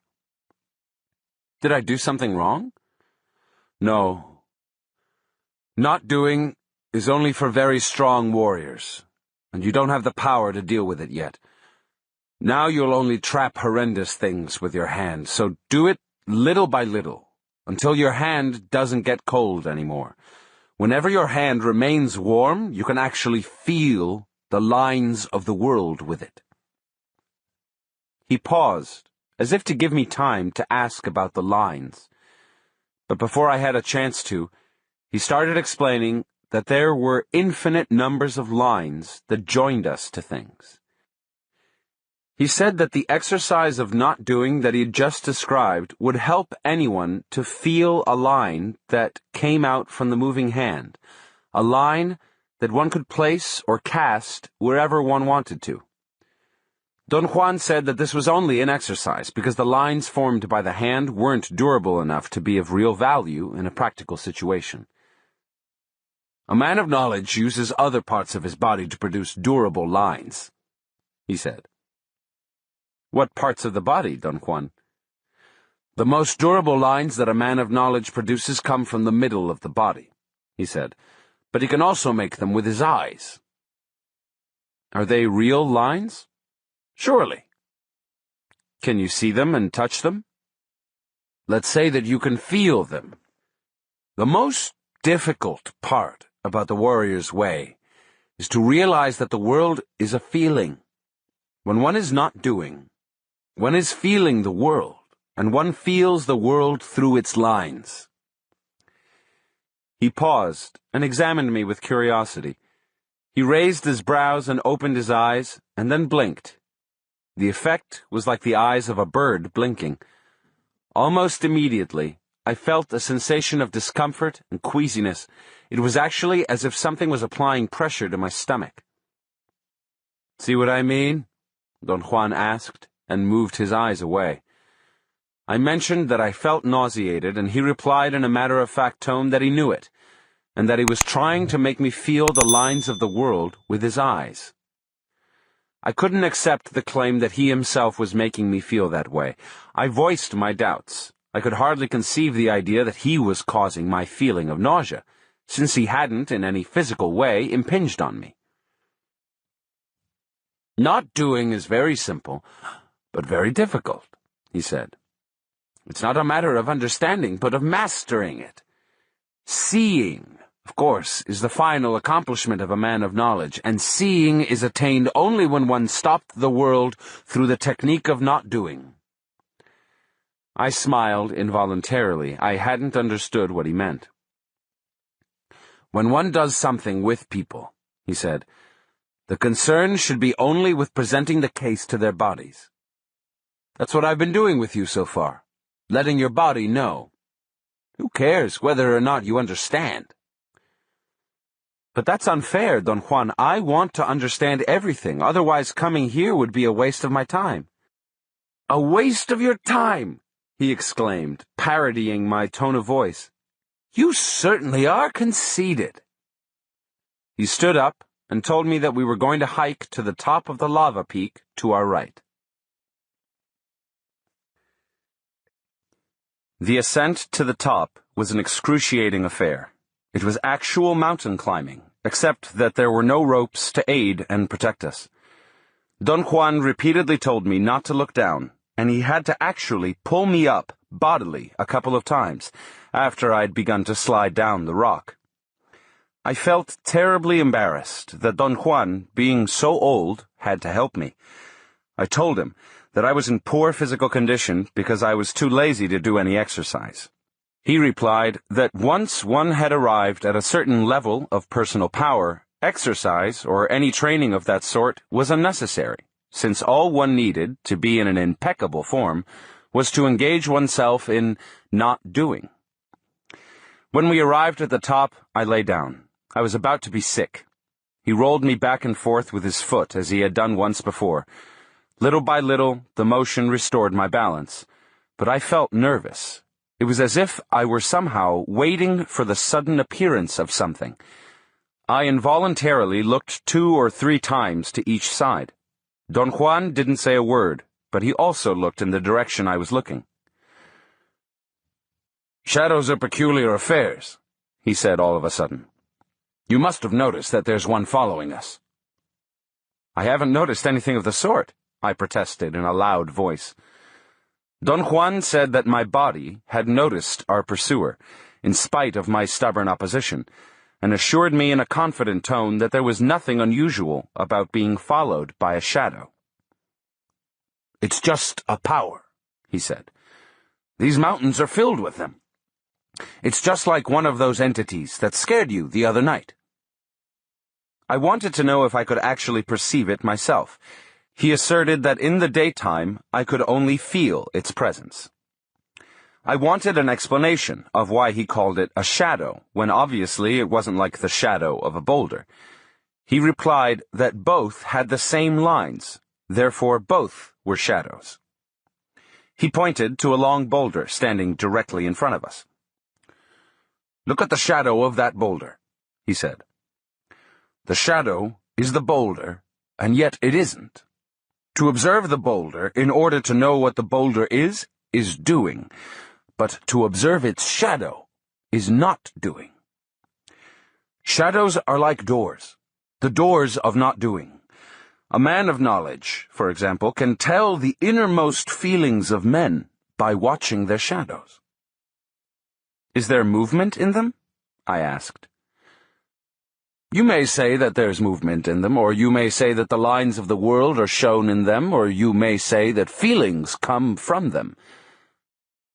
"But how could feelings come out of shadows, Don Juan?" "To believe that shadows are just shadows is doing," he explained. "That belief is somehow stupid. Think about it this way. There's so much more to everything in the world that obviously there must be more to shadows, too. After all, what makes them shadows is merely our doing." There was a long silence. I didn't know what else to say. "The end of the day is approaching," Don Juan said, looking at the sky.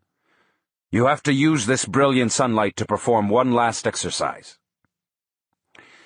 He led me to a place where there were 2 peaks the size of a man standing parallel to each other, about 4 or 5 feet apart. Don Juan stopped 10 yards away from them, facing the west. He marked a spot for me to stand on and told me to look at the shadows of the peaks. He said that I should watch them and cross my eyes in the same manner I ordinarily cross them when scanning the ground for a place to rest. He clarified his directions by saying that when searching for a resting place, one had to look without focusing, but in observing shadows, one had to cross the eyes and yet keep a sharp image in focus.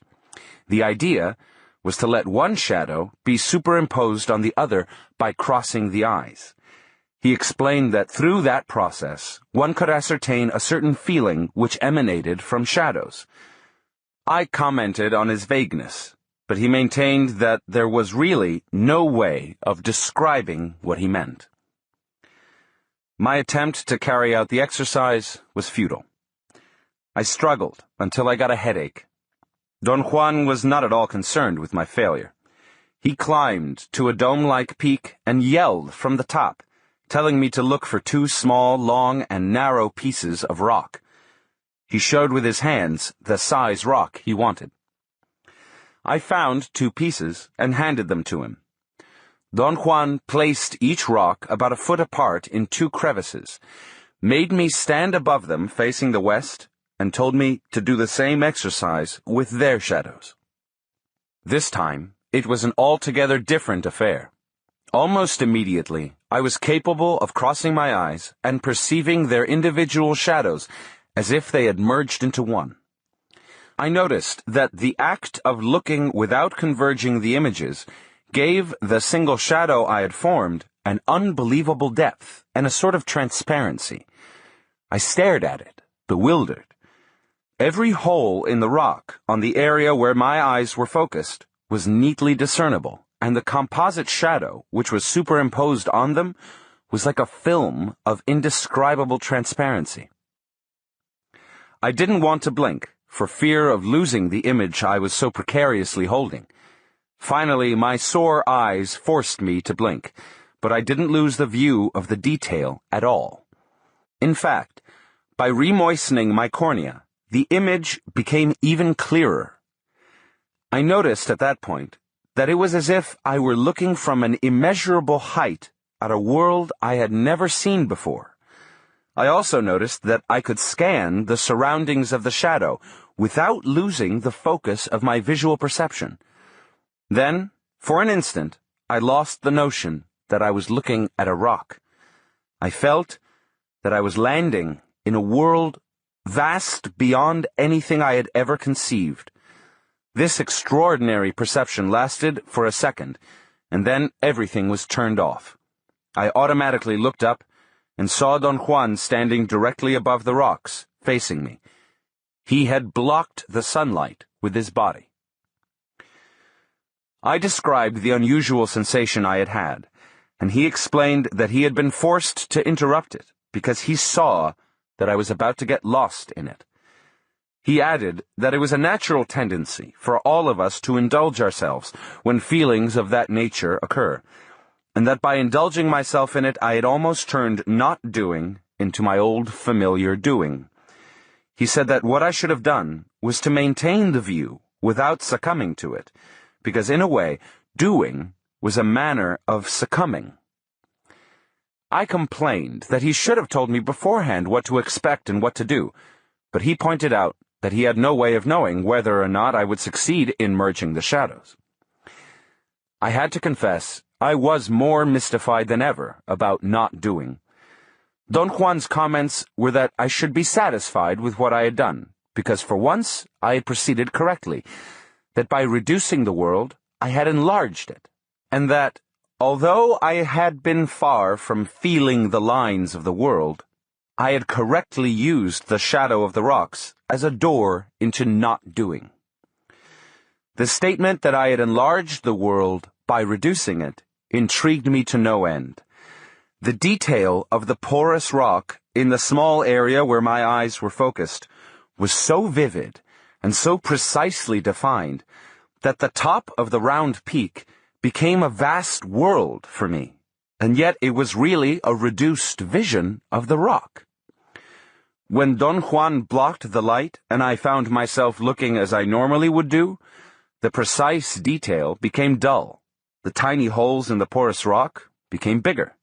The brown color of the dried lava became opaque, and everything lost the shiny transparency that made the rock into a real world.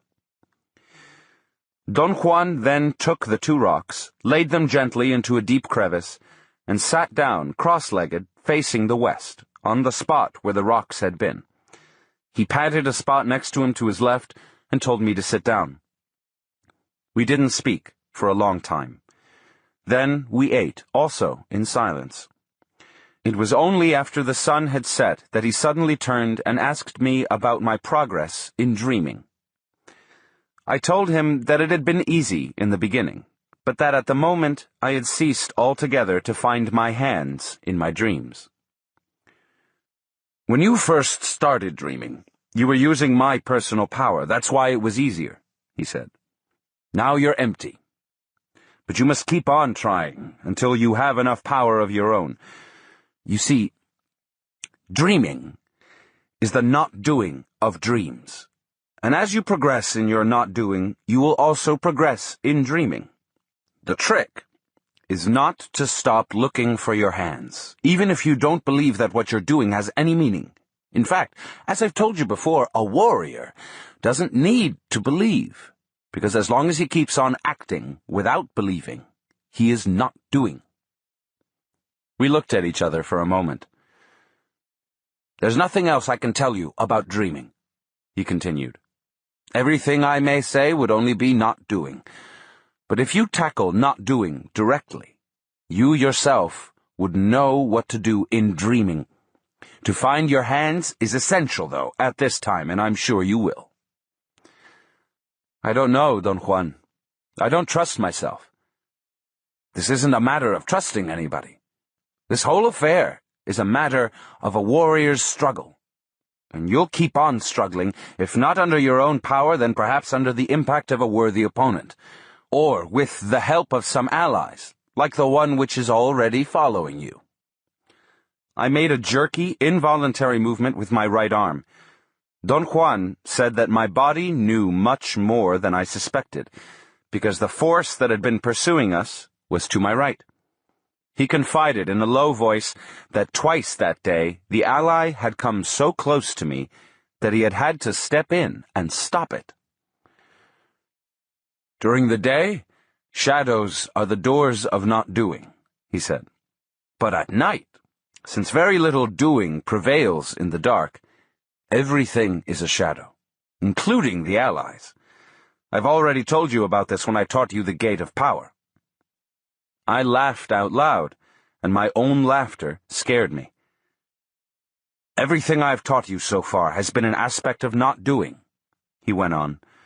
A warrior applies not doing to everything in the world, and yet I can't tell you more about it than what I've said today. You must let your own body discover the power and the feeling of not doing. I had another fit of nervous cackling. It's stupid for you to scorn the mysteries of the world simply because you know the doing of scorn, he said with a serious face. I assured him that I wasn't scorning anything or anyone, but that I was more nervous and incompetent than he thought.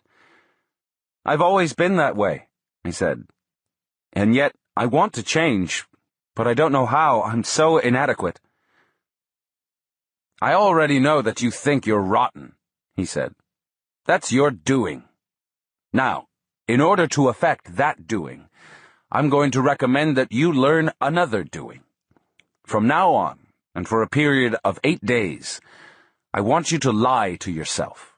Instead of telling yourself the truth that you're ugly and rotten and inadequate, you'll tell yourself that you are the complete opposite, knowing that you're lying and that you're absolutely beyond hope. But what would be the point of lying like that, Don Juan?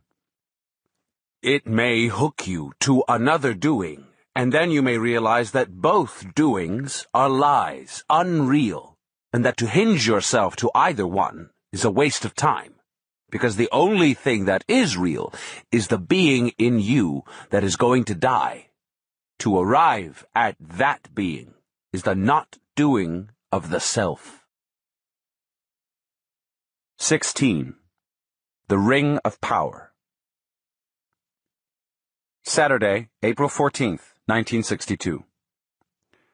Don Juan felt the weight of our gourds and concluded that we'd exhausted our food supply and that it was time to return home. I casually mentioned that it was going to take us at least a couple of days to get to his house. He said he wasn't going back to Sonora, but to a border town where he had some business to take care of. I thought we were going to start our descent through a water canyon, but Don Juan headed towards the northwest on the high plateaus of the lava mountains. After about an hour of walking, he led me into a deep ravine, which ended at a point where two peaks almost joined. There was a slope there, going almost to the top of the range, a strange slope which looked like a slanted, concave bridge between the two peaks. Don Juan pointed to an area on the face of the slope. Look there, fixedly, he said. The sun's almost right. He explained that at midday the light of the sun could help me with not doing. He then gave me a series of commands: to loosen all the tight garments I had on, to sit in a cross-legged position, and to look intently at the spot he had specified. There were very few clouds in the sky, and none towards the west.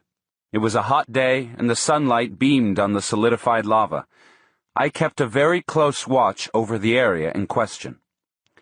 After a long vigil, I asked what, specifically, I was supposed to look for. He made me be quiet with an impatient gesture of his hand. I was tired. I wanted to go to sleep. I half closed my eyes. They were itching, and I rubbed them. But my hands were clammy, and the sweat made my eyes sting.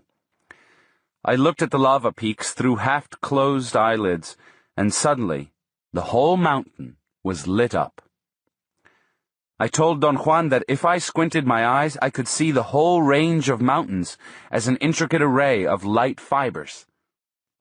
He told me to breathe as little as possible in order to maintain the view of the light fibers, and not to stare intently into it, but to look casually at a point on the horizon, right above the slope. I followed his instructions, and was able to hold the view of an interminable extension covered with a web of light. Don Juan said in a very soft voice that I should try to isolate areas of darkness within the field of light fibers, and that right after finding a dark spot, I should open my eyes and check where that spot was on the face of the slope. I was incapable of perceiving any dark areas. I squinted my eyes and then opened them up various times. Don Juan drew closer to me and pointed to an area to my right, and then to another one right in front of me. I tried to change the position of my body. I thought that perhaps if I shifted my perspective, I would be able to perceive the supposed area of darkness he was pointing to. But Don Juan shook my arm and told me in a severe tone to keep still and be patient. I again squinted my eyes and once more saw the web of light fibers. I looked at it for a moment, and then I opened my eyes wider. At that instant, I heard a faint rumble. It could have easily been explained as the distant sound of a jet plane. And then, with my eyes wide open, I saw the whole range of mountains in front of me as an enormous field of tiny dots of light. It was as if, for a brief moment, some metallic specks in the solidified lava were reflecting the sunlight in unison.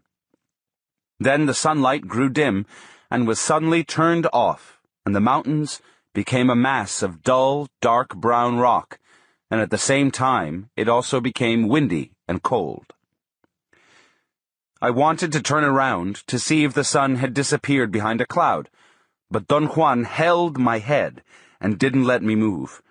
He said that if I turned, I might catch a glimpse of an entity of the mountains, the ally that was following us. He assured me that I didn't have the necessary strength to stand a sight of that nature, and then he added, in a calculated tone, that the rumble I had heard was the peculiar way in which an ally heralded its presence. He then stood up and announced that we were going to start climbing up the side of the slope. "Where are we going?" I asked. He pointed to one of the areas he had isolated as being a spot of darkness. He explained that not doing had allowed him to single out that spot as a possible center of power, or perhaps as a place where power objects might be found. We reached the spot he had in mind after a painful climb. He stood motionless for a moment, a few feet in front of me. I tried to come closer to him, but he signaled me with his hand to stop. He seemed to be orienting himself. I could see the back of his head moving, as if he were sweeping his eyes up and down the mountain. Then, with sure steps, he led the way to a ledge. He sat down and began to wipe some loose dirt off the ledge with his hand. He dug with his fingers around a small piece of rock that was sticking out, cleaning the dirt around it. Then he ordered me to dig it out. Once I had dislodged the piece of rock, he told me to immediately put it inside my shirt, because it was a power object that belonged to me. He said that he was giving it to me to keep, and that I should polish and care for it. Right after that, we began our descent into a water canyon, and a couple of hours later, we were in the high desert at the foot of the lava mountains. Don Juan walked about 10 feet ahead of me and kept up a very good pace. We went south until just before sunset. A heavy bank of clouds in the west prevented us from seeing the sun, but we paused until it had presumably disappeared over the horizon. Don Juan changed directions then and headed towards the southeast. We went over a hill, and as we got to the top, I spotted 4 men coming towards us from the south. I looked at Don Juan. We had never encountered people in our excursions, and I didn't know what to do in a case like that. But he didn't seem to be concerned. He kept on walking as if nothing had happened. The men moved as if they weren't in a hurry. They meandered towards where we were in a leisurely way. When they were closer to us, I noticed that they were 4 young Indians. They seemed to recognize Don Juan. He talked to them in Spanish. They were very soft-spoken and treated him with great deference. Only one of them spoke to me. I asked Don Juan in a whisper if I could also talk to them, and he nodded his head affirmatively. Once I engaged them in conversation, they were very friendly and communicative, especially the one who had first spoken to me. They told me they were there in search of power quartz crystals. They said that they had been wandering around the lava mountains for several days, but they hadn't had any luck. Don Juan looked around and pointed to a rocky area about 200 yards away. "That's a good place to camp for a while," he said. He began to walk towards the rocks, and we all followed him. The area he had selected was very rugged. There were no bushes on it. We sat down on the rocks. Don Juan announced that he was going to go back into the chaparral to gather dry branches for a fire. I wanted to help him, but he whispered to me that this was a special fire for those brave young men, and he didn't need my help. The young men sat down around me in a close cluster. One of them sat with his back against mine. I felt a bit embarrassed. When Don Juan returned with a pile of sticks, he commended them for their carefulness and told me that the young men were a sorcerer's apprentices, and that it was the rule to make a circle and have 2 people back to back in the center when going on hunting parties for power objects. One of the young men asked me if I had ever found any crystals myself. I told him that Don Juan had never taken me to look for them. Don Juan selected a place close to a big boulder and started to make a fire. None of the young men moved to help him, but watched him attentively. When all the sticks were burning, Don Juan sat with his back against the boulder. The fire was to his right. The young men apparently knew what was going on, but I didn't have the faintest idea about the procedure to follow when one was dealing with sorcerer's apprentices. I watched the young men. They sat facing Don Juan, making a perfect half-circle. I noticed then that Don Juan was directly facing me, and 2 of the young men had sat to my left, and the other 2 to my right. Don Juan began telling them that I was in the lava mountains to learn not doing, and that an ally had been following us. I thought that was a very dramatic beginning, and I was right. The young men changed positions, and sat with their left legs tucked under their seats. I hadn't observed how they were sitting before. I'd assumed that they were sitting the same way I was, cross-legged. A casual glance at Don Juan revealed to me that he was also sitting with his left leg tucked in. He made a barely perceptible gesture with his chin to point at my sitting position. I casually tucked in my left leg. Don Juan had once told me that was the posture that a sorcerer used when things were uncertain. It had always proved, however, to be a very tiring position for me. I felt it was going to be a terrible imposition on me to remain seated in that fashion for the duration of his talk. Don Juan seemed to be thoroughly aware of my handicap, and in a succinct manner explained to the young men that quartz crystals could be found in certain specific spots in that area, that once they were found, they had to be coaxed to leave their abode by means of special techniques. The crystals then became the man himself, and their power went beyond our understanding. He said that ordinarily quartz crystals were found in clusters, and that it was up to the man who had found them to choose 5 of the longest and best-looking blades of quartz and sever them from their matrix. The finder was responsible for carving and polishing them in order to make them pointed and to make them fit perfectly to the size and shape of the fingers of his right hand. Then he told us that the quartz crystals were weapons used for sorcery, that they were usually hurled to kill, and that they penetrated the enemy's body and then returned to their owner's hand as though they had never left it. Next, he talked about the search for the spirit that would turn the ordinary crystals into weapons, and said that the first thing one had to do was to find a propitious place to lure out the spirit. That place had to be on a hilltop and was found by sweeping the hand with the palm turned towards the earth, until a certain heat was detected with the palm of the hand. A fire had to be made on that spot. Don Juan explained that the ally was attracted by the flames and manifested itself through a series of consistent noises. The person searching for an ally had to follow the direction of the noises until the ally revealed itself, and then wrestle it to the ground in order to overpower it. It was at that point that one could make the ally touch the crystals to imbue them with power. He warned us that there were other forces at large in those lava mountains, forces which didn't resemble the allies. They didn't make any noise, but appeared only as fleeting shadows, and didn't have any power at all. Don Juan added that a brilliantly colored feather or some highly polished quartz crystals would attract the attention of an ally, but in the long run, any object whatever would be equally effective, because the important part was not to find the objects, but to find the force that would imbue them with power. "What's the use of having beautifully polished crystals if you never find the spirit giver of power?" he said. "On the other hand, if you don't have the crystals, but do find the spirit, you may put anything in his way to be touched.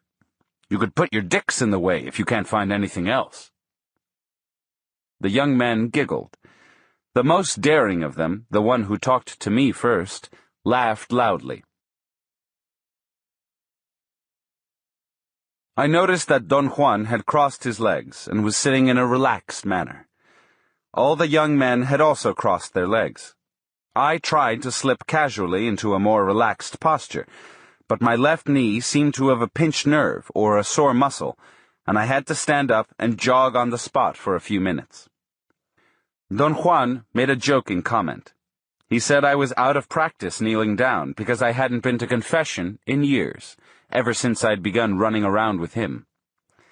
That produced a great commotion among the young men. They laughed in spurts. Some of them covered their faces and giggled nervously. "I'm going to show you fellows something," Don Juan said casually after the young men had stopped laughing. My guess was that he was going to let us see some power objects he had in his pouch. For an instant I thought the young men were going to cluster around him, for they made a sudden movement in unison. All of them bent forward a little bit, as if they were going to stand up, but then they all tucked their left legs in and went back to that mysterious position that was so hard on my knees. I tucked my left leg in as casually as possible. I found that if I didn't sit on my left foot, that is, if I kept a half-kneeling position, my knees didn't hurt as much. Don Juan stood up and walked around the big boulder until he was out of sight. He must have fed the fire before he stood up, while I was tucking in my leg, for the new sticks chirped as they ignited, and long flames spurted out. The effect was extremely dramatic. The flames grew twice as big. Don Juan suddenly stepped out from behind the boulder and stood where he had been sitting. I had a moment of bewilderment. Don Juan had put on a funny black hat. It had peaks on the side, by the ears, and it was round on top. It occurred to me that it was actually a pirate's hat. He was wearing a long black coat with tails, fastened with a single shiny metallic button, and he had a peg leg. I laughed to myself. Don Juan really looked silly in his pirate's costume. I began to wonder where he had gotten that outfit out there in the wilderness. I assumed that it must have been hidden behind the rock. I commented to myself that all Don Juan needed was a patch over his eye and a parrot on his shoulder to be the perfect stereotype of a pirate. Don Juan looked at every member of the group, sweeping his eyes slowly from right to left. Then he looked up above us and stared into the darkness behind us. He remained in that position for a moment, and then he went around the boulder and disappeared. I didn't notice how he walked. Obviously, he must have had his knee bent in order to depict a man with a wooden leg. When he turned around to walk behind the boulder, I should have seen his bent leg, but I was so mystified by his acts that I didn't pay any attention to details. The flames lost their strength at the very moment Don Juan went around the boulder. I thought that his timing had been superb.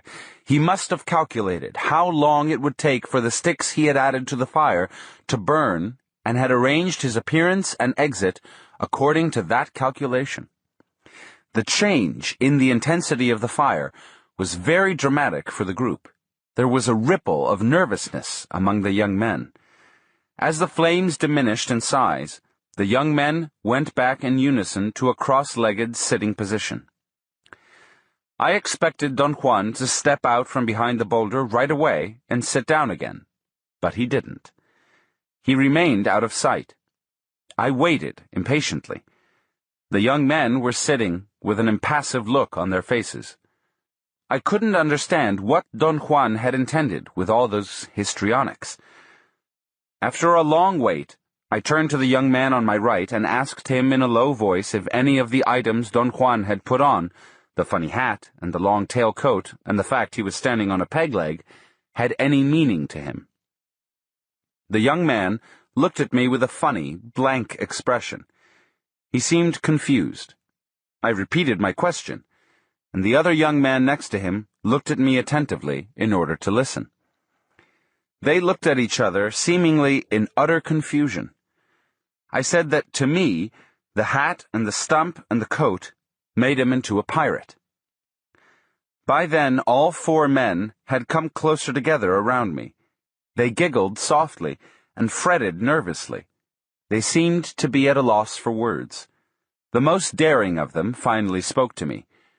He said that Don Juan didn't have a hat on, wasn't wearing a long coat, and was certainly not standing on a stump, but that he had a black cowl or shawl over his head and a jet-black tunic, like a friar's, that went all the way to the ground. "No!" another young man exclaimed softly. "He didn't have a cowl." "That's right," the others said. The young man who had spoken first looked at me with an expression of total disbelief.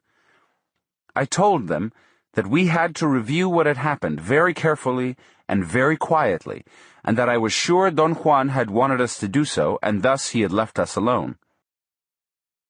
The young man who was to my extreme right said that Don Juan was in rags. He had on a tattered poncho, or some sort of Indian coat, and a most beat-up sombrero.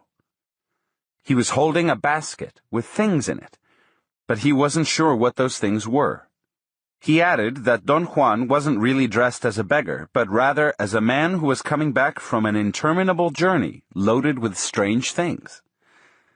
The young man, who had seen Don Juan with a black cowl, said that he had nothing in his hands, but that his hair was long and wild, as if he were a wild man that had just killed a friar and had put on his clothes, but couldn't hide his wildness.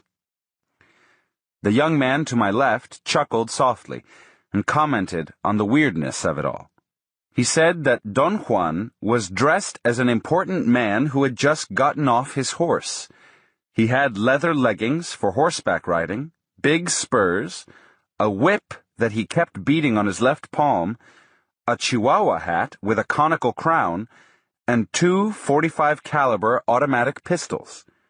He said that Don Juan was the picture of a well-to-do ranchero. The young man to my extreme left laughed shyly and didn't volunteer to reveal what he had seen. I coaxed him, but the others didn't seem to be interested. He appeared to be rather too shy to talk. The fire was about to be extinguished when Don Juan came out from behind the boulder. "We better leave the young men to their doings," he said to me. "Bid them goodbye." He didn't look at them. He began to walk away slowly to give me time to say goodbye. The young men embraced me. There were no flames in the fire, but the live coals reflected enough glare. Don Juan was like a dark shadow a few feet away, and the young men were a circle of neatly defined, static silhouettes. They were like a row of jet-black statues set in a background of darkness. It was at that point that the total event had an impact on me. A chill ran up my spine. I caught up with Don Juan. He told me, in a tone of great urgency, not to turn around to look at the young men, because at that moment they were a circle of shadows. My stomach felt a force coming from the outside. It was as if a hand had grabbed me. I screamed involuntarily. Don Juan whispered that there was so much power in that area that it would be very easy for me to use the Gait of Power. We jogged for hours. I fell down 5 times. Don Juan counted out loud every time I lost my balance. Then he came to a halt. "Sit down, huddle against the rocks, and cover your belly with your hands," he whispered in my ear. Sunday, April 15th, 1962. As soon as there was enough light in the morning, we started walking. Don Juan guided me to the place where I'd left my car. I was hungry, but I felt otherwise invigorated and well-rested.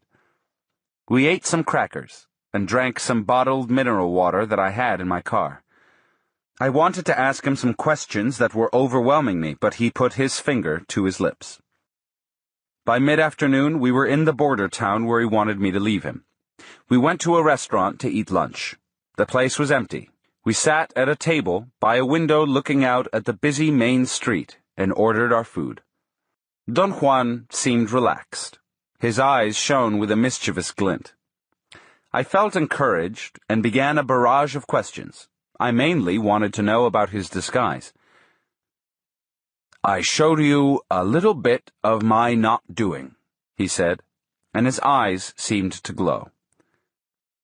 "But none of us saw the same disguise," I said. "How did you do that?" "It's all very simple," he replied. "They were only disguises, because everything we do is in some way merely a disguise. Everything we do, as I've told you, is a matter of doing. A man of knowledge could hook himself to everyone's doing and come up with weird things. But they're not weird, not really. They're weird only to those who are trapped in doing.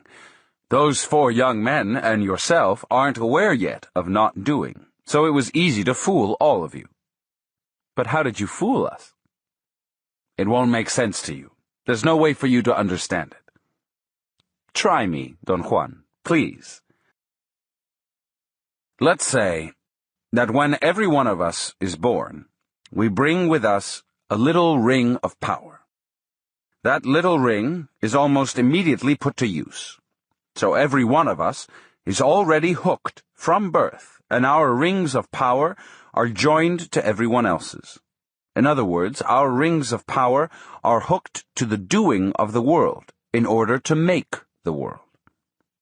"Give me an example so I could understand it," I said.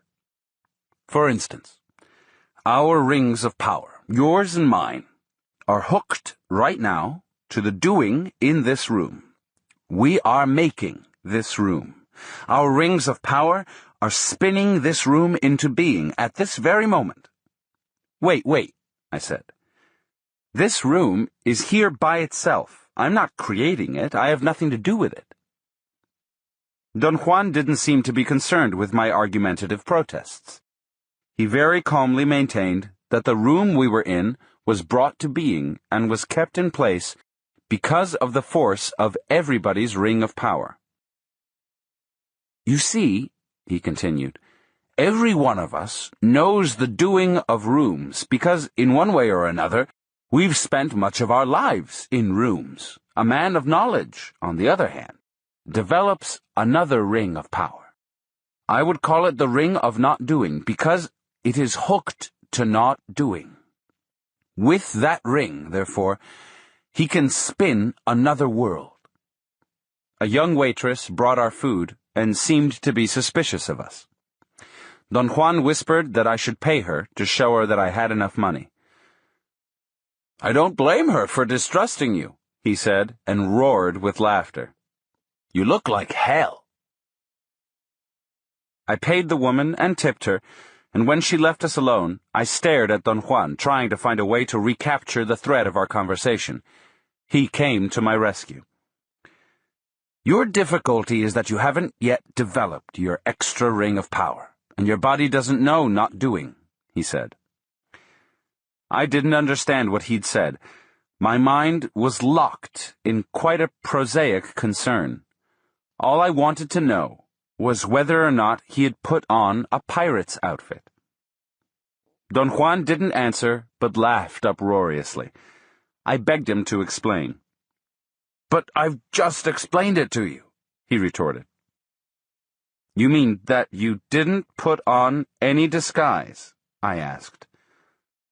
"All I did was to hook my ring of power to your own doing," he said. "You yourself did the rest, and so did the others." "That's incredible," I exclaimed. "We all have been taught to agree about doing," he said softly. "You don't have any idea of the power that agreement brings with it. But fortunately, not doing is equally miraculous and powerful." I felt an uncontrollable ripple in my stomach. There was an unbridgeable abysm between my first-hand experience and his explanation. As an ultimate defense, I ended up, as I had always done, with a tinge of doubt and distrust, and with the question, what if Don Juan was really in cahoots with the young men, and he himself had set it all up? I changed the subject and asked him about the 4 apprentices. "Did you tell me that they were shadows?" I asked. "That's right." "Were they allies?" "No, they were apprentices of a man I know." "Why did you call them shadows?" "Because at that moment they'd been touched by the power of not doing. And since they aren't as stupid as you are, they shifted into something quite different from what you know. I didn't want you to look at them for that reason. It would have only injured you." I didn't have any more questions. I wasn't hungry, either. Don Juan ate heartily and seemed to be in an excellent mood. But I felt dejected. Suddenly, a consuming fatigue possessed me. I realized that Don Juan's path was too arduous for me. I commented that I didn't have the qualifications to become a sorcerer. "Perhaps another meeting with Mescalito will help you," he said. I assured him that that was the farthest thing from my mind, and that I wouldn't even consider the possibility. "Very drastic things have to happen to you in order for you to allow your body to profit from all you've learned," he said. I ventured the opinion that since I wasn't an Indian, I wasn't really qualified to live the unusual life of a sorcerer.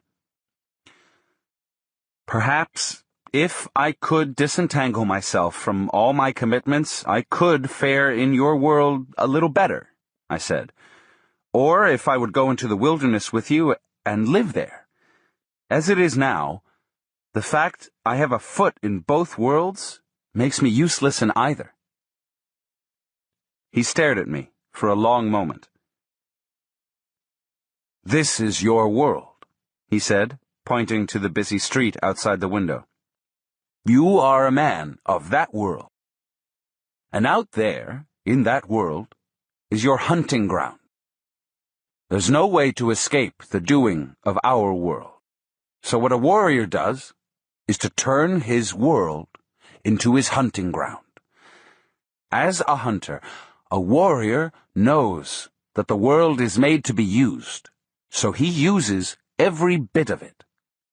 A warrior is like a pirate that has no qualms in taking and using anything he wants, except that the warrior doesn't mind or he doesn't feel insulted when he's used and taken himself.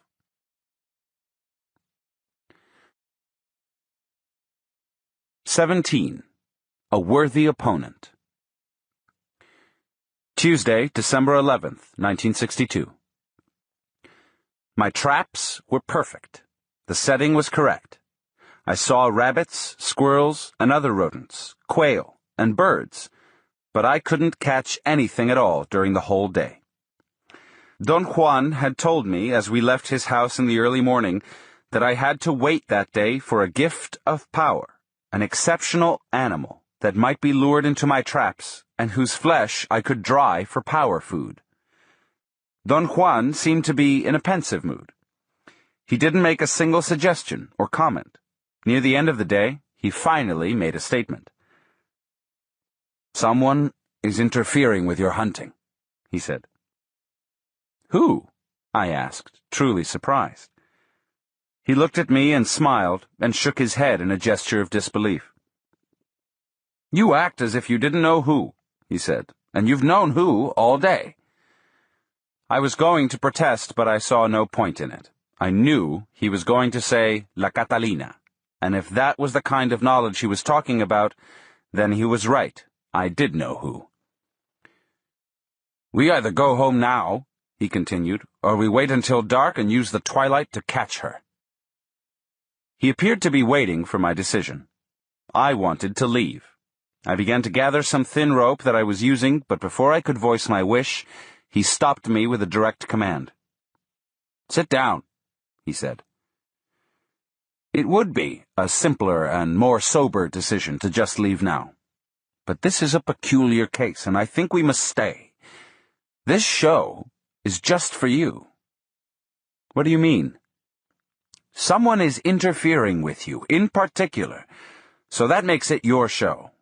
I know who, and you also know who. You scare me, I said. "Not me," he replied, laughing. "That woman who's out there prowling is scaring you." He paused, as if he were waiting for the effect of his words to show on me. I had to admit that I was terrified.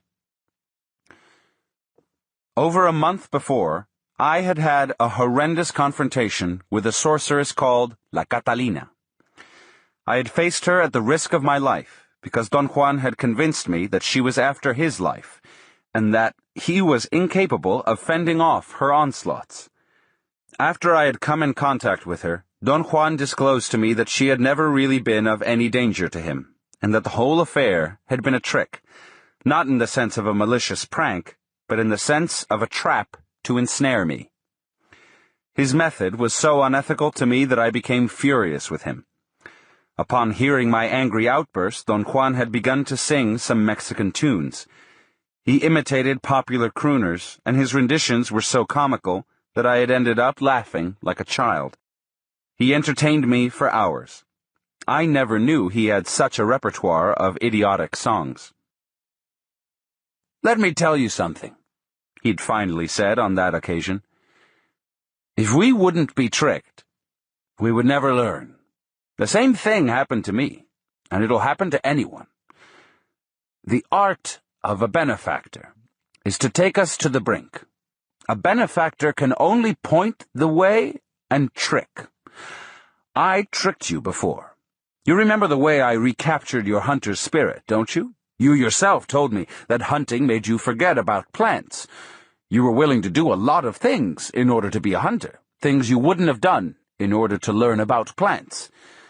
Now, you must do a lot more in order to survive." He stared at me and broke into a fit of laughter. "This is all crazy," I said. "We are rational beings." "You're rational," he retorted. I'm not. Of course you are, I insisted. You're one of the most rational men I've ever met.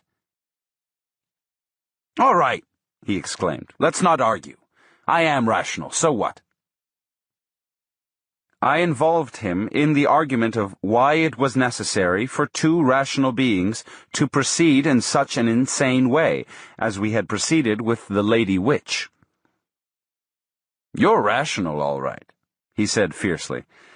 And that means you believe that you know a lot about the world, but do you? Do you really?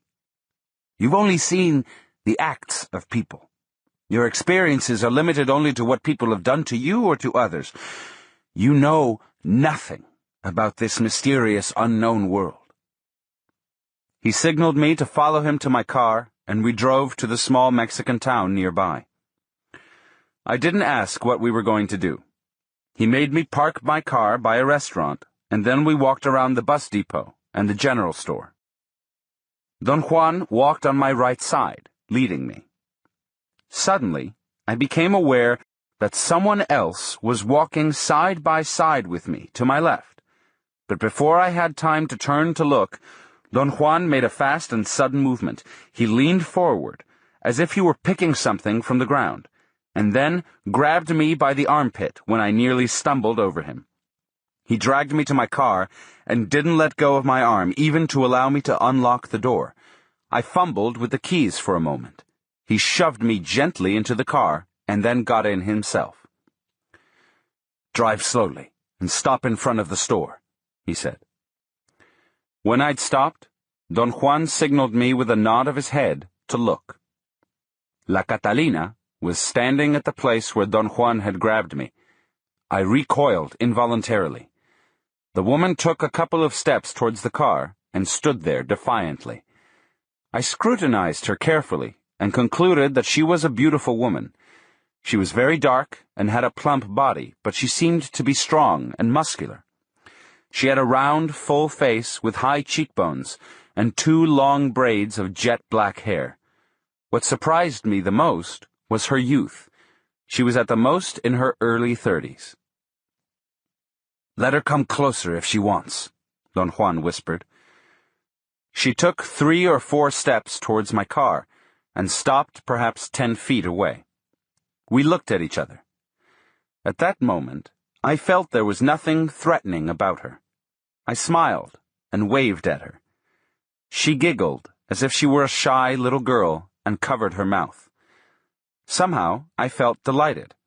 I turned to Don Juan to comment on her appearance and behavior, and he scared me half to death with a yell. Don't turn your back to that woman, damn it, he said in a forceful voice. I quickly turned to look at the woman. She had taken another couple of steps towards my car and was standing barely 5 feet away from my door. She was smiling. Her teeth were big and white and very clean. There was something eerie about her smile, however. It wasn't friendly. It was a contained grin. Only her mouth smiled. Her eyes were black and cold and were staring at me fixedly. I experienced a chill all over my body. Don Juan began to laugh in a rhythmical cackle. After a moment's wait, the woman slowly backed away and disappeared among people. We drove away, and Don Juan speculated that if I didn't tighten up my life and learn, she was going to step on me as one steps on a defenseless bug. She is the worthy opponent I told you I'd found for you, he said. Don Juan said that we had to wait for an omen before we knew what to do with the woman who was interfering with my hunting. If we see or hear a crow, we'll know for sure that we can wait, and we'll also know where to wait, he added. He slowly turned around in a complete circle, scanning all the surroundings. This isn't the place to wait, he said in a whisper. We began to walk towards the east. It was already fairly dark. Suddenly, 2 crows flew out from behind some tall bushes and disappeared behind a hill. Don Juan said that the hill was our destination. Once we arrived there, he circled it and chose a place facing the southeast at the bottom of the hill. He cleaned the dry twigs and leaves and other debris from a circular spot 5 or 6 feet in diameter. I attempted to help him, but he refused me with a strong movement of his hand. He put his finger over his lips and made a gesture of silence. When he had finished, he pulled me to the center of the circle, made me face the south, away from the hill, and whispered in my ear that I had to imitate his movements. He began a sort of dance, making a rhythmical thump with his right foot. It consisted of 7 even beats spaced by a cluster of 3 fast thumps. I tried to adapt myself to his rhythm, and after a few clumsy attempts I was more or less capable of reproducing the same thumping. "What's this for?" I whispered in his ear. He told me, also in a whisper, that I was thumping like a rabbit, and that sooner or later the prowler would be attracted by the noise and would show up to see what was going on. Once I'd copied the rhythm, Don Juan ceased to thump himself, but had me continue, marking the pace with a movement of his hand.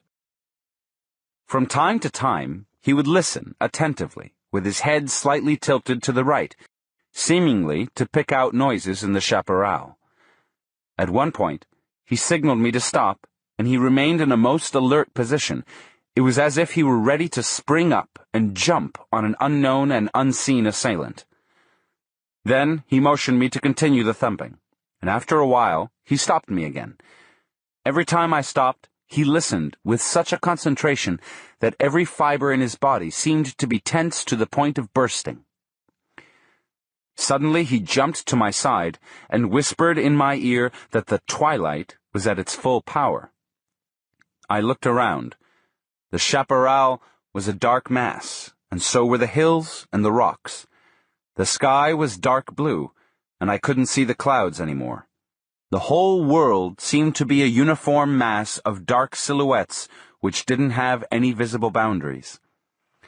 I heard the eerie, distant cry of an animal, a coyote, or perhaps a night bird. It happened so suddenly that I didn't pay attention to it, but Don Juan's body jerked a bit. I felt its vibration as he stood next to me. "Here we go," he whispered. "Thump again and be ready. She's here." I began to thump furiously, and Don Juan put his foot over mine and signaled me frantically to relax and thump rhythmically. "Don't scare her away," he whispered in my ear. "Calm down and don't lose your marbles." He again began to mark the pace of my thumping, and after the second time he made me stop, I heard the same cry again. This time it seemed to be the cry of a bird which was flying over the hill. Don Juan made me thump once more, and just when I stopped, I heard a peculiar rustling sound to my left. It was the sound a heavy animal would make while moving about in the dry underbrush. The thought of a bear crossed my mind, but then I realized there were no such bears in the desert. I grabbed on to Don Juan's arm, and he smiled at me and put his finger to his mouth in a gesture of silence. I stared into the darkness towards my left, but he signaled me not to. He repeatedly pointed directly above me, and then he made me turn around slowly and silently until I was facing the dark mass of the hill. Don Juan kept his finger leveled at a certain point on the hill. I kept my eyes glued to the spot, and suddenly, as if in a nightmare, a dark shadow leaped at me. I shrieked and fell down to the ground on my back. For a moment, the dark silhouette was superimposed against the dark blue sky, and then it sailed through the air and landed beyond us in the bushes. I heard the sound of a heavy body crashing into the shrubs, and then an eerie outcry. Don Juan helped me up and guided me in the darkness to the place where I'd left my traps. He made me gather and disassemble them, and then he scattered the pieces away in all directions. He performed all this without saying a single word. We didn't speak at all on our way back to his house. "What do you want me to say?" Don Juan asked, after I had urged him repeatedly to explain the events I had witnessed a few hours before. "What was it?" I asked. "You know damn well who it was," he said. "Don't water it down with what was it. It's who it was that's important." I had worked out an explanation that seemed to suit me. The figure I had seen looked very much like a kite that someone had let out over the hill while someone else, behind us, had pulled it to the ground, thus the effect of a dark silhouette sailing through the air perhaps 15 or 20 yards. He listened attentively to my explanation and then laughed until tears rolled down his cheeks. "Quit beating around the bush," he said. "Get to the point. Wasn't it a woman?" I had to admit that when I fell down and looked up, I saw the dark silhouette of a woman with a long skirt leaping over me in a very slow motion. Then something seemed to have pulled the dark silhouette, and it flew over me with great speed and crashed into the bushes. In fact, that movement was what had given me the idea of a kite. Don Juan refused to discuss the incident any further. The next day, he left to fulfill some mysterious errand, and I went to visit some Yaqui friends in another community. Wednesday, December 12th, 1962. As soon as I arrived at the Yaqui community, the Mexican storekeeper told me that he had rented a record player and 20 records from an outfit in Ciudad Obregón for the fiesta he was planning to give that night in honor of the Virgin of Guadalupe. He'd already told everybody that he'd made all the necessary arrangements through Julio, the traveling salesman who came to the Yaqui settlement twice a month to collect installments on a layaway plan for cheap articles of clothing, which he had succeeded in selling to some Yaqui Indians. Julio brought the record player early in the afternoon and hooked it to the dynamo that provided electricity for the store. He made sure that it worked. Then he turned up the volume to its maximum, reminded the storekeeper not to touch any knobs, and began to sort the 20 records. "I know how many scratches each of them has," Julio said to the storekeeper. "Tell that to my daughter," the storekeeper replied. "You're responsible, not your daughter." "Well, just the same, she's the only one who'll be changing the records." Julio insisted that it didn't make any difference to him whether she or someone else was going to actually handle the record player, as long as the storekeeper paid for any records that were damaged. The storekeeper began to argue with Julio. Julio's face became red. He turned from time to time to the large group of Yaqui Indians congregated in front of the store and made signs of despair or frustration by moving his hands or contorting his face in a grimace. Seemingly, as a final resort, he demanded a cash deposit. That precipitated another long argument about what constituted a damaged record. Julio stated with authority that any broken record had to be paid for in full, as if it were new. The storekeeper became angrier and began to pull out his extension cords. He seemed bent upon unhooking the record player and canceling the party. He made it clear to his clients congregated in front of the store that he'd tried his best to come to terms with Julio.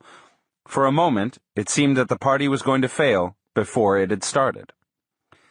Blas, the old Yaqui Indian in whose house I was staying, made some derogatory comments in a loud voice about the Yaquis' sad state of affairs, that they couldn't even celebrate their most revered religious festivity, the Day of the Virgin of Guadalupe.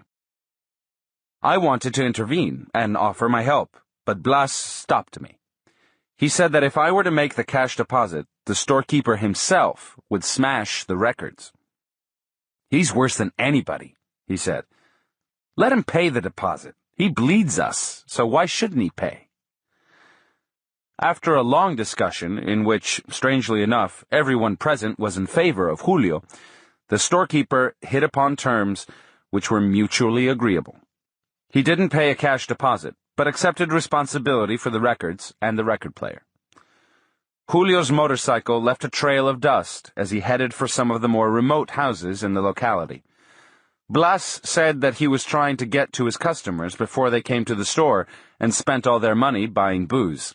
As he was saying this, a group of Indians emerged from behind the store. Blas looked at them and began to laugh, and so did everyone else there. Blas told me that those Indians were Julio's customers and had been hiding behind the store, waiting for him to leave. The party began early. The storekeeper's daughter put a record on the turntable and brought the arm down. There was a terrible loud screech and a high-pitched buzz, and then came a blasting sound of trumpet and some guitars. The party consisted of playing the records at full volume. There were 4 young Mexican men who danced with the storekeeper's 2 daughters and 3 other young Mexican women. The Yaquis didn't dance. They watched with apparent delight every movement the dancers made. They seemed to be enjoying themselves, just watching and gulping down cheap tequila. I bought individual drinks for everybody I knew. I wanted to avoid any feelings of resentment. I circulated among the numerous Indians and talked to them and then offered them drinks. My pattern of behavior worked until they realized I wasn't drinking at all. That seemed to annoy everyone at once. It was as if, collectively, they had discovered that I didn't belong there. The Indians became very gruff and gave me sly looks. The Mexicans, who were as drunk as the Indians, also realized at the same time that I hadn't danced, and that appeared to offend them even more. They became very aggressive. One of them forcibly took me by the arm and dragged me closer to the record player. Another served me a full cup of tequila and wanted me to drink it all in one gulp and prove that I was a macho. I tried to stall them and laughed idiotically, as if I were actually enjoying the situation. I said that I would like to dance first and then drink. One of the young men called out the name of a song. The girl in charge of the record player began to search in the pile of records. She seemed to be a little tipsy, although none of the women had openly been drinking, and had trouble fitting a record on the turntable. A young man said that the record she'd selected wasn't a twist. She fumbled with the pile, trying to find the suitable one, and everyone closed in around her and left me. That gave me time to run behind the store, away from the lighted area, and out of sight. I stood about 30 yards away, in the darkness of some bushes, trying to decide what to do. I was tired. I felt it was time to get in my car and go back home. I began to walk to Blas's house, where my car was parked. I figured that if I drove slowly, no one would notice that I was leaving. The people in charge of the record player were apparently still looking for the record. All I could hear was the high-pitched buzzing of the loudspeaker. But then came the blasting sound of a twist. I laughed out loud, thinking that they'd probably turned to where I'd been and found out that I'd disappeared. I saw some dark silhouettes of people walking in the opposite direction, going towards the store. We passed each other, and they mumbled buenas noches. I recognized them and spoke to them. I told them it was a great party. Before I came to a sharp bend in the road, I encountered 2 other people, whom I didn't recognize, but I greeted them anyway. The blasting sound of the record player was almost as loud there on the road as it was in front of the store. It was a dark, starless night, but the glare from the store lights allowed me to have a fairly good visual perception of my surroundings. Blas's house was very near, and I accelerated my pace. I noticed then the dark shape of a person, sitting or perhaps squatting to my left, at the bend of the road. I thought for an instant that it might have been one of the people from the party who had left before I had. The person seemed to be defecating on the side of the road. That seemed odd. People in the community went into the thick bushes to perform their bodily functions. I thought that whoever it was in front of me must have been drunk. I came to the bend and said, buenas noches. The person answered me with an eerie, gruff, inhuman howl. The hair on my body literally stood on end. For a second, I was paralyzed. Then I began to walk fast. I took a quick glance. I saw that the dark silhouette had stood up halfway. It was a woman.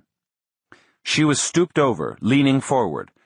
She walked in that position for a few yards, and then she hopped.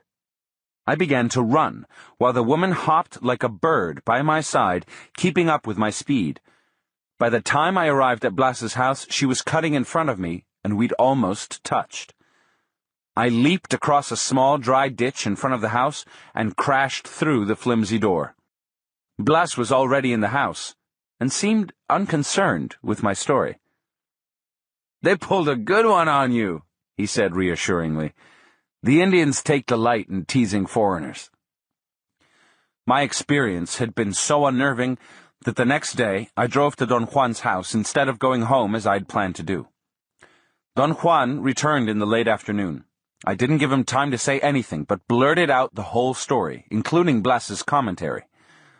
Don Juan's face became somber. Perhaps it was only my imagination, but I thought he was worried. "Don't put so much stock in what Blas told you," he said in a serious tone. "He knows nothing of the struggles between sorcerers. You should have known that it was something serious the moment you noticed that the shadow was to your left. You shouldn't have run, either." "What was I supposed to do? Stand there?" "Right.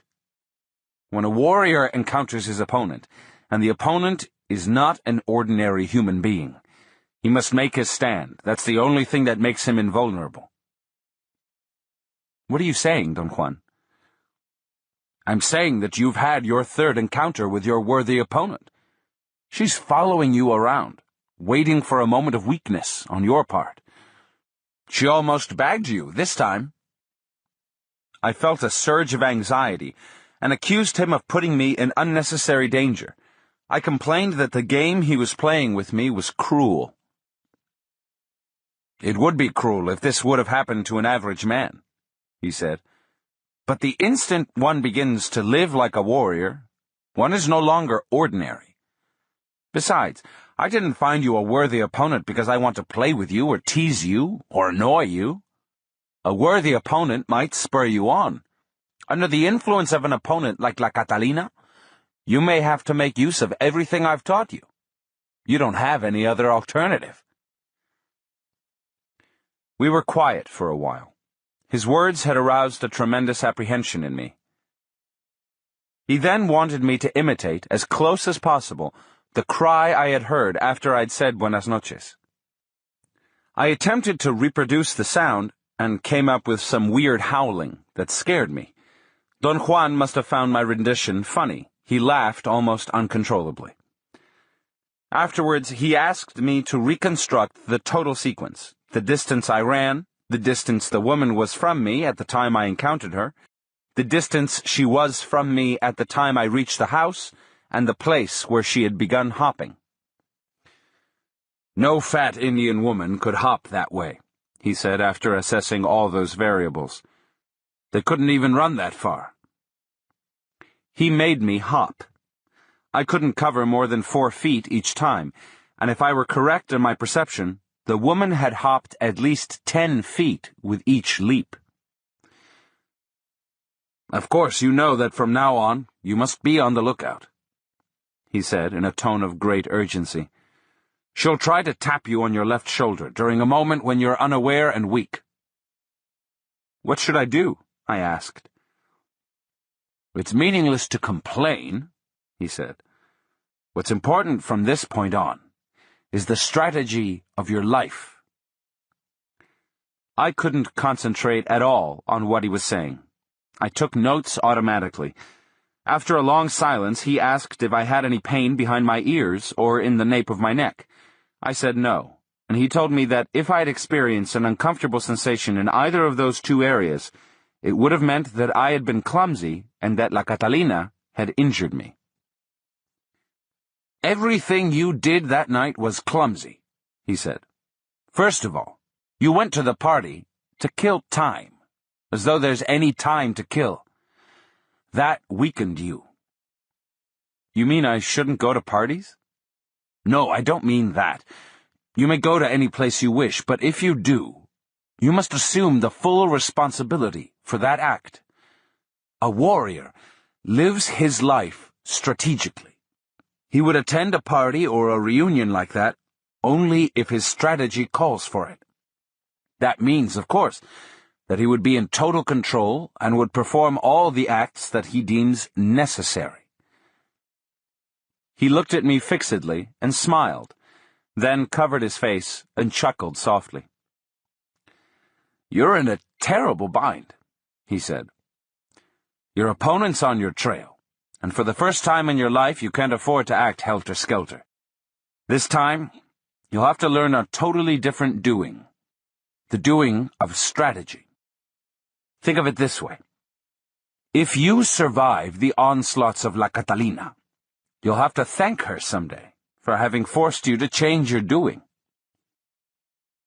"What a terrible way of putting it," I exclaimed. "What if I don't survive?" "A warrior never indulges in thoughts like that," he said. "When he has to act with his fellow men, a warrior follows the doing of strategy, and in that doing there are no victories or defeats.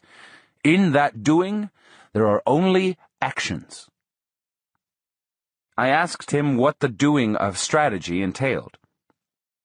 "It entails that one's not at the mercy of people," he replied. "At that party, for instance, you were a clown, not because it served your purposes to be a clown, but because you placed yourself at the mercy of those people. You never had any control, and thus you had to run away from them." What should I have done? Not go there at all, or else go there to perform a specific act. After horsing around with the Mexicans, you were weak, and La Catalina used that opportunity, so she placed herself in the road to wait for you. Your body knew that something was out of place, though, and yet you spoke to her. That was terrible. You mustn't utter a single word to your opponent during one of those encounters. Then, you turned your back to her. That was even worse. Then, you ran away from her, and that was the worst thing you could have done. Apparently, she's clumsy. A sorcerer that's worth his salt would have mowed you down right then, the instant you turned your back and ran away. So far, your only defense is to stay put and do your dance." "What dance are you talking about?" I asked. He said that the rabbit thumping he had taught me was the first movement of the dance that a warrior groomed and enlarged throughout his life, and then executed in his last stand on earth. I had a moment of strange sobriety, and a series of thoughts occurred to me. On one level, it was clear that what had taken place between me and La Catalina the first time I'd confronted her was real. La Catalina was real, and I couldn't discard the possibility that she was actually following me. On the other level, I couldn't understand how she was following me, and this gave rise to the faint suspicion that Don Juan might be tricking me, and that he himself was somehow producing the weird effects I had witnessed. Don Juan suddenly looked at the sky and told me that there was still time to go and check the sorceress.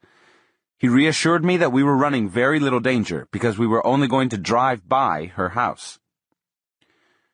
"You must confirm her shape," Don Juan said. "Then there won't be any doubts left in your mind, one way or the other." My hands began to sweat profusely, and I had to dry them repeatedly with a towel.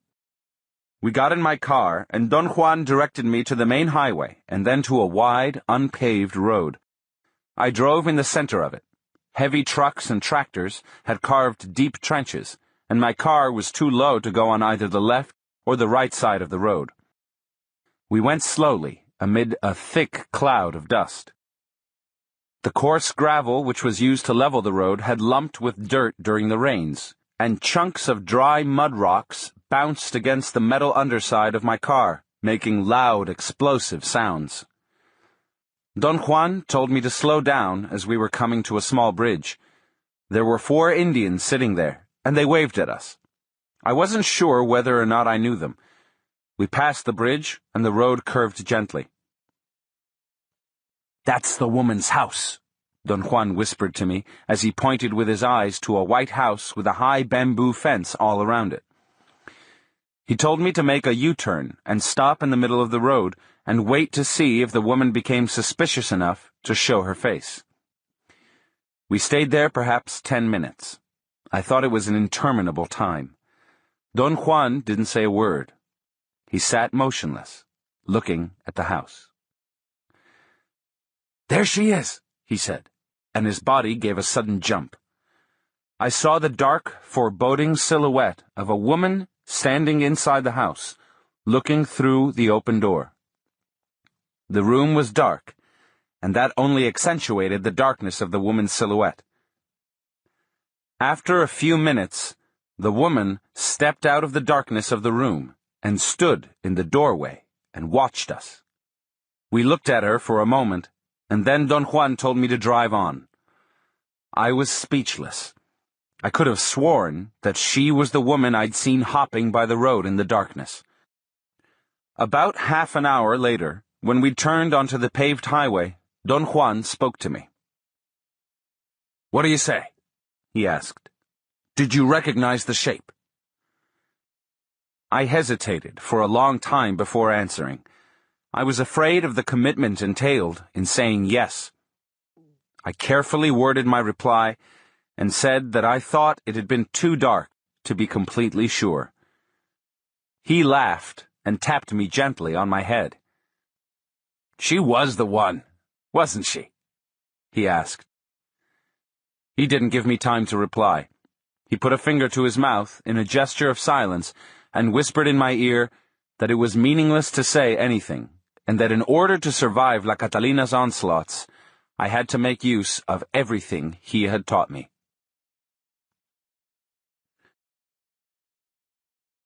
Part 2. Journey to Ixtlan. 18. The Sorcerer's Ring of Power. In May of 1971, I paid Don Juan the last visit of my apprenticeship. I went to see him on that occasion in the same spirit I'd gone to see him during the 10 years of our association. That is to say, I was once again seeking the amenity of his company.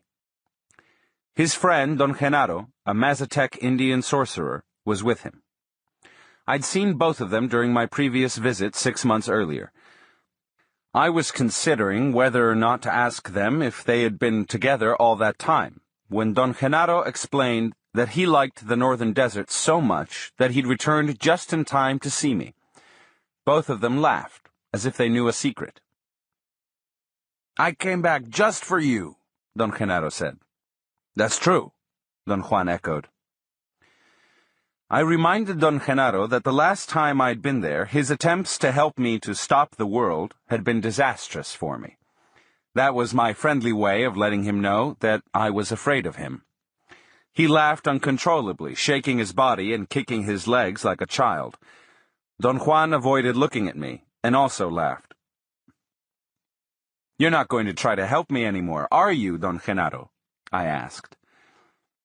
My question threw both of them into spasms of laughter. Don Genaro rolled on the ground, laughing, then lay on his stomach and began to swim on the floor. When I saw him doing that, I knew I was lost. At that moment, my body somehow became aware that I'd arrived at the end. I didn't know what that end was. My personal tendency to dramatization and my previous experience with Don Genaro made me believe that it might be the end of my life. During my last visit to them, Don Genaro had attempted to push me to the brink of stopping the world. His efforts had been so bizarre and direct that Don Juan himself had had to tell me to leave. Don Genaro's demonstrations of power were so extraordinary and so baffling that they forced me to a total reevaluation of myself. I went home, reviewed the notes that I'd taken in the very beginning of my apprenticeship, and a whole new feeling mysteriously set in on me, although I hadn't been fully aware of it until I saw Don Genaro swimming on the floor. The act of swimming on the floor, which was congruous with other strange and bewildering acts he'd performed in front of my very eyes, started as he was lying face down. He was first laughing so hard that his body shook as in a convulsion. Then he began kicking, and finally, the movement of his legs became coordinated with a paddling movement of his arms, and Don Genaro started to slide on the ground as if he were lying on a board fitted with ball bearings. He changed directions various times and covered the entire area of the front of Don Juan's house, maneuvering around me and Don Juan. Don Genaro had clowned in front of me before, and every time he'd done it, Don Juan had asserted that I had been on the brink of seeing. My failure to see was a result of my insistence on trying to explain every one of Don Genaro's actions from a rational point of view. This time, I was on guard, and when he began to swim, I didn't attempt to explain or understand the event. I simply watched him. Yet I couldn't avoid the sensation of being dumbfounded. He was actually sliding on his stomach and chest. My eyes began to cross as I watched him. I felt a surge of apprehension. I was convinced that if I didn't explain what was happening, I would see, and that thought filled me with an extraordinary anxiety. My nervous anticipation was so great that in some way I was back at the same point, locked once more in some rational endeavor. Don Juan must have been watching me.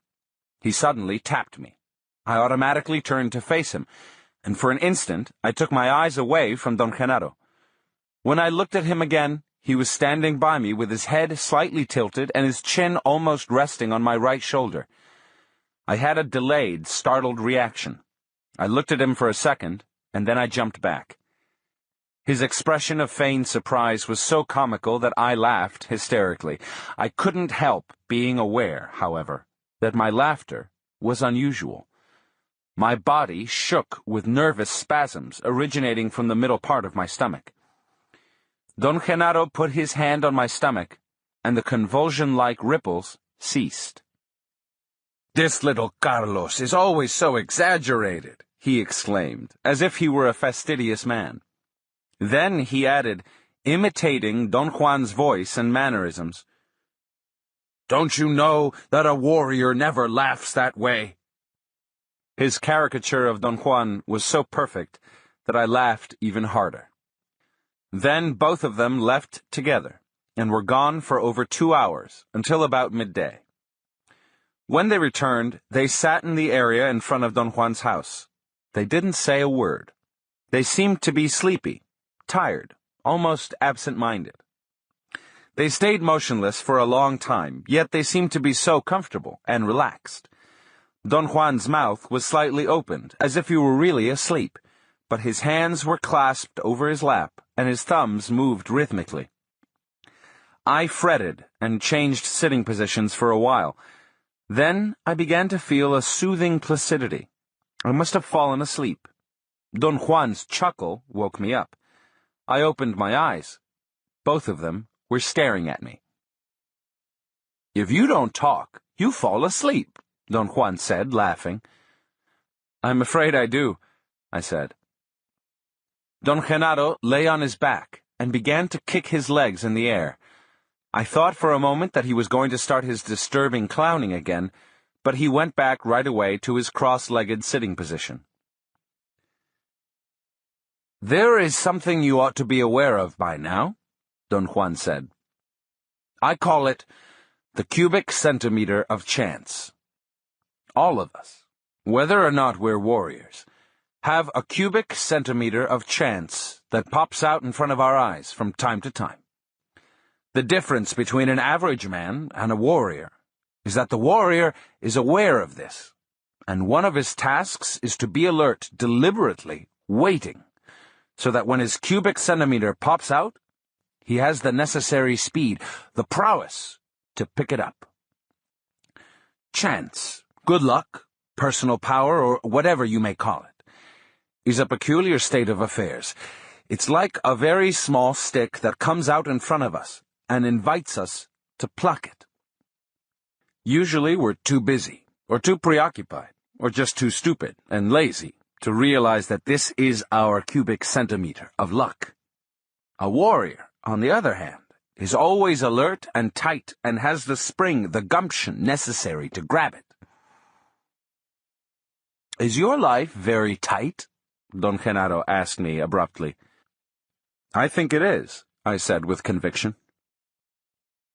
Do you think that you can pluck your cubic centimeter of luck? Don Juan asked me with a tone of incredulity. I believe I do that all the time, I said. I think you're only alert about things you know, Don Juan said. Maybe I'm kidding myself, but I do believe that nowadays I'm more aware than at any other time in my life, I said, and really meant it. Don Genaro nodded his head in approval. Yes, he said softly, as if talking to himself. Little Carlos is really tight and absolutely alert. I felt that they were humoring me. I thought that perhaps my assertion about my alleged condition of tightness may have annoyed them. I didn't mean to brag, I said. Don Genaro arched his eyebrows and enlarged his nostrils. He glanced at my notebook and pretended to be writing. I think Carlos is tighter than ever, Don Juan said to Don Genaro. Maybe he's too tight, Don Genaro snapped. He may very well be, Don Juan conceded. I didn't know what to interject at that point, so I remained quiet. Do you remember the time when I jammed your car? Don Juan asked casually. His question was abrupt and unrelated to what we'd been talking about. He was referring to the time when I couldn't start the engine of my car until he said I could. I remarked that no one could forget such an event. That was nothing, Don Juan asserted in a factual tone. Nothing at all. True, Genaro? True, Don Genaro said indifferently. What do you mean? I said in a tone of protest. What you did that day was something truly beyond my comprehension. That's not saying much, Don Genaro retorted. They both laughed loudly, and then Don Juan patted me on the back. Genaro can do something much better than jamming your car, he went on. True, Genaro? True, Don Genaro replied, puckering up his lips like a child. What can he do? I asked, trying to sound unruffled. Genaro can take your whole car away, Don Juan exclaimed in a booming voice, and then he added in the same tone, True, Genaro? True, Don Genaro retorted, in the loudest human tone I'd ever heard. I jumped involuntarily. My body was convulsed by 3 or 4 nervous spasms. What do you mean, he can take my whole car away? I asked. What did I mean, Genaro? Don Juan asked. You meant that I can get into his car, turn the motor on, and drive away, Don Genaro replied with unconvincing seriousness. Take the car away, Genaro, Don Juan urged him in a joking tone. It's done, Don Genaro said, frowning and looking at me askew. I noticed that as he frowned, his eyebrows rippled, making the look in his eyes mischievous and penetrating. All right, Don Juan said calmly. Let's go down there and examine the car. Yes, Don Genaro echoed. Let's go down there and examine the car. They stood up very slowly. For an instant I didn't know what to do, but Don Juan signaled me to stand up. We began walking up the small hill in front of Don Juan's house. Both of them flanked me, Don Juan to my right and Don Genaro to my left. They were perhaps 6 or 7 feet ahead of me, always within my full field of vision. Let's examine the car, Don Genaro said again. Don Juan moved his hands as if he were spinning an invisible thread. Don Genaro did likewise, and repeated, Let's examine the car. They walked with a sort of bounce. Their steps were longer than usual, and their hands moved as though they were whipping or batting some invisible objects in front of them. I'd never seen Don Juan clowning like that and felt almost embarrassed to look at him. We reached the top, and I looked down to the area at the foot of the hill some 50 yards away where I'd parked my car. My stomach contracted with a jolt. The car wasn't there. I ran down the hill. My car wasn't anywhere in sight. I experienced a moment of great confusion. I was disoriented. My car had been parked there since I arrived early in the morning. Perhaps half an hour before, I'd come down to get a new pad of writing paper. At that time, I'd thought of leaving the windows open because of the excessive heat, but the number of mosquitoes and other flying insects that abounded in the area had made me change my mind, and I'd left the car locked as usual. I looked all around again. I refused to believe that my car was gone. I walked to the edge of the cleared area. Don Juan and Don Genaro joined me and stood by me, doing exactly what I was doing, peering into the distance to see if the car was somewhere in sight. I had a moment of euphoria that gave way to a disconcerting sense of annoyance. They seemed to have noticed it and began to walk around me, moving their hands as if they were rolling dough in them. "What do you think happened to the car, Genaro?" Don Juan asked in a meek tone. "I drove it away," Don Genaro said, and made the most astounding motion of shifting gears and steering. He bent his legs as though he were sitting, and remained in that position for a few moments, obviously sustained only by the muscles in his legs. Then he shifted his weight to his right leg and stretched his left foot to mimic the action on the clutch. He made the sound of a motor with his lips, and finally, to top everything, he pretended to have hit a bump in the road and bobbed up and down, giving me the complete sensation of an inept driver that bounces without letting go of the steering wheel. Don Genaro's pantomime was stupendous. Don Juan laughed until he was out of breath. I wanted to join them in their mirth, but I was unable to relax. I felt threatened and ill at ease. An anxiety that had no precedence in my life possessed me. I felt I was burning up inside, and began kicking small rocks on the ground, and ended up hurling them with an unconscious and unpredictable fury. It was as if the wrath was actually outside of myself and had suddenly enveloped me. Then the feeling of annoyance left me, as mysteriously as it had hit me. I took a deep breath and felt better. I didn't dare to look at Don Juan. My display of anger embarrassed me, but at the same time, I wanted to laugh.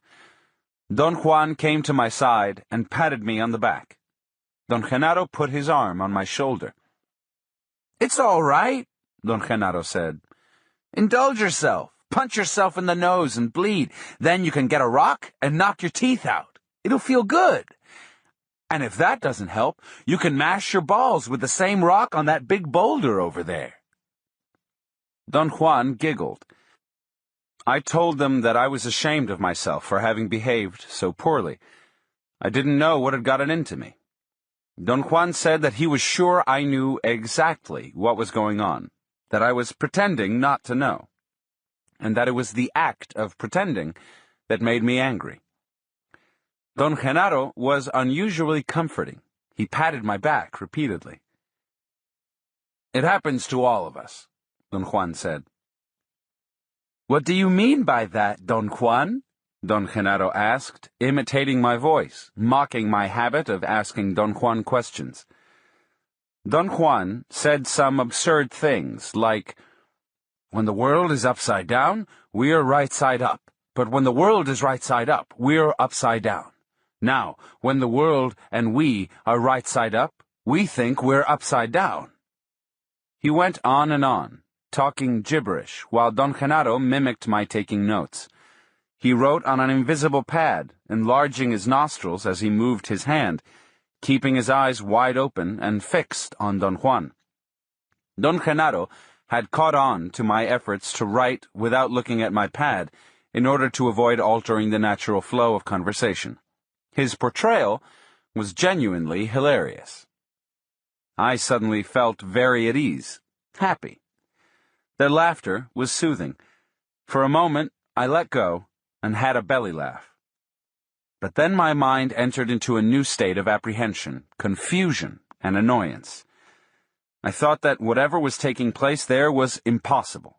In fact, it was inconceivable according to the logical order by which I am accustomed to judge the world at hand. Yet, as the perceiver, I perceived that my car wasn't there. The thought occurred to me, as it always had happened when Don Juan had confronted me with inexplicable phenomena, that I was being tricked by ordinary means. My mind had always, under stress, involuntarily and consistently repeated the same construct. I began to consider how many Confederates Don Juan and Don Genaro would have needed in order to lift my car and remove it from where I'd parked it. I was absolutely sure that I had compulsively locked the doors. The handbrake was on, it was in gear, and the steering wheel was locked. In order to move it, they would have had to lift it up bodily. That task would have required a labor force that I was convinced neither of them could have brought together. Another possibility was that someone in agreement with them had broken into my car, wired it, and driven it away. To do that would have required a specialized knowledge that was beyond their means. The only other possible explanation was that perhaps they were mesmerizing me. Their movements were so novel to me and so suspicious that I entered into a spin of rationalizations. I thought that if they were hypnotizing me, I was then in a state of altered consciousness. In my experience with Don Juan, I had noticed that in such states, one is incapable of keeping a consistent mental record of the passage of time. There had never been an enduring order in matters of passage of time in all the states of non-ordinary reality I had experienced, and my conclusion was that if I kept myself alert, a moment would come when I would lose my order of sequential time. As if, for example, I were looking at a mountain at a given moment, and then, in my next moment of awareness, I found myself looking at a valley in the opposite direction, but without remembering having turned around. I felt that if something of that nature would happen to me, I could then explain what was taking place with my car as, perhaps, a case of hypnosis. I decided that the only thing I could do was to watch every detail with excruciating thoroughness. "Where's my car?" I asked, addressing both of them. "Where's the car, Genaro?" Don Juan asked with a look of utmost seriousness.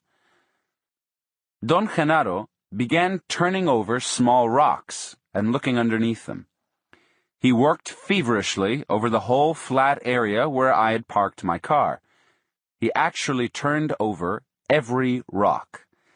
At times he would pretend to get angry and would hurl the rock into the bushes. Don Juan seemed to enjoy the scene beyond words. He giggled and chuckled and was almost oblivious to my presence. Don Genaro had just finished hurling a rock in a display of sham frustration when he came upon a good-sized boulder, the only large and heavy rock in the parking area. He attempted to turn it over, but it was too heavy and too deeply embedded in the ground. He struggled and puffed until he was perspiring. Then he sat on the rock and called Don Juan to help him. Don Juan turned to me with a beaming smile and said, "Come on, let's give Genaro a hand." "What's he doing?" I asked. "He's looking for your car," Don Juan said in a casual and factual tone. "For heaven's sake, how can he find it under the rocks?" I protested. "For heaven's sake, why not?" Don Genaro retorted, and both of them roared with laughter. We couldn't budge the rock. Don Juan suggested that we go to the house and look for a thick piece of wood to use as a lever. On our way to the house, I told them that their acts were absurd and that whatever they were doing to me was unnecessary. Don Genaro peered at me. Genado's a very thorough man, Don Juan said with a serious expression. He's as thorough and meticulous as you are. You yourself said that you never leave a stone unturned. He's doing the same. Don Genaro patted me on the shoulder and said that Don Juan was absolutely right and that, in fact, he wanted to be like me. He looked at me with an insane glint and opened his nostrils. Don Juan clapped his hands and threw his hat to the ground. After a long search around the house for a thick piece of wood, Don Genaro found a long and fairly thick tree trunk, a part of a house beam. He put it across his shoulders, and we started back to the place where my car had been. As we were going up the small hill and were about to reach a bend in the trail from where I could see the flat parking area, I had a sudden insight. It occurred to me that I was going to find my car before they did, but when I looked down, there was no car at the foot of the hill. Don Juan and Don Genaro must have understood what I had had in mind and ran after me, laughing uproariously. Once we got to the bottom of the hill, they immediately went to work. I watched them for a few moments. Their acts were incomprehensible. They weren't pretending that they were working. They were actually immersed in the task of turning over a boulder to see if my car was underneath. That was too much for me, and I joined them. They puffed and yelled, and Don Genaro howled like a coyote. They were soaked in perspiration. I noticed how terribly strong their bodies were, especially Don Juan's. Next to them, I was a flabby young man. Very soon, I was also perspiring copiously. Finally, we succeeded in turning over the boulder, and Don Genaro examined the dirt underneath the rock with the most maddening patience and thoroughness. "No, it isn't here," he announced. That statement brought both of them down to the ground with laughter. I laughed nervously. Don Juan seemed to have true spasms of pain, and covered his face and lay down as his body shook with laughter. "In which direction do we go now?" Don Genaro asked after a long rest. Don Juan pointed with a nod of his head. "Where are we going?" I asked. "To look for your car," Don Juan said, and didn't crack a smile. They again flanked me as we walked into the brush. We'd only covered a few yards when Don Genaro signaled us to stop. He tiptoed to a round bush a few steps away, looked in the inside branches for a few moments, and said that the car wasn't there. We kept on walking for a while, and then Don Genaro made a gesture with his hand to be quiet. He arched his back as he stood on his toes and extended his arms over his head. His fingers were contracted like a claw. From where I stood, Don Genaro's body had the shape of a letter S. He maintained that position for an instant, and then virtually plunged headfirst on a long twig with dry leaves. He carefully lifted it up and examined it, and then again remarked that the car wasn't there. As we walked into the deep chaparral, he looked behind bushes and climbed small palo verde trees to look into their foliage, only to conclude that the car wasn't there either. Meanwhile, I kept a most meticulous mental record of everything I touched or saw. My sequential and orderly view of the world around me was as continuous as it had always been. I touched rocks, bushes, trees. I shifted my view from the foreground to the background by looking out of one eye and then out of the other. By all calculations, I was walking in the chaparral as I had done scores of times during my ordinary life. Next, Don Genaro lay down on his stomach and asked us to do likewise. He rested his chin on his clasped hands. Don Juan did the same. Both of them stared at a series of small protuberances on the ground that looked like minute hills. Suddenly, Don Genaro made a sweeping movement with his right hand, and clasped something. He hurriedly stood up, and so did Don Juan. Don Genaro held his clasped hand in front of us and signaled us to come closer and look. Then he slowly began to open his hand. When it was half open, a big black object flew away. The motion was so sudden, and the flying object was so big that I jumped back and nearly lost my balance. Don Juan propped me up. "That wasn't the car," Don Genaro complained. "It was a goddamn fly. Sorry." Both of them scrutinized me. They were standing in front of me, and weren't looking directly at me, but out of the corners of their eyes. It was a prolonged look. "It was a fly, wasn't it?" Don Genaro asked me. "I think so," I said. "Don't think," Don Juan ordered me imperiously. "What did you see?" "I saw something as big as a crow flying out of his hand," I said. My statement was congruous with what I had perceived and wasn't intended as a joke, but they took it as perhaps the most hilarious statement that anyone had made that day. Both of them jumped up and down and laughed until they choked. "I think Carlos has had enough," Don Juan said. His voice sounded hoarse from laughing. Don Genaro said that he was about to find my car, that the feeling was getting hotter and hotter. Don Juan said we were in a rugged area, and that to find the car there was not a desirable thing. Don Genaro took off his hat and rearranged the strap with a piece of string from his pouch. Then he attached his woolen belt to a yellow tassel affixed to the brim of his hat. "I'm making a kite out of my hat," he said to me. I watched him, and I knew that he was joking. I had always considered myself to be an expert on kites.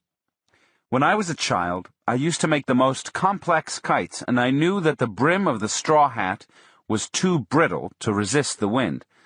The hat's crown, on the other hand, was too deep, and the wind would circulate inside it, making it impossible to lift the hat off the ground. "You don't think it'll fly, do you?" Don Juan asked me. "I know it won't," I said. Don Genaro was unconcerned and finished attaching a long string to his kite hat.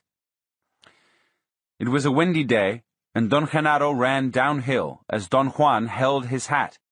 Then Don Genaro pulled the string, and the damn thing actually flew. "Look! Look at the kite!" Don Genaro yelled. It bobbed a couple of times, but it remained in the air. "Don't take your eyes off of the kite," Don Juan said firmly. For a moment, I felt dizzy. Looking at the kite, I had a complete recollection of another time. It was as if I were flying a kite myself, as I used to, when it was windy in the hills of my hometown. For a brief moment, the recollection engulfed me, and I lost my awareness of the passage of time. I heard Don Genaro yelling something, and I saw the hat bobbing up and down, and then falling to the ground, where my car was. It all took place with such speed that I didn't have a clear picture of what had happened. I became dizzy and absent-minded. My mind held on to a very confusing image. I either saw Don Genaro's hat turning into my car, or I saw the hat falling over on top of the car. I wanted to believe the latter, that Don Genaro had used his hat to point at my car. Not that it really mattered. One thing was as awesome as the other. But just the same, my mind hooked on that arbitrary detail in order to keep my original mental balance. "Don't fight it," I heard Don Juan saying. I felt that something inside me was about to surface. Thoughts and images came in uncontrollable waves as if I were falling asleep. I stared at the car, dumbfounded. It was sitting on a rocky, flat area about 100 feet away. It actually looked as if someone had just placed it there. I ran towards it and began to examine it. "God damn it!" Don Juan exclaimed. "Don't stare at the car. Stop the world."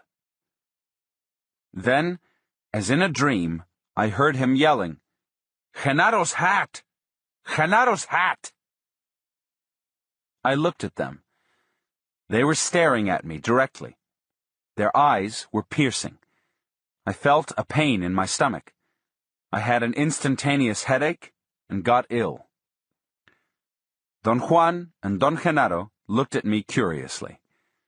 I sat by the car for a while, and then, quite automatically, I unlocked the door and let Don Genaro get in the back seat. Don Juan followed him and sat next to him. I thought that was strange because he usually sat in the front seat. I drove my car to Don Juan's house in a sort of haze. I wasn't myself at all. My stomach was very upset, and the feeling of nausea demolished all my sobriety. I drove mechanically. I heard Don Juan and Don Genaro in the back seat laughing and giggling like children. I heard Don Juan asking me, "Are we getting closer?" It was at that point that I took deliberate notice of the road. We were actually very close to his house. "We're about to get there," I muttered. They howled with laughter. They clapped their hands and slapped their thighs. When we arrived at the house, I automatically jumped out of the car and opened the door for them. Don Genaro stepped out first and congratulated me for what he said was the nicest and smoothest ride he'd ever taken in his life. Don Juan did the same. I didn't pay much attention to them. I locked my car and barely made it to the house. I heard Don Juan and Don Genaro roaring with laughter before I fell asleep. 19. Stopping the World. The next day, as soon as I woke up, I began asking Don Juan questions. He was cutting firewood in the back of his house, but Don Genaro was nowhere in sight. He said that there was nothing to talk about. I pointed out that I had succeeded in remaining aloof and had observed Don Genaro's swimming on the floor without wanting or demanding any explanation whatsoever, but my restraint hadn't helped me to understand what was taking place. Then, after the disappearance of the car, I became automatically locked in seeking a logical explanation, but that didn't help me either. I told Don Juan that my insistence on finding explanations wasn't something that I had arbitrarily devised myself just to be difficult, but was something so deeply ingrained in me that it overruled every other consideration. "It's like a disease," I said. "There are no diseases," Don Juan replied calmly. "There's only indulging. And you indulge yourself in trying to explain everything. Explanations are no longer necessary in your case." I insisted that I could function only under conditions of order and understanding. I reminded him that I'd drastically changed my personality during the time of our association, and that the condition that had made the change possible was that I had been capable of explaining to myself the reasons for that change. Don Juan laughed softly. He didn't speak for a long time. "You are very clever," he finally said. "You go back to where you've always been. This time, you're finished, though. You have no place to go back to. I won't explain anything to you anymore. Whatever Genaro did to you yesterday, he did it to your body. So let your body decide what's what." Don Juan's tone was friendly, but unusually detached, and that made me feel an overwhelming loneliness. I expressed my feelings of sadness. He smiled. His fingers gently clasped the top of my hand. "We both are beings who are going to die," he said softly. "There's no more time for what we used to do.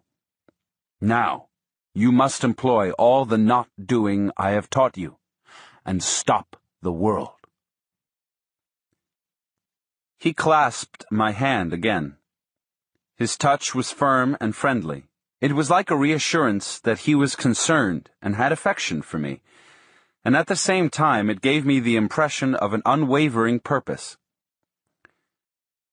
"This is my gesture for you," he said, holding the grip he had on my hand for an instant. "Now, you must go by yourself into those friendly mountains." He pointed with his chin to the distant range of mountains towards the southeast. He said that I had to remain there until my body told me to quit, and then return to his house. He let me know that he didn't want me to say anything or to wait any longer by shoving me gently in the direction of my car. "What am I supposed to do there?" I asked. He didn't answer but looked at me, shaking his head. "No more of that," he finally said. Then he pointed his finger to the southeast. "Go there," he said cuttingly. I drove south and then east, following the roads I had always taken when driving with Don Juan.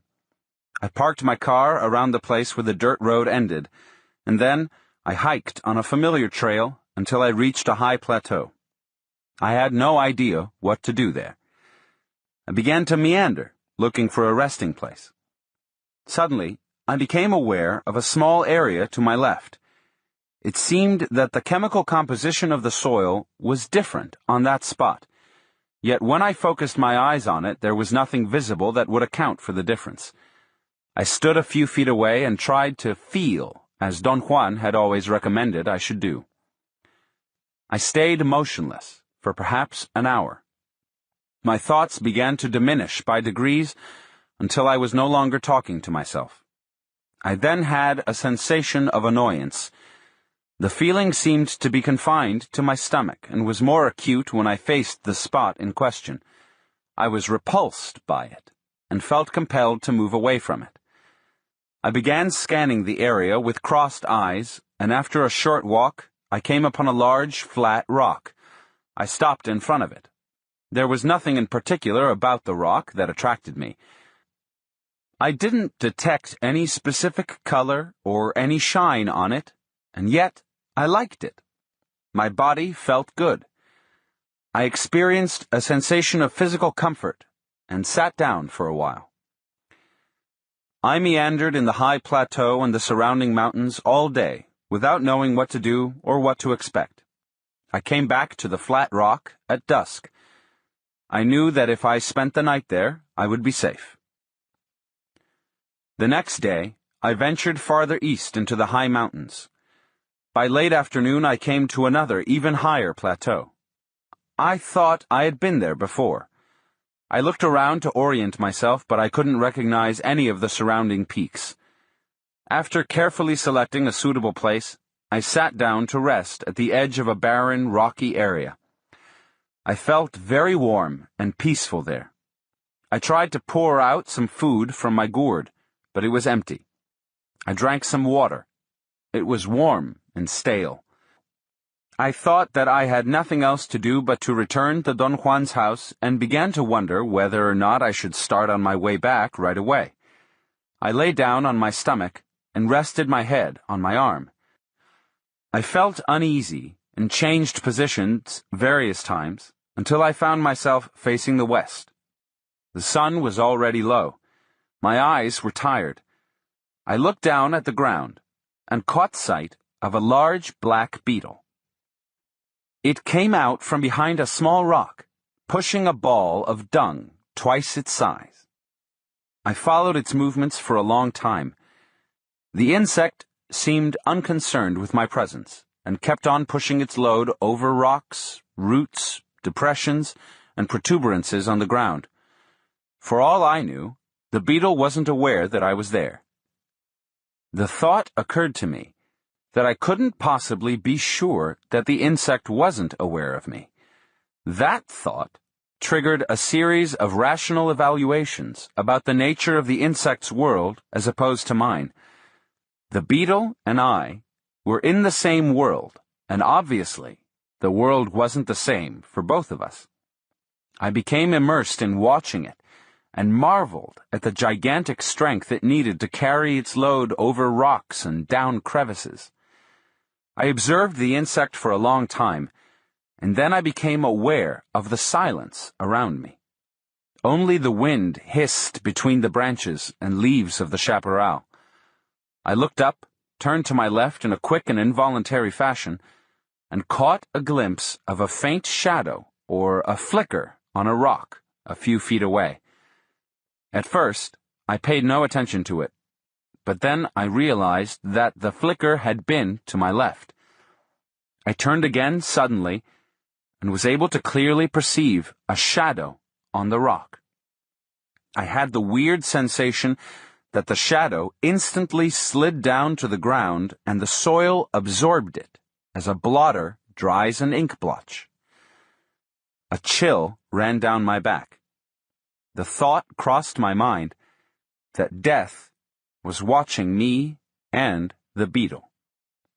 I looked for the insect again, but I couldn't find it. I thought that it must have arrived at its destination and then had dropped its load into a hole in the ground. I put my face against a smooth rock. The beetle emerged from a deep hole and stopped a few inches away from my face. It seemed to look at me, and for a moment, I felt that it became aware of my presence, perhaps as I was aware of the presence of my death. I experienced a shiver. The beetle and I weren't that different after all.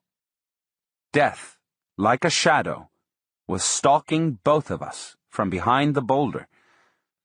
I had an extraordinary moment of elation. The beetle and I were on a par. Neither of us was better than the other. Our death made us equal. My elation and joy were so overwhelming that I began to weep. Don Juan was right. He had always been right. I was living in a most mysterious world, and like everyone else, I was a most mysterious being, and yet I was no more important than a beetle. I wiped my eyes, and as I rubbed them with the back of my hand, I saw a man, or something which had the shape of a man. It was to my right, about 50 yards away. I sat up straight and strained to see. The sun was almost on the horizon, and its yellowish glow prevented me from getting a clear view. I heard a peculiar roar at that moment. It was like the sound of a distant jet plane. As I focused my attention on it, the roar increased to a prolonged, sharp, metallic whizzing, and then it softened until it was a mesmerizing, melodious sound. The melody was like the vibration of an electrical current. The image that came to my mind was that two electrified spheres were coming together, or two square blocks of electrified metal were rubbing against each other, and then coming to rest with a thump when they were perfectly leveled with each other. I again strained to see if I could distinguish the person that seemed to be hiding from me, but I could only detect a dark shape against the bushes. I shielded my eyes by placing my hands above them. The brilliancy of the sunlight changed at that moment, and then I realized that what I was seeing was only an optical illusion, a play of shadows and foliage. I moved my eyes away, and I saw a coyote calmly trotting across a field. The coyote was around the spot where I thought I had seen the man. It moved about 50 yards in a southerly direction, and then it stopped, turned, and began walking towards me. I yelled a couple of times to scare it away, but it kept on coming. I had a moment of apprehension. I thought that it might be rabid, and I even considered gathering some rocks to defend myself in case of an attack. When the animal was 10 or 15 feet away, I noticed that it wasn't agitated in any way. On the contrary, it seemed calm and unafraid. It slowed down its gait, coming to a halt barely 4 or 5 feet from me. We looked at each other, and then the coyote came even closer. Its brown eyes were friendly and clear. I sat down on the rocks, and the coyote stood almost touching me. I was dumbfounded. I had never seen a wild coyote that close, and the only thing that occurred to me at that moment was to talk to it. I began as one would talk to a friendly dog. And then I thought that the coyote talked back to me. I had the absolute certainty that it had said something. I felt confused, but I didn't have time to ponder upon my feelings because the coyote talked again. It wasn't that the animal was voicing words the way I am accustomed to hearing words being voiced by human beings. It was rather a feeling that it was talking. But it wasn't a feeling that one has when a pet seems to communicate with its master, either. The coyote actually said something. It relayed a thought, and that communication came out in something quite similar to a sentence. I had said, "How are you, little coyote?" And I thought I had heard the animal respond, "I'm all right. And you?" Then the coyote repeated the sentence, and I jumped to my feet. The animal didn't make a single movement. It wasn't even startled by my sudden jump. Its eyes were still friendly and clear. It lay down on its stomach and tilted its head and asked, "Why are you afraid?" I sat down facing it, and I carried on the weirdest conversation I had ever had. Finally, it asked me what I was doing there, and I said I had come there to stop the world. The coyote said, "Qué bueno." And then I realized that it was a bilingual coyote. The nouns and verbs of its sentences were in English, but the conjunctions and exclamations were in Spanish. The thought crossed my mind that I was in the presence of a Chicano coyote. I began to laugh at the absurdity of it all, and I laughed so hard that I became almost hysterical. Then, the full weight of the impossibility of what was happening struck me, and my mind wobbled. The coyote stood up, and our eyes met. I stared fixedly into them. I felt they were pulling me, and suddenly the animal became iridescent. It began to glow. It was as if my mind were replaying the memory of another event that had taken place 10 years before, when under the influence of peyote, I witnessed the metamorphosis of an ordinary dog into an unforgettable iridescent being. It was as though the coyote had triggered the recollection, and the memory of that previous event was summoned and became superimposed on the coyote's shape.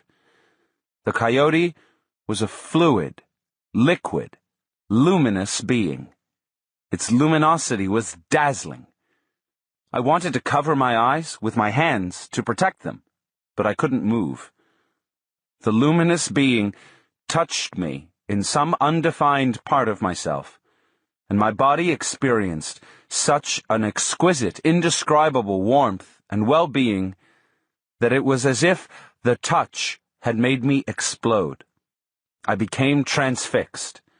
I couldn't feel my feet or my legs or any part of my body, yet something was sustaining me erect. I have no idea how long I stayed in that position. In the meantime, the luminous coyote and the hilltop where I stood melted away. I had no thoughts or feelings. Everything had been turned off, and I was floating freely.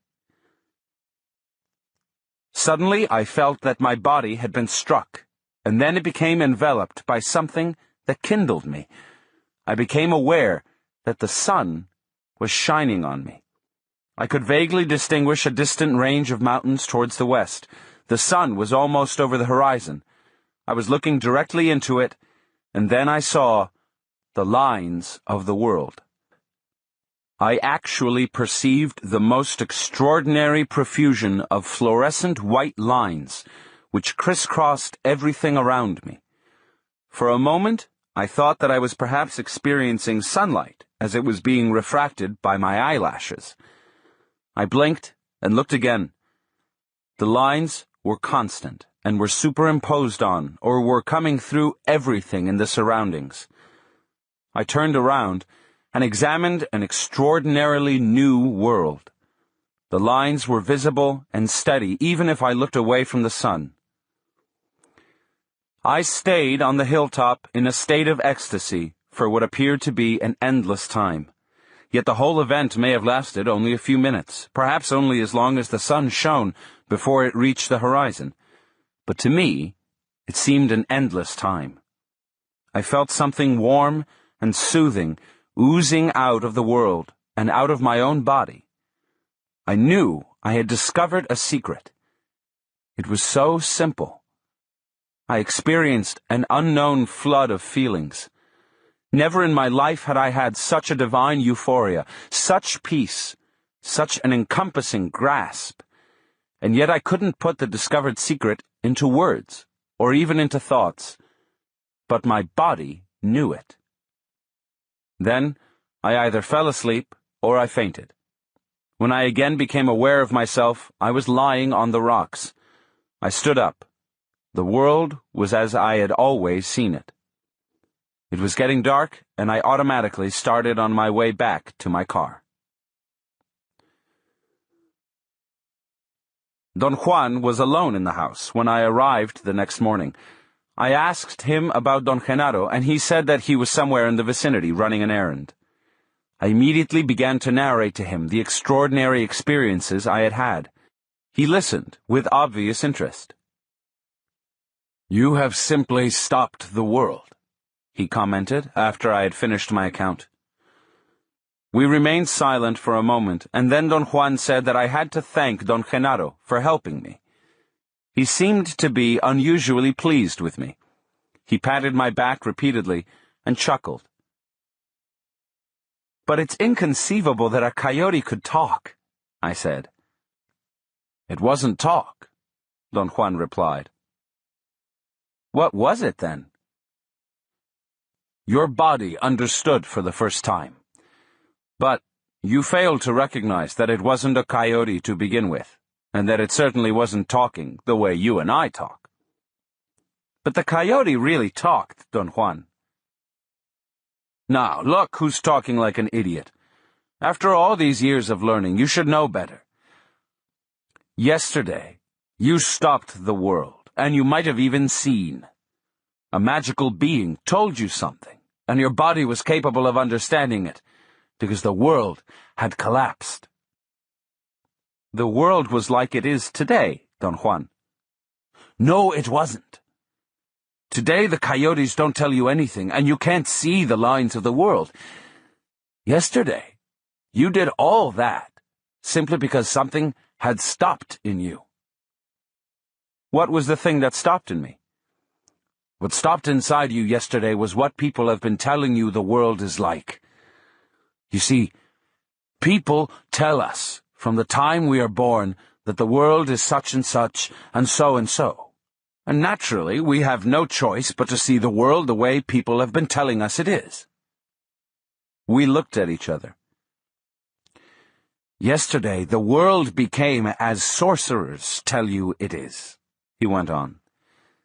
"In that world, coyotes talk, and so do deer, as I once told you, and so do rattlesnakes, and trees, and all other living beings. But what I want you to learn is seeing. Perhaps you know now that seeing happens only when one sneaks between the worlds, the world of ordinary people and the world of sorcerers. You are now smack in the middle point between the two. Yesterday, you believed the coyote talked to you. Any sorcerer who doesn't see would believe the same, but one who sees knows that to believe that is to be pinned down in the realm of sorcerers. By the same token, not to believe that coyotes talk is to be pinned down in the realm of ordinary men. Do you mean, Don Juan, that neither the world of ordinary men nor the world of sorcerers is real? They are real worlds. They could act upon you. For example, you could have asked that coyote about anything you wanted to know, and it would have been compelled to give you an answer. The only sad part is that coyotes aren't reliable. They're tricksters. It's your fate not to have a dependable animal companion. Don Juan explained that the coyote was going to be my companion for life, and that in the world of sorcerers to have a coyote friend was not a desirable state of affairs. He said that it would have been ideal for me to have talked to a rattlesnake, since they were stupendous companions. If I were you, he added, I would never trust a coyote. But you are different, and you may even become a coyote sorcerer. What is a coyote sorcerer? One who draws a lot of things from his coyote brothers. I wanted to keep on asking questions, but he made a gesture to stop me. You've seen the lines of the world, he said. You've seen a luminous being. You're now almost ready to meet the ally. Of course, you know that the man you saw in the bushes was the ally. You heard its roar like the sound of a jet plane. He'll be waiting for you at the edge of a plane I'll take you to myself. We were quiet for a long time. Don Juan had his hands clasped over his stomach. His thumbs moved almost imperceptibly. Genaro will also have to go with us to that valley, he said all of a sudden. He's the one who's helped you to stop the world. Don Juan looked at me with piercing eyes. I'll tell you one more thing, he said, and laughed. It really does matter now. Genaro never moved your car from the world of ordinary men the other day. He simply forced you to look at the world like sorcerers do. And your car wasn't in that world. Genaro wanted to soften your certainty. His clowning told your body about the absurdity of trying to understand everything. And when he flew his kite, you almost saw. You found your car, and you were in both worlds. The reason we nearly split our guts laughing was because you really thought you were driving us back from where you thought you'd found your car. But how did he force me to see the world as sorcerers do? I was with him. We both know that world. Once one knows that world, all one needs to bring it about is to use that extra ring of power I've told you sorcerers have. Genaro can do that as easily as snapping his fingers. He kept you busy turning over rocks in order to distract your thoughts and allow your body to see. I told him that the events of the last 3 days had done some irreparable damage to my idea of the world. I said that during the 10 years I'd been associated with him, I had never been so moved, not even during the times I'd ingested psychotropic plants. Power plants are only an aid, Don Juan said. The real thing is when the body realizes that it can see. Only then is one capable of knowing that the world we look at every day is only a description. My intent has been to show you that. Unfortunately, you have very little time left before the ally tackles you. Does the ally have to tackle me? There's no way to avoid it. In order to see, one must learn the way sorcerers look at the world, and thus the ally has to be summoned. And once that's done, it comes. Couldn't you have taught me to see without summoning the ally? No. In order to see, one must learn to look at the world in some other fashion, and the only other fashion I know is the way of a sorcerer.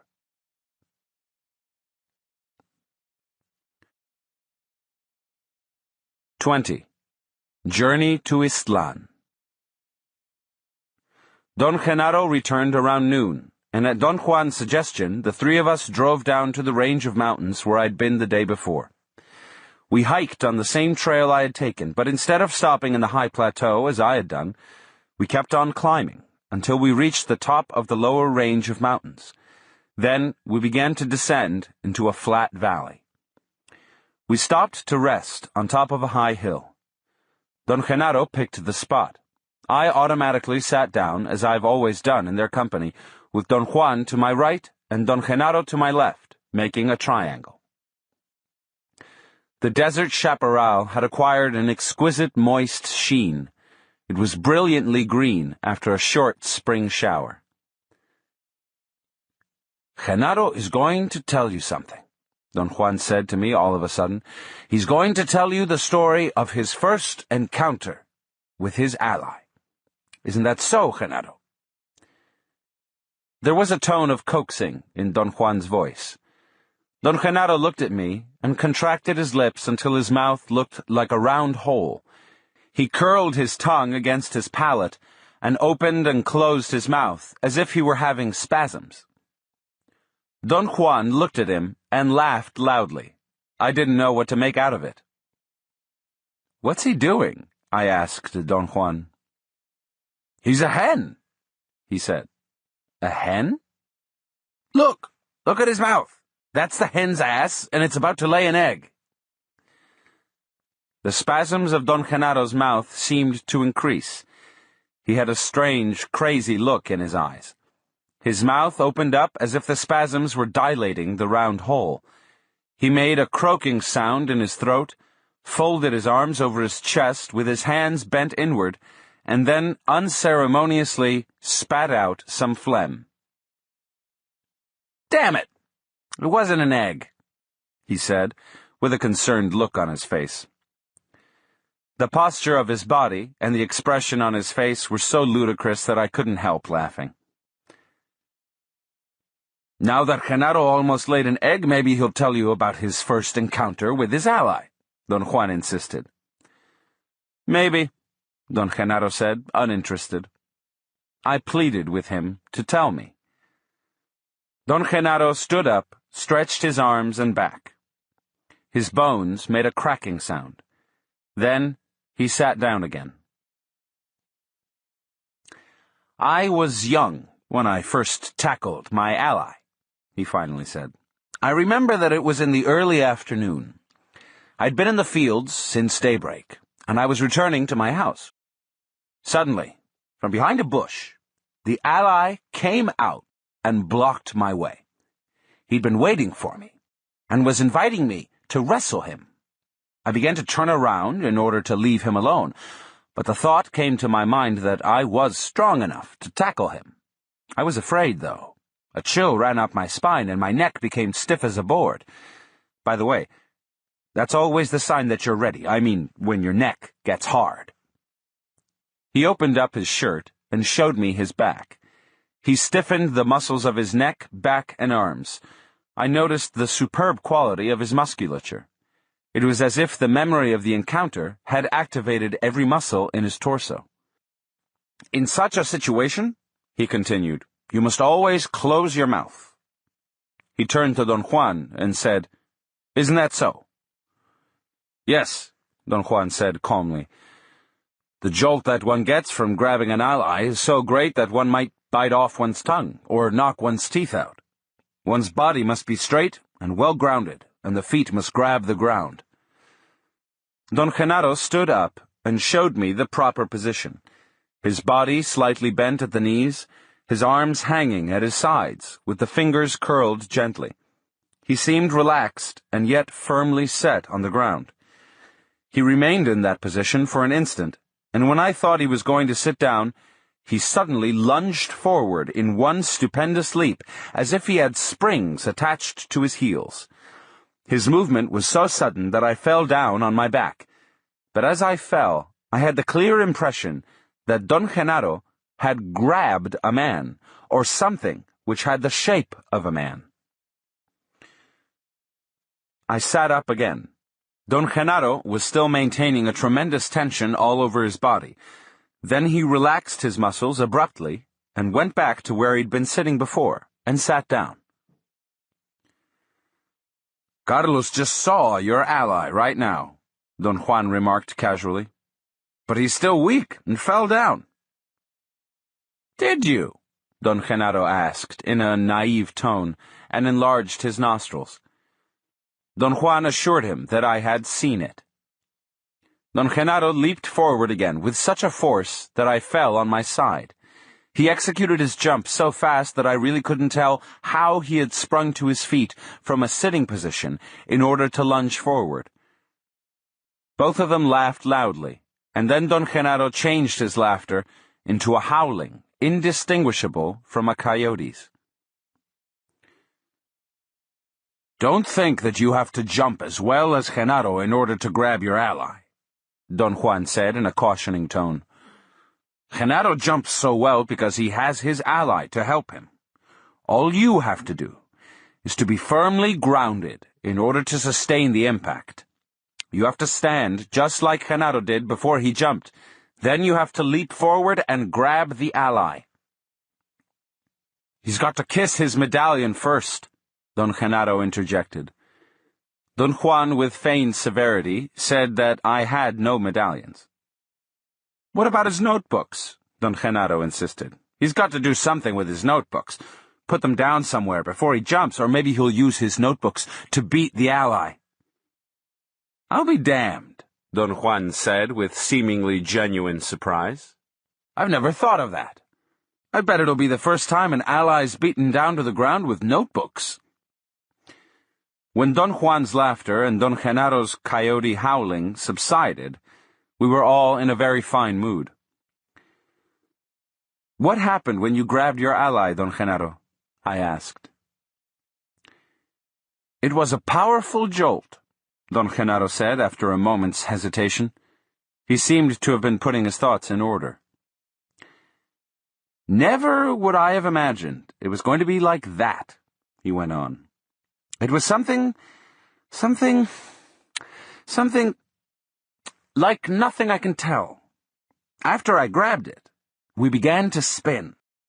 The ally made me twirl, but I didn't let go. We spun through the air with such speed and force that I couldn't see anymore. Everything was foggy. The spinning went on and on and on. Suddenly, I felt that I was standing on the ground again. I looked at myself. The ally hadn't killed me. I was in one piece. I was myself. I knew then that I'd succeeded. At long last, I had an ally. I jumped up and down with delight. What a feeling! What a feeling it was!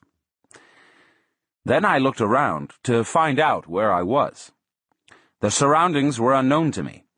I thought that the ally must have taken me through the air and dumped me somewhere very far from the place where we started to spin. I oriented myself. I thought that my home must be towards the east, so I began to walk in that direction. It was still early. The encounter with the ally hadn't taken too long. Very soon I found a trail, and then I saw a bunch of men and women coming towards me. They were Indians. I thought they were Mazatec Indians. They surrounded me and asked me where I was going. "I'm going home to Ixtlan," I said to them. "Are you lost?" someone asked. "I am," I said. "Why?" "Because Ixtlan is not that way. Ixtlan is in the opposite direction. We ourselves are going there," someone else said. "Join us," they all said. "We have food." Don Genaro stopped talking and looked at me as if he were waiting for me to ask a question. "Well, what happened?" I asked. "Did you join them?" "No, I didn't," he said. "Because they weren't real. I knew it right away, the minute they came to me. There was something in their voices, in their friendliness, that gave them away, especially when they asked me to join them. So I ran away. They called me and begged me to come back. Their pleas became haunting, but I kept on running away from them." "Who were they?"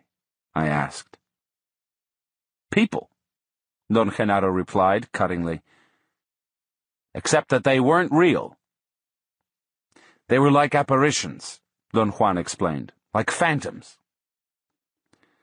After walking a while, Don Genaro went on, I became more confident. I knew that Ixtlan was in the direction I was going. And then I saw two men coming down the trail towards me. They also seemed to be Mazatec Indians. They had a donkey loaded with firewood.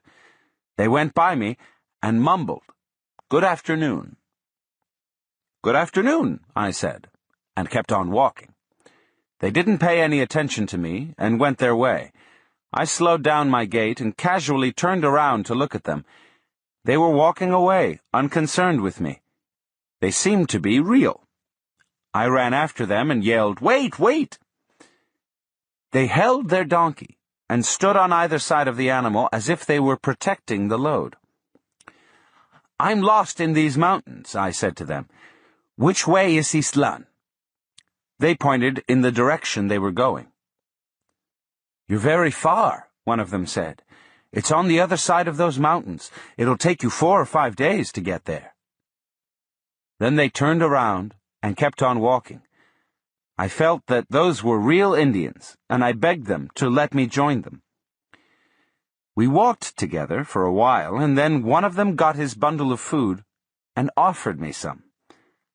I froze on the spot. There was something terribly strange in the way he offered me his food.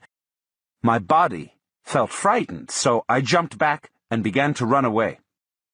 They both said that I would die in the mountains if I didn't go with them, and tried to coax me to join them. Their pleas were also very haunting, but I ran away from them with all my might. I kept on walking. I knew then that I was on the right way to Ixtlan, and that those phantoms were trying to lure me out of my way. I encountered 8 of them. They must have known that my determination was unshakable. They stood by the road and looked at me with pleading eyes. Most of them even displayed food and other goods that they were supposed to be selling, like innocent merchants by the side of the road. I didn't stop, nor did I look at them. By late afternoon, I came to a valley that I seemed to recognize. It was somehow familiar. I thought I'd been there before, but if that was so, I was actually south of Ixtlan. I began to look for landmarks to properly orient myself and correct my route when I saw a little Indian boy tending some goats. He was perhaps 7 years old and was dressed the way I'd been when I was his age. In fact, he reminded me of myself tending my father's 2 goats. I watched him for some time. The boy was talking to himself, the same way I used to. Then he would talk to his goats. From what I knew about tending goats, he was really good at it. He was thorough and careful. He didn't pamper his goats, but he wasn't cruel to them either. I decided to call him. When I talked to him in a loud voice, he jumped up and ran away to a ledge and peeked at me from behind some rocks. He seemed to be ready to run for his life. I liked him. He seemed to be very afraid, and yet he still found time to herd his goats out of my sight. I talked to him for a long time. I said that I was lost, and that I didn't know my way to Ixtlan. I asked the name of the place where we were, and he said that it was the place I had thought it was. That made me very happy. I realized I was no longer lost and pondered on the power that my ally had in order to transport my whole body that far in less time than it takes to bat an eyelash. I thanked the boy and began to walk away. He casually came out of his hiding place and herded his goats into an almost unnoticeable trail. The trail seemed to lead down into the valley. I called the boy, and he didn't run away. I walked towards him, and he jumped into the bushes when I came too close. I commended him on being so cautious, and began to ask him some questions. "Where does this trail lead?" I asked. "Down," he said. "Where do you live?" "Down there." "Are there lots of houses down there?" "No, just one." "Where are the other houses?" The boy pointed towards the other side of the valley with indifference, the way boys his age do. Then he began to go down the trail with his goats. "Wait," I said to the boy. "I'm very tired and hungry. Take me to your folks." "I have no folks," the little boy said, and that jolted me. I don't know why, but his voice made me hesitate. The boy, noticing my hesitation, stopped and turned to me. "There's nobody at my house," he said. "My uncle's gone, and his wife went to the fields. There's plenty of food, plenty. Come with me." I almost felt sad. The boy was also a phantom. The tone of his voice and his eagerness had betrayed him. The phantoms were out there to get me, but I wasn't afraid. I was still numb from my encounter with the ally. I wanted to get mad at the ally, or at the phantoms, but somehow I couldn't get angry like I used to, so I gave up trying. Then I wanted to get sad because I had liked that little boy, but I couldn't, so I gave up on that too. Suddenly, I realized that I had an ally, and that there was nothing that the phantoms could do to me. I followed the boy down the trail. Other phantoms lurched out swiftly and tried to make me trip over the precipices. But my will was stronger than they were. They must have sensed that, because they stopped pestering me. After a while, they simply stood by my path. From time to time, some of them would leap towards me, but I stopped them with my will.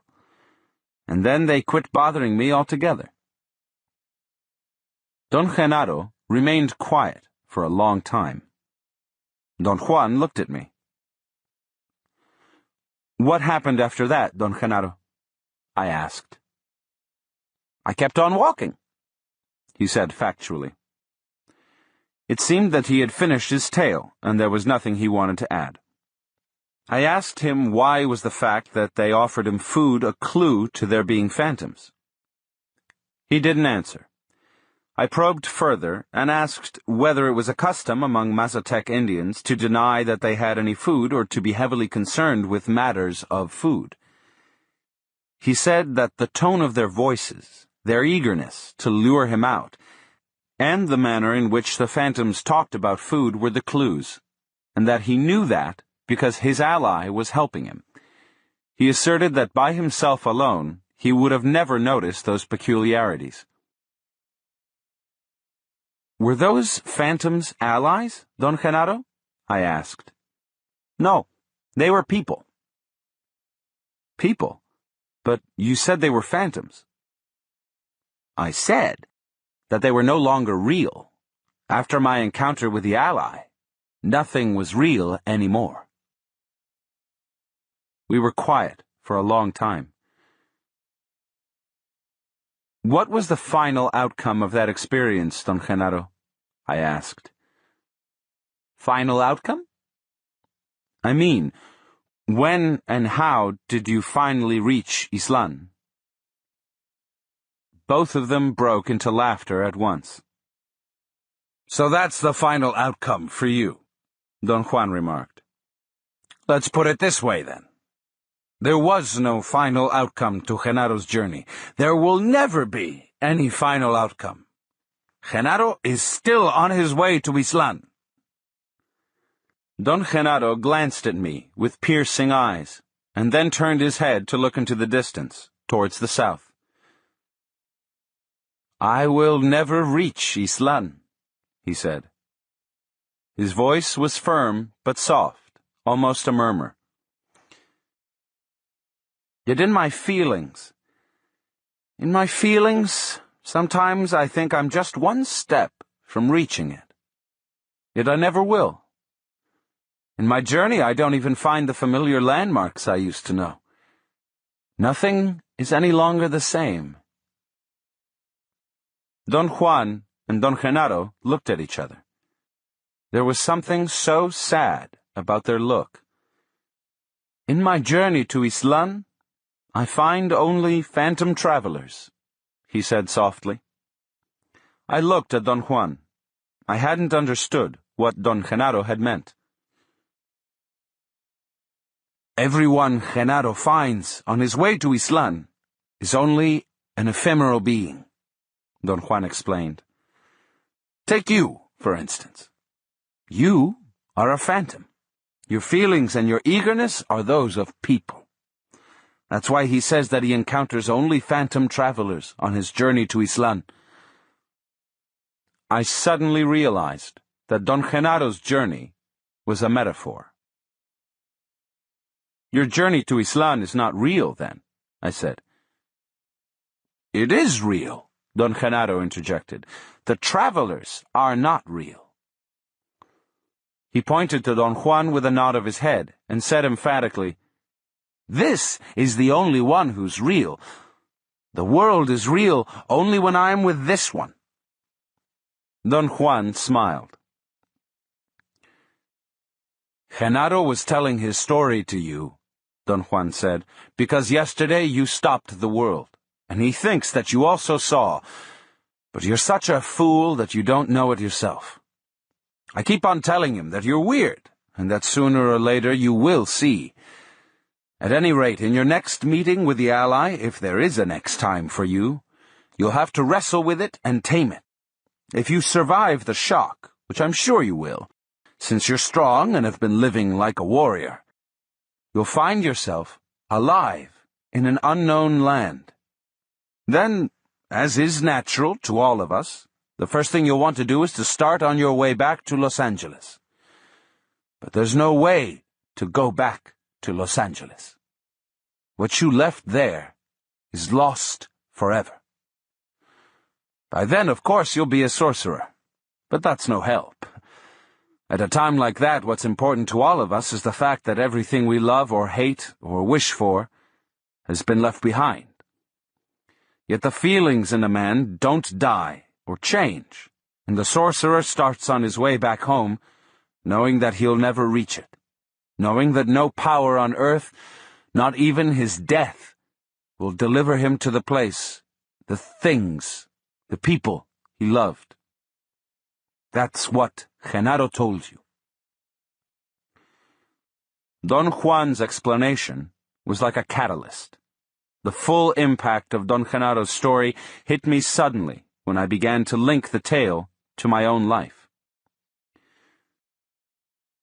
What about the people I love? I asked Don Juan. What would happen to them? They would all be left behind, he said. But is there no way I could retrieve them? Could I rescue them and take them with me? No. Your ally will spin you, alone, into unknown worlds. But I could go back to Los Angeles, couldn't I? I could take the bus or a plane and go there. Los Angeles would still be there, wouldn't it? Sure, Don Juan said, laughing. And so will Manteca, and Temecula, and Tucson. And Tecate, Don Genaro added with great seriousness. And Piedras Negras, and Tranquitas, Don Juan said, smiling. Don Genaro added more names, and so did Don Juan, and they became involved in enumerating a series of the most hilarious and unbelievable names of cities and towns. Spinning with your ally will change your idea of the world, Don Juan said. That idea is everything, and when that changes, the world itself changes. He reminded me that I had read a poem to him once and wanted me to recite it. He cued me with a few words of it, and I recalled having read to him some poems of Juan Ramón Jiménez. The particular one he had in mind was entitled El Viaje Definitivo, The Definitive Journey. I recited it. And I will leave, but the birds will stay, singing, and my garden will stay, with its green tree, with its water well. Many afternoons the skies will be blue and placid, and the bells in the belfry will chime, as they are chiming this very afternoon. The people who have loved me will pass away, and the town will burst anew every year, but my spirit will always wander nostalgic in the same recondite corner of my flowery garden. That is the feeling Genaro is talking about, Don Juan said. In order to be a sorcerer, a man must be passionate. A passionate man has earthly belongings and things dear to him, if nothing else, just the path where he walks. What Genaro told you in his story is precisely that Genaro left his passion in Ixtlan. His home, his people, all the things he cared for. And now he wanders around in his feelings, and sometimes, as he says, he almost reaches Ixtlan. All of us have that in common. For Genaro, it's Ixtlan. For you, it'll be Los Angeles. For me, I didn't want Don Juan to tell me about himself. He paused, as if he had read my mind. Genaro sighed and paraphrased the first lines of the poem. I left, and the birds stayed, singing. For an instant, I sensed a wave of agony and an indescribable loneliness engulfing the three of us. I looked at Don Genaro and I knew that being a passionate man, he must have had so many ties of the heart, so many things he cared for and left behind. I had the clear sensation that at that moment the power of his recollection was about to landslide, and that Don Genaro was on the verge of weeping. I hurriedly moved my eyes away. Don Genaro's passion, his supreme loneliness, made me cry. I looked at Don Juan. He was gazing at me. Only as a warrior can one survive the path of knowledge, he said. Because the art of a warrior is to balance the terror of being a man with the wonder of being a man. I gazed at the two of them, each in turn. Their eyes were clear and peaceful. They'd summoned a wave of overwhelming nostalgia, and when they seemed to be on the verge of exploding into passionate tears, they held back the tidal wave. For an instant, I think I saw the loneliness of man as a gigantic wave which had been frozen in front of me, held back by the invisible wall of a metaphor. My sadness was so overwhelming that I felt euphoric. I embraced them. Don Genaro smiled and stood up. Don Juan also stood up and gently put his hand on my shoulder.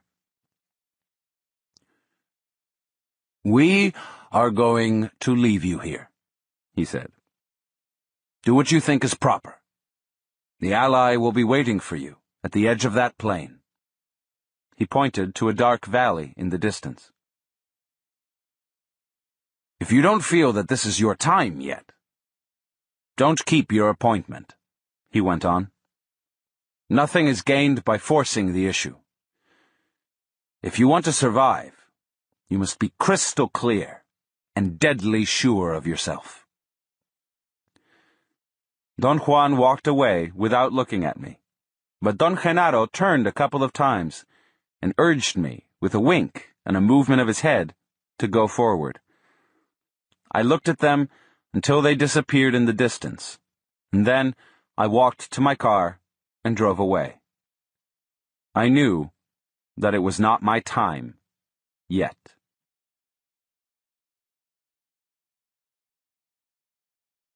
The end. And if you like the podcast, I would like to also take a moment to remind you to subscribe to this channel or sign up to the newsletter if you would like to be notified when I release new content.